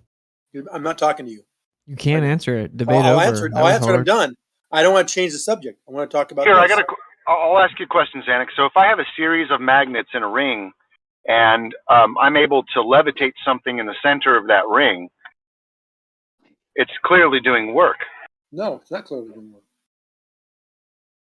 Again, it's not a change of subject. How can you tell us what the magnets can or cannot do if you can't tell me what it is? By telling you what it can and cannot do. That's a simple answer. So no, it's not doing any work. God. You can levitate a magnet on another magnet. There's no work that's being done there. Force has to be. Hold on. Force times distance. You get work. Yeah. Force has to be done over a distance. Distance. So you have to move it. Yeah. You have to apply the force over. Please. You have to, like, for example, if you put it on top of the magnet and then you're able to put another magnet under it and it would lift it up, and you can repeat that over and over again, then you'd be doing work. But you're not doing. You can lift stuff with magnets. But you only because you put it there. What do you mean only because you put it there? The force didn't originate from the magnet. It came from you. What? You don't know what magnetism is, so how can you tell me what it is? Okay, define magnetism. Talking about you opened up a can of worms, bro. So tell me how you can use a magnet to do work. See, you can't tell me what a magnet is. You can't tell me what noise in a the background. magnet is. Like, how do you understand that? Am I hot micing? Who's hot micing? A very simple concept. You can't tell us what the limitation of magnetism is if you don't even know what it is.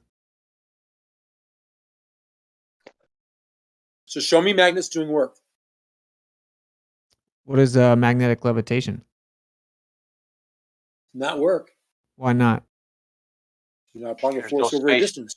There's no space displacement. So if your displacement is 0, your equation equals 0. Don't work. Right. So look, magnetic levitation, things can move around. No. Displace with a force applied over a distance. So is magnetism not a force? Magnetism is a force. Does it have It's not- spatial doesn't- extension? It doesn't. It doesn't have energy. Magnets Does do it have not spatial contain extension? energy. Magnets do not contain energy. They cannot do work.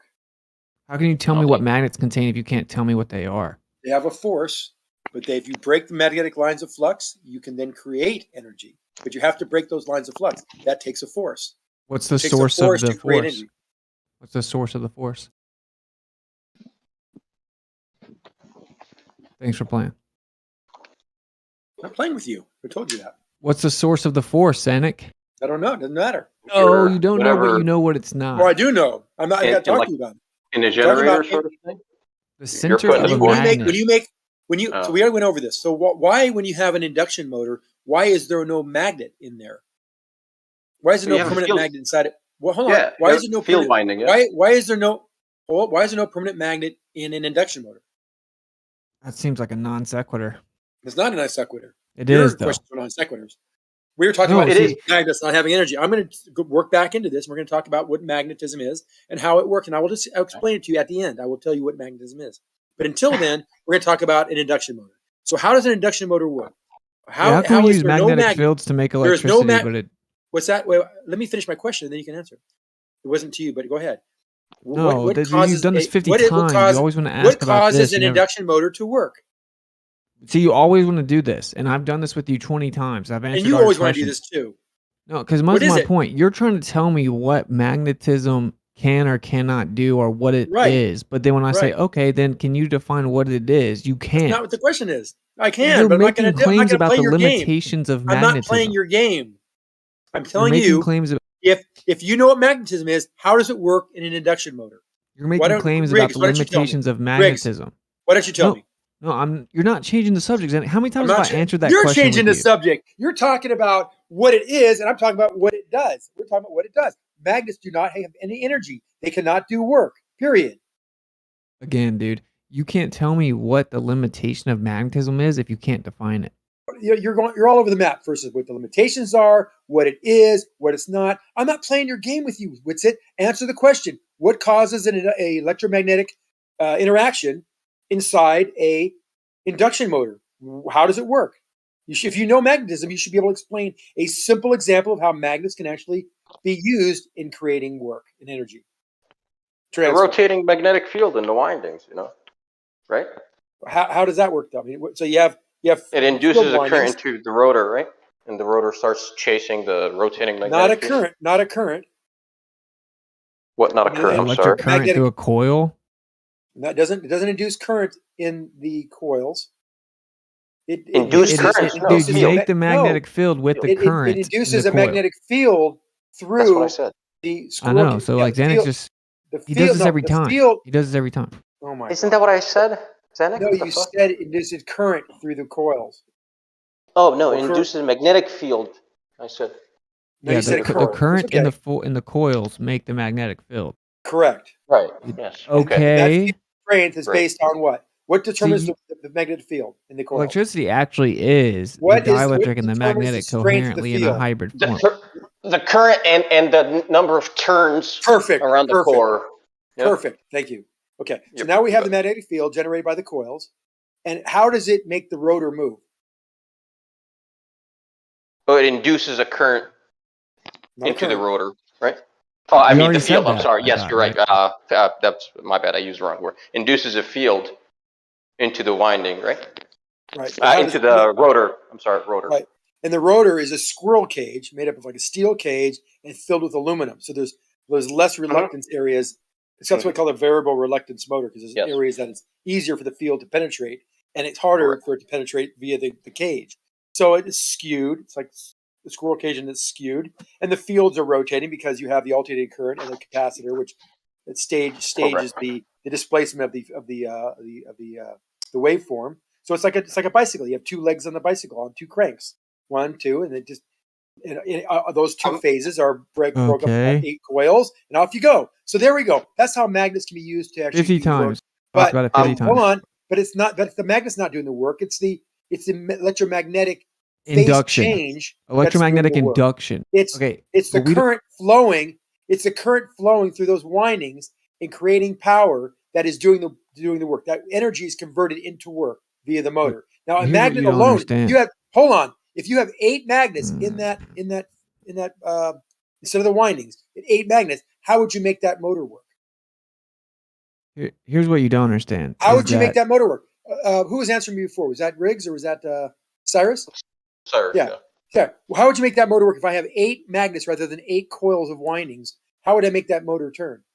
8 magnets, then DC. Oh, you're gonna have to push a current into the rotor. Then No current. So you're gonna have. Remember, no, just magnets. No current. Oh, the magnets can't do work, bro. I'm sorry. Well, yeah, so yeah, you're on the same side. So there we go. Yeah, I'm on the same side. Yeah. Yeah, magnets can't do work. You can't make that motor turn with magnets. How do you make that motor turn? You have to physically remove the magnets and replace them, and that would cost. That's actually what you're doing work.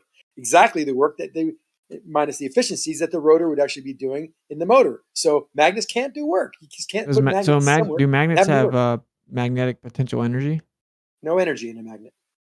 So there's no potential energy. No potential energy in magnets. You're wrong. This is why I keep asking you to define magnetism. You don't understand the phenomena, but you're sitting here acting like you're. Now you're trying to talk through me because you know I'm about to expose you. Using magnetism. Is there a mod here? He knows I'm about to here? expose him. This is ridiculous. It's funny that in 2022 that people shuts want to his pretend mouth. they're teaching other people about something that they don't know, and the paradigm they're touting admits they don't know, right? So it's like no, you don't understand the phenomenon. We don't know. I know that magnetism. energy is not found in magnets. I know how motors utilize magnets. I know how magnetism works. Now you're asking me a non sequitur, a complete red herring. What is the cause of magnetism? What is magnetism? We're not talking about that, Witsit. Just because the only leg you have to stand on is something that makes no sense in our discussion. No, Who cares where it comes from? This is the point. What does it matter? Electricity is the dielectric and the magnetic in a coherent No, you're hybrid making up form. words and Stop interrupting me, dude. So if you look at a magnet under a ferrocell, you have the center point, which looks like a black hole. Okay, that's actually potential. That's what that is. Okay, now you don't know what it is. Says you. Okay, but then what do you say then? If I'm wrong, then what are you saying it is? Told you, I'm not talking about it. You are. See what I'm saying? You're talking to yourself. No, I'm not playing your game. See, the game No, that the you're game referring it's a to game. is It's a me game to holding you. your feet to the fire, right? You're not holding my feet to the fire. We're not talking about it. It has nothing relevant to our conversation. It is relevant. You're going to because make up you words. are Your critiquing dielectric acceleration and all this other crap that's just made up words. You and Ken Wheeler talk about it, maybe at late nights with your fucking Jello shots. nothing to do I'm with not going Ken to deal with Wheeler. that. I don't want to deal with that. No, try Charles Produce Steinmetz, my guy. Okay, so what you don't understand is that He you're never said critiquing my accelerated definition. dielectric is magnetism. He never He said said, yeah, he said No one electricity is said the dielectric and the magnetic. No, you said it's dielectric acceleration is magnetism. No. Okay, technically, magnetic You said attraction that. is dielectric acceleration, but Which the, is the point is, total bullshit. no, see, this is the thing. You're critiquing my definition. So I say, oh, my definition's wrong? Okay, well, then what's the proper definition? And then you always just run away. So how are you critiquing Because we're not my talking definition? about that. I'm not playing Me your and game. Zanuck have been over this time and time again over if there's energy in magnets. And when you have a magnet and then you put another magnet near it and it attracts or repels it, is there work being done? No. No, Oh my something's God. not. It's not making it move. No, The you made it move. attraction or repulsion is not moving. You There's no made it work move. being done. How did you make it move? Something's You're just moving sitting and there. there's no work. You pushed Something's it. You pushed it moving and there's together. no work You being lifted done. the magnet and put it near it. Okay, now You did the we're at work. the point where it's repelling or attracting it, and you're telling me it's moving, but there's no work being done. Yes, you're pushing it with your hand as you move it away from you via the This is so dumb. repulsive No, magnetic. not our magnetic hand. fields. Not our hand. We've set it down, and our hand's out of the equation now. But it's moving. It's attracting or repelling, right? Wherever you put it in a position to either attract or repel. But that was the work that you did, not the magnets. Okay, but I let it go, and now it attracts and repels it. Jeremy, There's please. Magnets there's cannot movement do work. happening because of the magnet, right? Magnets cannot do useful work. Period. Dude, you just say that, and it's a Useful work. baseless. Now he's changing it to useful work. See, It's this not is the thing. baseless. Show me Within example your work. paradigm, within your paradigm, we don't currently utilize magnets to do work in the terms of like efficient electrical output. But Show that me how you can, does then. shut up. That does not Don't tell me to mean shut up, that is the actual Panic still limitation talking, of so take woman. magnetism, dude. Do you know how ignorant that is? You're trying to say you know you've reached the pinnacle of fully understanding the limits of magnetism. And then I say, okay, well, then what is magnetism? And you don't know. So how are you going to tell me what can or cannot happen with the magnet? Well, we do know that there's work being done when you put a piece of metal or another magnet next to another magnet. We know that there's work being done because there's movement. If there's movement, there's obviously has to be work being done after you've let it out, after you've let it go. So your hand's no longer involved with the work being done. Jeremy, as I said before, the question is, who did the work? Where did the work come from? Where did the energy The come magnet from? did the work because I just set the piece of metal down.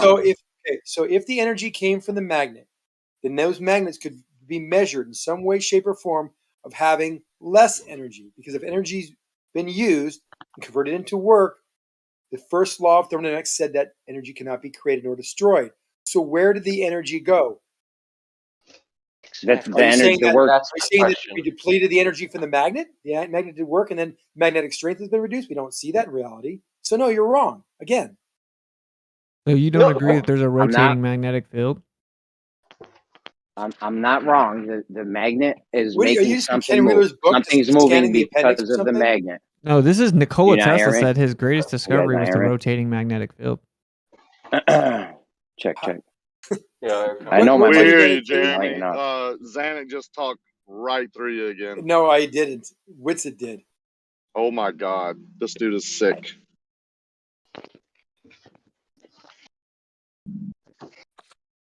This is kind of like QE and Oakley critiquing my definition of magnetism and saying that I'm stupid. And then I'm like, oh, well, It's a what pretty is dumb magnetism? definition. And then they can't answer it. So how can you say I'm wrong about what it is when you can't answer it and you don't know what Because it you're is? making up words that don't exist in Does science and physics. does magnetism attract or repel things? Yes, magnetic fields have a characteristic Okay. which is attracts and repels. Okay, Something. magnets attract and repel. That's movement, right? That would be movement. Yeah, but the whole idea, as I mentioned earlier, any movement you see involving magnets, you have to go find the source of that movement. And that's where you'll find the energy. Because if the energy came from the magnets, the energy would have to be measured in something like a unit measure of joules. And the amount of joules left in that magnet would have to go down because you can't create nor destroy energy. So if you move Okay, so the something magnets and make it took a joule to move something, then is that joule missing from the magnet? Does it take energy to make things move? Yes. And we know that the magnet's making these objects move, right? No, not right. Oh, we don't know that the magnets can make things move, attract or repel, like you just agreed No, to literally 2 that's minutes not ago, just, as you no, we overtalked said me, so I people don't already. hear your double speak. Is that I'm what not you're doing? double Funny speak. muting me? You keep on asking. You asked 5 questions in a row. Each time I tried to answer when you kept on talking. So shame on me for not knowing you're going to have That's 4 not what questions on happened. top of 5. So no, the answer, That's Jeremy, is another lie. That's like we don't. Yeah, there was 5 blasphemy. questions there. And his answer to one of the questions and all of the questions is this: if the energy comes from somewhere else, it didn't come from the magnets because someone else was involved. How'd the magnet get to a point where it could repel something? If you put it there or lifted it and put it on top of one, it was you that created the energy, not the magnets. Wow, dude. It's so stupid. And then when I let go, Because and then when I go ahead, Rocky. because we put the magnet there, we did the work. That's moronic. Of the magnet moving the object, yeah. When the magnet moves the object, our hand's totally out of the picture. We have no more influence on this object that the magnet's making move. And He they just claim that admitted he admitted earlier that a magnet will accelerate and decelerate another magnetic object. Okay, if it did work, Jeremy, show me how you make that Zanuck. work happen again. Zanuck, Go can ahead. I ask you what part of the magnet or the magnetic field does energy seemingly come from? No area of the magnet does it have energy. Okay, so it seems to come from nowhere. Where does it go to, Xanax? Well, it can go up in noise or in heat or in the actual movement. Those three ways is where energy could go. So it comes Motion, from nowhere and heat, goes to and nowhere. noise. No, it comes from somewhere. So give me an example of your magnet that pushes something and show me that magnet, those two magnet or two elements, and have them do that same cycle again. Make it happen again. Two magnets attract each other with a force. I agree. So make that happen again. You have to pull them apart and then let go of them. So there's no energy involved there. There's just a, it's called centripetal and centrifugal forces. no, it's not. That's all Yes, it pertaining. is. That's all It's pertaining not. to magnetism. You know what that word and means. that is the reciprocation of what you're asking for, the continuation of the Reciprocation? attracting and repelling. Xanac, what are you fighting against when you have to pull them apart?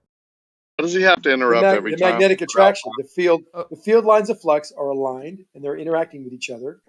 These dipole magnets have now field lines of flux that are now lined up with each other. So That you have to creates a force. overcome that to pull it apart. That you have to overcome. You have to overcome. Hold on. You have to overcome that force, and that force will be applied over a distance. So it will take energy to pull them apart. Then you can let them go, and they'll slap together, and then pull them apart again. Slap together. You can create them apart, but the energy is not coming from magnets. So It's they coming have from. forces. Hold on. Almost done. The energy is coming from me pulling it apart, and letting it go, pulling it apart, letting it go. That's me. Yeah, but I'm what's providing the energy that took for them to come together? There's no What the energy. frick am I in? The energy came from me who pulled them apart. See, every time you get him on that, he just gets quiet. No, I don't. No, because I'm trying to figure out how to answer you. So I'm answering it every way I can, and it's still not Yeah, sinking you in. didn't answer what Because I asked. You said pull it apart the again. I attraction said is not when they come energy. together. Now you're going to talk and just move on and just blabber on about other stuff. No, Answer the same stuff. question. I'm answering you. No, answer my direct question. When the magnets went together by themselves without help, what is that? That's you putting them in each other's fields and letting them fly together. There's no energy there. No, yeah, but Letting what them made them fly together? Because of the magnetic attraction. You're a troll. Their Yeah, what is magnetic that? How is attraction magnetic caused them attraction to- not energy? You don't need it because no work was done. What do you No mean? net work was done. If work was done, then it should be able to be repeatable. You just put something back in an equilibrium state. It didn't cause it to create any work or energy. You just basically put things next to each other, and they attracted where they want to be. There's no work being done there. So there was no displacement with force? There was a force, but it was caused by you putting the magnets in the position that they were in. Oh my God, dude. It's not a net force. It can't be a net force until you can separate, until you can reverse it. In entropic terms, that is a reversible process, right? So no entropy will go up or down when you remove a magnet. Let it go. Remove it. Let it go. Nothing will change. That system is not valid in relation to energy. No energy has been changed. No usable energy has been changed. Nothing's changed. Entropy didn't change. So there's no energy in there. Wow. Because if there Fucked up was, part, that, because I'm agreeing you with would Zach. have energy. You would have energy. Sucks. It change sucks to by suck. If you moving. agree with Xanac, Xanac can't define magnetism. So how are we gonna, dude? Is I'm not centrifugal defining it because I'm not divergence and playing your centripetal game. convergence superimposed? It's a conjugate. I can See, define this is it the just problem. fine.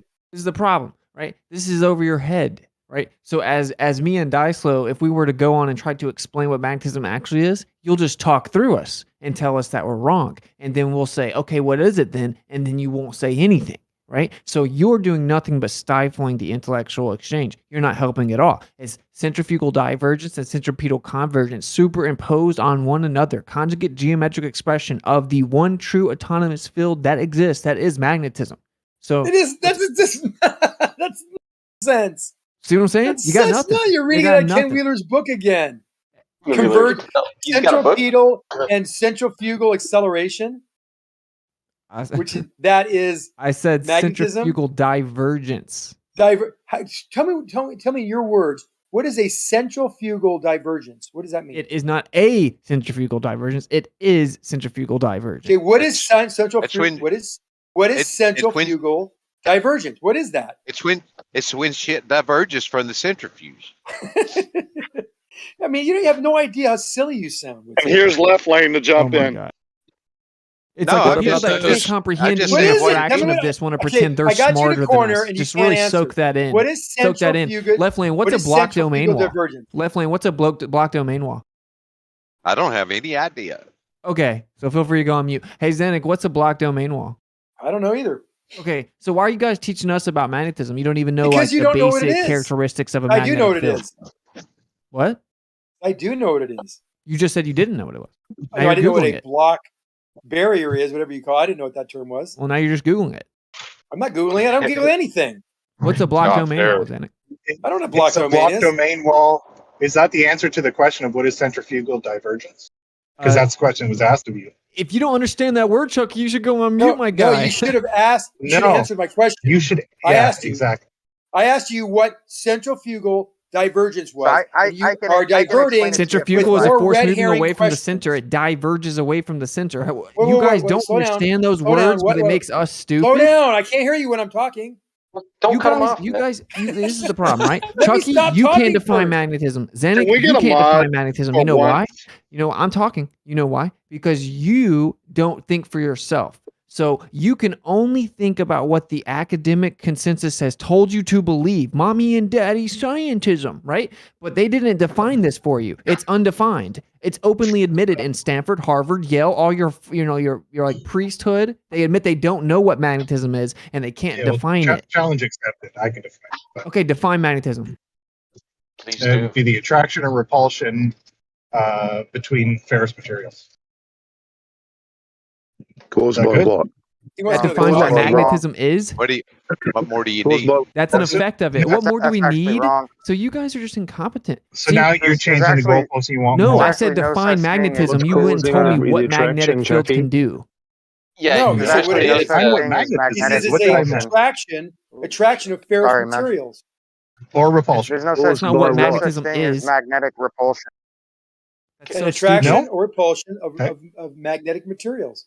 It's Even not Your non-magnetic magnetic. paradigm materials of particle have some physics effects of defines it as the magnetism. exchange But of what do you virtual want? photons. But then you come. But hold on. I still asked what the centrifugal. Imagine thinking you're smart by saying like attraction What and is that? repulsion. Okay, you Oh know what's my funny? God. Because I had a customer that was a PhD in physics, and we were over at Applied Materials, and we were trying to figure out how to get rid of this fourth harmonic in a stepping motor, which is magnetism, by the way. And I understand magnetism so well that I went to my expert, Bert Leanhouse, who's one of the foremost authorities on magnetism in the world. I don't know if he's still alive by now, but it's been some years. But we did some research. We just started analyzing the plots of all the harmonics, the vibrations of this motor caused by the magnetic interactions of the rotor, the samarium cobalt magnet, and the rotating and pulsing and sequenced phase coils. We figured out that if we could reduce the detent torque, reduce the magnetism, we would be able to reduce that fourth harmonic. So we pulled the rotor out, which was magnetism in that container, which you said, oh, it induces a high current into that. No, it doesn't introduce any current to a magnet. You magnetize it by putting it in front of a huge, very strong magnetic field. Magnet. Anyway, so we pulled the rotor out of the magnet, which demagnetized it so slightly that it changed the characteristics of that fourth harmonic. Now, this is not any do anything you textbook. can This to is not, avoid hold the on. actual This is not any subject. textbook. I'm just addressing your point about us just thinking about the colloquial definitions and what we're trained. Yeah, This that's what was not Chucky in did. any He book. used the word We did attraction this- repulsion hold and on, pretended hold that on, made hold him on, smarter hold on, than hold on. everyone else. Let me finish. We did this not following any book, having a hunch that, if we pull this thing out of the field, we may be able to disalign some of these magnetic lines of flux, to weaken the flux pattern, to weaken the attraction, so that this fourth harmonic, which is related to the number of teeth on the rotor and stator, will decrease when it's in motion. And lo and behold, it did. The fourth harmonic was reduced to almost nothing. The vibration was reduced, and it didn't jitter the semiconductor wafers as it was moving from chamber to chamber in high vacuum. So these are the things we do when you understand how magnetism done? works. You experiment, and you don't go along the colloquial or the Oh my trained, God. book smart methodologies Yeah, that you're trained full on. of shit, Xanac. You're Okay, full here's of the deal. He said that it was the attraction I'm and sure- repulsion of ferrous materials, Yeah. right? Which is just really, really stupid. For one, that is like what something does. It's not what magnetism is. Secondly, magnetism, permanent magnets are also able to affect non-ferrous metals. Virtually all of them. He just has no idea what he's talking about. Now he wanted to say magnet in the definition, so he stopped himself and said ferrous, right? So anyway, this is another problem, is what we're saying is your particle physics paradigm, it says it's the exchange of virtual photons. Okay? because there's too much energy. Particle physics prediction did not account for the amount of energy that was there, so there has to be something else there. So they named it virtual photons to make the equation fit. Okay. Now they don't actually know what virtual photons are, that they actually exist, right? They're just denoting characteristics to make the math work. This is well known. You guys come on Discord and pretend you're geniuses and you know exactly what it is, and then try to ridicule other people. Think about how ironic that is. Nobody's saying they're a I genius, didn't Winston. claim I was smart for doing that, Whitson. That was a very wrong. basic and simple answer. I probably should have added scenarios. No, that doesn't answer the question. I was smart. But please point out how the question was define magnetism. Where does magnetism come from? Because I don't know the answer to that. And I didn't say would where does it come from. I said what the does question it? of define magnetism, I think Magnetism you're right. comes from You the said dielectric field, and define most accurately should be magnetism, called and I magnetic did. dissipation. You like Dielectric One at many a times, time. guys. Too many people talking, guys. More mayonnaise. Hey, please. one at a time. Come on. So you as I asked was me to trying to say- define a term? No. So can I define it? Can I define it, or are you just going to go on about how no one's defined it? Magnetism is most accurately known as dielectric dissipation. The magnetism comes from the dielectric field, and the loss of that energy is what we call magnetism. Loss of energy? Come on. Yeah, what energy's lost? Yeah. What energy's lost? I don't know if the definition holds. It's terrible. Yeah, but you guys And don't know what it besides, is. it is. How can someone said it was pretend they're accelerated critiquing the dielectric, definition when which they is- don't have a which is definition? You don't know what it is, apparently. How can You don't people know I- what it is. we You have don't a know pretend what they're it teaching is. a Winston. definition when they don't have a definition? We have a definition. No, you don't. And Jace even put it in the chat as well. What is So it? you Was I guys think that close? it's the exchange He of virtual said- photons? Yes or no? Yes or no? Yes or no? He said no. He said that's Yeah, not a that's a virtual yes, photon. Winston. It's not how you use Okay, it. so you think it's the exchange of virtual photons? I didn't say that. So is it yes or no? Magnetism is just simply zero and first order through space local interaction of one spinor object on another object that also transforms as a spinor. See, so you just like read something. So this is the That's what it problem is. with you people. So you just read But what something. You don't definition even, you want? I think dude, the easy I part is asked you a this way. question. Is magnetism the exchange of virtual photons? Yes or no? I would say no, although the definition might say otherwise. So then 'Cause how I do don't- you I account don't for all the subscribe to energy virtual that's there? photons. I don't subscribe to virtual photons. Maybe Nate, can you jump off your mic and help Zanuck out here? Because he knows that we had a problem with the original prediction, and there was too much energy. So then we had to come up with the idea Hold of on. virtual photons. I thought you said we couldn't define magnetism, and now you're saying that we say it's the exchange of virtual photons. So can we define it or not? Now you're it's getting there, defined. Chucky. Pull your crayons out. Now you can start to learn. The problem with it is Can virtual we photons isn't an define it? actual thing, buddy. It's not an actual thing. It's a placeholder. Okay. It's a mathematical fix because they couldn't predict what was going on, so they came up with a concept called virtual photons Are so these that they virtual could use photons it as a electric current? mathematical Were you telling- construct. were you Stop telling the truth? interrupting me. So they could Yeah, use it as a stop mathematical interrupting. construct, right? Richard Feynman will tell you point blank that it's never been the input or output of any experiment. It's just a concept. Their existence is questionable at best, but it's an abstraction we use to balance the equations. Was that used in the definition? See, that's what I'm trying to explain to you. You That's a don't know yes or what no question. definitions are. That's a yes or no question. Do we use that in the definition of magnetism? Yes, the exchange of virtual Then there photons is a is the proper definition. definition within Very particle good. physics. Yeah. So when you claimed we didn't have a definition for magnetism, do you want to walk back on that? No, because virtual photons is not an actual defined phenomena or understanding of what's really there. It's just like dark matter. It's a mathematical placeholder. Okay, so if we use a word in a definition that you don't like, why don't we say you don't have a good definition for that word in the definition of magnetism? Wait, he already said And that means you don't have a definition for said magnetism, my accelerated guy. dielectrics. He already said that. That's not a good word either. That's I a know. worse word. He's not smart enough to realize he's painted himself into Stop a corner, projecting. You and maybe then- have 115 IQ, Chucky. Why do you keep talking about my IQ and how smart I am? How about you just Sorry, keep that when- to yourself? when my guy? did you? Okay? I did not Stop- know keep, you were keep your I did not ineptitude know to you were yourself, in the Chucky. room when I did the IQ test in And what was it? 83. What was it? I'm not. I don't care for you to know. Okay, well, stop But calling it was people in stupid. Maybe. 1983. Maybe you should stop calling other people stupid. Then why are you acting stupid? Why are you painting yourself into a corner? No, I just intellectually eviscerated you, my guy. You didn't even know what your paradigm claims the definition of magnetism is. I didn't give it to you. Then you act like you got a gotcha because you're like, oh, you said there wasn't a definition. Then you said we have a definition. And I said, no, you still don't have it. Shut up, Chucky. I'm going to mute you. Why are you talking in the middle of me? Go ahead and mute me if you're going to be a dick because you just said there's a definition. Now he goes to talk. Right after you said there isn't. Chucky, you're all over him, dude. If you don't have answers, just sit back and let it flow. Well, no, he said it's dielectric acceleration. We said that's bullshit. Now it's Xanix's turn to talk. talk. Be right. So Chucky, I'll say what I can say. Then you can say what you. That's how conversations work. Okay. So you acted like you had a gotcha, right? Because I said you guys don't have a definition, and then I provided your paradigm's definition, and you're like, haha, you said we didn't have one. Haha, you contradicted yourself. But you're not understanding that the reason I say you don't actually have a proper definition is because virtual photons is just an abstraction that's undefined. They don't actually know what's going on there. They came up with a concept to make the math work. Okay, And so what you is don't your have a proper dielectric definition. acceleration? You Is that a don't concept understand too? what magnetism is in your paradigm. Neither do That's admitted. you.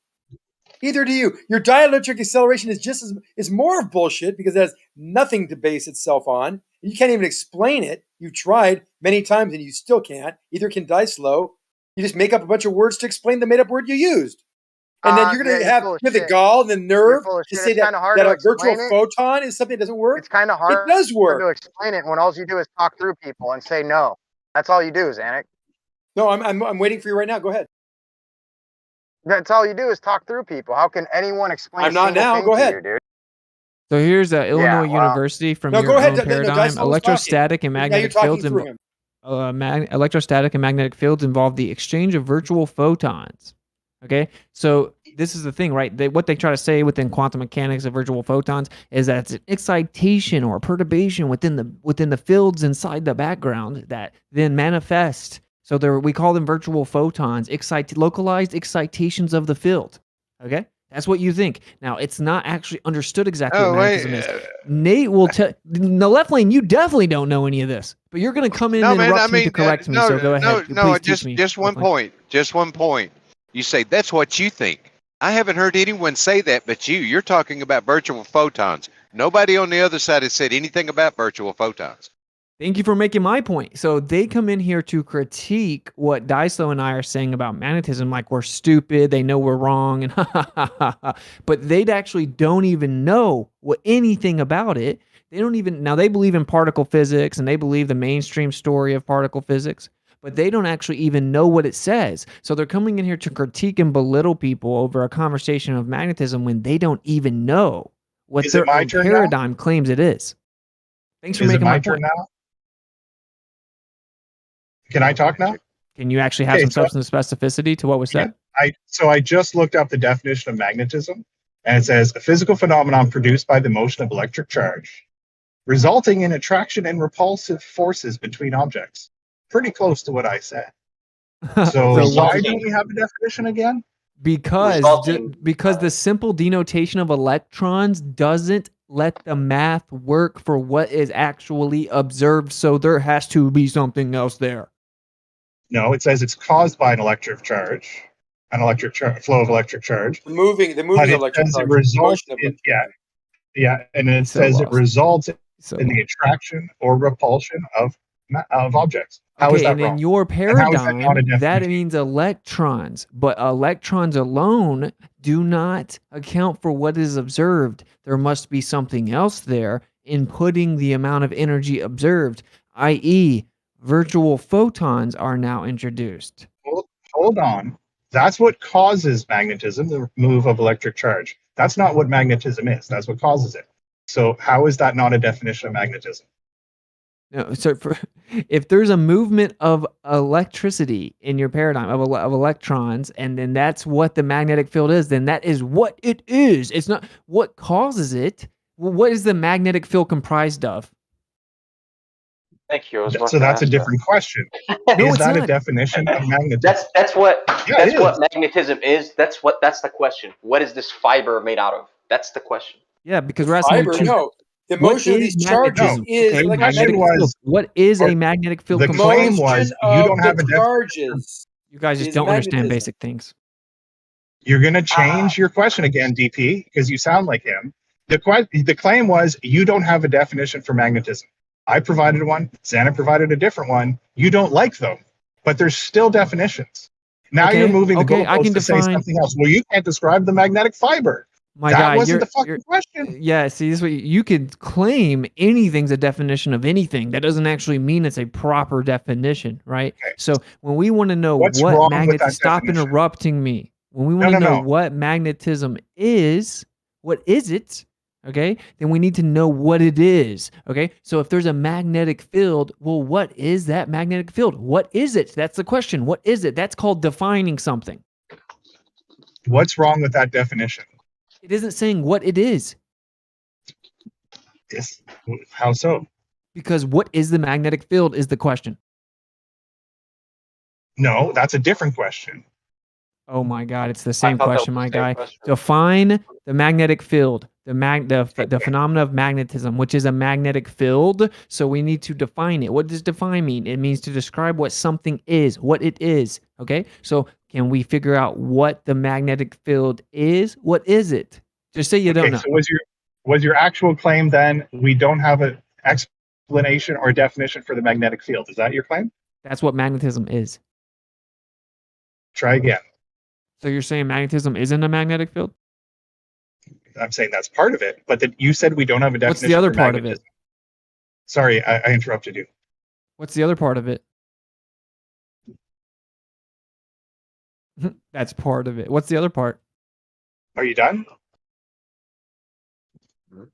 It's hard because you were talking. So the definition for magnetism has been given to you twice, two different definitions. So again, do you want to walk back the fact that we don't have definitions and now focus on what you actually wanted to ask? You can If you do say that. it's just Go ahead. part of it, what's the other part of it? What's it, bro? You're trying to discuss something that's like super advanced. It's like The quacks. attraction and Wasting repulsion your time. between objects is the other part of it. That's the effect. We're talking about what it is. The effect of what? The effect of what? The magnetic field. Okay, so the magnetic field does something. Huh, that's like Yeah, part of but the we want to definition. know what it is, though. What is what? What is The what? magnetic field. Okay, so ask that question. Now you That's have. what the question's been the whole Carry time. on.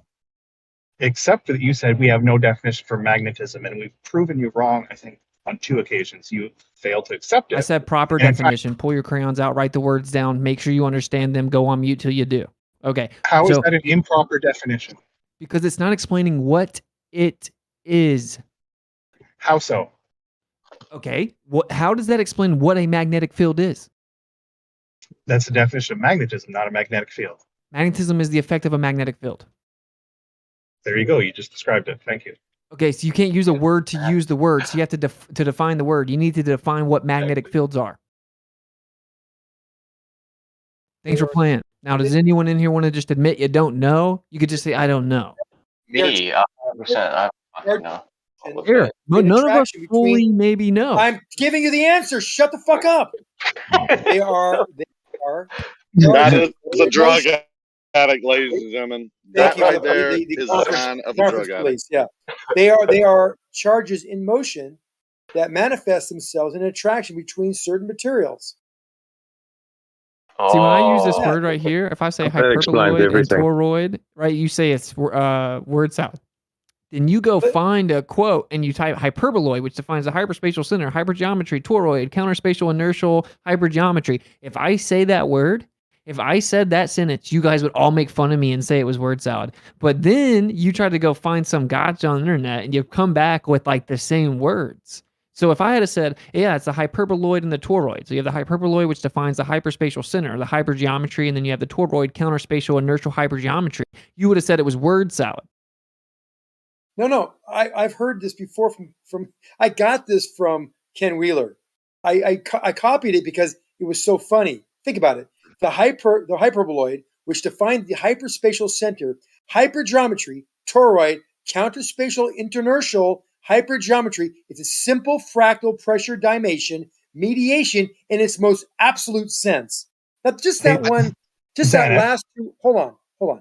Just that last two words in its absolute sense is hysterical because what the hell does simplex fractal pressure dimension mediation mean? No one knows. Let me continue.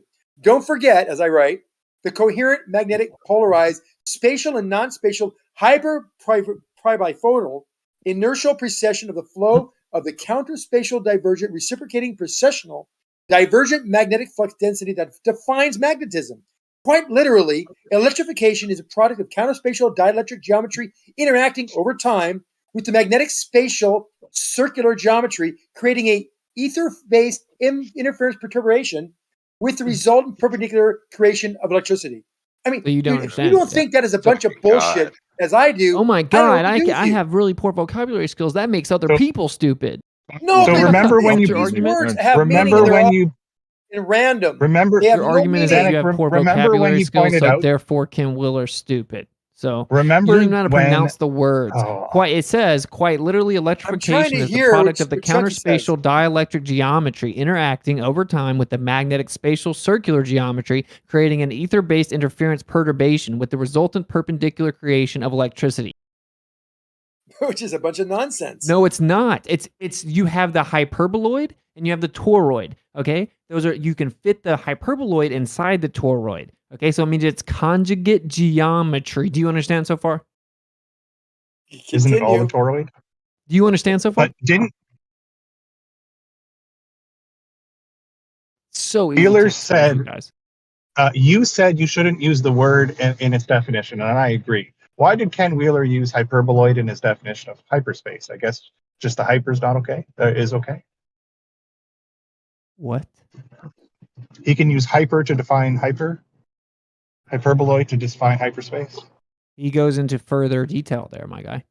But you can Hyper use in the front word of a hyper. word. Yeah, you can use hyper in front of a word. Yeah. He's saying Yeah, that when so we when- use when the you're describing hyperboloid hyper- or the toroid word to define magnetism, we're talking about the hyperspatial center of it. He's trying to so break it- it down where people like you can understand it, but you still don't. I can assure you if- that doesn't make him stupid, though. So if I'm defining magnetism, I can use the word magnet 6 times in the definition because he Oh, if you used were to say like to def- anti-magnetism, right? And then you could say, well, it's like anti-gravity or anti-something. It's a different word. Yeah. No, well, see, you the want word to describe the hyperboloid. whole word. Hyper is in front of the word. But I Hyperboloid get is your one point. You word. guys are funny, dude. Hyperboloid and hyperspace are both one word, but he uses the word hyper several times in the definition of hyperboloid. He said it defines hyperspace. Sorry. So I guess he's defining hyperspace using the word hyperspace. Well, did he So- need to define hyperbola for you? No, he said it defined hyperspace. Yeah, do you not understand, though? It's a hyperbola. Do you know what that is? So using Do the you prefix of understand- hyper doesn't mean that he's using the same word he's defining. It's a preface. Do you understand that your champion is using the word hyper in the definition That's not of a hyperspace? word. It's a prefix, dude. Okay, You clown. he's using the prefix hyper to define hyperspace and use hyperboloid to define it. Are you okay with that? No, that's not what he's doing. What he's That's doing not- is that is what he's exactly doing what is he's doing. explaining the hyperboloid in the magnetic field, and he's using the prefix, right, of the prefix of hyper, which is because of a hyperbola. Okay, You So- they'll so- never get this right, Witsit. They'll never understand this. No, it's So way over their head. again, But this is why I got upset, because it's like they have the audacity to come in here and they can't comprehend the conversation, but they want to ridicule other people like they're stupid. He may not have Show me thought how of that. He magnets might have have energy. just, Give he me an might have just example worked of right off the cuff give and me an not really example thought of a about magnet it and having just energy. said the Back word to- hyper, back thinking to- it sounded like the same as hyper, and then said hyper. Thanks, Anna. Appreciate it, bro. Go ahead. Sorry. It's just over his head, man. So it's like talking about hyperbola, right? So you guys should know what a hyperbola is. He's explaining that's what it's defining. When we're talking about a magnetism, like a magnetic field, you have the toroid and you have the hyperboloid, okay? The hyperboloid, and he's saying that's the hyperspatial center, as in like the spatial extension of a hyperbola, okay? And then you have the conjugate geometric expression. Now, if you don't know what conjugate geometric expression means, that doesn't mean someone that says those words is stupid. That means you need to get on Google and try to understand words. That doesn't mean other people are stupid.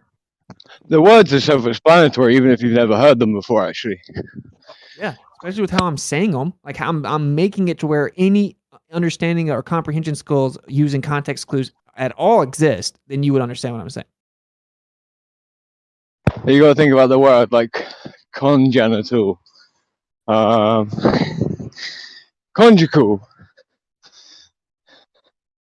Well, if I say hyperboloid and toroid, and then if you know what those are, and then we use the word conjugate geometry, you should know what that means.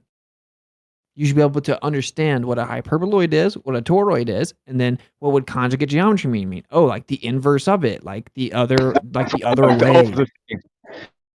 Yeah.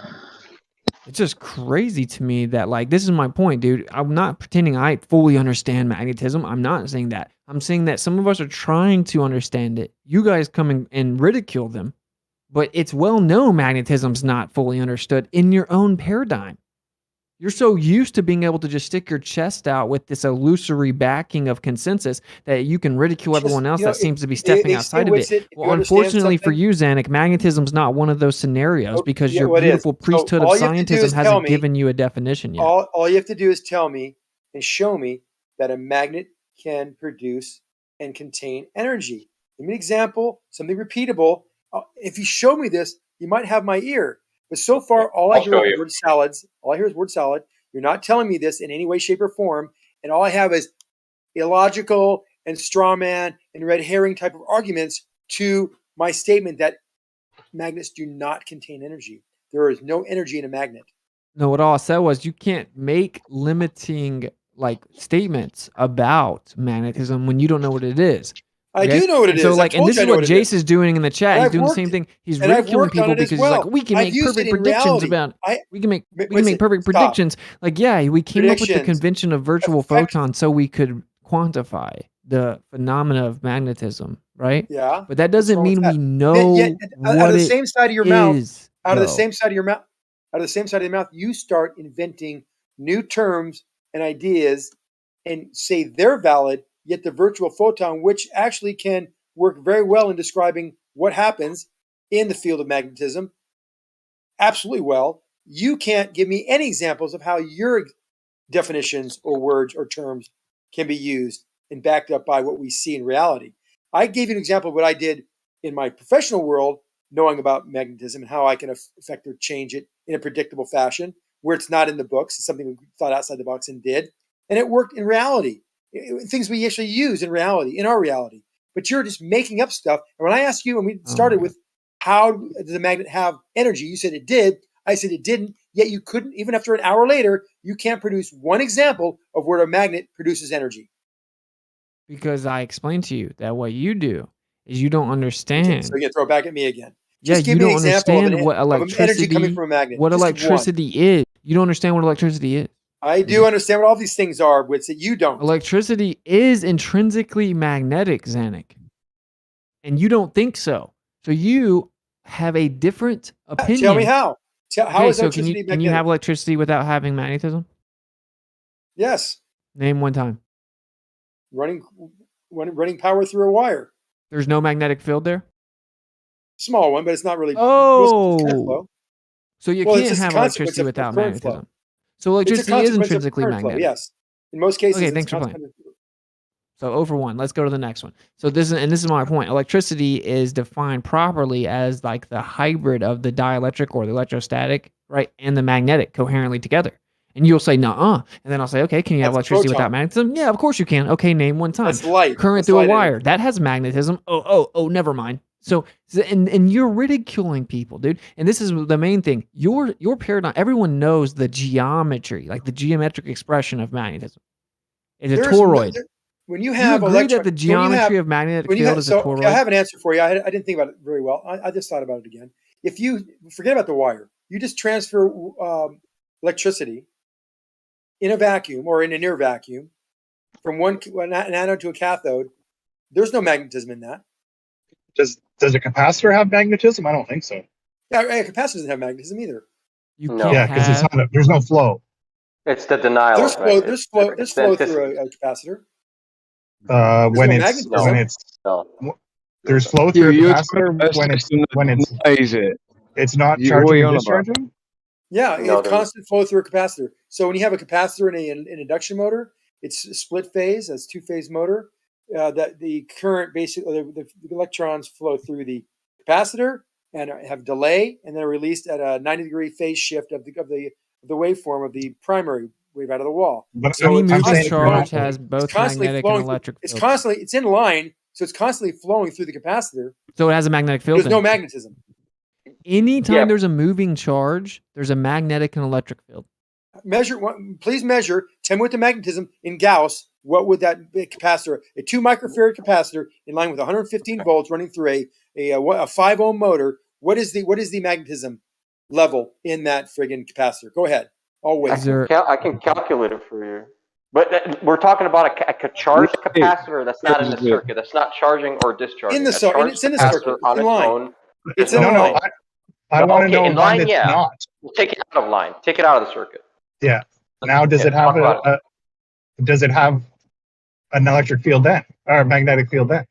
Any moving charge has electric and magnetic field. So now you're changing it. Any the whole time. What do you think electricity is, dude? That was Faraday's biggest discovery.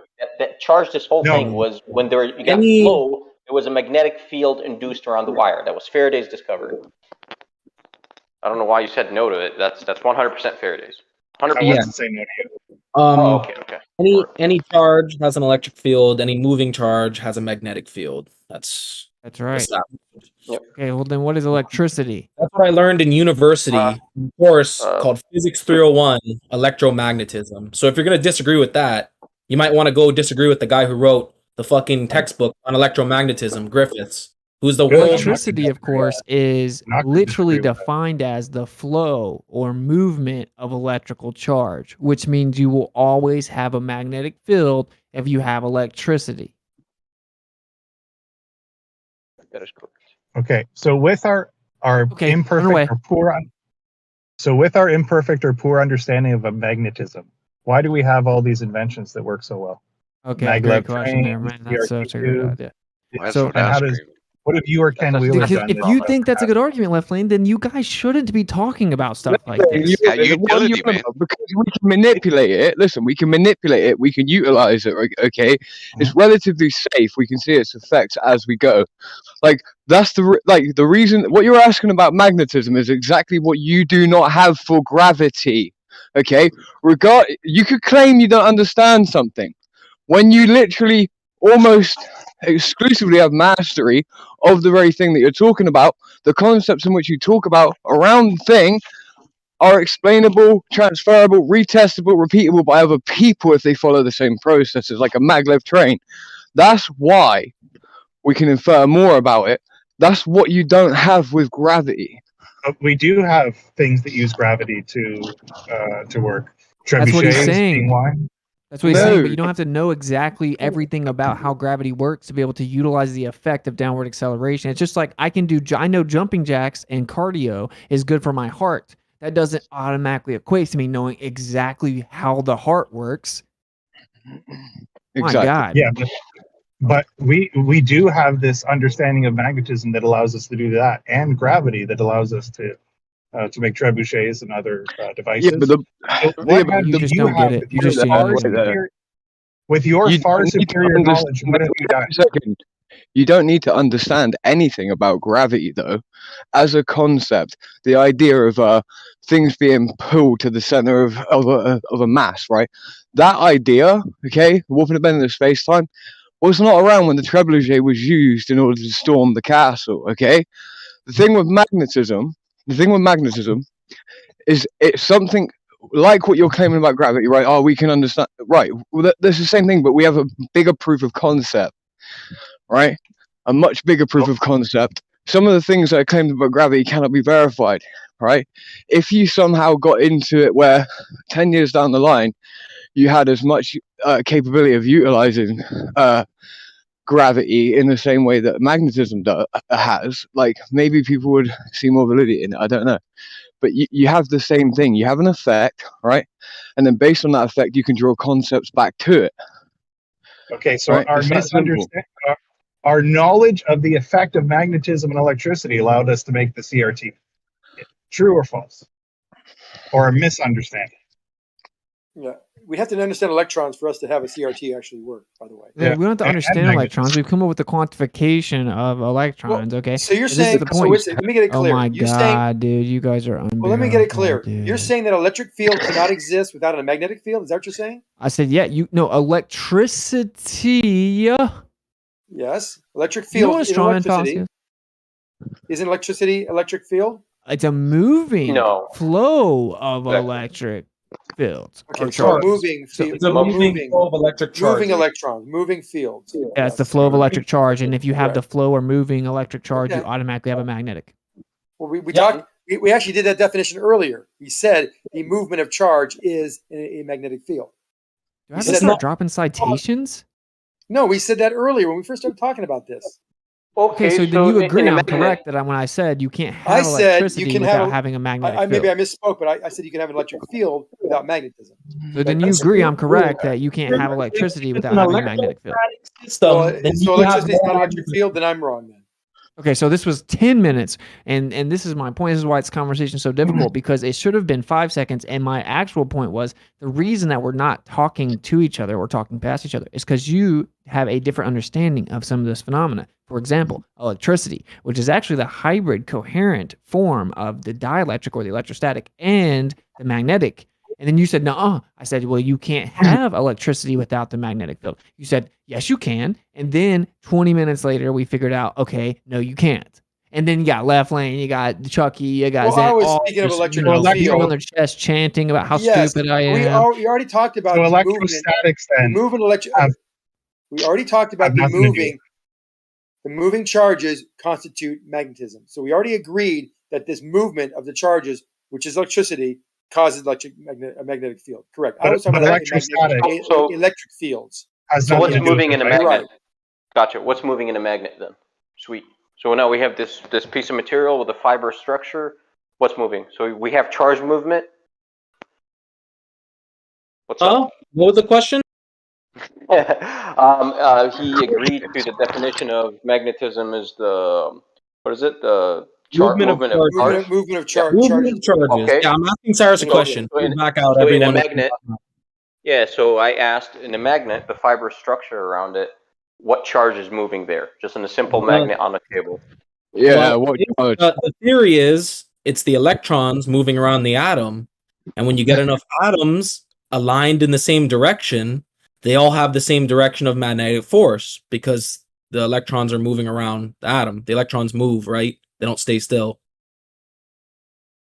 Okay. So we have electrons flowing around. That's what's causing the. Yes, yeah, moving charges in the atom itself. If you get them all aligned in the same direction, you're going to have the same force direction with the magnetism. But that's why iron, which is ferrous, has like magnetic properties, whereas other metals don't, because the other metals don't align together, right? They're all randomly facing different directions, the atoms. Therefore, they can't align, they can't produce a coherent force. Okay, I'm agreeing. But no work can be done. God fucking damn, I'm gonna shoot myself.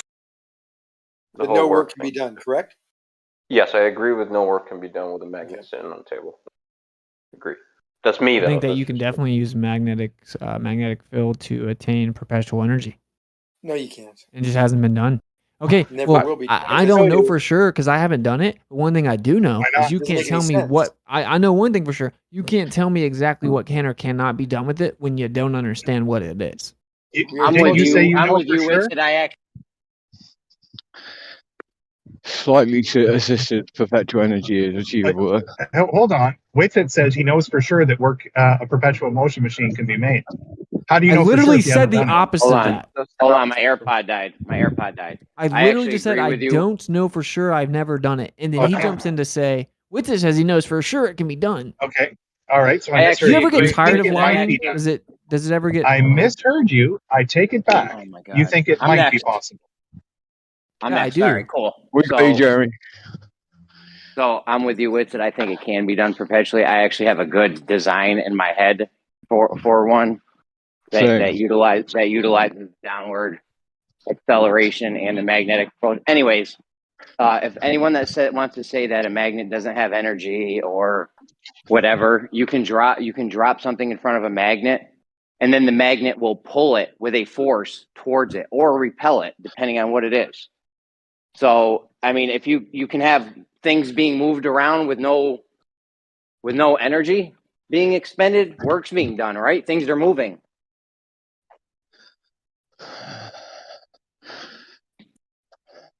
Yeah, the explanation would be that whatever amount of like dynamic energy is in the electrons in the magnet's atoms would be slowed down, or the energy would be taken from those atoms, right?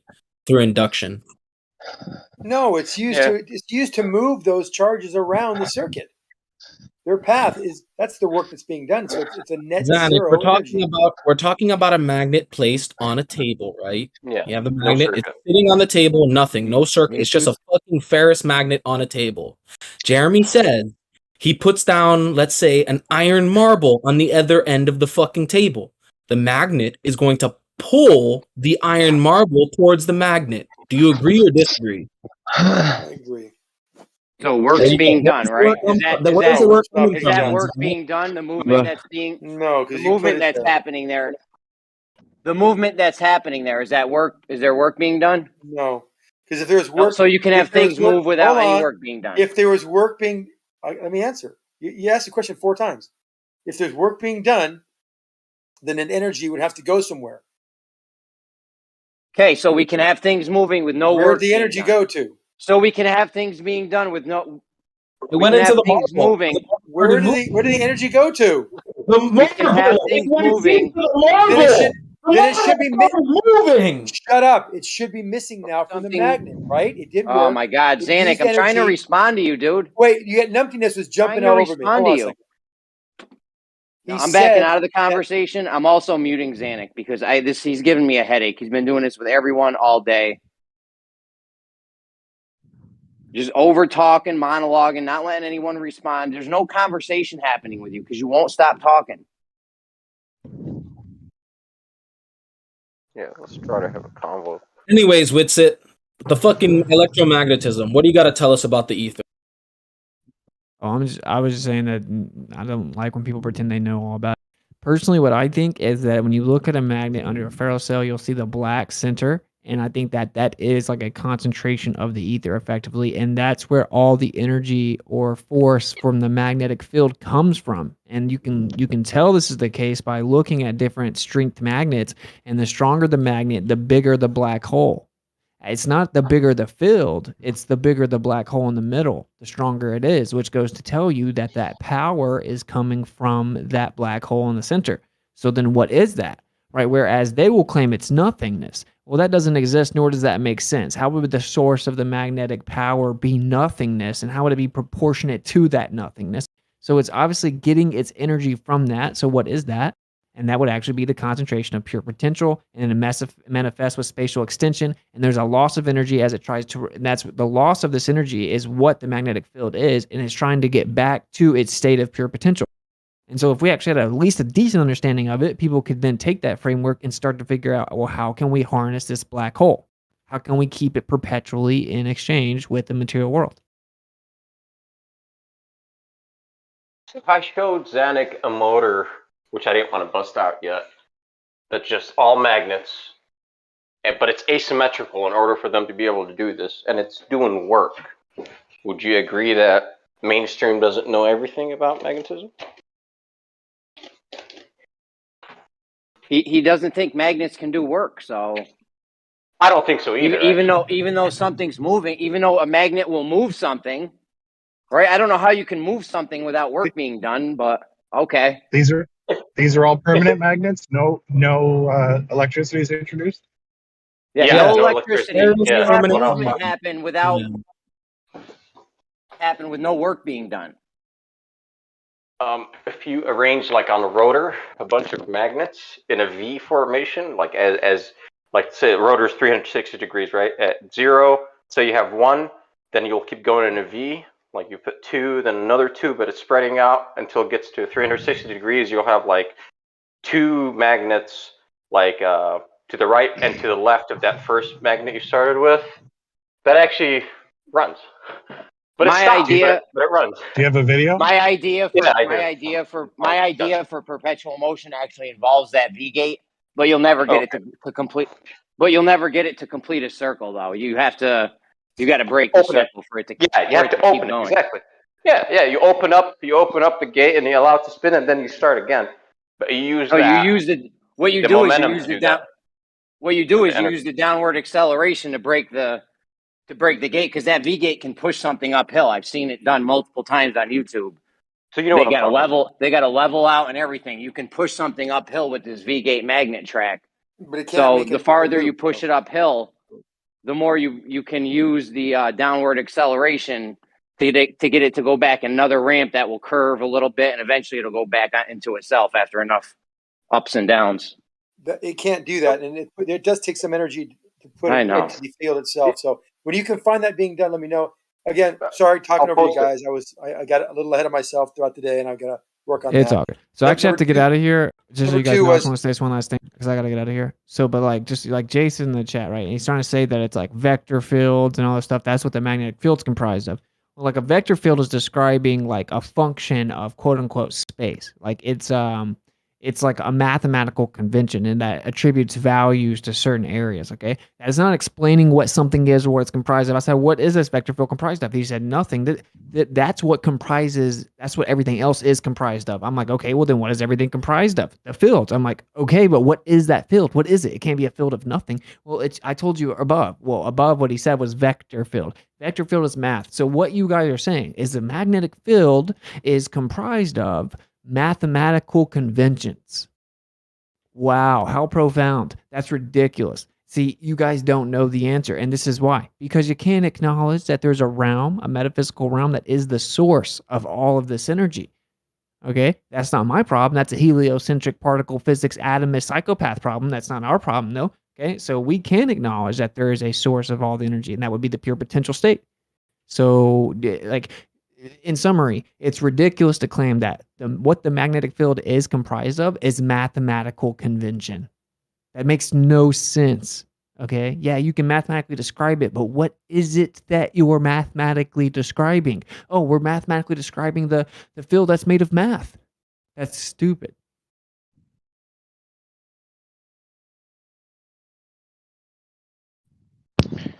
See you later, bro. Yeah, I'll catch up with you guys later. Peace. Peace.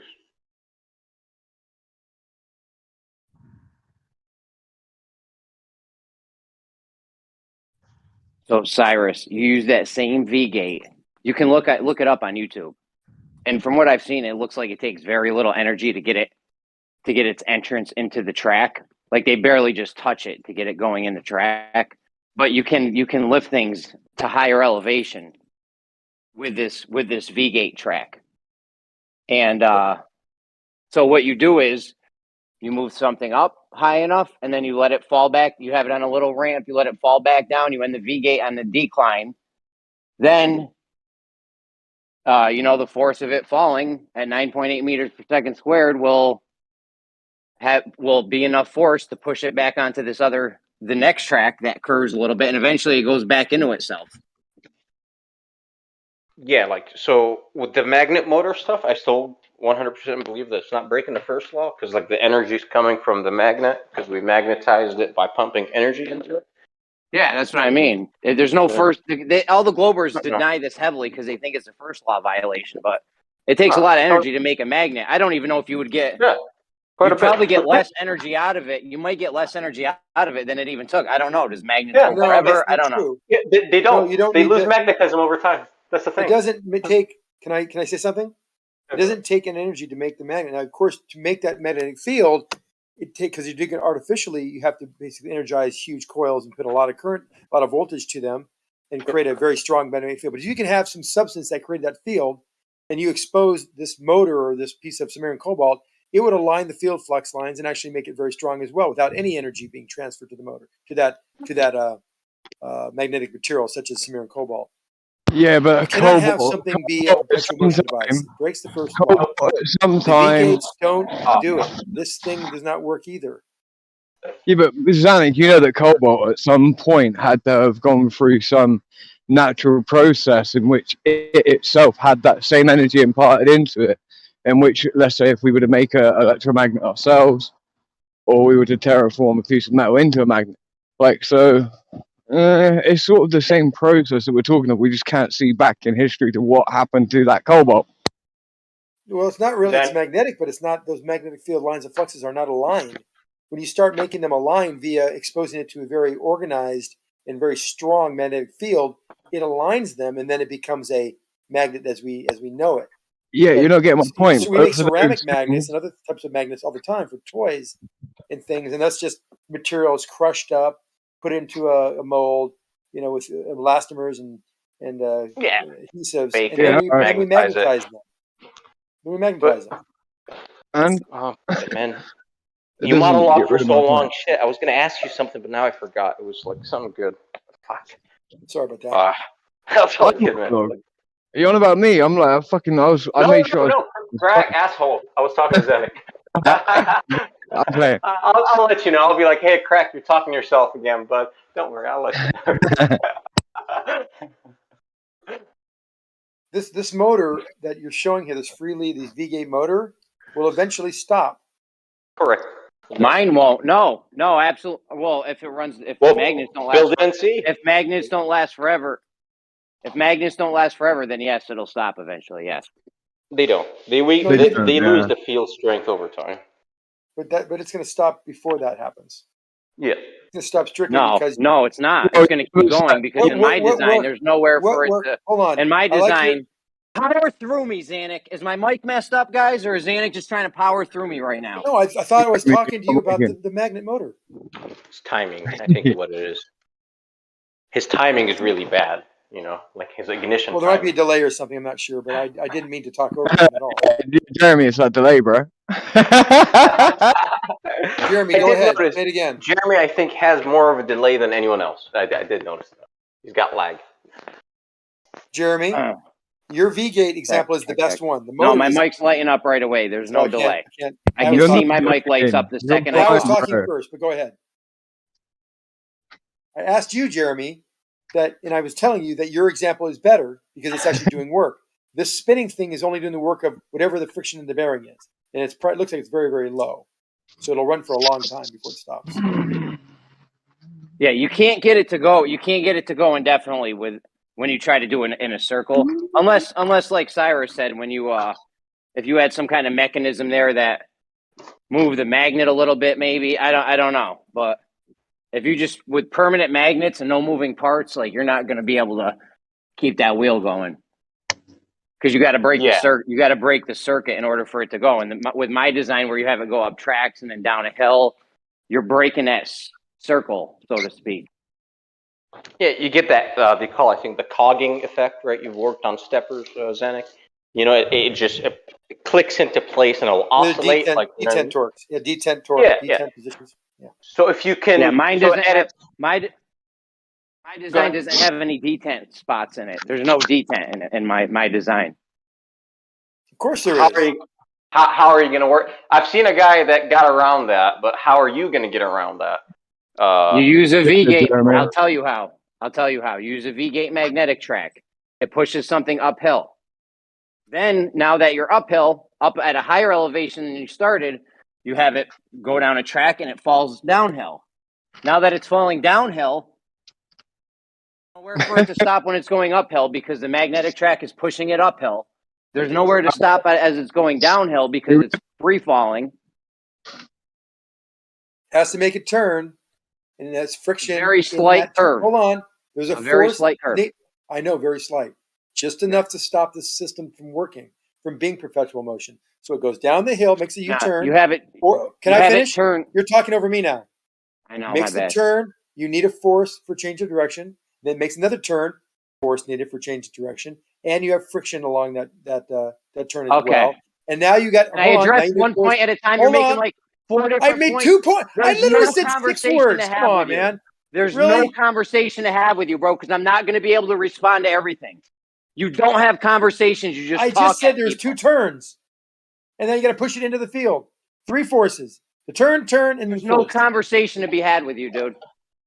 I'm willing to debate that further, but we don't have to. I told you what I was saying. It's very simple. Bro. There's It no was very simple. conversation to be had with you. You're just talking through people. It was very. I'm not. You mentioned your point. I was. You make multiple why there's points. You never okay, let forget anyone it. address them. You know, people forget what they're even going to say by the time you're done talking. I said there was 2 turns. There's friction. There's a force, and then you have to enter the field. Another force. That's enough to where it will not continue to operate. Period. Zanuck, I could respond to it, but I don't even want to because he's not worth talking to. Well, I want to hear your response. I really do. I don't want to give it to you, Zanuck. Please give it to me. Come, I'm begging. I don't know. Hey, Jeremy, since you've been looking into this, have you seen the best magnet motor that I kind of believe, because this dude was touring it and showing it around, and I think he did get funding, was a Turkish dude. Have you seen that guy's motor?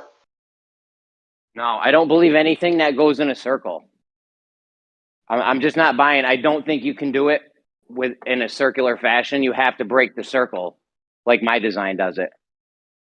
Well, at the end, you need a shaft. Are you going to rotate a shaft? Like, you can have any, like, internal workings, then, like, your gas engine turns reciprocating motion into circular motion. And it's not circular to begin with, it's reciprocating, like, it's up and down, but we can, through mechanisms, we can make it, like, rotate a shaft, because that's what we need. I'm willing to take a look at it if you want to DM me the guy's thing, but I have to find it now. It was more than, like, 10 years ago. But it was really fucking convincing, and he never disclosed the inner workings of it. So yeah. Yeah, I was looking into this about 10, 15 years ago, maybe 20 even. I've been on this for a while because I do think there's energy in it. What's up? The internet changed, bro. Like, I can't find most of the stuff that YouTube just used to recommend this stuff to me. And it's not just go just look at those V gates, bro. What? Just go look at those V gates on YouTube. Bro. Sorry, go ahead. Go look at those. I'll be done after this, all right? Because I can't fucking stand this. All you got to do is go look on YouTube and magnetic tracks. You can see that they're moving things uphill with permanent magnets, and that's really all you need is to be able to get at a higher elevation than a lower elevation, and you did it. So, well, Jeremy, can we find somebody? I mean, this seems like a pretty simple concept. Why can't someone show at least a hint of what you're talking about working? I mean, it seems pretty straightforward, right? Oh, I've seen guys do small segments of it. They never take it the whole way. I don't know why. You can definitely move something at an incline with this V-gate. I don't know why I'm even talking to you. My bad. I'm having a normal conversation with you. No, you're not normal, bro. I think other people are pissing agreeing me that I'm off. normal right now. I'm talking normally to you, asking a simple question. I think there's a lot of losses in that U-turn on the top and the It's bottom. not a U-turn. This is what I wanted to address before when you kept going on with Mad Point. It's not a U-turn. It doesn't fall back on itself. It falls back on a different track. All you have to do is turn it the slightest of a degree in order to eventually get it to come back on the track that it started on. It's not going to immediately fall and then go back in the track it started from. Doesn't have and to you have it do the turn. One more thing. You have it do the turn when it's going downhill, free falling at 9.8 meters per second. You can have a free fall, and you can slightly turn it. Then that's where you'll overcome the friction of the turn. So straight down, and then it hits a flat spot, goes around, and makes another U-turn into the mechanism again. I mean, straight down, it hits a ramp that's curving downwards, so you'd have it land on that or something. Well, I'm just envisioning it hits a peak, makes a U-turn, comes down Doesn't a ramp, do a U-turn. Another U-turn into the mechanism again. Doesn't do a U-turn. There's no U-turns. How do you change the direction to make it come back into the system again? You have it do a slight turn. It goes up a different ramp. Me so far, this is easy. It makes a slight turn, goes up a different ramp, and eventually, out of all those turns, it does come back on the ramp that it started on. Yeah, that makes sense. If you can't, I'm not following you for some reason. What about going up and then down and then up and down, like into the distance? How would that work too? So no turns. What are you saying? Like goes up a ramp, hits a peak, and then it pushes it over the edge, goes down due to gravity, rolls into another V-gate, goes up. So it's like these multiple, like a sine wave forever in the distance. Multiple V gates, yes, multiple V gates. But eventually you have it turn a little bit on each one, just a little bit while it's free falling, so that you can use the free fall to overcome the force of friction on the turn to keep it going into the next ramp, yes. Well, why even have it turn? Why can't we just have it straight, like just a series of hills in the distance? No turning. I mean, it's eventually got to come back on itself so it can keep going. What do you mean? No, because we're going to go from here to LA. So we have a hill, we climb it with a V gate, and then it falls down. His other V gate goes up, and another V gate goes, so it's I mean, you could do that. You need someone in New York and LA to move it onto the next ramp so it can get back. Well, yeah, we can cross that bridge when we get to it. But I think the problem is we understand that. Why don't we just make it straight? And we know when we make it straight, eventually this thing runs out of gas and it stops. It's not going to run out of gas because it has no detent point. Well, there's detents between each of the V gates. That doesn't stop it though. It propels it forward uphill. May I add? Yeah, I think you're missing a point there. But yeah, you gotta find something that's close to that. Show me that it can go up a hill and come back down again and make those 2 turns to come back into the V gate again. It's probably going to be more than 2 turns. Like I said, you can see something going uphill at a higher elevation due to this V gate magnet trap. I agree, but you had to push it in. You had to use some force. No, he barely touches it. He barely touches it to get it going in the track. I know, but the thing will be sitting there, and the guy just touch it, teeny tiny little touch. But if it's falling, if it's falling, and then you have it rolling at a decent speed, your little car or whatever's on the track, it's going to go back into the track. Well, you're saying that, but what I'm saying is being devil's advocate here. You go up, climbs the hill, like you said, makes the turn, falls down. It's not straight down. It's a ramp, so it's not going 9.8 meters per second squared. It's actually going something much slower than that. Then it has to make another turn, and by the time it gets back to the beginning, it's lost a lot of energy due to the friction and the turns, and it doesn't have enough of that little bit of force needed to push in the V gate. It's missing that force. It's less force than you use to push it in. That's my point. Well, if you started this thing off and had it just rolling down a little ramp into it, it would easily go into it, because when the guy puts it in the ramp, all he does is barely touch it and it goes into the ramp. So if you had the car rolling to start, like it would be if it had just came off one of the tracks or one of the ramps, it would easily go back into the next track and start to go uphill. So whatever. There's no second law. There's no first law of thermodynamics violation here. You guys are just. It is a first law. It's a classic first law. You're just V gatekeepers. It's a classic first law violation. No, it's not. It is, because it's saying that it needs energy to lift that marble or whatever it is up to the foot high, and then to let it come back down again with the losses of the track and the turns, and to continue to go up and down without any introduction of additional energy. That's a violation. Perpetual motion machine of the first kind. So that's why you got to build it and see, bro. I always say that if you got an idea, it does not work until you have it built and working. Yeah. I can guarantee you it's not going to work. You're going to try. You're going to. I mean, in your mind. I know you're a V gatekeeper. We know. But part of me, kind of like when I bet my life on it, it's like, well, what if it does work? I'm thinking maybe Jeremy's right. Like 0.01% of my mind is kind of like, I'd like to see that work. That makes sense, but it's not going to work because we know too much about these mechanics to allow us to go against the knowledge and the laws of physics. That, number one, is the first law. It's not a first law violation, though, because the magnet will run out eventually. It's not perpetual motion. Okay? I'm not even saying you're going to get more energy back out of it than it took to make the magnet. So there's no first law violation happening. Well, yeah, there is, because I could say we can change those magnets as time goes on so they don't lose strength. That would still be a first law violation. So we'd be putting energy into the system. No, you're just making sure the energies in those magnets stay strong, because it's lost just, due to the natural half-life of these magnets. Yeah, so you'd have to input energy into the system, you're saying, if we put new magnets in. No, we're just applying. We're just putting a field. We're just reinstating the field if it loses any along the path of time. So over a year, as this thing moving, we're going to continue to zap each thing individually as this thing's still rolling to make sure the magnetic strength has been constant. That's still a violation of the first law. It's not a first law violation. You're bugging. I'm telling it is, but that's okay. You can disagree. No. Do you know that Tesla, when he told his professor how come like there's no motor with no brushes on it, he laughed at him. He was like, "There's no such thing. It'll never be." So funny enough, the student that asked is the guy that invents it. So it's like until you make it, I've got no fucking idea if it works. Make it and see.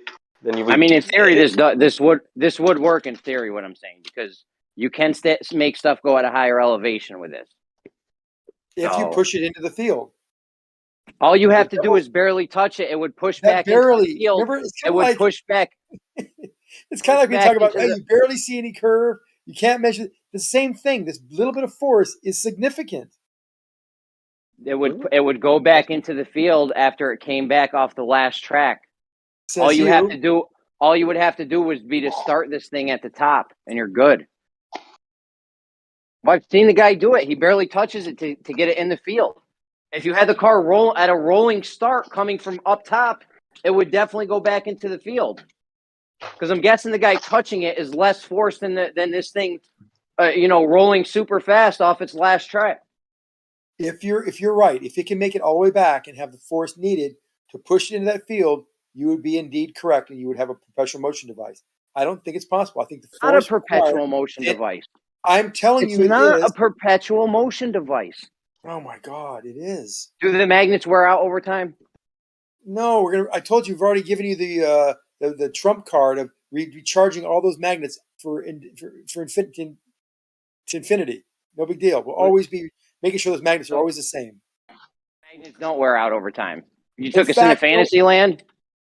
You took us into fantasy land, and now you want to say it's a second law or first law violation because you've now taken us into fantasy land.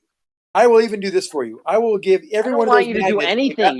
You're messing me up more than anything. One of those magnets a solar cell, so they will keep the magnetic field constant for the life of that machine. Still a violation.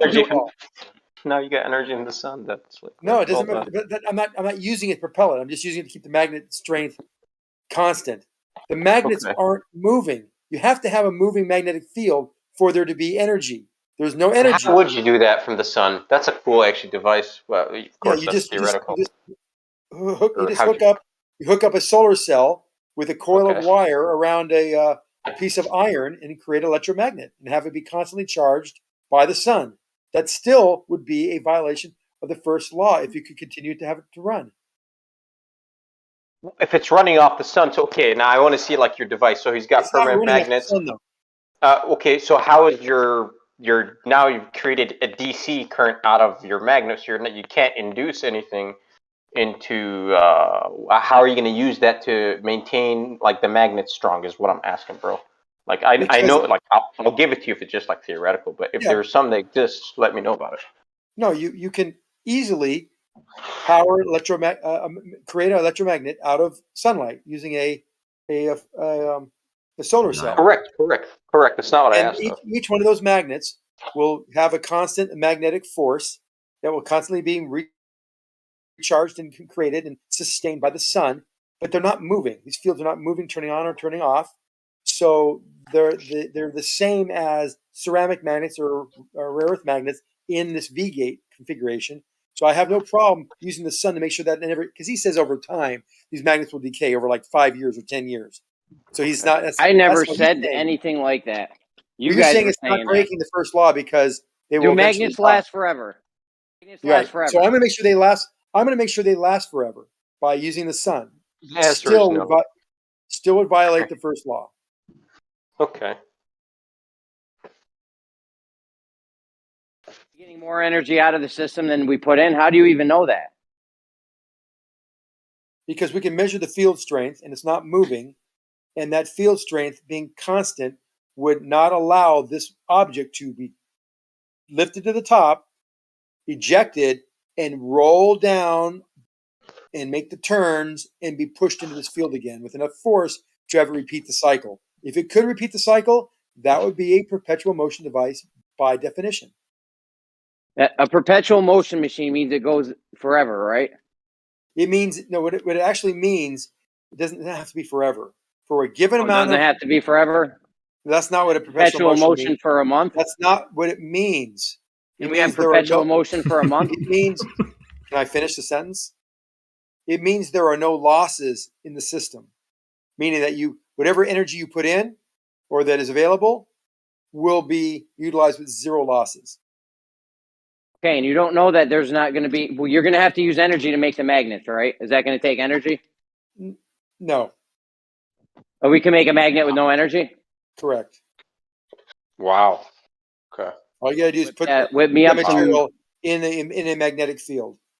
No energy is. Dude, this is get them dumb at magnetic this field from? point. I don't even know. You can make a magnet with no energy. Yes.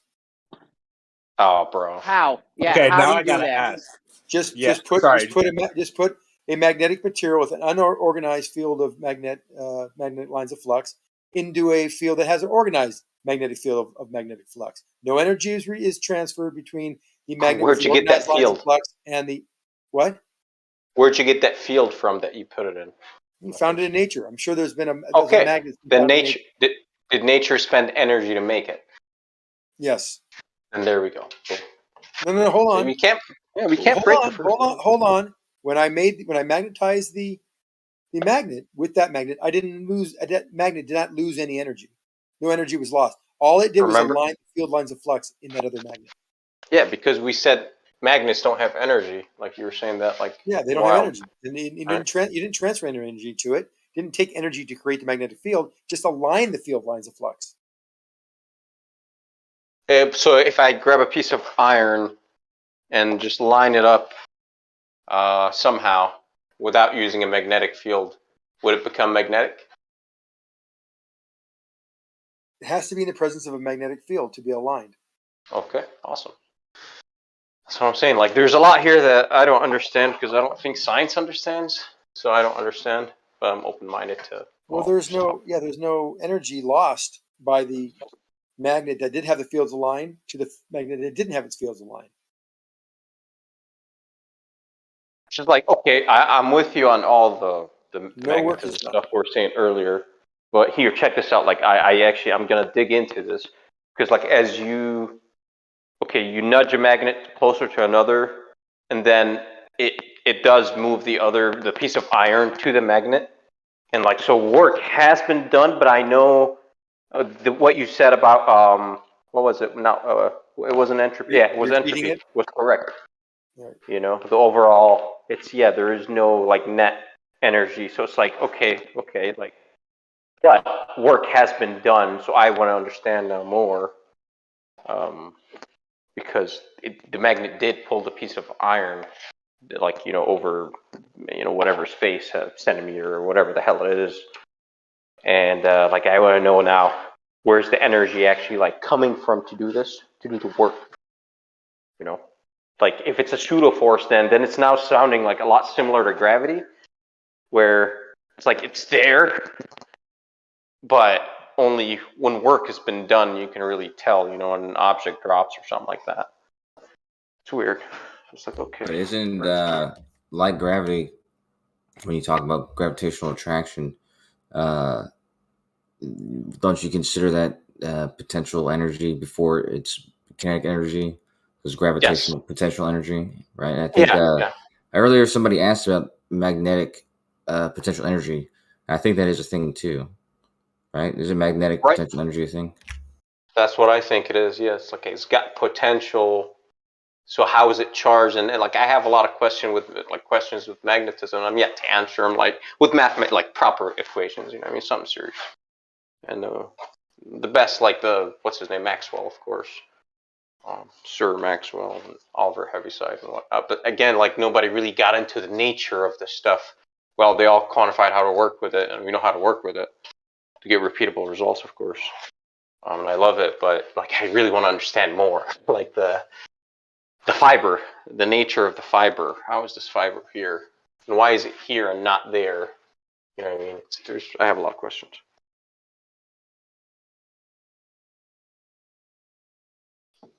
You don't agree with quantum field theory's interpretation? Chase was bringing up. No. So I think like I agree with like the quantum field theory on like gravity and why objects are like pushed together. I believe the field, the environment pushes it. So that's what I think what's happening with the magnets too. When you align these flux lines, I think the environment pushes on it, not actually like the flux is just there as a pathway, but the work has been done by the environment. I'm weird, but that's my theory on stuff. I'm yet to work it out mathematically, so please don't hold me to it. You know, it's just ideas in my head. How to interpret like stuff from like the quantum guys and all this, even relativity sometimes to think about stuff, but not space-time bending because then you just it fucks everything up. You're trying to work shit out.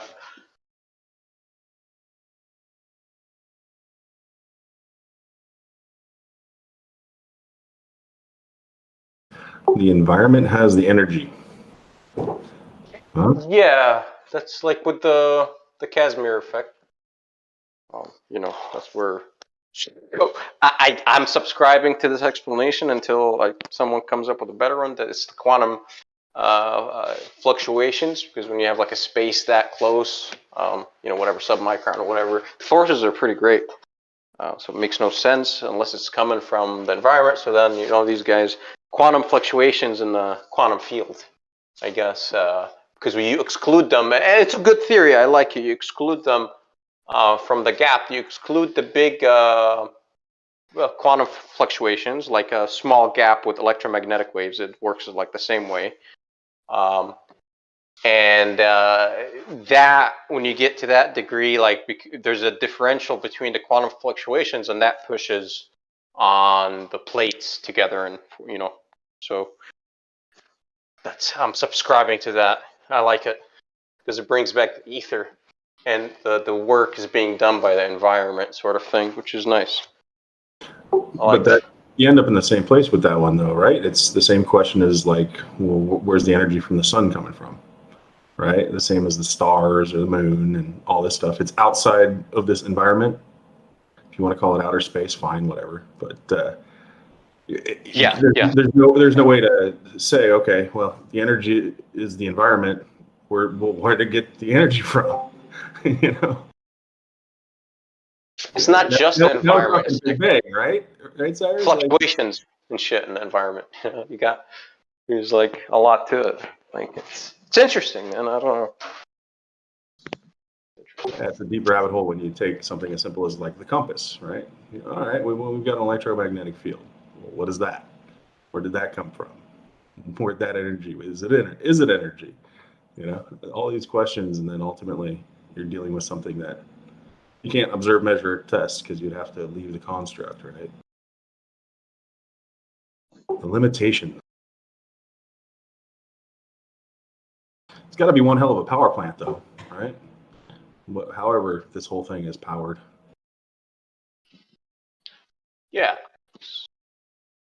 The sun powers a lot of stuff. Well, but where'd the sun get its power from? You got, mainstream BS stuff burning on the inside because that's all we understand, but I don't think so, man. It's hollow. It looks hollow on the inside, so. Yeah, God just plugged it in, right? Just put it in the wall socket. It's on. Oh, yeah, I don't know, man. I think it's a transformer. No, but it does. Sorry, go ahead. You said you think it's a transformer. Yeah, it's I think it's like in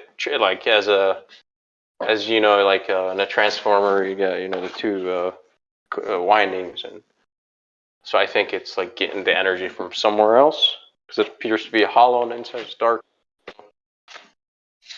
You said we have a hollow earther. Is that what just happened? No, hollow sun guy.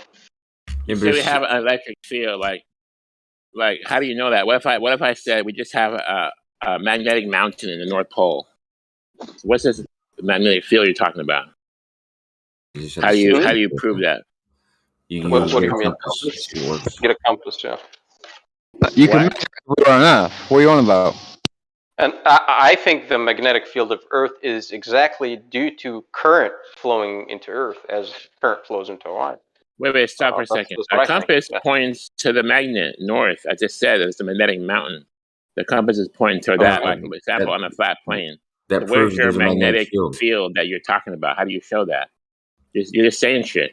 A magnetic mountain would produce a magnetic field as well. I wasn't talking to you, Kosho, but I was talking to the other guy. No, I was trying to respond to Cyrus, and then you answered Nico's question. So you said that because there's a magnetic mountain, we have a magnetic field. Okay. Cool. I'm just throwing it out there. Yeah. How do you know there's a magnetic field? How do you see? Is it invisible? Like, do you have like? Yeah, it's space? invisible to the naked eye, but you can align compass. Like your compass will align to that field to show you where it is. You can't. No, it won't. Magnetic. Actually, the compass points north. Like, let's say there's a magnet in the mountain in the North Pole. Okay, that's my theory. How do you? What's this line? What's this field you're talking about? Where's this field? The field is what your needle is lining itself up to the flux line. It's lining up with the flux line. So the flux line is running north-south. Okay, so let me debunk that real quick. You take a magnet, right? Okay. And that points that magnet. Okay, it'll attract, let's say, metal, a needle, whatever, like a compass needle towards it. Okay. Yeah. So you don't need a line for that. It goes right towards it. Why is it going towards it? Are you like Einsteinian going towards the action through space without anything there, or what? Like, what's up here? It's going towards the magnet. There's nothing. It's going towards the magnet, like a magnet. They stick together. Magnetics. I don't know. Magnetics. Okay. Then grab that magnet and piece of paper and toss some iron filings, and you'll see it's emitting something. Emitting a field, yeah. Okay, let me. Okay, maybe I said it wrong. What I'm trying to say is, it's the same thing that would happen with a magnet on a flat plane. That's all I'm saying. In the North Pole. Awesome. Yeah, we had the shape of the Earth wasn't part of this whole talk, actually. We're just talking about magnets. So it's the same thing that would happen on a flat plane. Is what you're saying? I don't. Yeah, of course. It's just the magnetic field is here. Whatever the shape is, it's irrelevant. That's all I was doing. Okay, continue on. Now, the source of the field, we can debate that. I would love to debate. That's awesome. Like, it's not molten anything.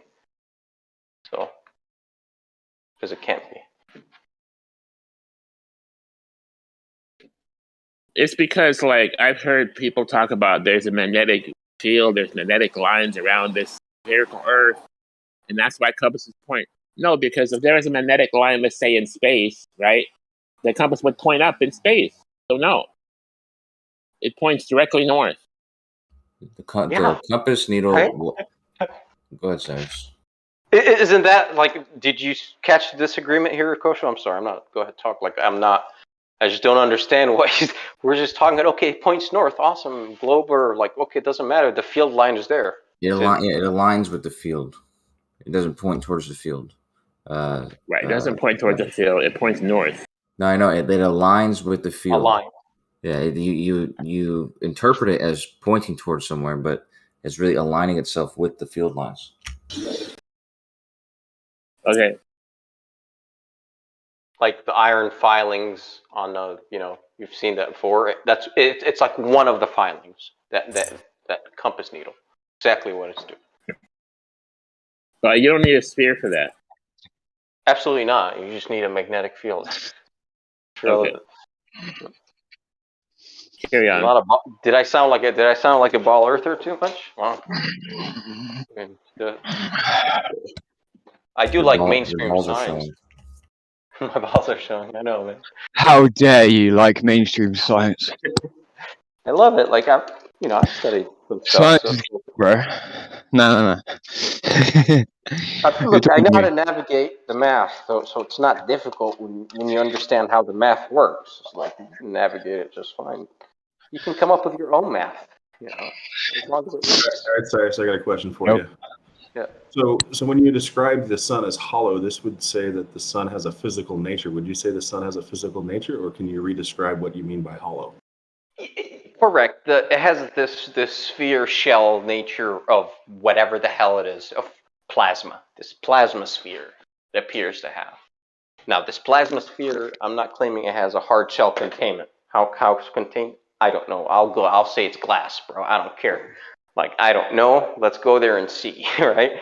But it does appear to be spherical. I don't. It's cool with me. It's a ball of some sort. It's not. I don't believe it gaseous. I'm saying it is plasma, and plasma is gas excited. I get it. Trust me. I love plasma, but I don't know how this plasma is contained. Okay, so I don't. But it appears to be a thing. Yeah. A thing. Okay, maybe. I don't know if I would say it's a thing. I would say it's an effect, right? Perhaps it has effects.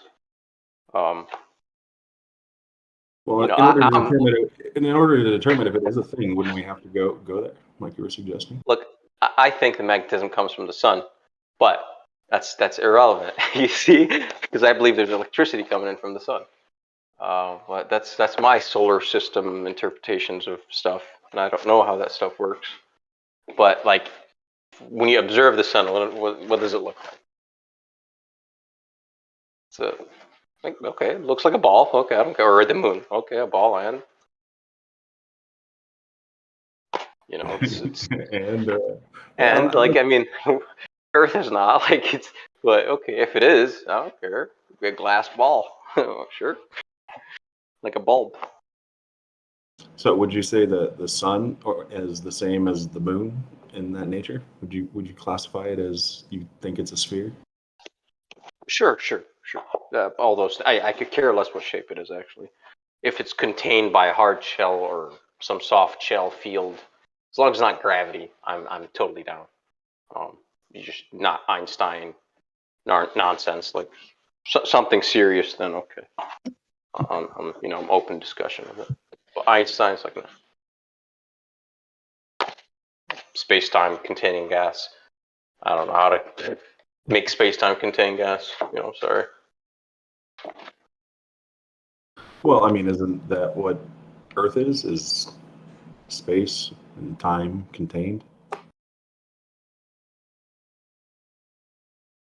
I mean, it's made out of substance, yeah. There's material here. So we don't think about it as, supernatural or something we don't experience. We think of it as where we are, right? It might make more sense. Okay. Yeah, it is where we are, of course. Of course,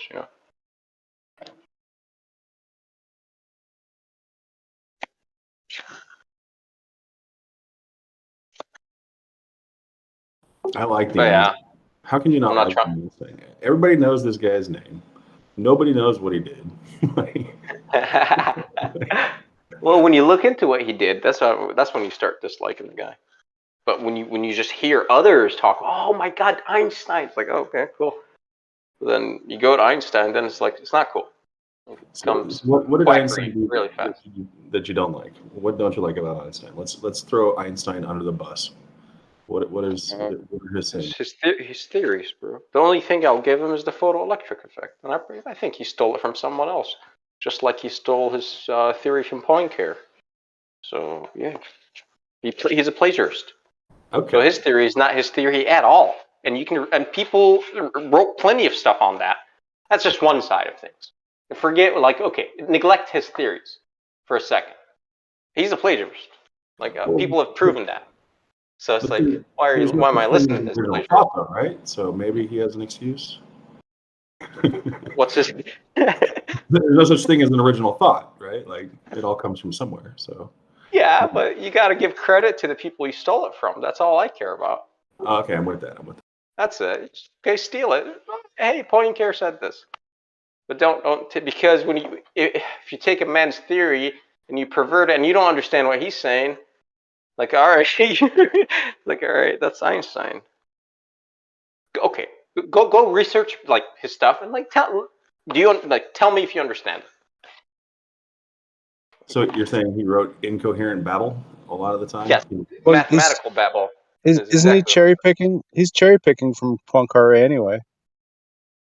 Like I it's think so. only what supports a whatever that is supports a what is it that supports a ball from Poincaré stuff? Because the conjecture of Poincaré is that of a spinning body and the deformations therein which would occur to the spinning body of rotating infinitely. The material itself would move like in a way to adapt those forces. So I don't know what of Poincaré's stuff that Einstein did use to back his model up. You can look. I don't remember exactly what it was, but I know I read about this a long time ago, for sure, and many people wrote about it. So it was like when I was in college, I was convinced that he's a plagiarist. So I never liked him since I was young.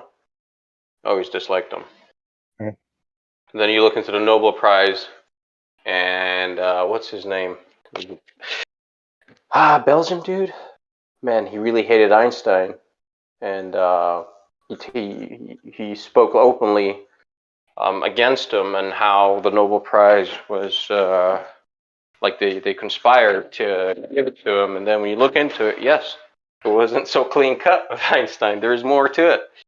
I forgot the dude's name, but he ended up being a Nazi or whatnot, so nobody talks about him. I'll try to remember the name. Man. Yeah, I like the idea. The materials doing the work. I kind of go with that too, because I don't know. Once you separate out, in the atmosphere and by density, the different gases out of the atmosphere, flat. You've got a lot of different mechanics that can go on, especially at like really, really low temperatures. So I think it's exciting that way to kind of ponder what those forces might be up there and, how they don't happen here, but for really controlled environment for experimentation or something. Like a cathode ray tube just doesn't happen, But something is happening with a cathode ray tube that is also occurring in nature, but in an uncontrolled way. So I don't know. Because like we were talking about before with the sun, which I interpret to be more like a disc or like perhaps like a convex lens, if anything, but not like a complete sphere. I don't see it that way. But Yeah, if it is, yeah. I don't care. For like a close and local atmospheric, neighborly sun to occur for close and local bodies, we need a different type of way to describe it. If our competition is using 93 million miles as a meter stick, right?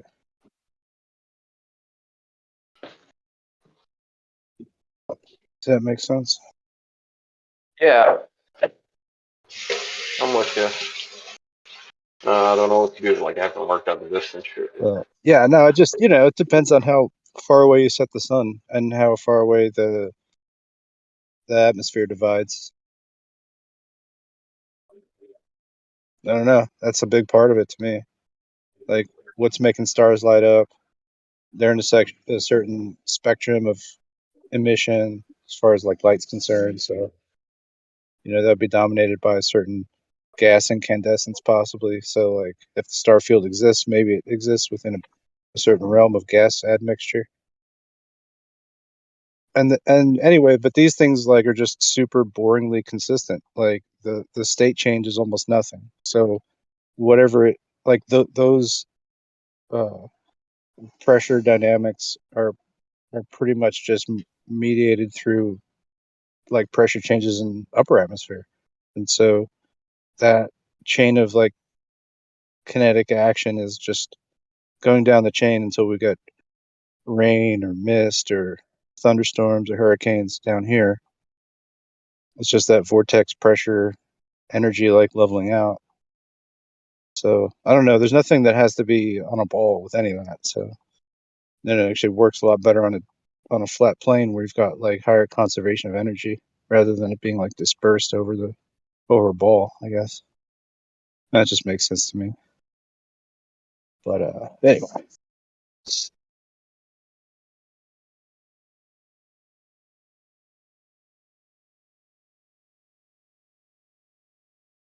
So there's like really only 3 times that exist. Like if time is a thing anyway, it's the speed of the stars, the speed of the sun, the speed of the moon, right? Yeah, And yeah, that's what I subscribe to. and we could count time by all kinds of atomic things if you want to. You know, you could do that too. But in the natural environment, like all those things obey sort of the greater clock, you know. And yeah, so is there like electromagnetic stuff happening? Well, like anytime there's electric, there's magnet also, I guess. It's just like a thing, I guess. It's like, whoa, that guy definitely stubbed his foot. It's the 3rd time, he says. I don't know if you heard. There's a guy just doing a Peter Griffin. Anyway, yeah. So if that's just like conversions of different like material densities that will just kind of do their own thing given their pressure and temperature and energy in the system, and it's mostly an enclosed system because nothing's really escaping it. I don't know, the upper deck of the heavens, is that enclosed, or does it just work like an enclosed system because it's so cold? You know, is everything like thermally isolated to the point where it's basically a controlled system? I don't know. I don't know, but how is it that there's like stellar material, that there's stuff up there above the density deck? You know what I mean? Where gas would Am I still on here? I don't know. I've been talking for a minute. Let me just check. Okay, cool. Yeah. So if there's like materials above, where hydrogen ends, you know, like where's that emanating from? Like what processes in nature then like set those materials into play? Like are they emitted from somewhere? Is there like a a lithium cloud fountain somewhere? You know, like what's the action? You know, and I think that's like some pretty cool shit to get into. Not like you're gonna get into that when you're arguing about refraction for thousands of hours, but yeah.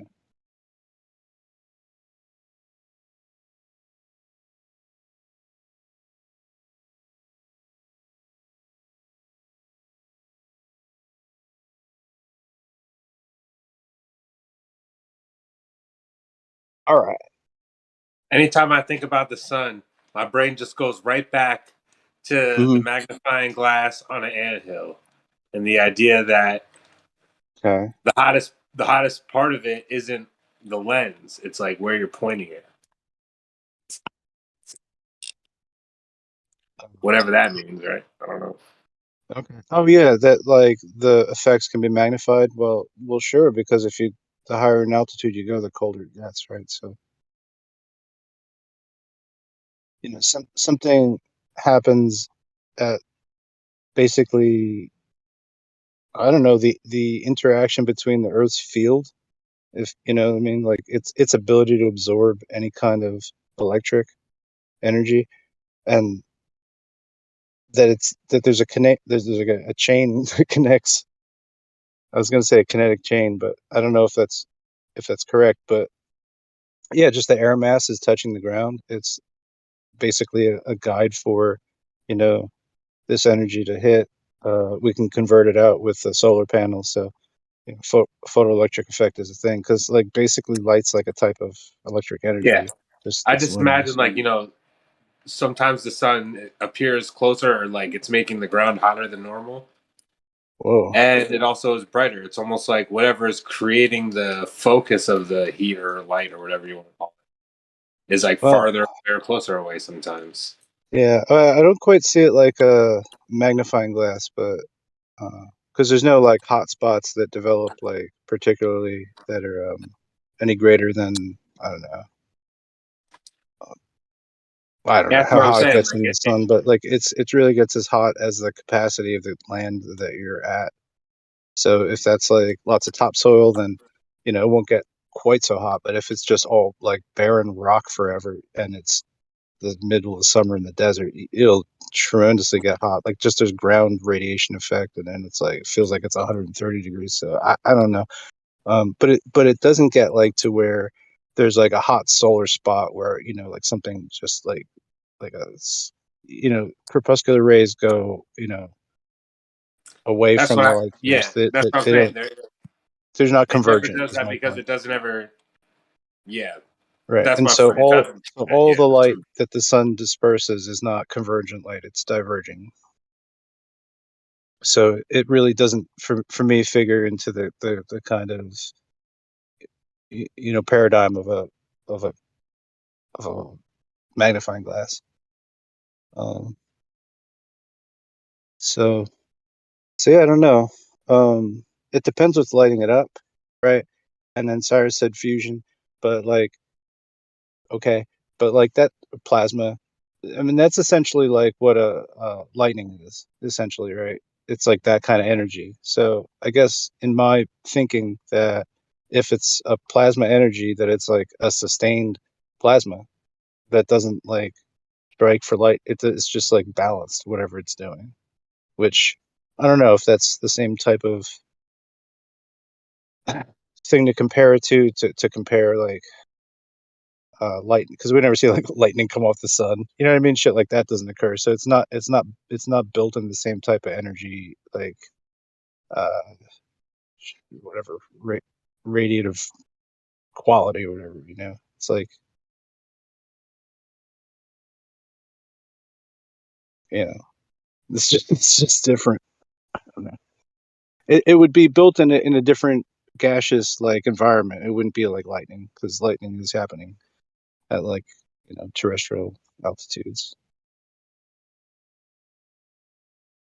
So yeah, what's a plasmic reaction like in a hydrogen 3 super chill environment? What does that look like? And how does that maintain a consistent shape? I would consider that if there's anything that's really made of any material, that it would be the sun. If I had to guess. Did your brain go blank again? Mine is. They make you feel like you're going crazy, right, dude? You be talking, saying some shit, then people just go mute. Don't say Keeping the nothing, don't fucking. reply. Making I'm you look keeping this bitch. fuck. You know what I mean? Like, what's going on here? Acting like Bro, you're I get vaguely so interested. tight. Don't worry, I wasn't even like fully listening to you either, like, because I'm doing stuff, but I'm not required to. I wasn't involved in the conversation. Yeah, Sorry, I don't know, sorry man. that happened to you. I'm sorry that Just throwing it happened to around. you. I'm trying to like respond to, I think, Cyrus, what he was saying earlier. So I don't know, I'm just trying to stay on topic. It's like shit. This Isn't is it a little alright? interesting. Every time I go in to try to bolster the conversation, it's like, yeah, it fizzles. It's gone. You should have been there 5 minutes ago, man. Right. Anyway, whatever. We don't get to. I'm just saying, there's precious few hours in the day when one can contemplate, the flat Earth, stars, moon, and sun, without interruption. Yeah, maybe this is one of those times. Maybe not. Yeah. Okay, both you and Cyrus said something about the energy in the sun, or not know where it's coming from, or something, or that being contradictory, or something along those lines. But I didn't understand why there's why nuclear fusion, the furnace, like it's being described, why that's why there's a lack of where the energy would come from. Yeah. Like, can I ask you a question? Unless what I'm thinking is, if it's an answer to my question, then sure. But if there isn't one, then I don't know if there's one. I'm I'm not trying to get you on there is one or isn't one, but if you could fuse hydrogens together, if you had enough like power in the right conditions, maybe it's a combination of, let's say, like super cold, high energy, Hot girl. low pressure, right? Let's say you got those things going on. Is it possible you could just like glue hydrogens together with enough power, or is that crazy sauce? And this is a thing that happens. We've done it, yeah. Get off me, cat. Sorry, my bad. Yeah, get off. And the thermonuclear bomb, they've done it, and they've done it in nuclear reactors. So is it possible, like, let's just say, like you've got this super strike of energy up in a just hydrogen layer, super chill, super low pressure, and is that enough to just like build another element from it out of itself that's not, hydrogen? Like something simple that's like if you take like four Like hydrogens helium? together or something. Like helium? Well, no, That's not the helium. helium. Something badder ass than helium. I'm thinking like something like calcium. It's a much more complex atom. It is a little bit, but it's on that side. I figure it's like familial at least. If there's some. Yeah. Well, Yeah. according to the heliocentric model, technically everything could be made out of hydrogen. So. Okay. Yeah. So, I guess you can't completely shoot down my shit. Yeah, but I don't know why no one's listening to him. He's at a low pressure, low temperature environment. Why would anything spontaneously turn? Why would hydrogen spontaneously turn to calcium? Like, no, I mean, you need a huge energy reaction to occur here. No, huge pressure. Huge pressure. Immense pressures. Or super high velocities. What? Yeah. Okay, well, what I'm suggesting is that there would be like let's say a huge ass electric rip just going on, like a lightning bolt up there, that kind of energy, or maybe more times that energy. It's moving through this like sea of hydrogen. So is it possible? Like, I don't know. You can't really recreate that per se, but it, that's my concept anyway. That occurs. If the Earth was a globe, they'd be able to do it. Sorry, that was a straw man.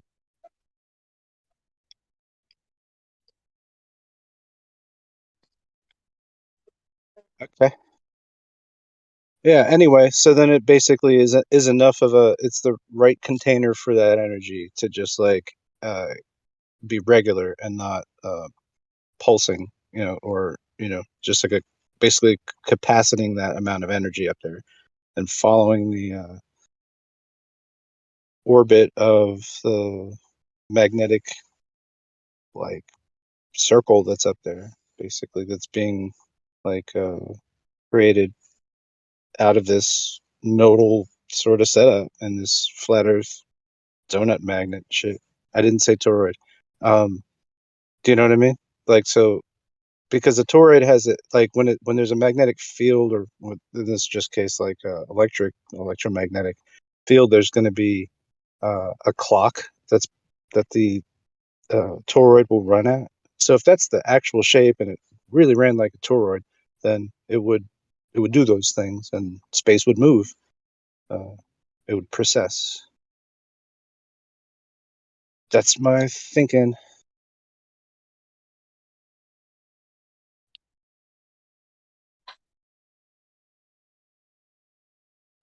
Science guys, what do you think? Does that science out to you?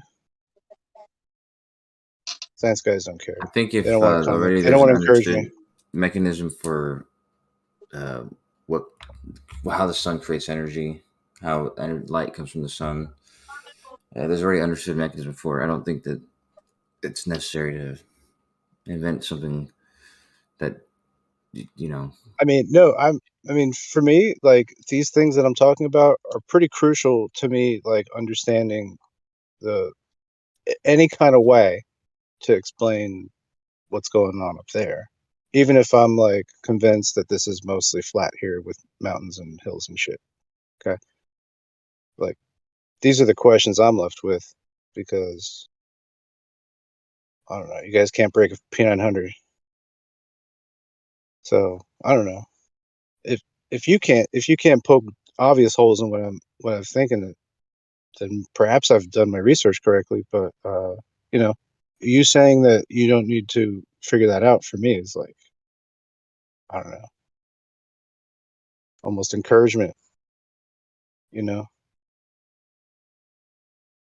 because you don't have any, like, I'm not running off somebody else's videos, you know. I'm not pulling my theories out of somebody else's material. So I don't know, just one guy, one brain.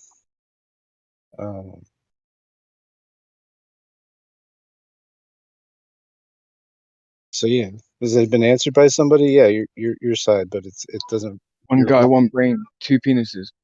One brain, two penises. Sorry, I did tell I? you that I can only speak for myself here, but it's beyond difficult to try to understand what you're even saying. So you'd have to say it in fewer words. I'm, you know, in a quicker, one point at a time thing, because that's impossible to respond to everything that you said or even follow it. So he's failed to follow the concept. Therefore, provide the concept that he can understand.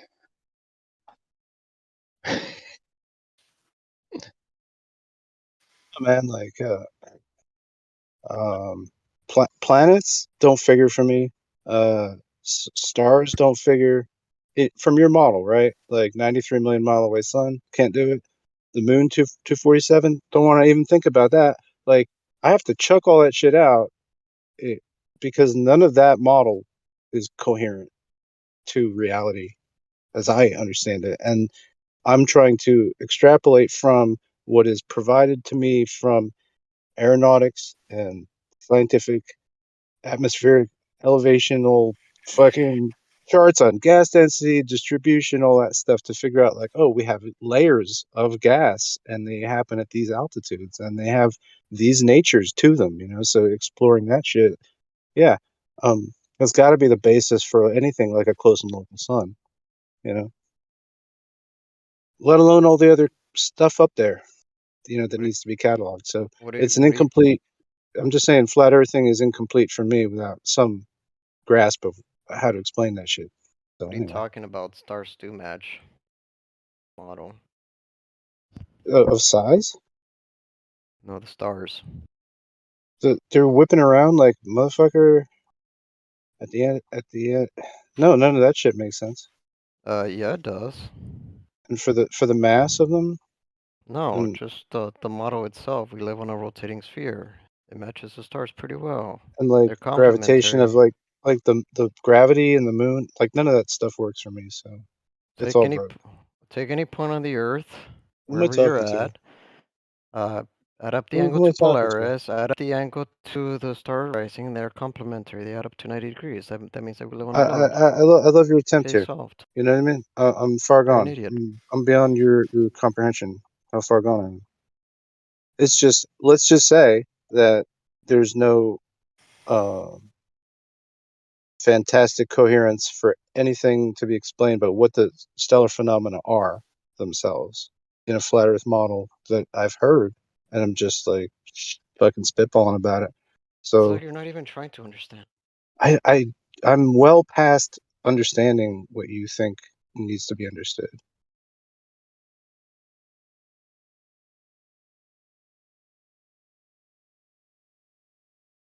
Anyway, yeah, so to come up with an idea for like what is creating these luminous effects up in the sky, yeah, I'm like pretty close to it for at least a flat Earth like theory that seems to hold some amount of water, so nobody wants to touch it, right? You guys, Zanuck, and you, am I fucking way off? No, not really. Like, my shit's built in your model.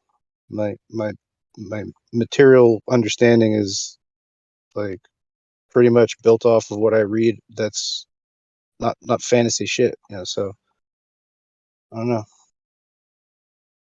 I'm not asking for any miracles, right?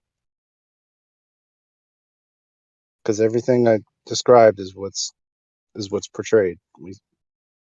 I don't know, man. Whatever. Shadow, you know. go kick a can down the road. I don't know. But I'm glad there's still Globers out there. This wouldn't be any fun without them.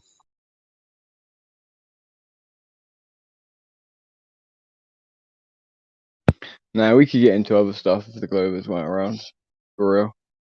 But they are a good checks and balances system, for real. Like a lot of flat earthers didn't really, for a lack of a better term, flat earther. I don't know. We A gotta lot of use them the didn't, globe.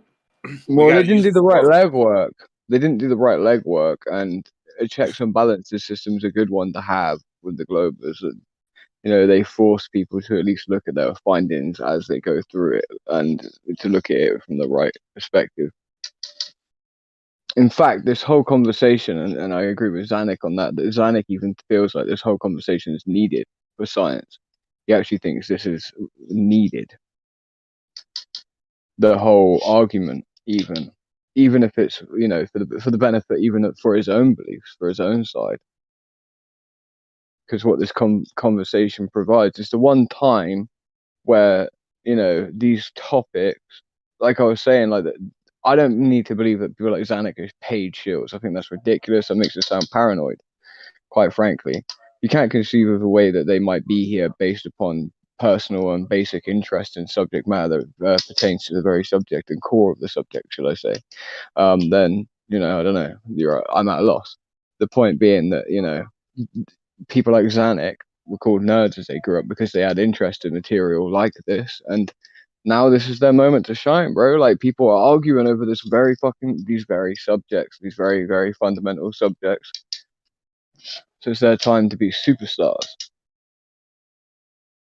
But that's a good thing. Like, I mean, as a checks and balances anyway. Like, someone like Eric DeBay needed people like Zanuck around, maybe. Or maybe Eric needed to do it in the way that he did at the beginning. But I don't know. I think Zanuck was a champion athlete in high school. Well, I don't care on the about national level. I'm pretty sure.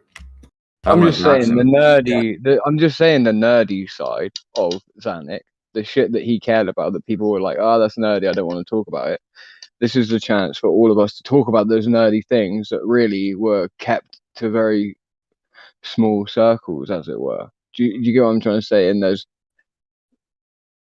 people delving into topics that stereotypically wouldn't usually delve into these topics. We have different types of minds talking about these topics. I understand what you're saying. Yeah. I'm not saying that Zanuck's a nerd and he's not also, you know, an athlete and all that shit. I'm just saying the elements of other things that he was interested in that lots of other people would not have been. Especially people that he played football with or did athletics with.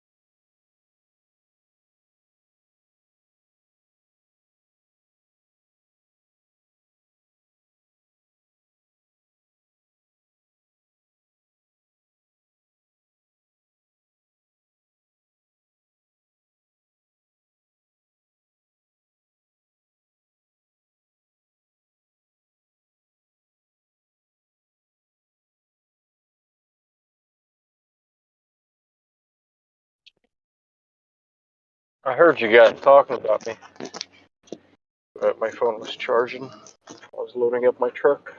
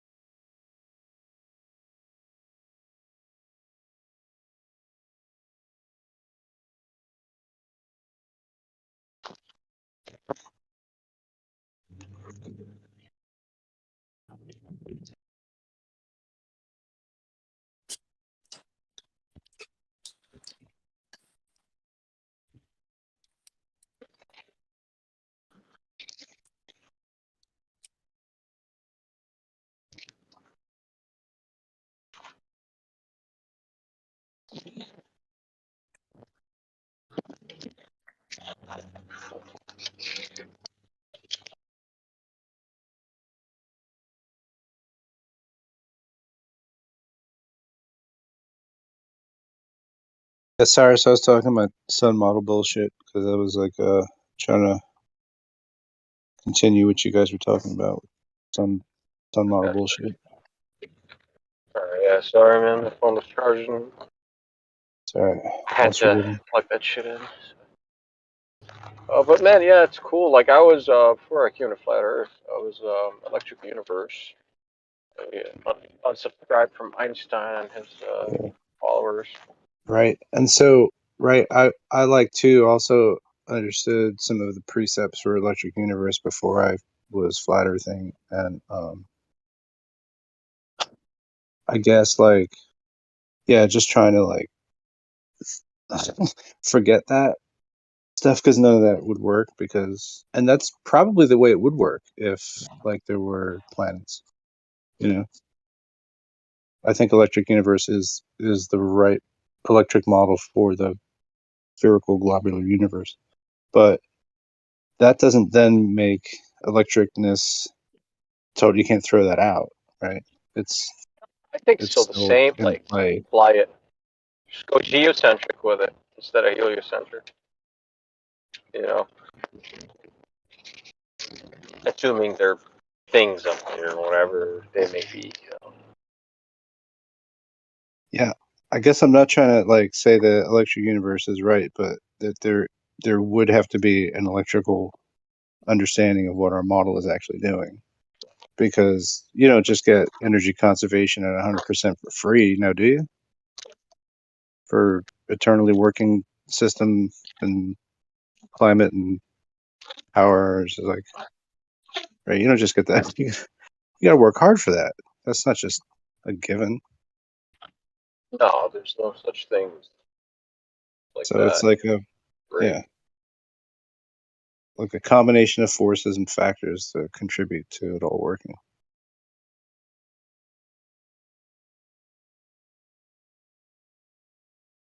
So yeah, what's played out about that? Clovers. Totally thumbing my nose. I shouldn't do that. It's disrespectful. I'm just cooking some food here.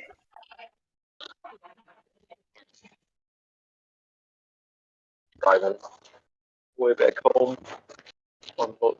Read up an invoice before I looked at my truck. That's the correct order of things.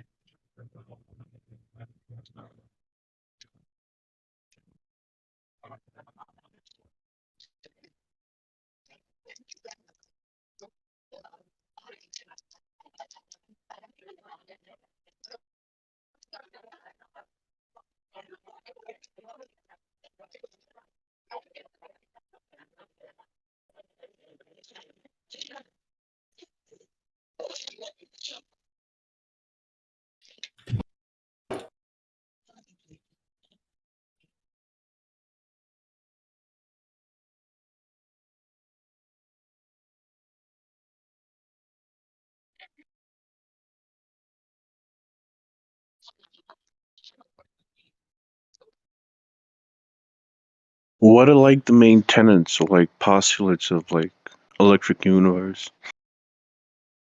Like, is it saying gravity isn't a thing, or does it say electromagnetism does all the heavy lifting, or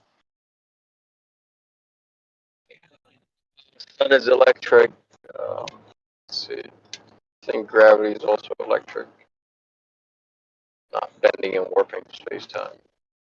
They're totally anti-Einsteiners. That's for sure. what does that mean? Gravity's also electric.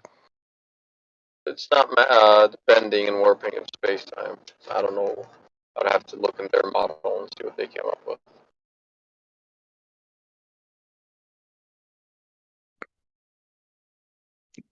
So basically, all phenomena we see is electromagnetic in nature. I don't think that's not their. It's not like that. It's not that simple. Okay. There's a lot of people on the electric universe. Good PhD guys too. They got professors. Like, basically things are in motion, chirality, and so because they're in motion and they're in a medium, that their motion produces like a trail of kinetic energy that's transferred into like an electric kind of current, and then these currents kind of like co-interact to like a kind of a common ground, if you will, and that's kind of like a sun, and then the sun is like basically dynamically powered by the plasma energy delivered through space, generated by the whirling around of these planetoid objects. So that's part of what I understand about electric universe theory. So in an electric universe, the sun is powered through some sort of plasma energy, not through nuclear forces. You can't prove that they are powered through nuclear forces. But the idea is it's what you're done through saying, some sort of plasma cosmology or some plasma-based forces. It sounded like that's what the snacks just said.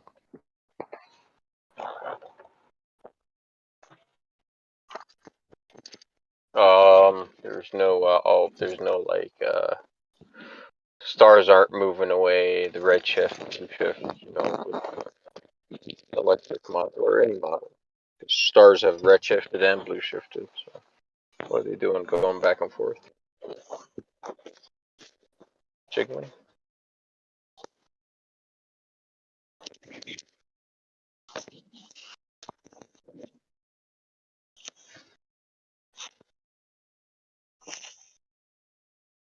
Give me hot Yeah, mic or something. I mute myself. Snacks. Keep this live or something. I'll be back on in a minute. Or Kosh or somebody. Yeah, Kosh was here.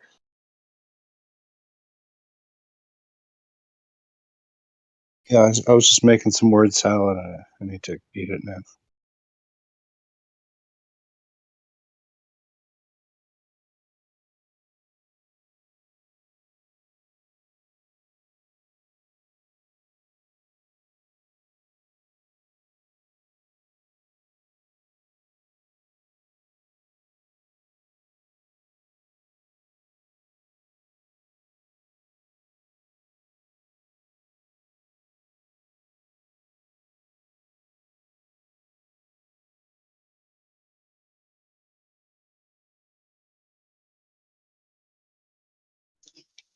So, do you understand why they think it's nuclear? We have a nuclear sun.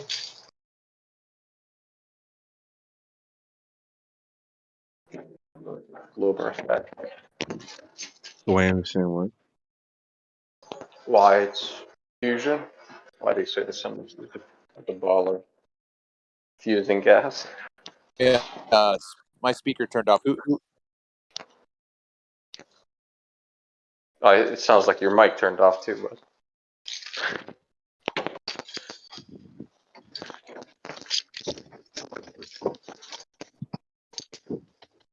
Yeah.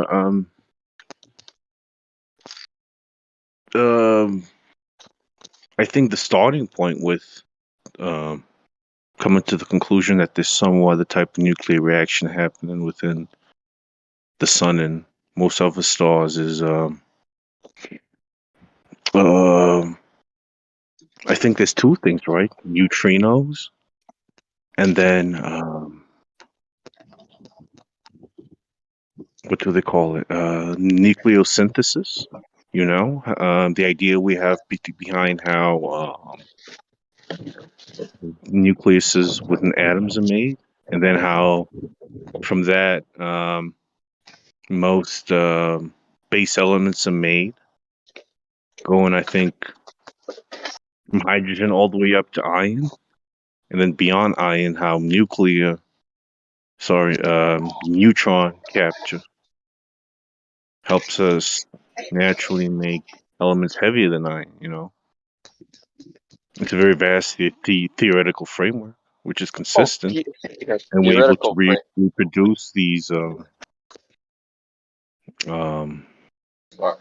ideas on Earth. You know, but yeah, I would start off with neutrinos and how those are made. How are they made?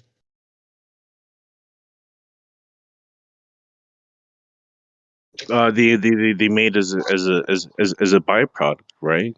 They're released as beta particles. Is this Nate? Sounds like Nate. Yeah, You're not. it's me. Yeah, it is. Okay.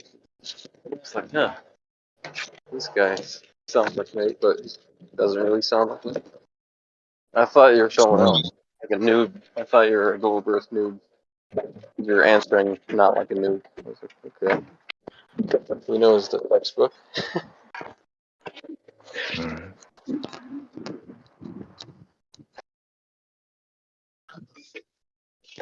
Yeah, keep it on. Tell me about this story. Nuclear son.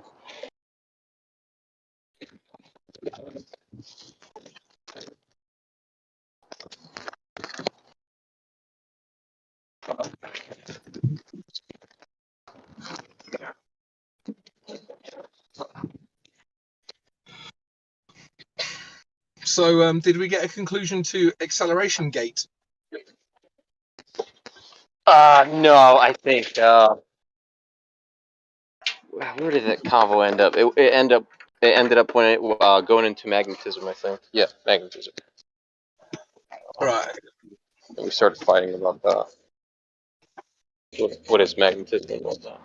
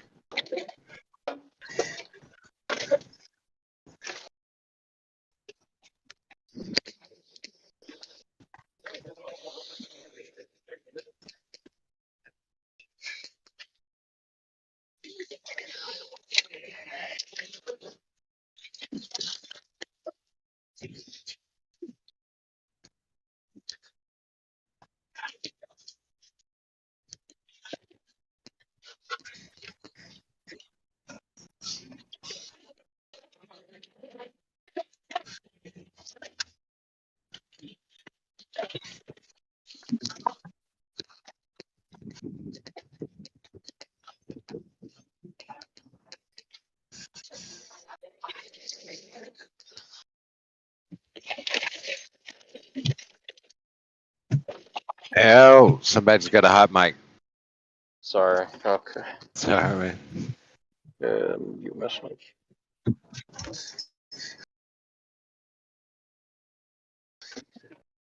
Did I answer your question though, Cyrus?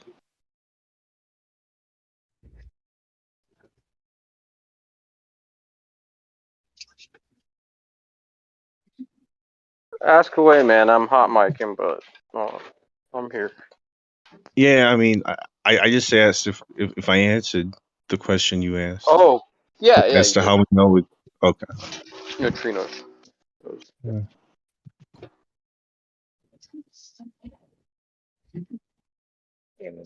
Myself again. Loading my foot. So in the electric universe, I'm guessing the answer would be it's some sort of plasma-based phenomenon, right? Something to do with plasma? That's what I hear Grim say a lot.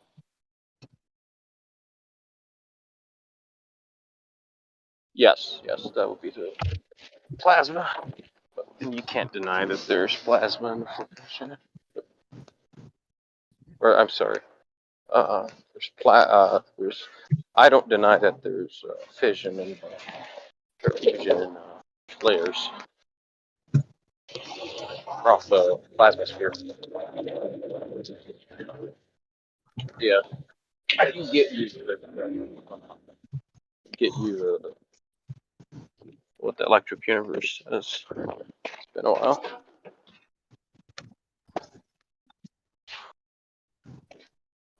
Yeah, I guess it's really that like everything in space would be a plasma because it would just be like ionized gases that it's moving through. Like anything that's moving through space, and then anything that's moving through space would be generating some kind of energy. So does that make sense? And then it's like plasma itself is a conductive like medium. So you got that there.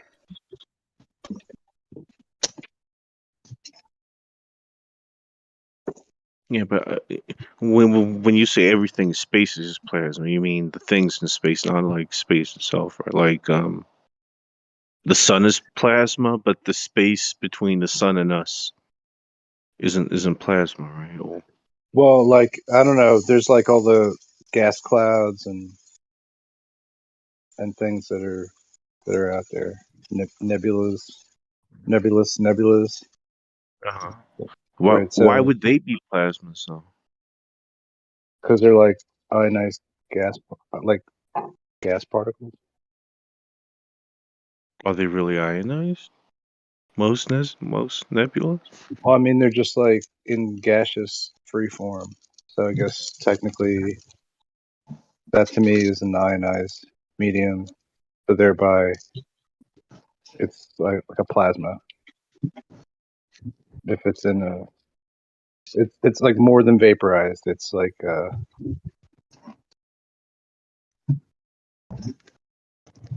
What do you mean when you say ionized?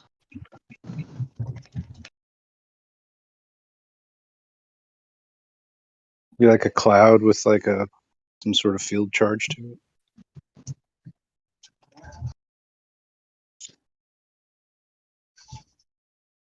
Like, would a rain cloud be an ionized? Well, not technically. I don't think. Because that's just like a molecule. That's like it's not like in hydrogen and it's not split down to like just the lithium cloud or what have you. Okay, so one, in order to be ionized, it would have to be one type of element only. Like it should only be a cloud of blue. I don't know. In space, I'm not really sure what the rules would be, but at least as far as like I think classification on Earth, like rain clouds are water still. Okay, give me an example of like plasma on Earth. Like the area immediately surrounding like lightning. Okay. Is like an I air agree. volume with like tremendous amounts of energy running through it, and because of those forces of electro power, it's like separating out the atoms to their most base form. Maybe even other shit's going on, but I just think so that's like but you could also call like that corona field effect is essentially like a glowing incandescing of just regular atmosphere. Okay, so I agree. Lightning, yeah, that would be a plasma. You would also anything agree that's like with me that the flame we see in the fire, that's plasma, right? it is. Okay. That's And a then more It's like I didn't want to stretch you out. If some people are like it takes a little bit of bending to get them to that, and some people just know that that's the truth.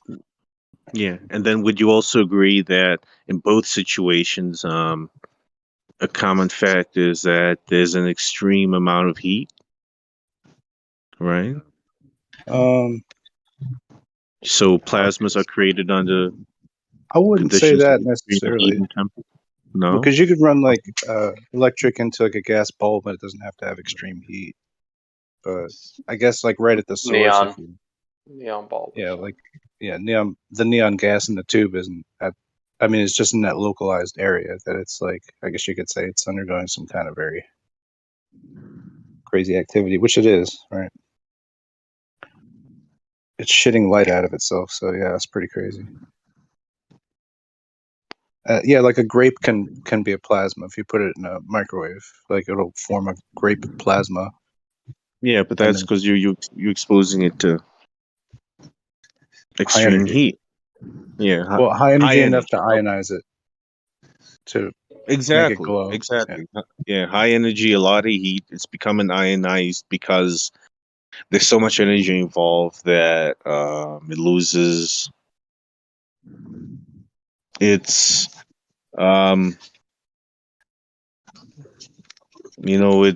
it's electrons, right? It becomes an ion, so it's either a cation or an anion, depending on the majority of charge involved.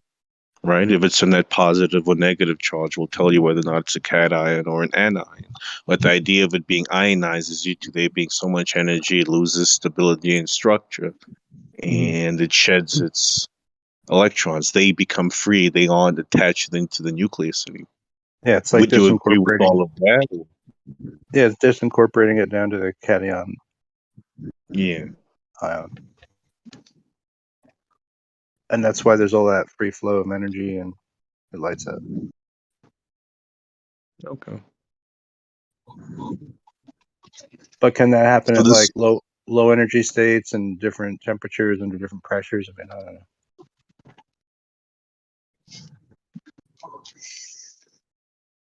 I need the lab, man. okay. So this you within this whole electric universe and plasma cosmology idea, this is what's also happening with the sun. Extreme temperatures, and then the sun loses all of its electrons and becomes this plasma, and this is somehow what makes the sun Right. work. So no. No. It's more like the sun is the grape in the microwave, and that everything moving around it is supplying it with current that causes the basically electrofluorescence of the perceived sun. I think that's what's going on in their model, but I'm not like a card carrying member of that club, so I don't know.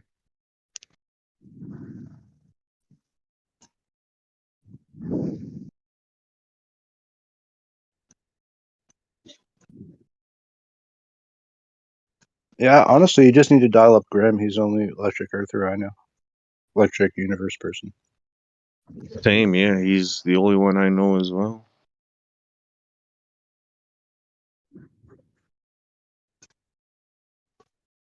Yeah, it's still pretty nerdy and rebellious at the same time, so he's a rare breed.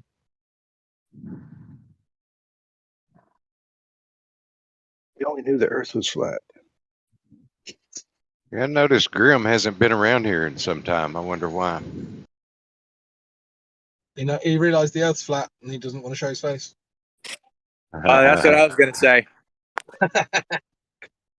Well, Oh, shit. I heard him on Jim's a couple of days ago, but I haven't seen him over here. Yeah. He's still pretty active in Gem Panda, so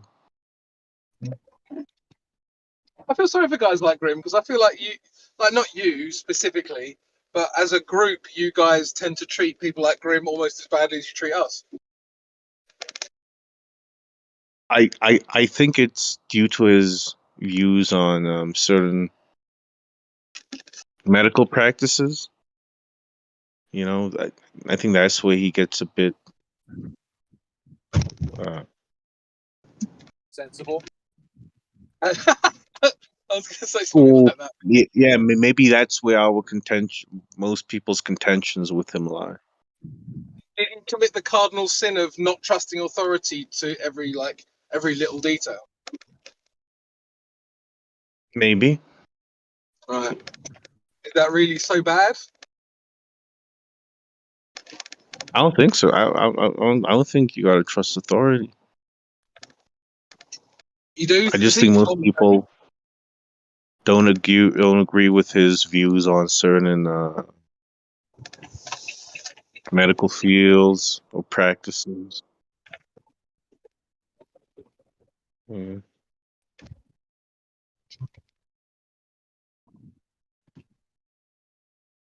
Yeah, he kind of stimulates it by pushing it, and of course he gets a response. Yeah. I've always found the Grimm to be very respectful, even though I disagree with them on a lot of stuff. So I don't know. I just buy. Oh.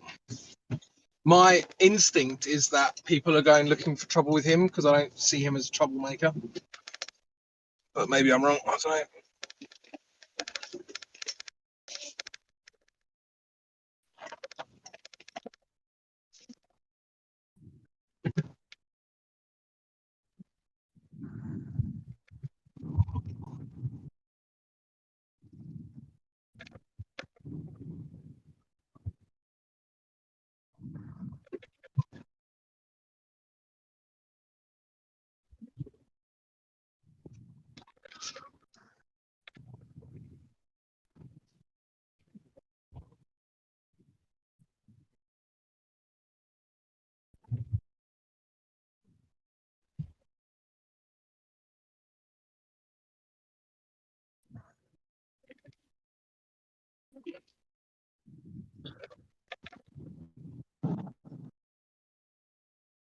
Sorry, she's still there.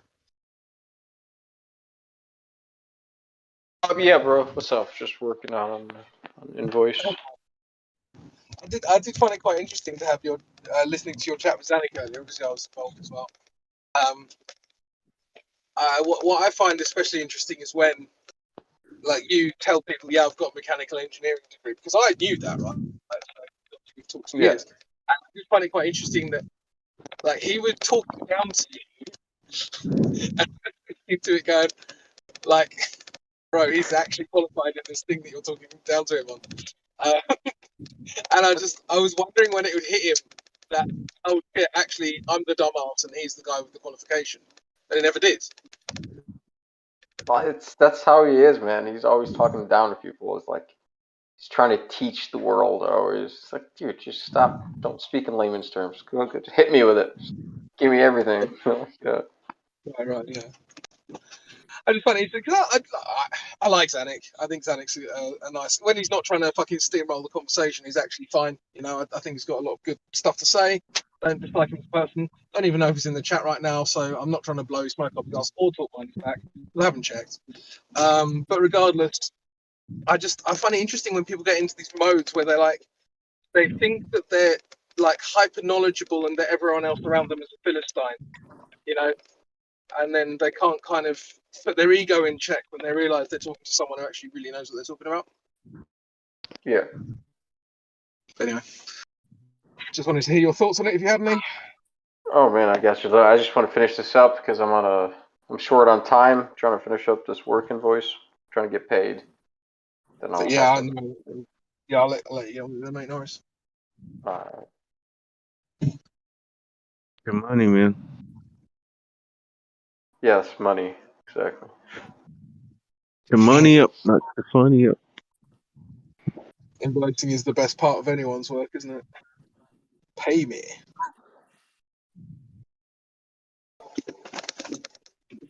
Duality, you're or Nate, sorry, you're New Yorker, but I mean, you said to me before that you're a Muslim. Are you kind of like, is that an inherited thing? Were your parents Muslim, or like how did you come to being a Muslim? My family's Muslims. Okay, and so are your family from the Middle East, or are they from like Southern Asia, or? Yeah, some of my family, like my grandfather's side of the family, all from all over the Middle East, predominantly Yemen, but Turkey as well. Yemen and Turkey, wow, Kuwait. bit of a mix, isn't it? Yeah, I don't know if I've told you before, but I used to live in Saudi Arabia, which isn't too far from Yemen. Obviously has a border with it. Yeah. Part of the world's very interesting. Are you Saudi or you was just working there? Oh no, my dad was an expat. Like I'm English. Well, Okay. I'm half English and half not English, but we were just there for a few years, and then we kind of moved around a bit when I was younger. It's a miracle I haven't got one of those international school American accents, you know. But yeah, so I was just interested to know, because obviously you do get a lot of like African Americans, if that's the appropriate term, who convert to Islam for whatever reason. I didn't know if you were actually like your family was actually from that region, or just I don't know, whatever. I was just wondering, and you've answered it, so I'll shut up. That's cool. No, I'm not a Malcolm X type. No. Right. Yeah. That wasn't going to be my next question, but thank you anyway. Yeah, definitely more the black activist here. Of course, the next question was going to be, are you a Kanye West type? Kanye West? No, I'm not a. I think Kanye is a bit crazy. You must have heard about his tweets a few days ago, right? The last I heard about Kanye West was the interviews he was doing. I'm not sure what he's been tweeting lately. No. All right, he got cancelled in the truest sense of the word by Adidas. Yeah. You know, I haven't even read the tweet myself, but it was just like, I already know that what he said is being misrepresented without reading it, so I don't like. I need to see the original tweets before I make up my mind fully. But I do find it interesting, like, because there's this kind of narrative around all that stuff, and I think it's a lot more nuanced than a lot of people like to give it credit for. So I would like to actually find out exactly why he said what he said, because that would be interesting to me. But anyway, whatever.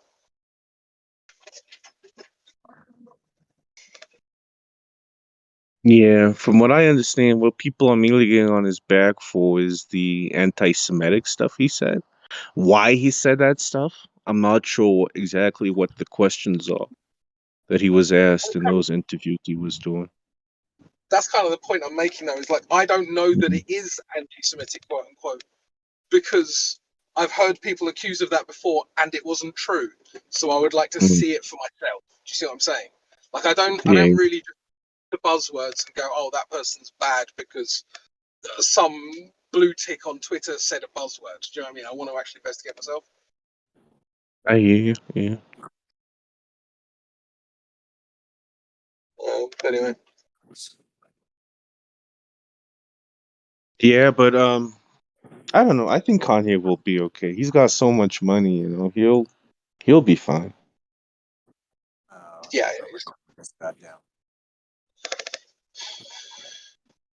He was already worth hundreds of millions before the Adidas deal anyway, so who cares? Yeah.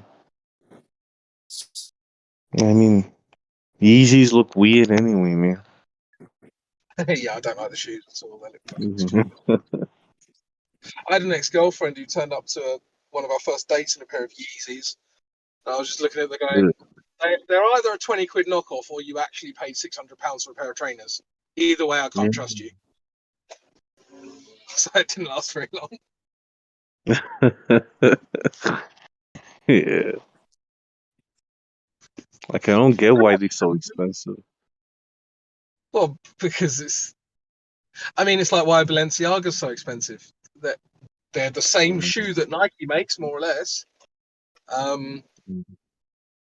But I guess they want to have that I don't know. I guess when things cost more money, they just come with a prestige of costing more. They don't actually have to be worth more.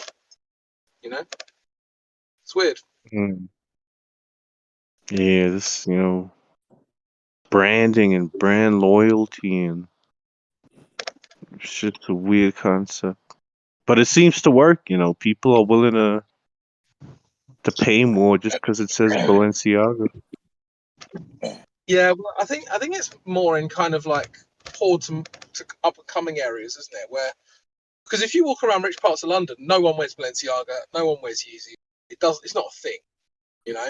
Whereas if you walk around kind of the poorer parts of London, where no one's got any money, you see Balenciagas on every other pair of feet because people are trying to pretend like they got money. It's really funny. Yeah. What do the rich people like the people in, what is it, Fulham, Chelsea? What do they wear? Well, I mean, I know Fulham and Chelsea very well because I live in the southwest part of London, right? Chelsea people, they tend to wear designer stuff, but it's designer stuff like Coco Chanel, or it's Oh, that kind of damn. traditional stylish stuff, Are they shabby? Sorry, Are they shavs? Or are they shabby? a shabby. No. What's a shabby? No? Okay. Maybe that's like somebody that wears Burberry. That's a different person. Oh, chav. No, chavs basically have no money and they come from like coastal towns. So you'd find a lot of chavs in like, I don't know, like the south coast. You'd find a lot of chavs, and maybe the east coast, like Essex. Find a lot of chavs around those sort of areas. Don't really get chavs in London. You do, but it's not really a thing in London. Like, but yeah, Fulham's not actually a very rich area. Fulham does have rich parts to it, but it's not. There's this idea that Fulham and Chelsea are the same, but they're not really. There's a couple of very kind of poor areas of Fulham, lots of council estates, that kind of thing.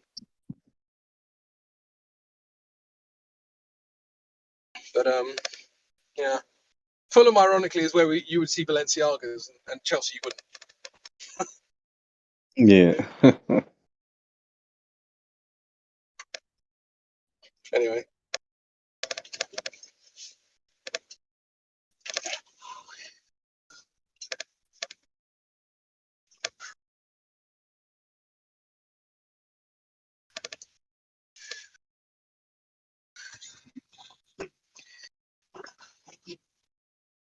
I don't know how we end up talking about fashion, but Kanye West.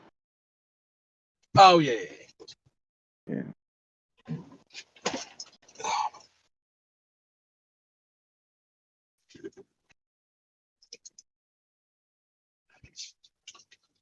Yeah. Kanye's an interesting character. For sure. Seems to have a penchant for pissing everyone off, doesn't he? Just knows how to do it. No, he does.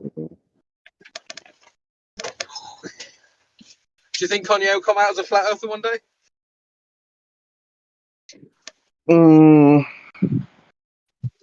He might. He could.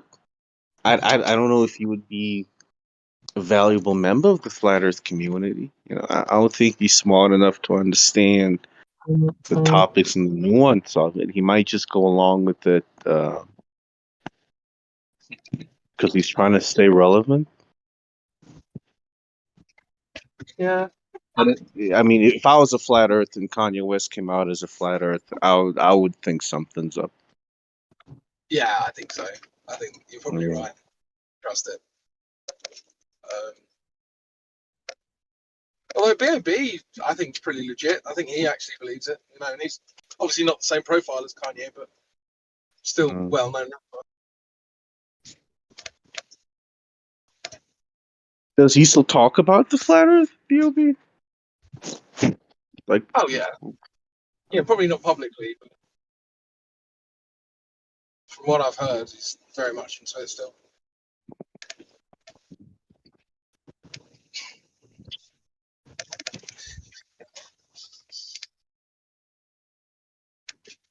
Who's like the most famous flat earther out there right now? It's got to be crypto. It's got to be.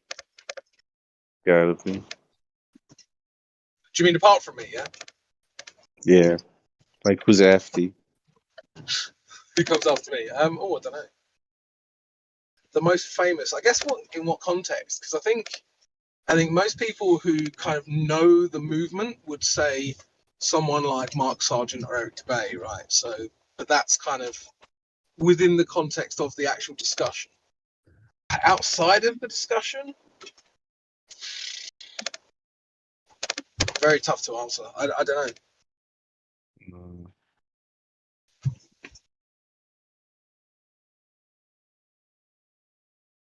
I reckon Cyrus might break the top 10 though. What do you reckon?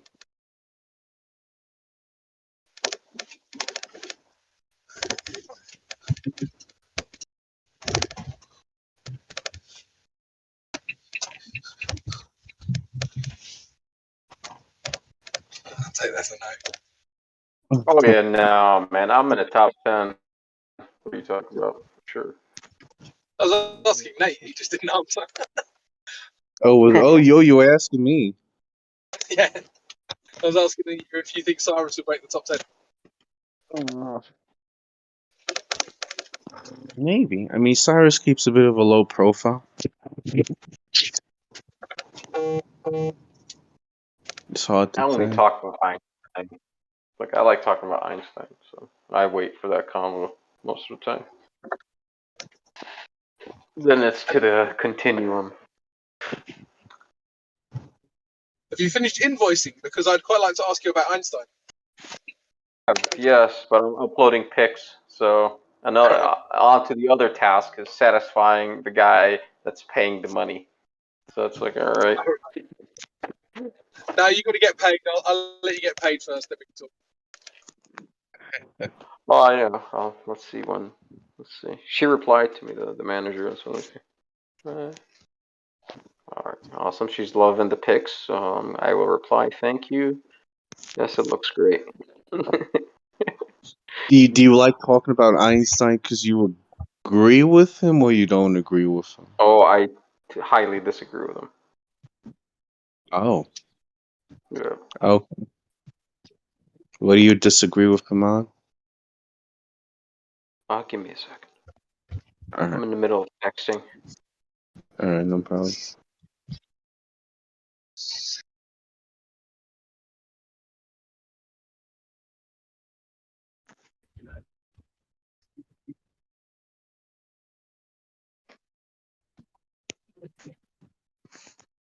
All right. One more email. One more. Just okay. So don't go One through. more email. Don't make it free. Sorry.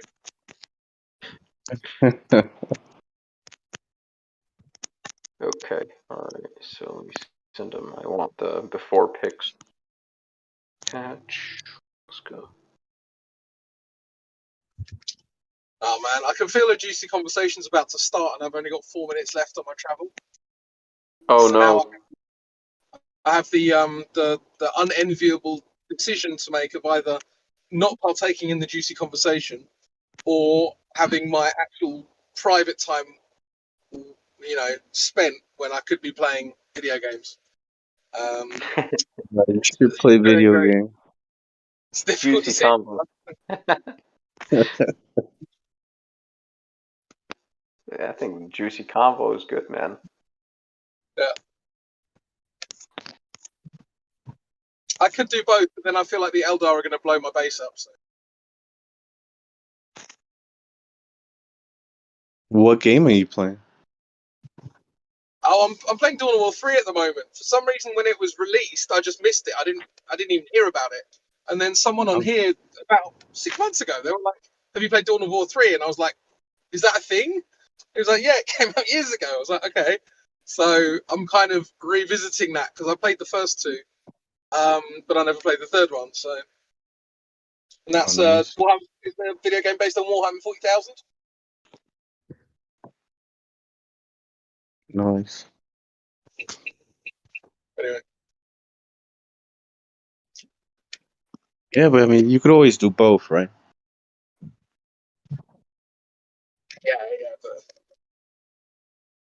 I remember once when I was having a chat with Rumpus about something, and he heard me clicking buttons because I was playing FIFA, and he got very upset that I was playing FIFA.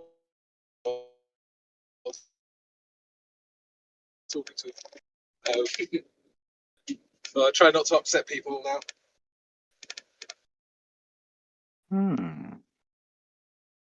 This is awesome. Single answer. Yeah. Ancient cosmology. Yeah. No. Oh, it's more than one. Ooh. Oh my god. Talking to yourself, that guy, or Hello? hello? Hello? Am I talking? Hello? Mic check, mic Someone check, is check. reading ancient cosmology. Cheers, Hi, hi, hi, hi. Hi. Hello, ancient cosmology. Yeah. Oh man, someone sent me a video about geez, what was the title of the video was very good, and it taught me a lot very quickly. It brought two big concepts together. I'm trying now to find the video that he sent me. So if it wasn't on YouTube, where would he likely have sent me?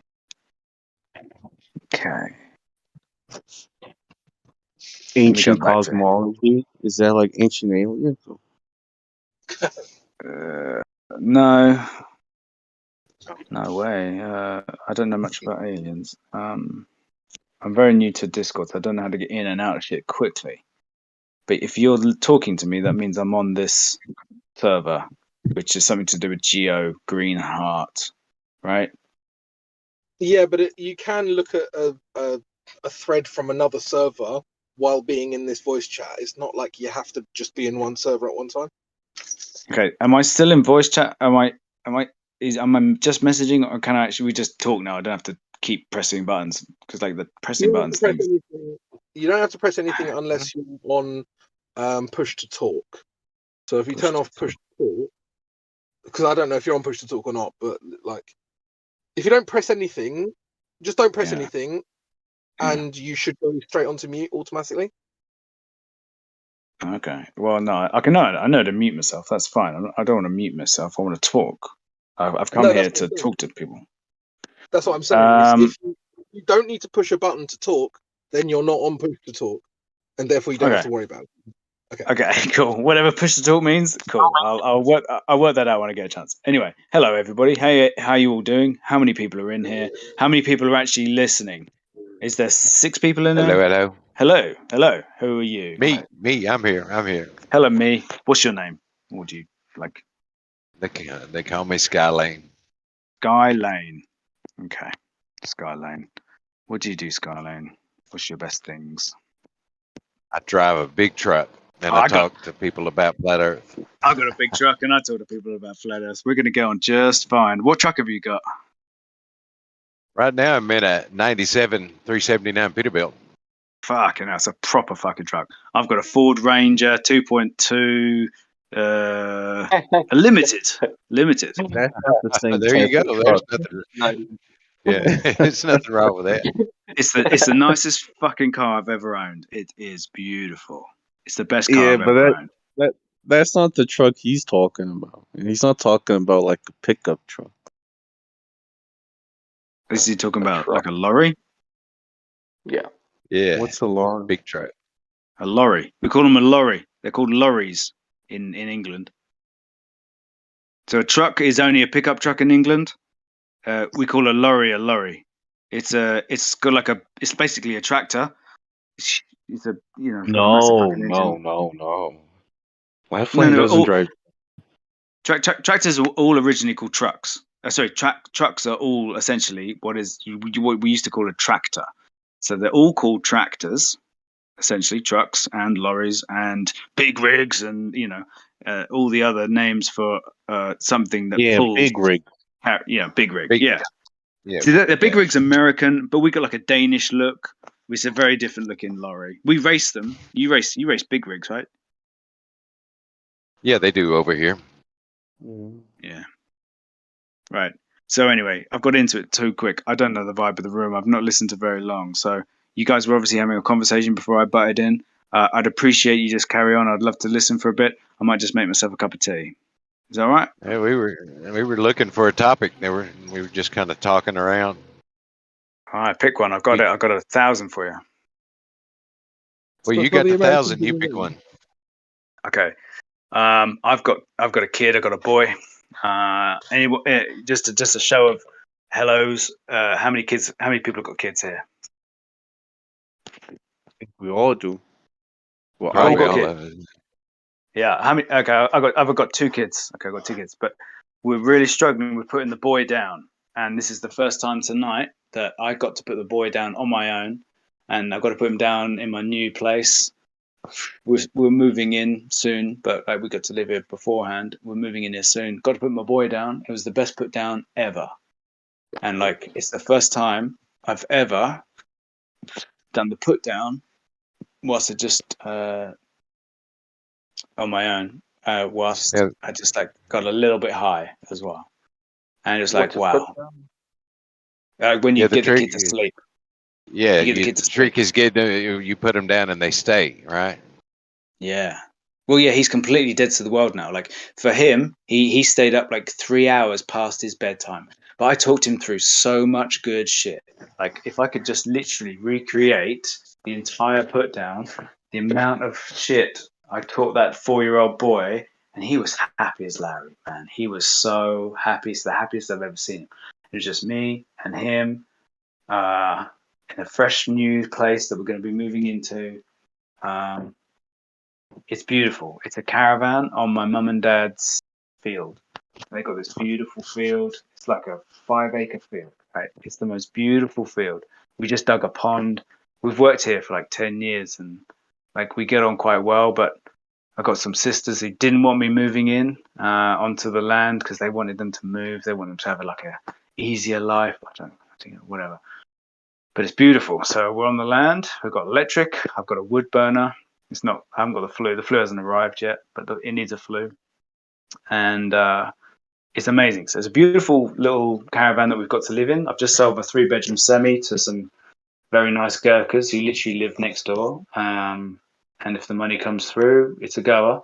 I get to pay off my truck, which is a pickup truck in England for the Americans out there. But essentially, I got to put my boy down on my own for the first time, and he chose his cereal. He chose what presents he wants from Santa Claus. He decided he wanted banana and then to brush his teeth again. And we got to literally do everything as slowly as he wanted to do.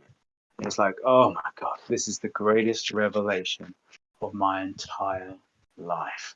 To actually get to put the boy down, have that sort of father-son connection that really felt good, and talking through a stupid fucking dinosaur lift flat book. I'm like, I can just tell him the truth. And he's like, how old are dinosaurs? I said, they were invented in 1815, 10 years before the first discovery of the first supposed bones of a dinosaur by this dude, who happened to be the dude that invented them 10 years earlier. And it sounds like, yeah, cool. I like his teeth. And it's just to give them those sorts of tidbits. And then, I was saying earlier to Spankface, what the fuck his name was, that I went outside and it's a clear night. It's been raining all day here in England. It's been raining all day, can't work. Had to be in the office. Spent the whole morning doing invoices, and it's good. Got paid. It's good. But it's been raining all day.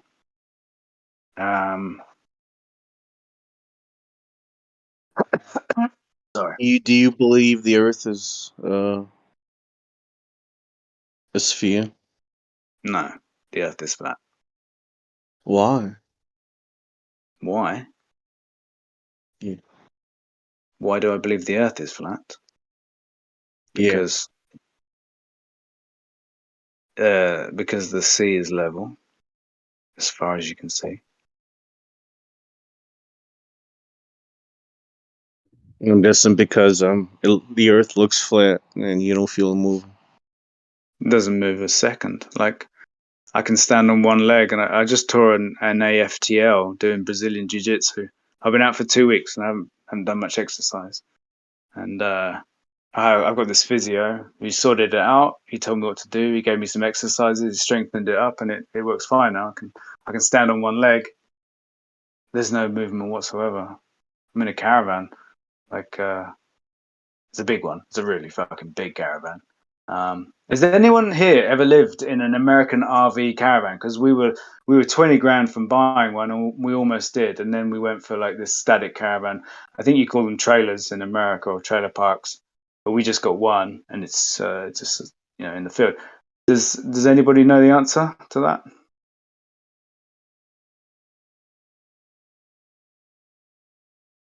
No. Okay, cool. Okay, I'm chatting.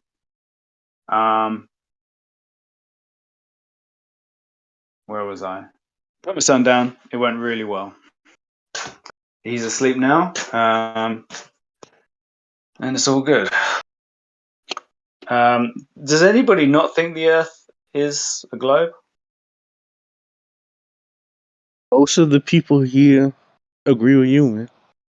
Oh, so good. If everyone knows the Earth's flat, we don't have to fucking talk about the flat Earth, then, do we? Well, Like, I find us ballers are the minority here. there are bowlers here too. It's just started raining. Yeah. Wow. Still, after all the information everyone's given you about the flat Earth. Yeah. Ballers still exist. Ballers. Like The Rock. He's a baller. Where did the term ballers come from? Other than he did a show called Ballers with the Mark Wahlberg guy. Did he do it with him? And that was I called know Ballers. Wahlberg, but I don't know. I don't know the show. The Rock. Dwayne Johnson. I never saw it. Yeah, I never saw it. But I always thought the Ballers, like, I think they were different. I think they were different ballers. They go Globers and ballers and Globetards. globe heads, globe tards. Yeah. Fundies. I don't know what fundies means. I never could work that out. Why does Nathan Oakley always say fundies? Like, what does fundies refer to exactly? I don't know. Fundamentalists. Fundamentalists. Like, Alan Watts didn't like flat Earth because of fucking fundamentalism, like zealots, right? He didn't like the flat Earth, so he stayed on that side of the line. I get why people would say, "Hey, I know the Earth's flat, or what it seems like it is, but I'm gonna stick to the side which everyone else is on, and I'll make some money rather than trying to tell everybody that they're wrong." I understand that. If you're a glober and that you know it's flat, but then you think, no, my life is a far better life if I just pretend that it's a globe. Because I'll make more money, my family will talk to me, and my friends won't think I'm a retard. And then I think, yeah, fine, I'm a glober too. All right? I'm a glober too. And if anybody can tell me otherwise, be my guest. I think that's what some people do. Like, there are people that believe Earth is flat, but you just walk around pretending it's a globe. Yeah? Anybody in here feel that way? I thought there were people in here. There's nobody in here. Oh, I'll talk to somebody else. There's a really hot girl in a red dress. Is it wrong to think she's really hot? Because am I supposed to not think she's hot? I don't know. Is that just Brian Isn't hotness something that's Is a that bit what subjective? Is that what Brian Leak looks like? Oh no! And then what think that's white. This is wife. Fucking hell! Wow, you're doing well, Brian. Good on you, mate. Wherever the hell you're from. I was supposed to be talking to a guy called Brian from Toronto. My mate Brian, he's got a son, and I don't think he's even got a boyfriend. Not the son, Brian, because Brian's gay. But I was supposed to catch up with him soon. But he's just got a son called Ezra. What a beautiful name. But I need to catch up with him. He's a guy I met from Canada. Anybody here from Canada? Holla, London, Toronto. London, Ontario. Nope. Is anybody from the US here? US. Holla, the US. Yes, yes.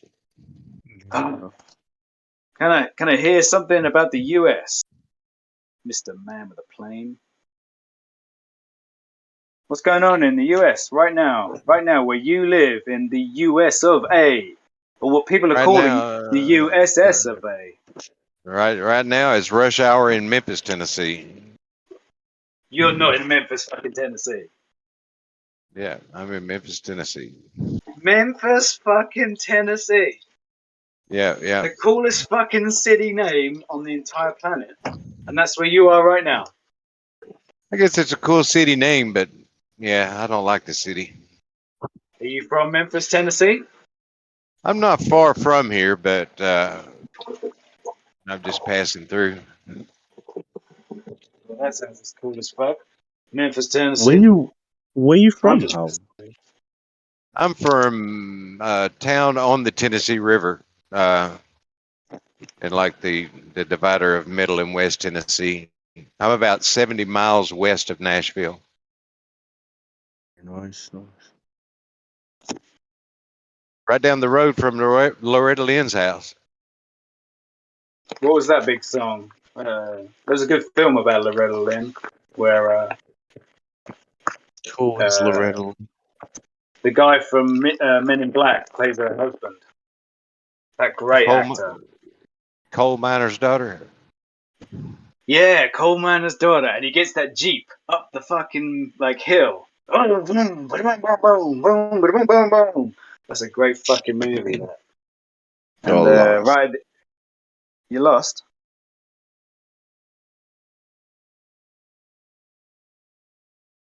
Oh no, sorry. Go on. The Loretta Lynn movie. The actor, I can't remember his name. Has anyone seen Men in Black? I've seen it, and I It's know got the guy you're talking about. I can't think of his name. It's got who's the guy who slapped Chris Rock?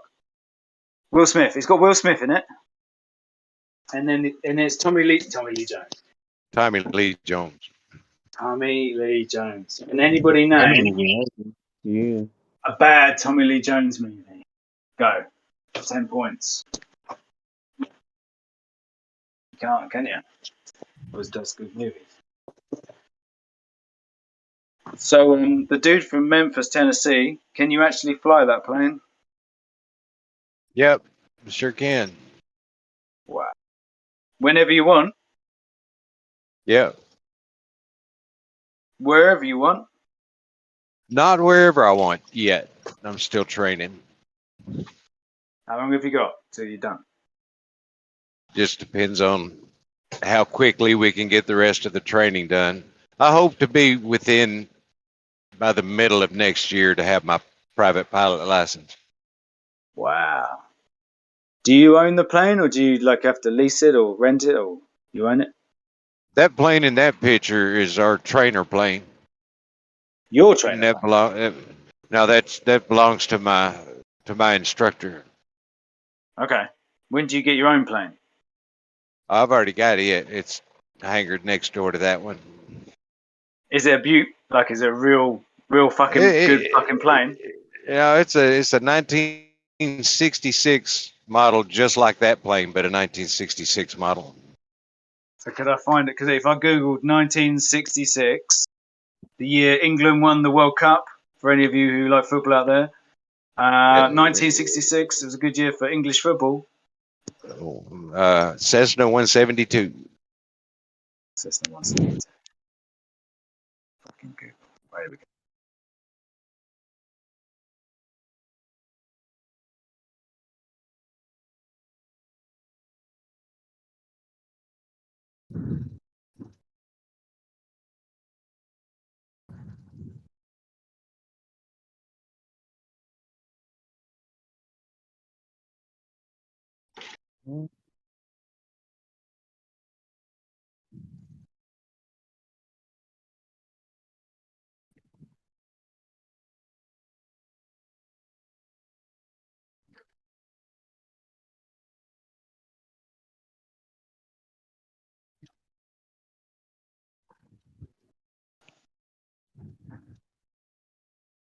Everyone gone?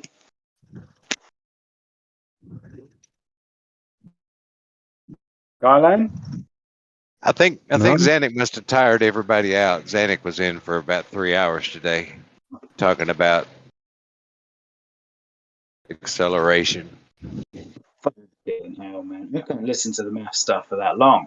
Like, I can listen to it and get it, and then I'm like, oh, I've had enough of the maths. I can't listen for too long. I don't know if anybody else feels the same. Like, I was never very good at writing in school. And I always got a panic attack whenever you had to do dictation. So, like, your teacher, she's reading something, and then you have to write it down at the same speed that she's reading it. And she's like reading it a bit slow, but I'd get a panic attack. I couldn't do it. I just felt really panicky, and I don't know why. But I've never been that much of a bookish person. But when it came to anything physical, it was easy. Like, working out how something worked was an easy thing to do, but not necessarily writing down something really quickly or typing something really quickly, which seemed to be what school wanted you to be. So thankfully, I homeschool my own kids, so they don't have to put up with the same shit I had to do. Like, they can do anything they want, and it's awesome. So word up to you guys who have kids. I know you know what I mean. This has been a big release for me, to put my boy down, and like, I haven't been high for about 18 months. And if anybody does ever get high, you sort of know what I mean. But if you don't worry about it. It doesn't make any difference. But it's been a good day, so I appreciate you guys listening to me. And I'd love to just sit back for a while and listen to whoever wants to talk. But I'm done for a little bit. Okay, I'm going to go on mute, but I'd love to hear whatever you guys have to say. Cheers, peace. Peace. I like the particle in the particle physics and plasma and all that stuff. I like to hear y'all talk about that stuff. Why don't you talk about that stuff, Howard? I don't know enough about it. It's one thing I try not to do is talk about things I don't know what I'm talking about. But like, what's stopping you from becoming more informed about? Well, I mean, I went back to college at 35. I was a full-time college student through the age of 42. Well, it actually took about 6 years to get my degree, and I was all into it, but I really burnt myself out, doing full-time college and working 3 jobs. Jeez. And when I graduated, I don't think I've cracked a book since. What did you major in? Biology, mind. with a self-appointed major in emergency medical services. I was a EMT for a number of years. Nice.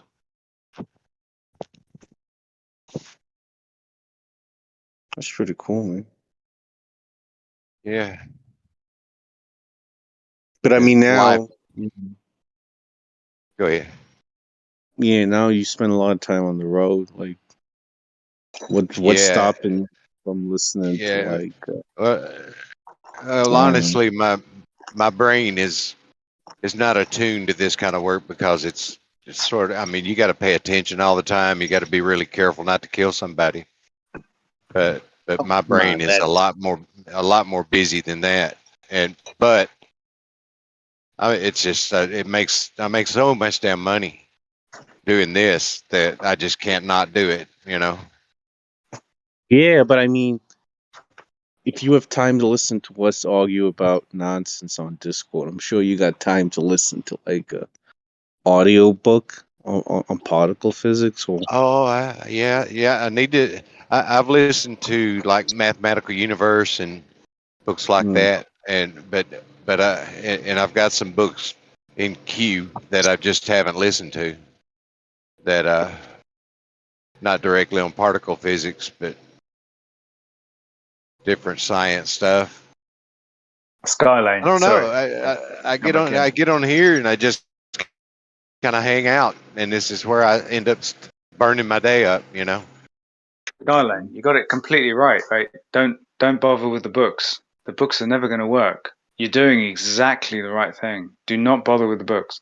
Like you just need to know where to get the information and how you get the information, and you're doing it the best way. You're disseminating it from other people who will just talk about it naturally, and then you will just get it. You don't need the books.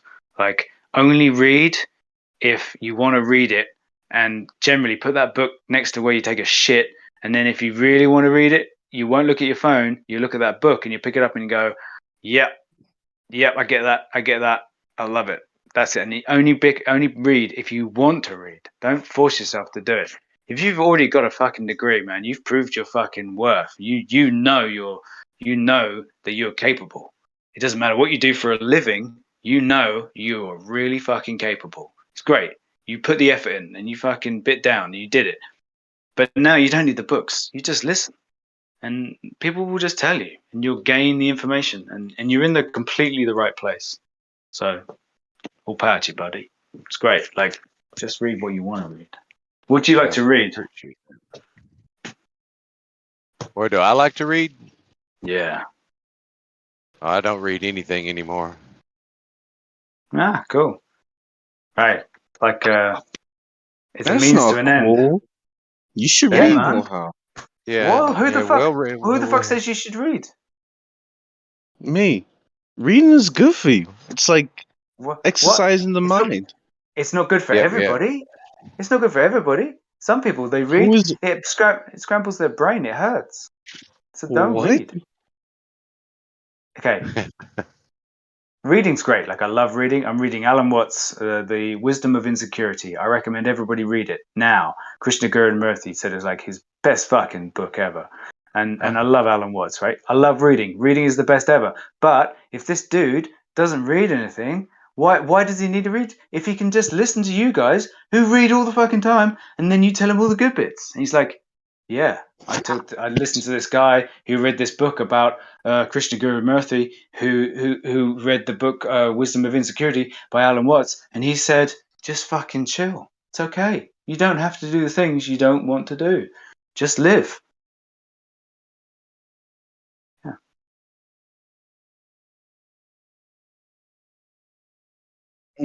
Okay. You don't have to read if you don't want to. Yeah, definitely. I mean, I'm not holding a gun to your head and saying you gotta read it, but I just feel reading is beneficial, you know? Totally. If you can buy books, then read them. Or, you could always download them for free online. Yeah, but then you got to read a computer, and who the fuck wants to look at a computer? I don't know. I mean, people are looking at screens every day. I don't see what the issue is. Reading like a book on your phone. Yeah. But a book is real. A book is in real life. You have to turn the pages. It's easy to look at. A screen, it's like an endless minefield of distractions. Where a book is just a book. You and the text. If you can listen to a book whilst you're driving, Skylane, I would recommend listening on Audible, and it's well worth the subscription. Way more than any fucking TV subscription you're paying. Cancel all that shit. You just buy Audible. You buy one book a month, which is free. So it's like $7. You buy one book, you get one book a month free, and they cost $40 each. And you just listen to Alan Watts. Let go. You listen to Alan Watts, whatever the fuck is on there. They're all fucking good. Is there any Alan Watts fans out there, or am I just talking into the wind?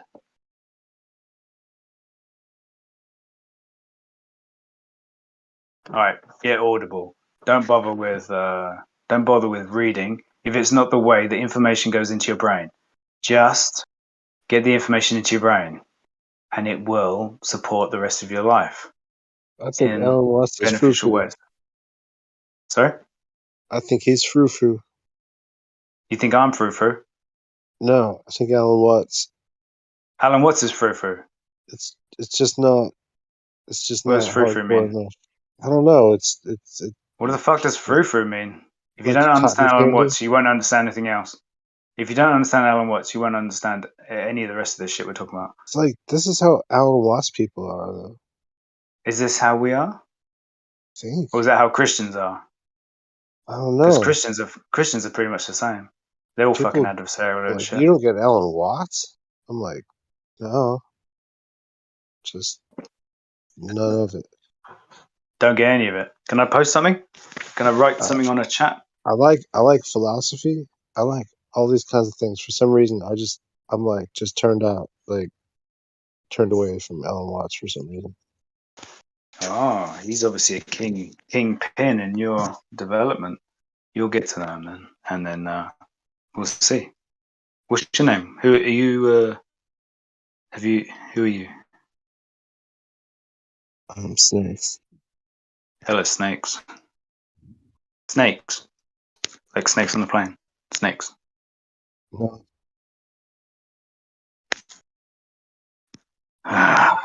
Snake. Are you the lightning at the bottom? No. Snacks. Snacks to the future. Yeah. Snacks. Yeah. Oh man. So what snacks would you recommend right now? I've got some crisps, some potato chips, some salted potato chips. I've got some home Seems like you're already fried. going at him. Boy, Boy, you're English. You don't say potato chips. I don't want to hear that. Next, you'll be saying football and pretending you're throwing it with your hand. Oh man. I said soccer cross-cultural earlier. lines. I said soccer for the Americans. I said English. I said 1966. I didn't hear anybody cheering our one success as English footballers. Who the fuck is you? 1966. Did you not hear any of that? Well, I wasn't Football? around then. Oh, hello, mate. What's your name? That's Crypto. Hello, Crypto. Where are you from abouts? Because you sound at least sort of roughly within probably 100 miles of where I live. South somewhere. Yeah, I'm in London. London. A fucking Londoner at least. And at least a middle class Londoner who probably lives north of the river and probably supports Arsenal. 1 out of 3. Fuck. Maybe 2 out of 3. Watford? Well, no, I'm not actually originally from London. So where are you from? I'm from Essex originally. Well, I'm from Kent. Arsenal, You're an Essex boy? that's that soccer team, right? Essex and Kent is basically the same place. No, it fucking isn't. Oh, fucking take that back, Rich. Take that back right now, bitch. It ain't the fucking same place. Come up in here and tell us Kent's the same place as Essex. Similar, except in Kent, everyone's got webbed feet. Apart from that, to say. Wait, my wife's from New Romney. All right, you know where that is? Down on the marsh, where we only have sheep and nuclear power stations to keep ourselves warm at night. Yeah, fair enough. Sorry, right. And it's flat level there, right? It's completely flat and level, totally. Of course it is. Have you ever stood on Charing Hill and looked down at the nuclear power station? It's flat and level. What's your name? So it's Crypto. What's your name? Hello, I'm Fungi. Someone sent me here, and it's like having a party, like how parties used to be before I had kids a long time ago, like about 10, 15, maybe 20 years ago now. This is like the first party I've had in 20 years where like you meet people, like, and you talk, and then you have these really interesting conversations. It hasn't happened for a long time. So Crypto, it's a pleasure to meet you. Pleasure to meet you too. Essex, whereabouts in Essex? My auntie used to live in Stamford-le-Hope. Is it anywhere near there? I mean, everywhere's kind of near Stamford-le-Hope in Essex. I don't really want to go into further details. Fine, no worries. I appreciate that. Essex is 1 million people live in Essex, and I'm sure you live in a nice part of it. It's a bit flat. It's nothing like the beautiful, rolling, outstanding area of natural beauty that we have in Kent, the North Downs, the South Downs, the Saxon shoreline. It's a really beautiful place to live. Far better than the shithole, which is Essex. Oi! That's another oi you're getting out of me. Is that your best rebuttal? You've got an oi. Come on. What's so great about Essex? What's so great about Essex? Well, it depends what part. I mean, if you're talking about the Golden Triangle, I don't know about any Kent Golden Triangles. What the fuck's the Golden Triangle? What's the Golden Triangle? What's Like that the mean? three richest parts of Essex, which are all kind of near London. So you've got Chelmsford, you've got Southend-on-Sea, you've got I'm sure there's another town in Essex anybody could give a shit. Basildon. Anyone else heard of Basildon? No, Basildon's fucking rubbish. Leonsea's quite nice. Southend is okay. Come on, buddy. Come on. Have you ever been? Well, you live in London now, right? I live in London, yeah, because I couldn't find anywhere in Essex nice to live. No, of course. Right, whereabouts in London? Like anywhere good or anywhere shit? It is somewhere nice, but I'm not going to say where. No worries. I used to live a bit in Deptford. Greenwich. Okay, if I want to. So your class is more middle class. So your parents are one's a stay-at-home mother and one is a professional. Okay, no worries. Right, let's stay away from that. Let's try and work out what you do for a living. I've got no idea. I mean, what do you do? What do you do for a living? I appreciate the guesswork. Unfortunately, your guesswork is like you've got one spot on so far, but everything else has been miles off. What did I get right out of all 8 or whatever bullshit predictions I had? I am indeed a fan of the Arsenal. There we are. I knew it. I fucking knew it. And you're top of the fucking league. What a fucking season it's been, man. I'm a Liverpool fan. So I don't give a fuck. We're the best fucking team on the planet. And this year we're having a year off. Fuck it. We'll let everybody else catch up. But next year we're going to fucking... sorry. Fucking, I've got to calm down. Darwin Núñez, he is going to shit over fucking Haaland. He ain't going to be the best player in the fucking world. Man City, they can't even beat Brentford. Oh my God. That was the best fucking game ever. But the Arsenal, man, it's the best team ever. My best friend from school, he was an Arsenal fan. And literally for 20 years, he's like, yeah, nothing.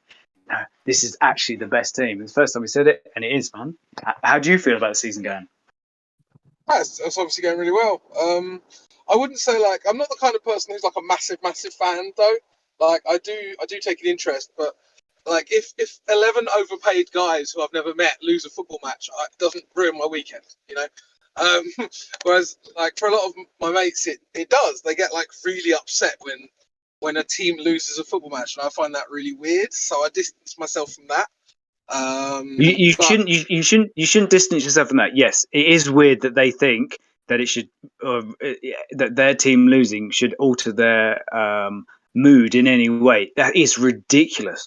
Like I love to lose just as much as I love to win. It's a fun distraction from a fucking Saturday. Do you know what I mean? It's like you can talk to other blokes without having to make any sort of effort. You say, "Oh, football, football." Oh, and then a little bit of this, a little bit of that, and someone scores and someone wins, and then you get to rib somebody a little bit. It's like at least English blokes have something to talk about a little bit.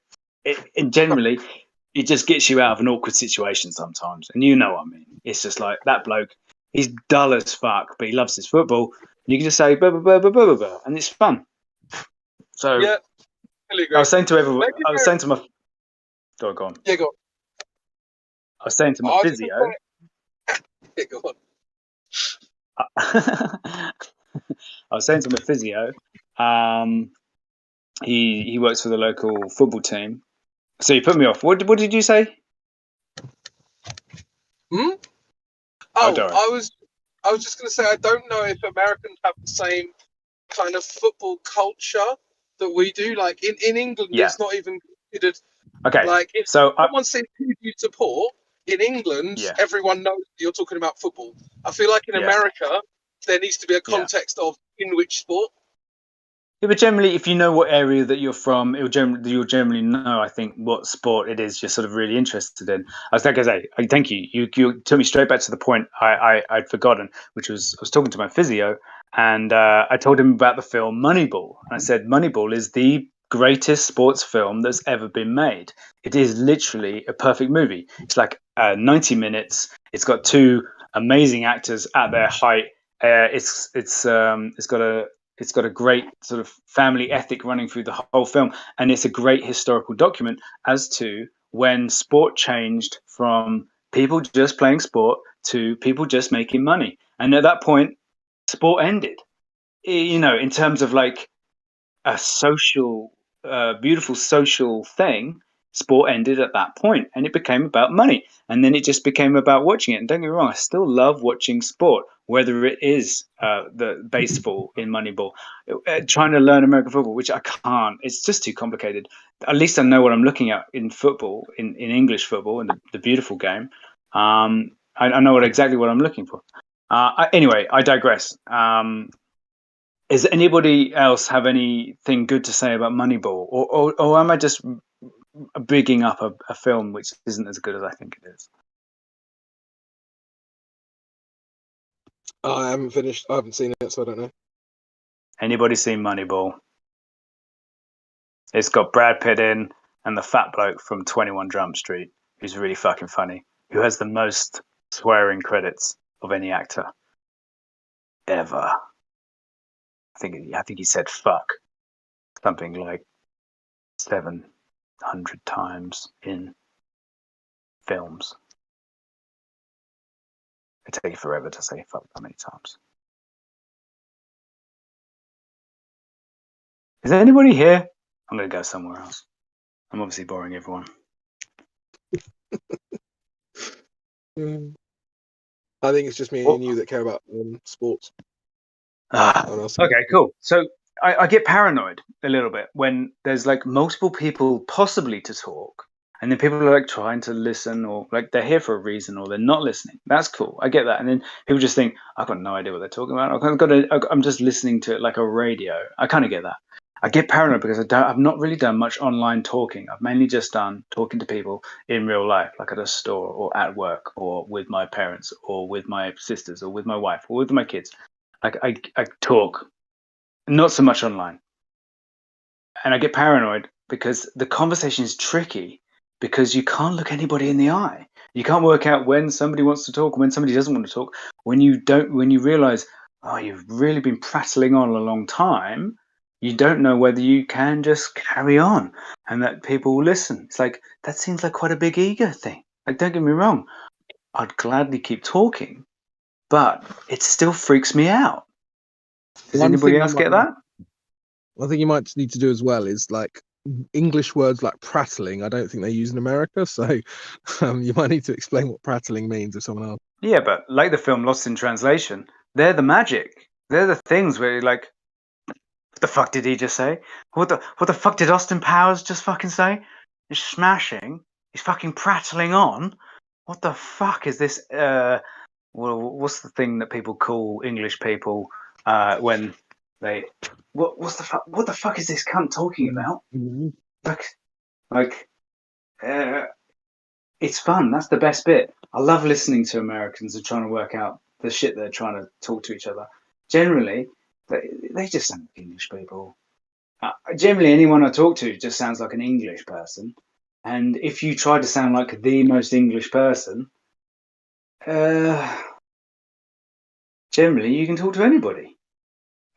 Man from North London who supports Arsenal. What's your name? On here. Can I even look at your name on here or become friends with you? Do people become friends with each other on Discord? Is that weird?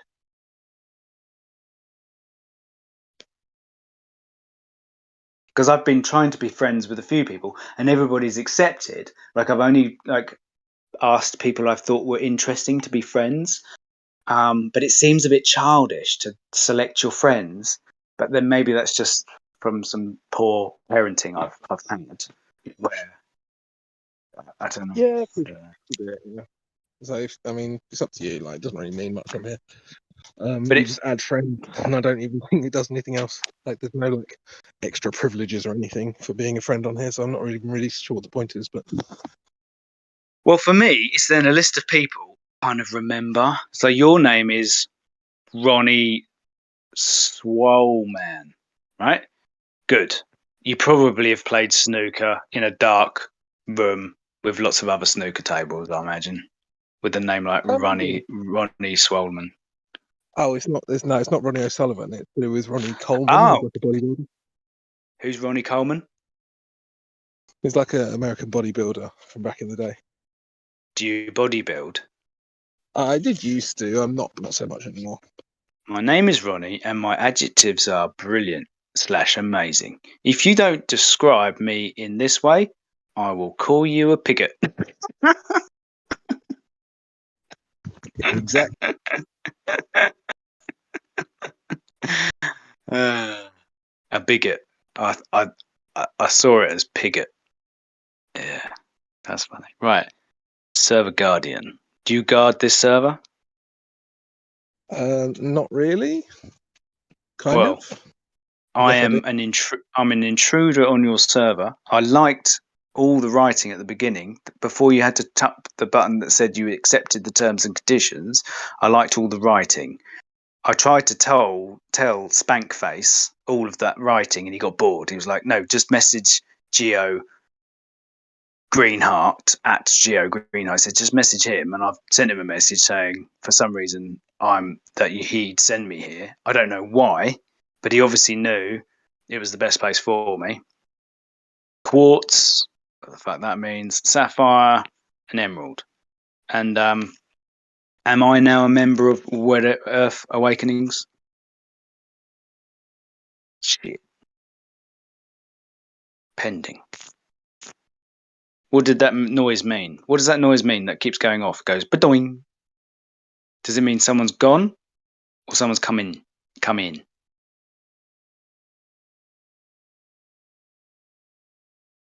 No one's listening. I bored the pants off of everybody.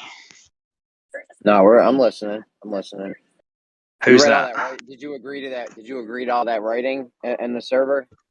Yeah. Did you read it all? Well, did you hear what I just said?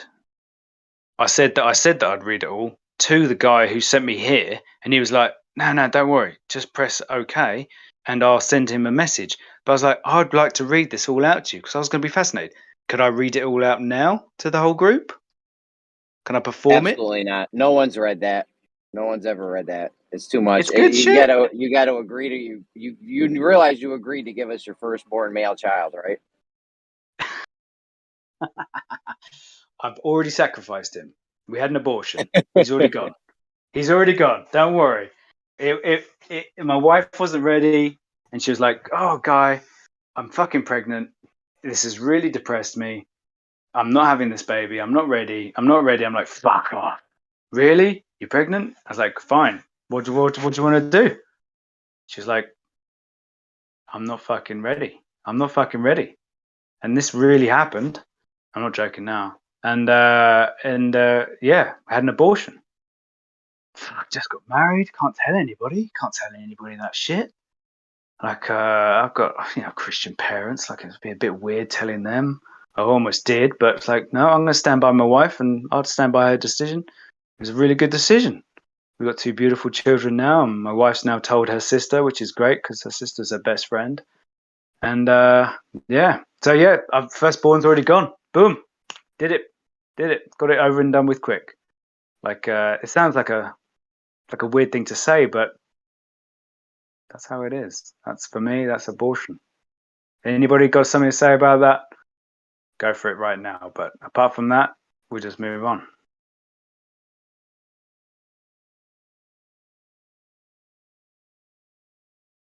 Cool. So, where are you from? Whoever you are.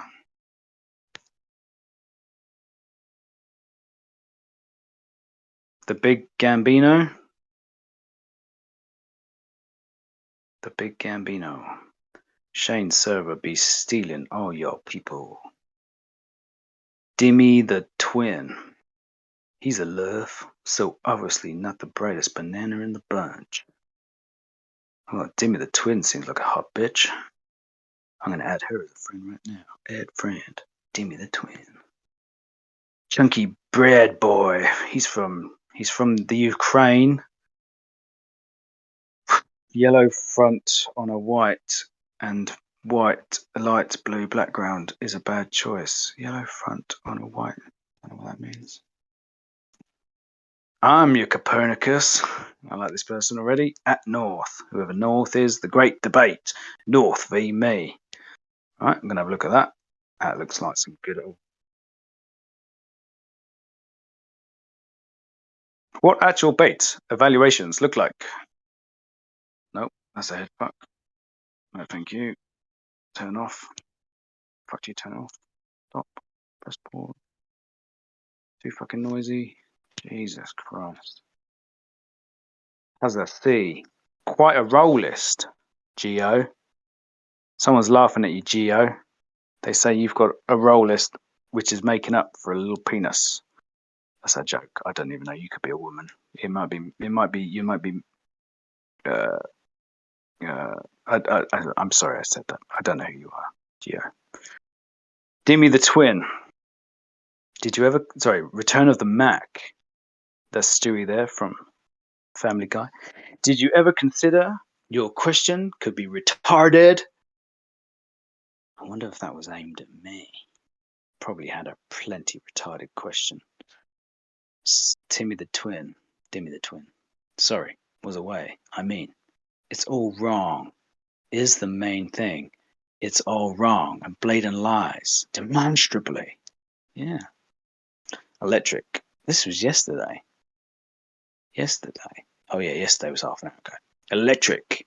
Love the name. Got a cool picture. Looks like a normal person. I don't know where they're from. Livestream, voice, quartz, sapphire, emerald. That's similar to the other dude. So let's have a look what he's got to say. Electric. Care to actually respond to anything the picture says that triggered you? Is it possible to make a straight line? There should be a question mark. Dimmy the Twin. Damn. Bring out the irrelevant flurf memes. Also, so many of these bullet points are just blatant lies. Not surprising a flat earther lying through an irrelevant meme. No way. Question mark. It's electric. Electric, are you here? Are you a baller? There can't be any ballers here. Maybe there are ballers here. Anyone want to debate it? I've never debated in my life. I'm a flat earther. Would anyone like to talk to me about flat earth? The earth is flat, by the way. You can't get away from it, no matter how much you want to fit in. Once you know, you know. You're cursed with the flat earths. Are there any ballers here to debate? Or are you all too scared to talk to people? I'll be as fair as I can. Literally nobody's come up and talked to me all night. Like the weirdo in the corner of the room dancing on his own. Any ballers out there? Otherwise I'm going straight back to 24/7 Flat Earth Discord. I feel all warmed up. Anybody? Any ballers? I'm going to go looking for trouble. All right, you guys. Nice to meet you all. Thanks for the party. Thanks for listening. I appreciate it. Who the fuck's down there? Is that Witsit? Fucking Witsit gets it? That can't be the real Witsit gets it. Let's fuck him up. Witsit? Witsit gets it. Are you the real Witsit gets it? Yeah. You're the fucking real Witsit gets it. Yeah, Wow. You make me laugh over here, bro. Man, how you doing? Good. How about yourself? Okay. Yeah, you right. So, is your dad got a ginger beard? No, actually. My dad was a redhead, right? Proper redhead. I got a slightly ginger beard. So your dad wasn't ginger. Nah, he has like dark hair. He's got dark hair, eh? Cool. My dad's dad had black hair. He was so that's my grandfather. My grandfather was a missionary in Pakistan, and he had 7 children. My dad was the only boy, and my dad was born in Pakistan, whilst my granddad was trying to convert fucking people from Pakistan who have got a perfectly good, legitimate religion to like Christianity. It's like fucking hell. But he mainly did dentistry because that was, the thing he could do. So that's a bit of my background. Give me a bit of your background. I don't know anything about you whatsoever. Well, I don't really know, dude. Like my family is ultimately from Germany. My dad has dark hair, but my dad's dad had like looked like identical to me, pretty much. And yeah, man, we've been in the United States for a few generations. Whereabouts in Germany? I once went to Germany, to Frankfurt, and I got out of there without a passport. So whereabouts in Germany? Do you know? It's a great country. It's beautiful. I really don't. I don't. But like my actual last name, my blood last name tracks back to Germany. That's all I know. Oh, okay. I think I'm from England, mainly, and fuck knows. I've got no idea. My dad did one of them DNA tests. Have you ever done one of those? He mainly came from Finland. Like 90% Finland, which makes sense. Do you know anything about English history? Anglo-Saxons. You ever heard of the Anglo-Saxons? Yeah. Oh yeah. You have? Oh yeah.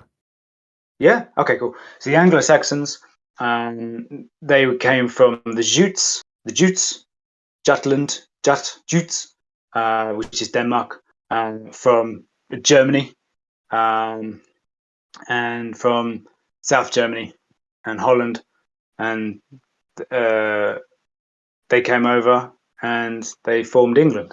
So like we're all from Scandinavia, basically. They were the baddest, coolest guys, and they basically ruled for a long time, and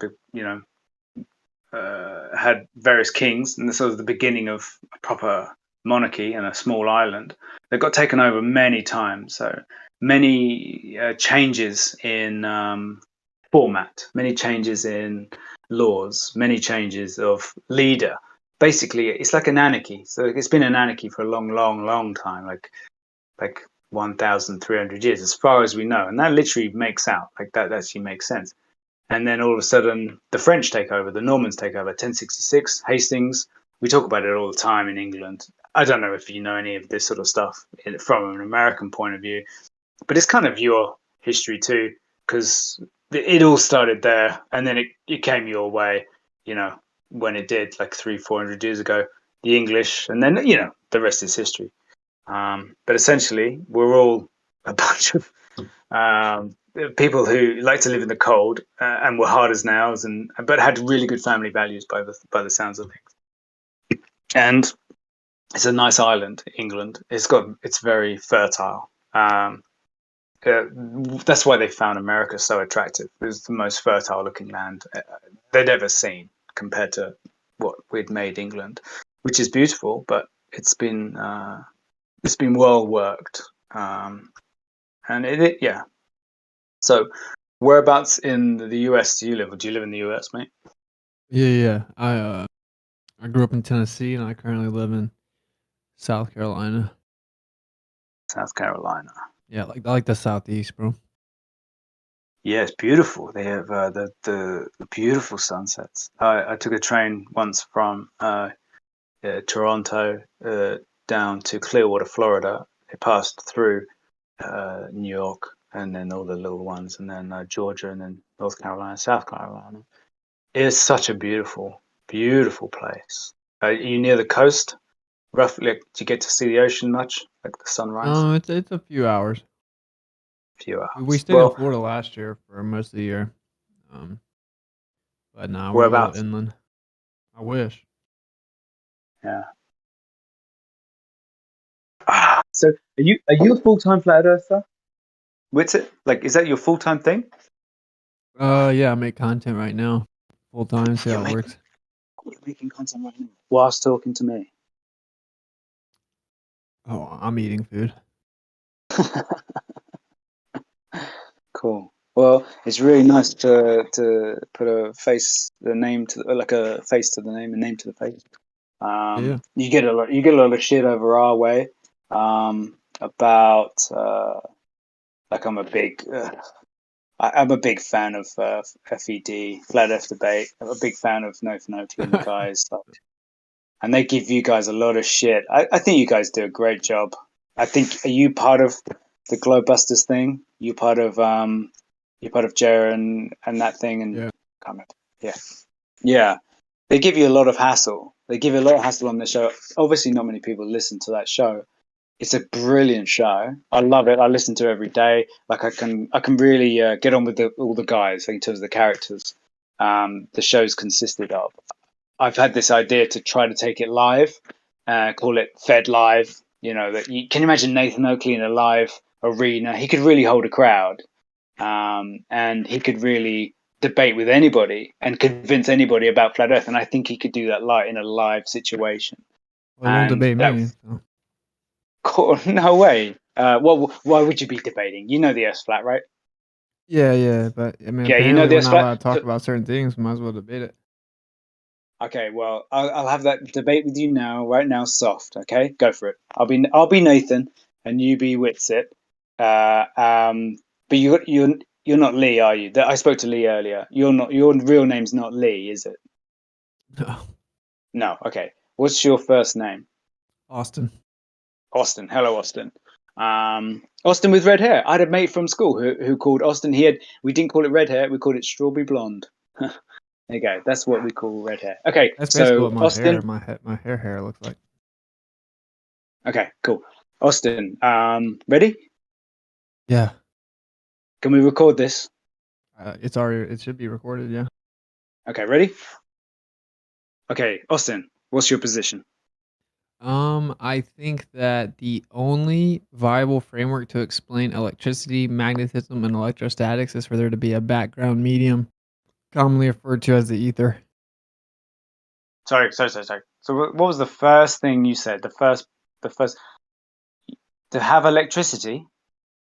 Yeah, the only viable way to explain electricity and magnetism. Yeah. Whoa. It goes in wires. Electricity. It goes in electricity. wires. Yeah. We keep ourselves insulated from it. It really hurts if you touch it. Yeah.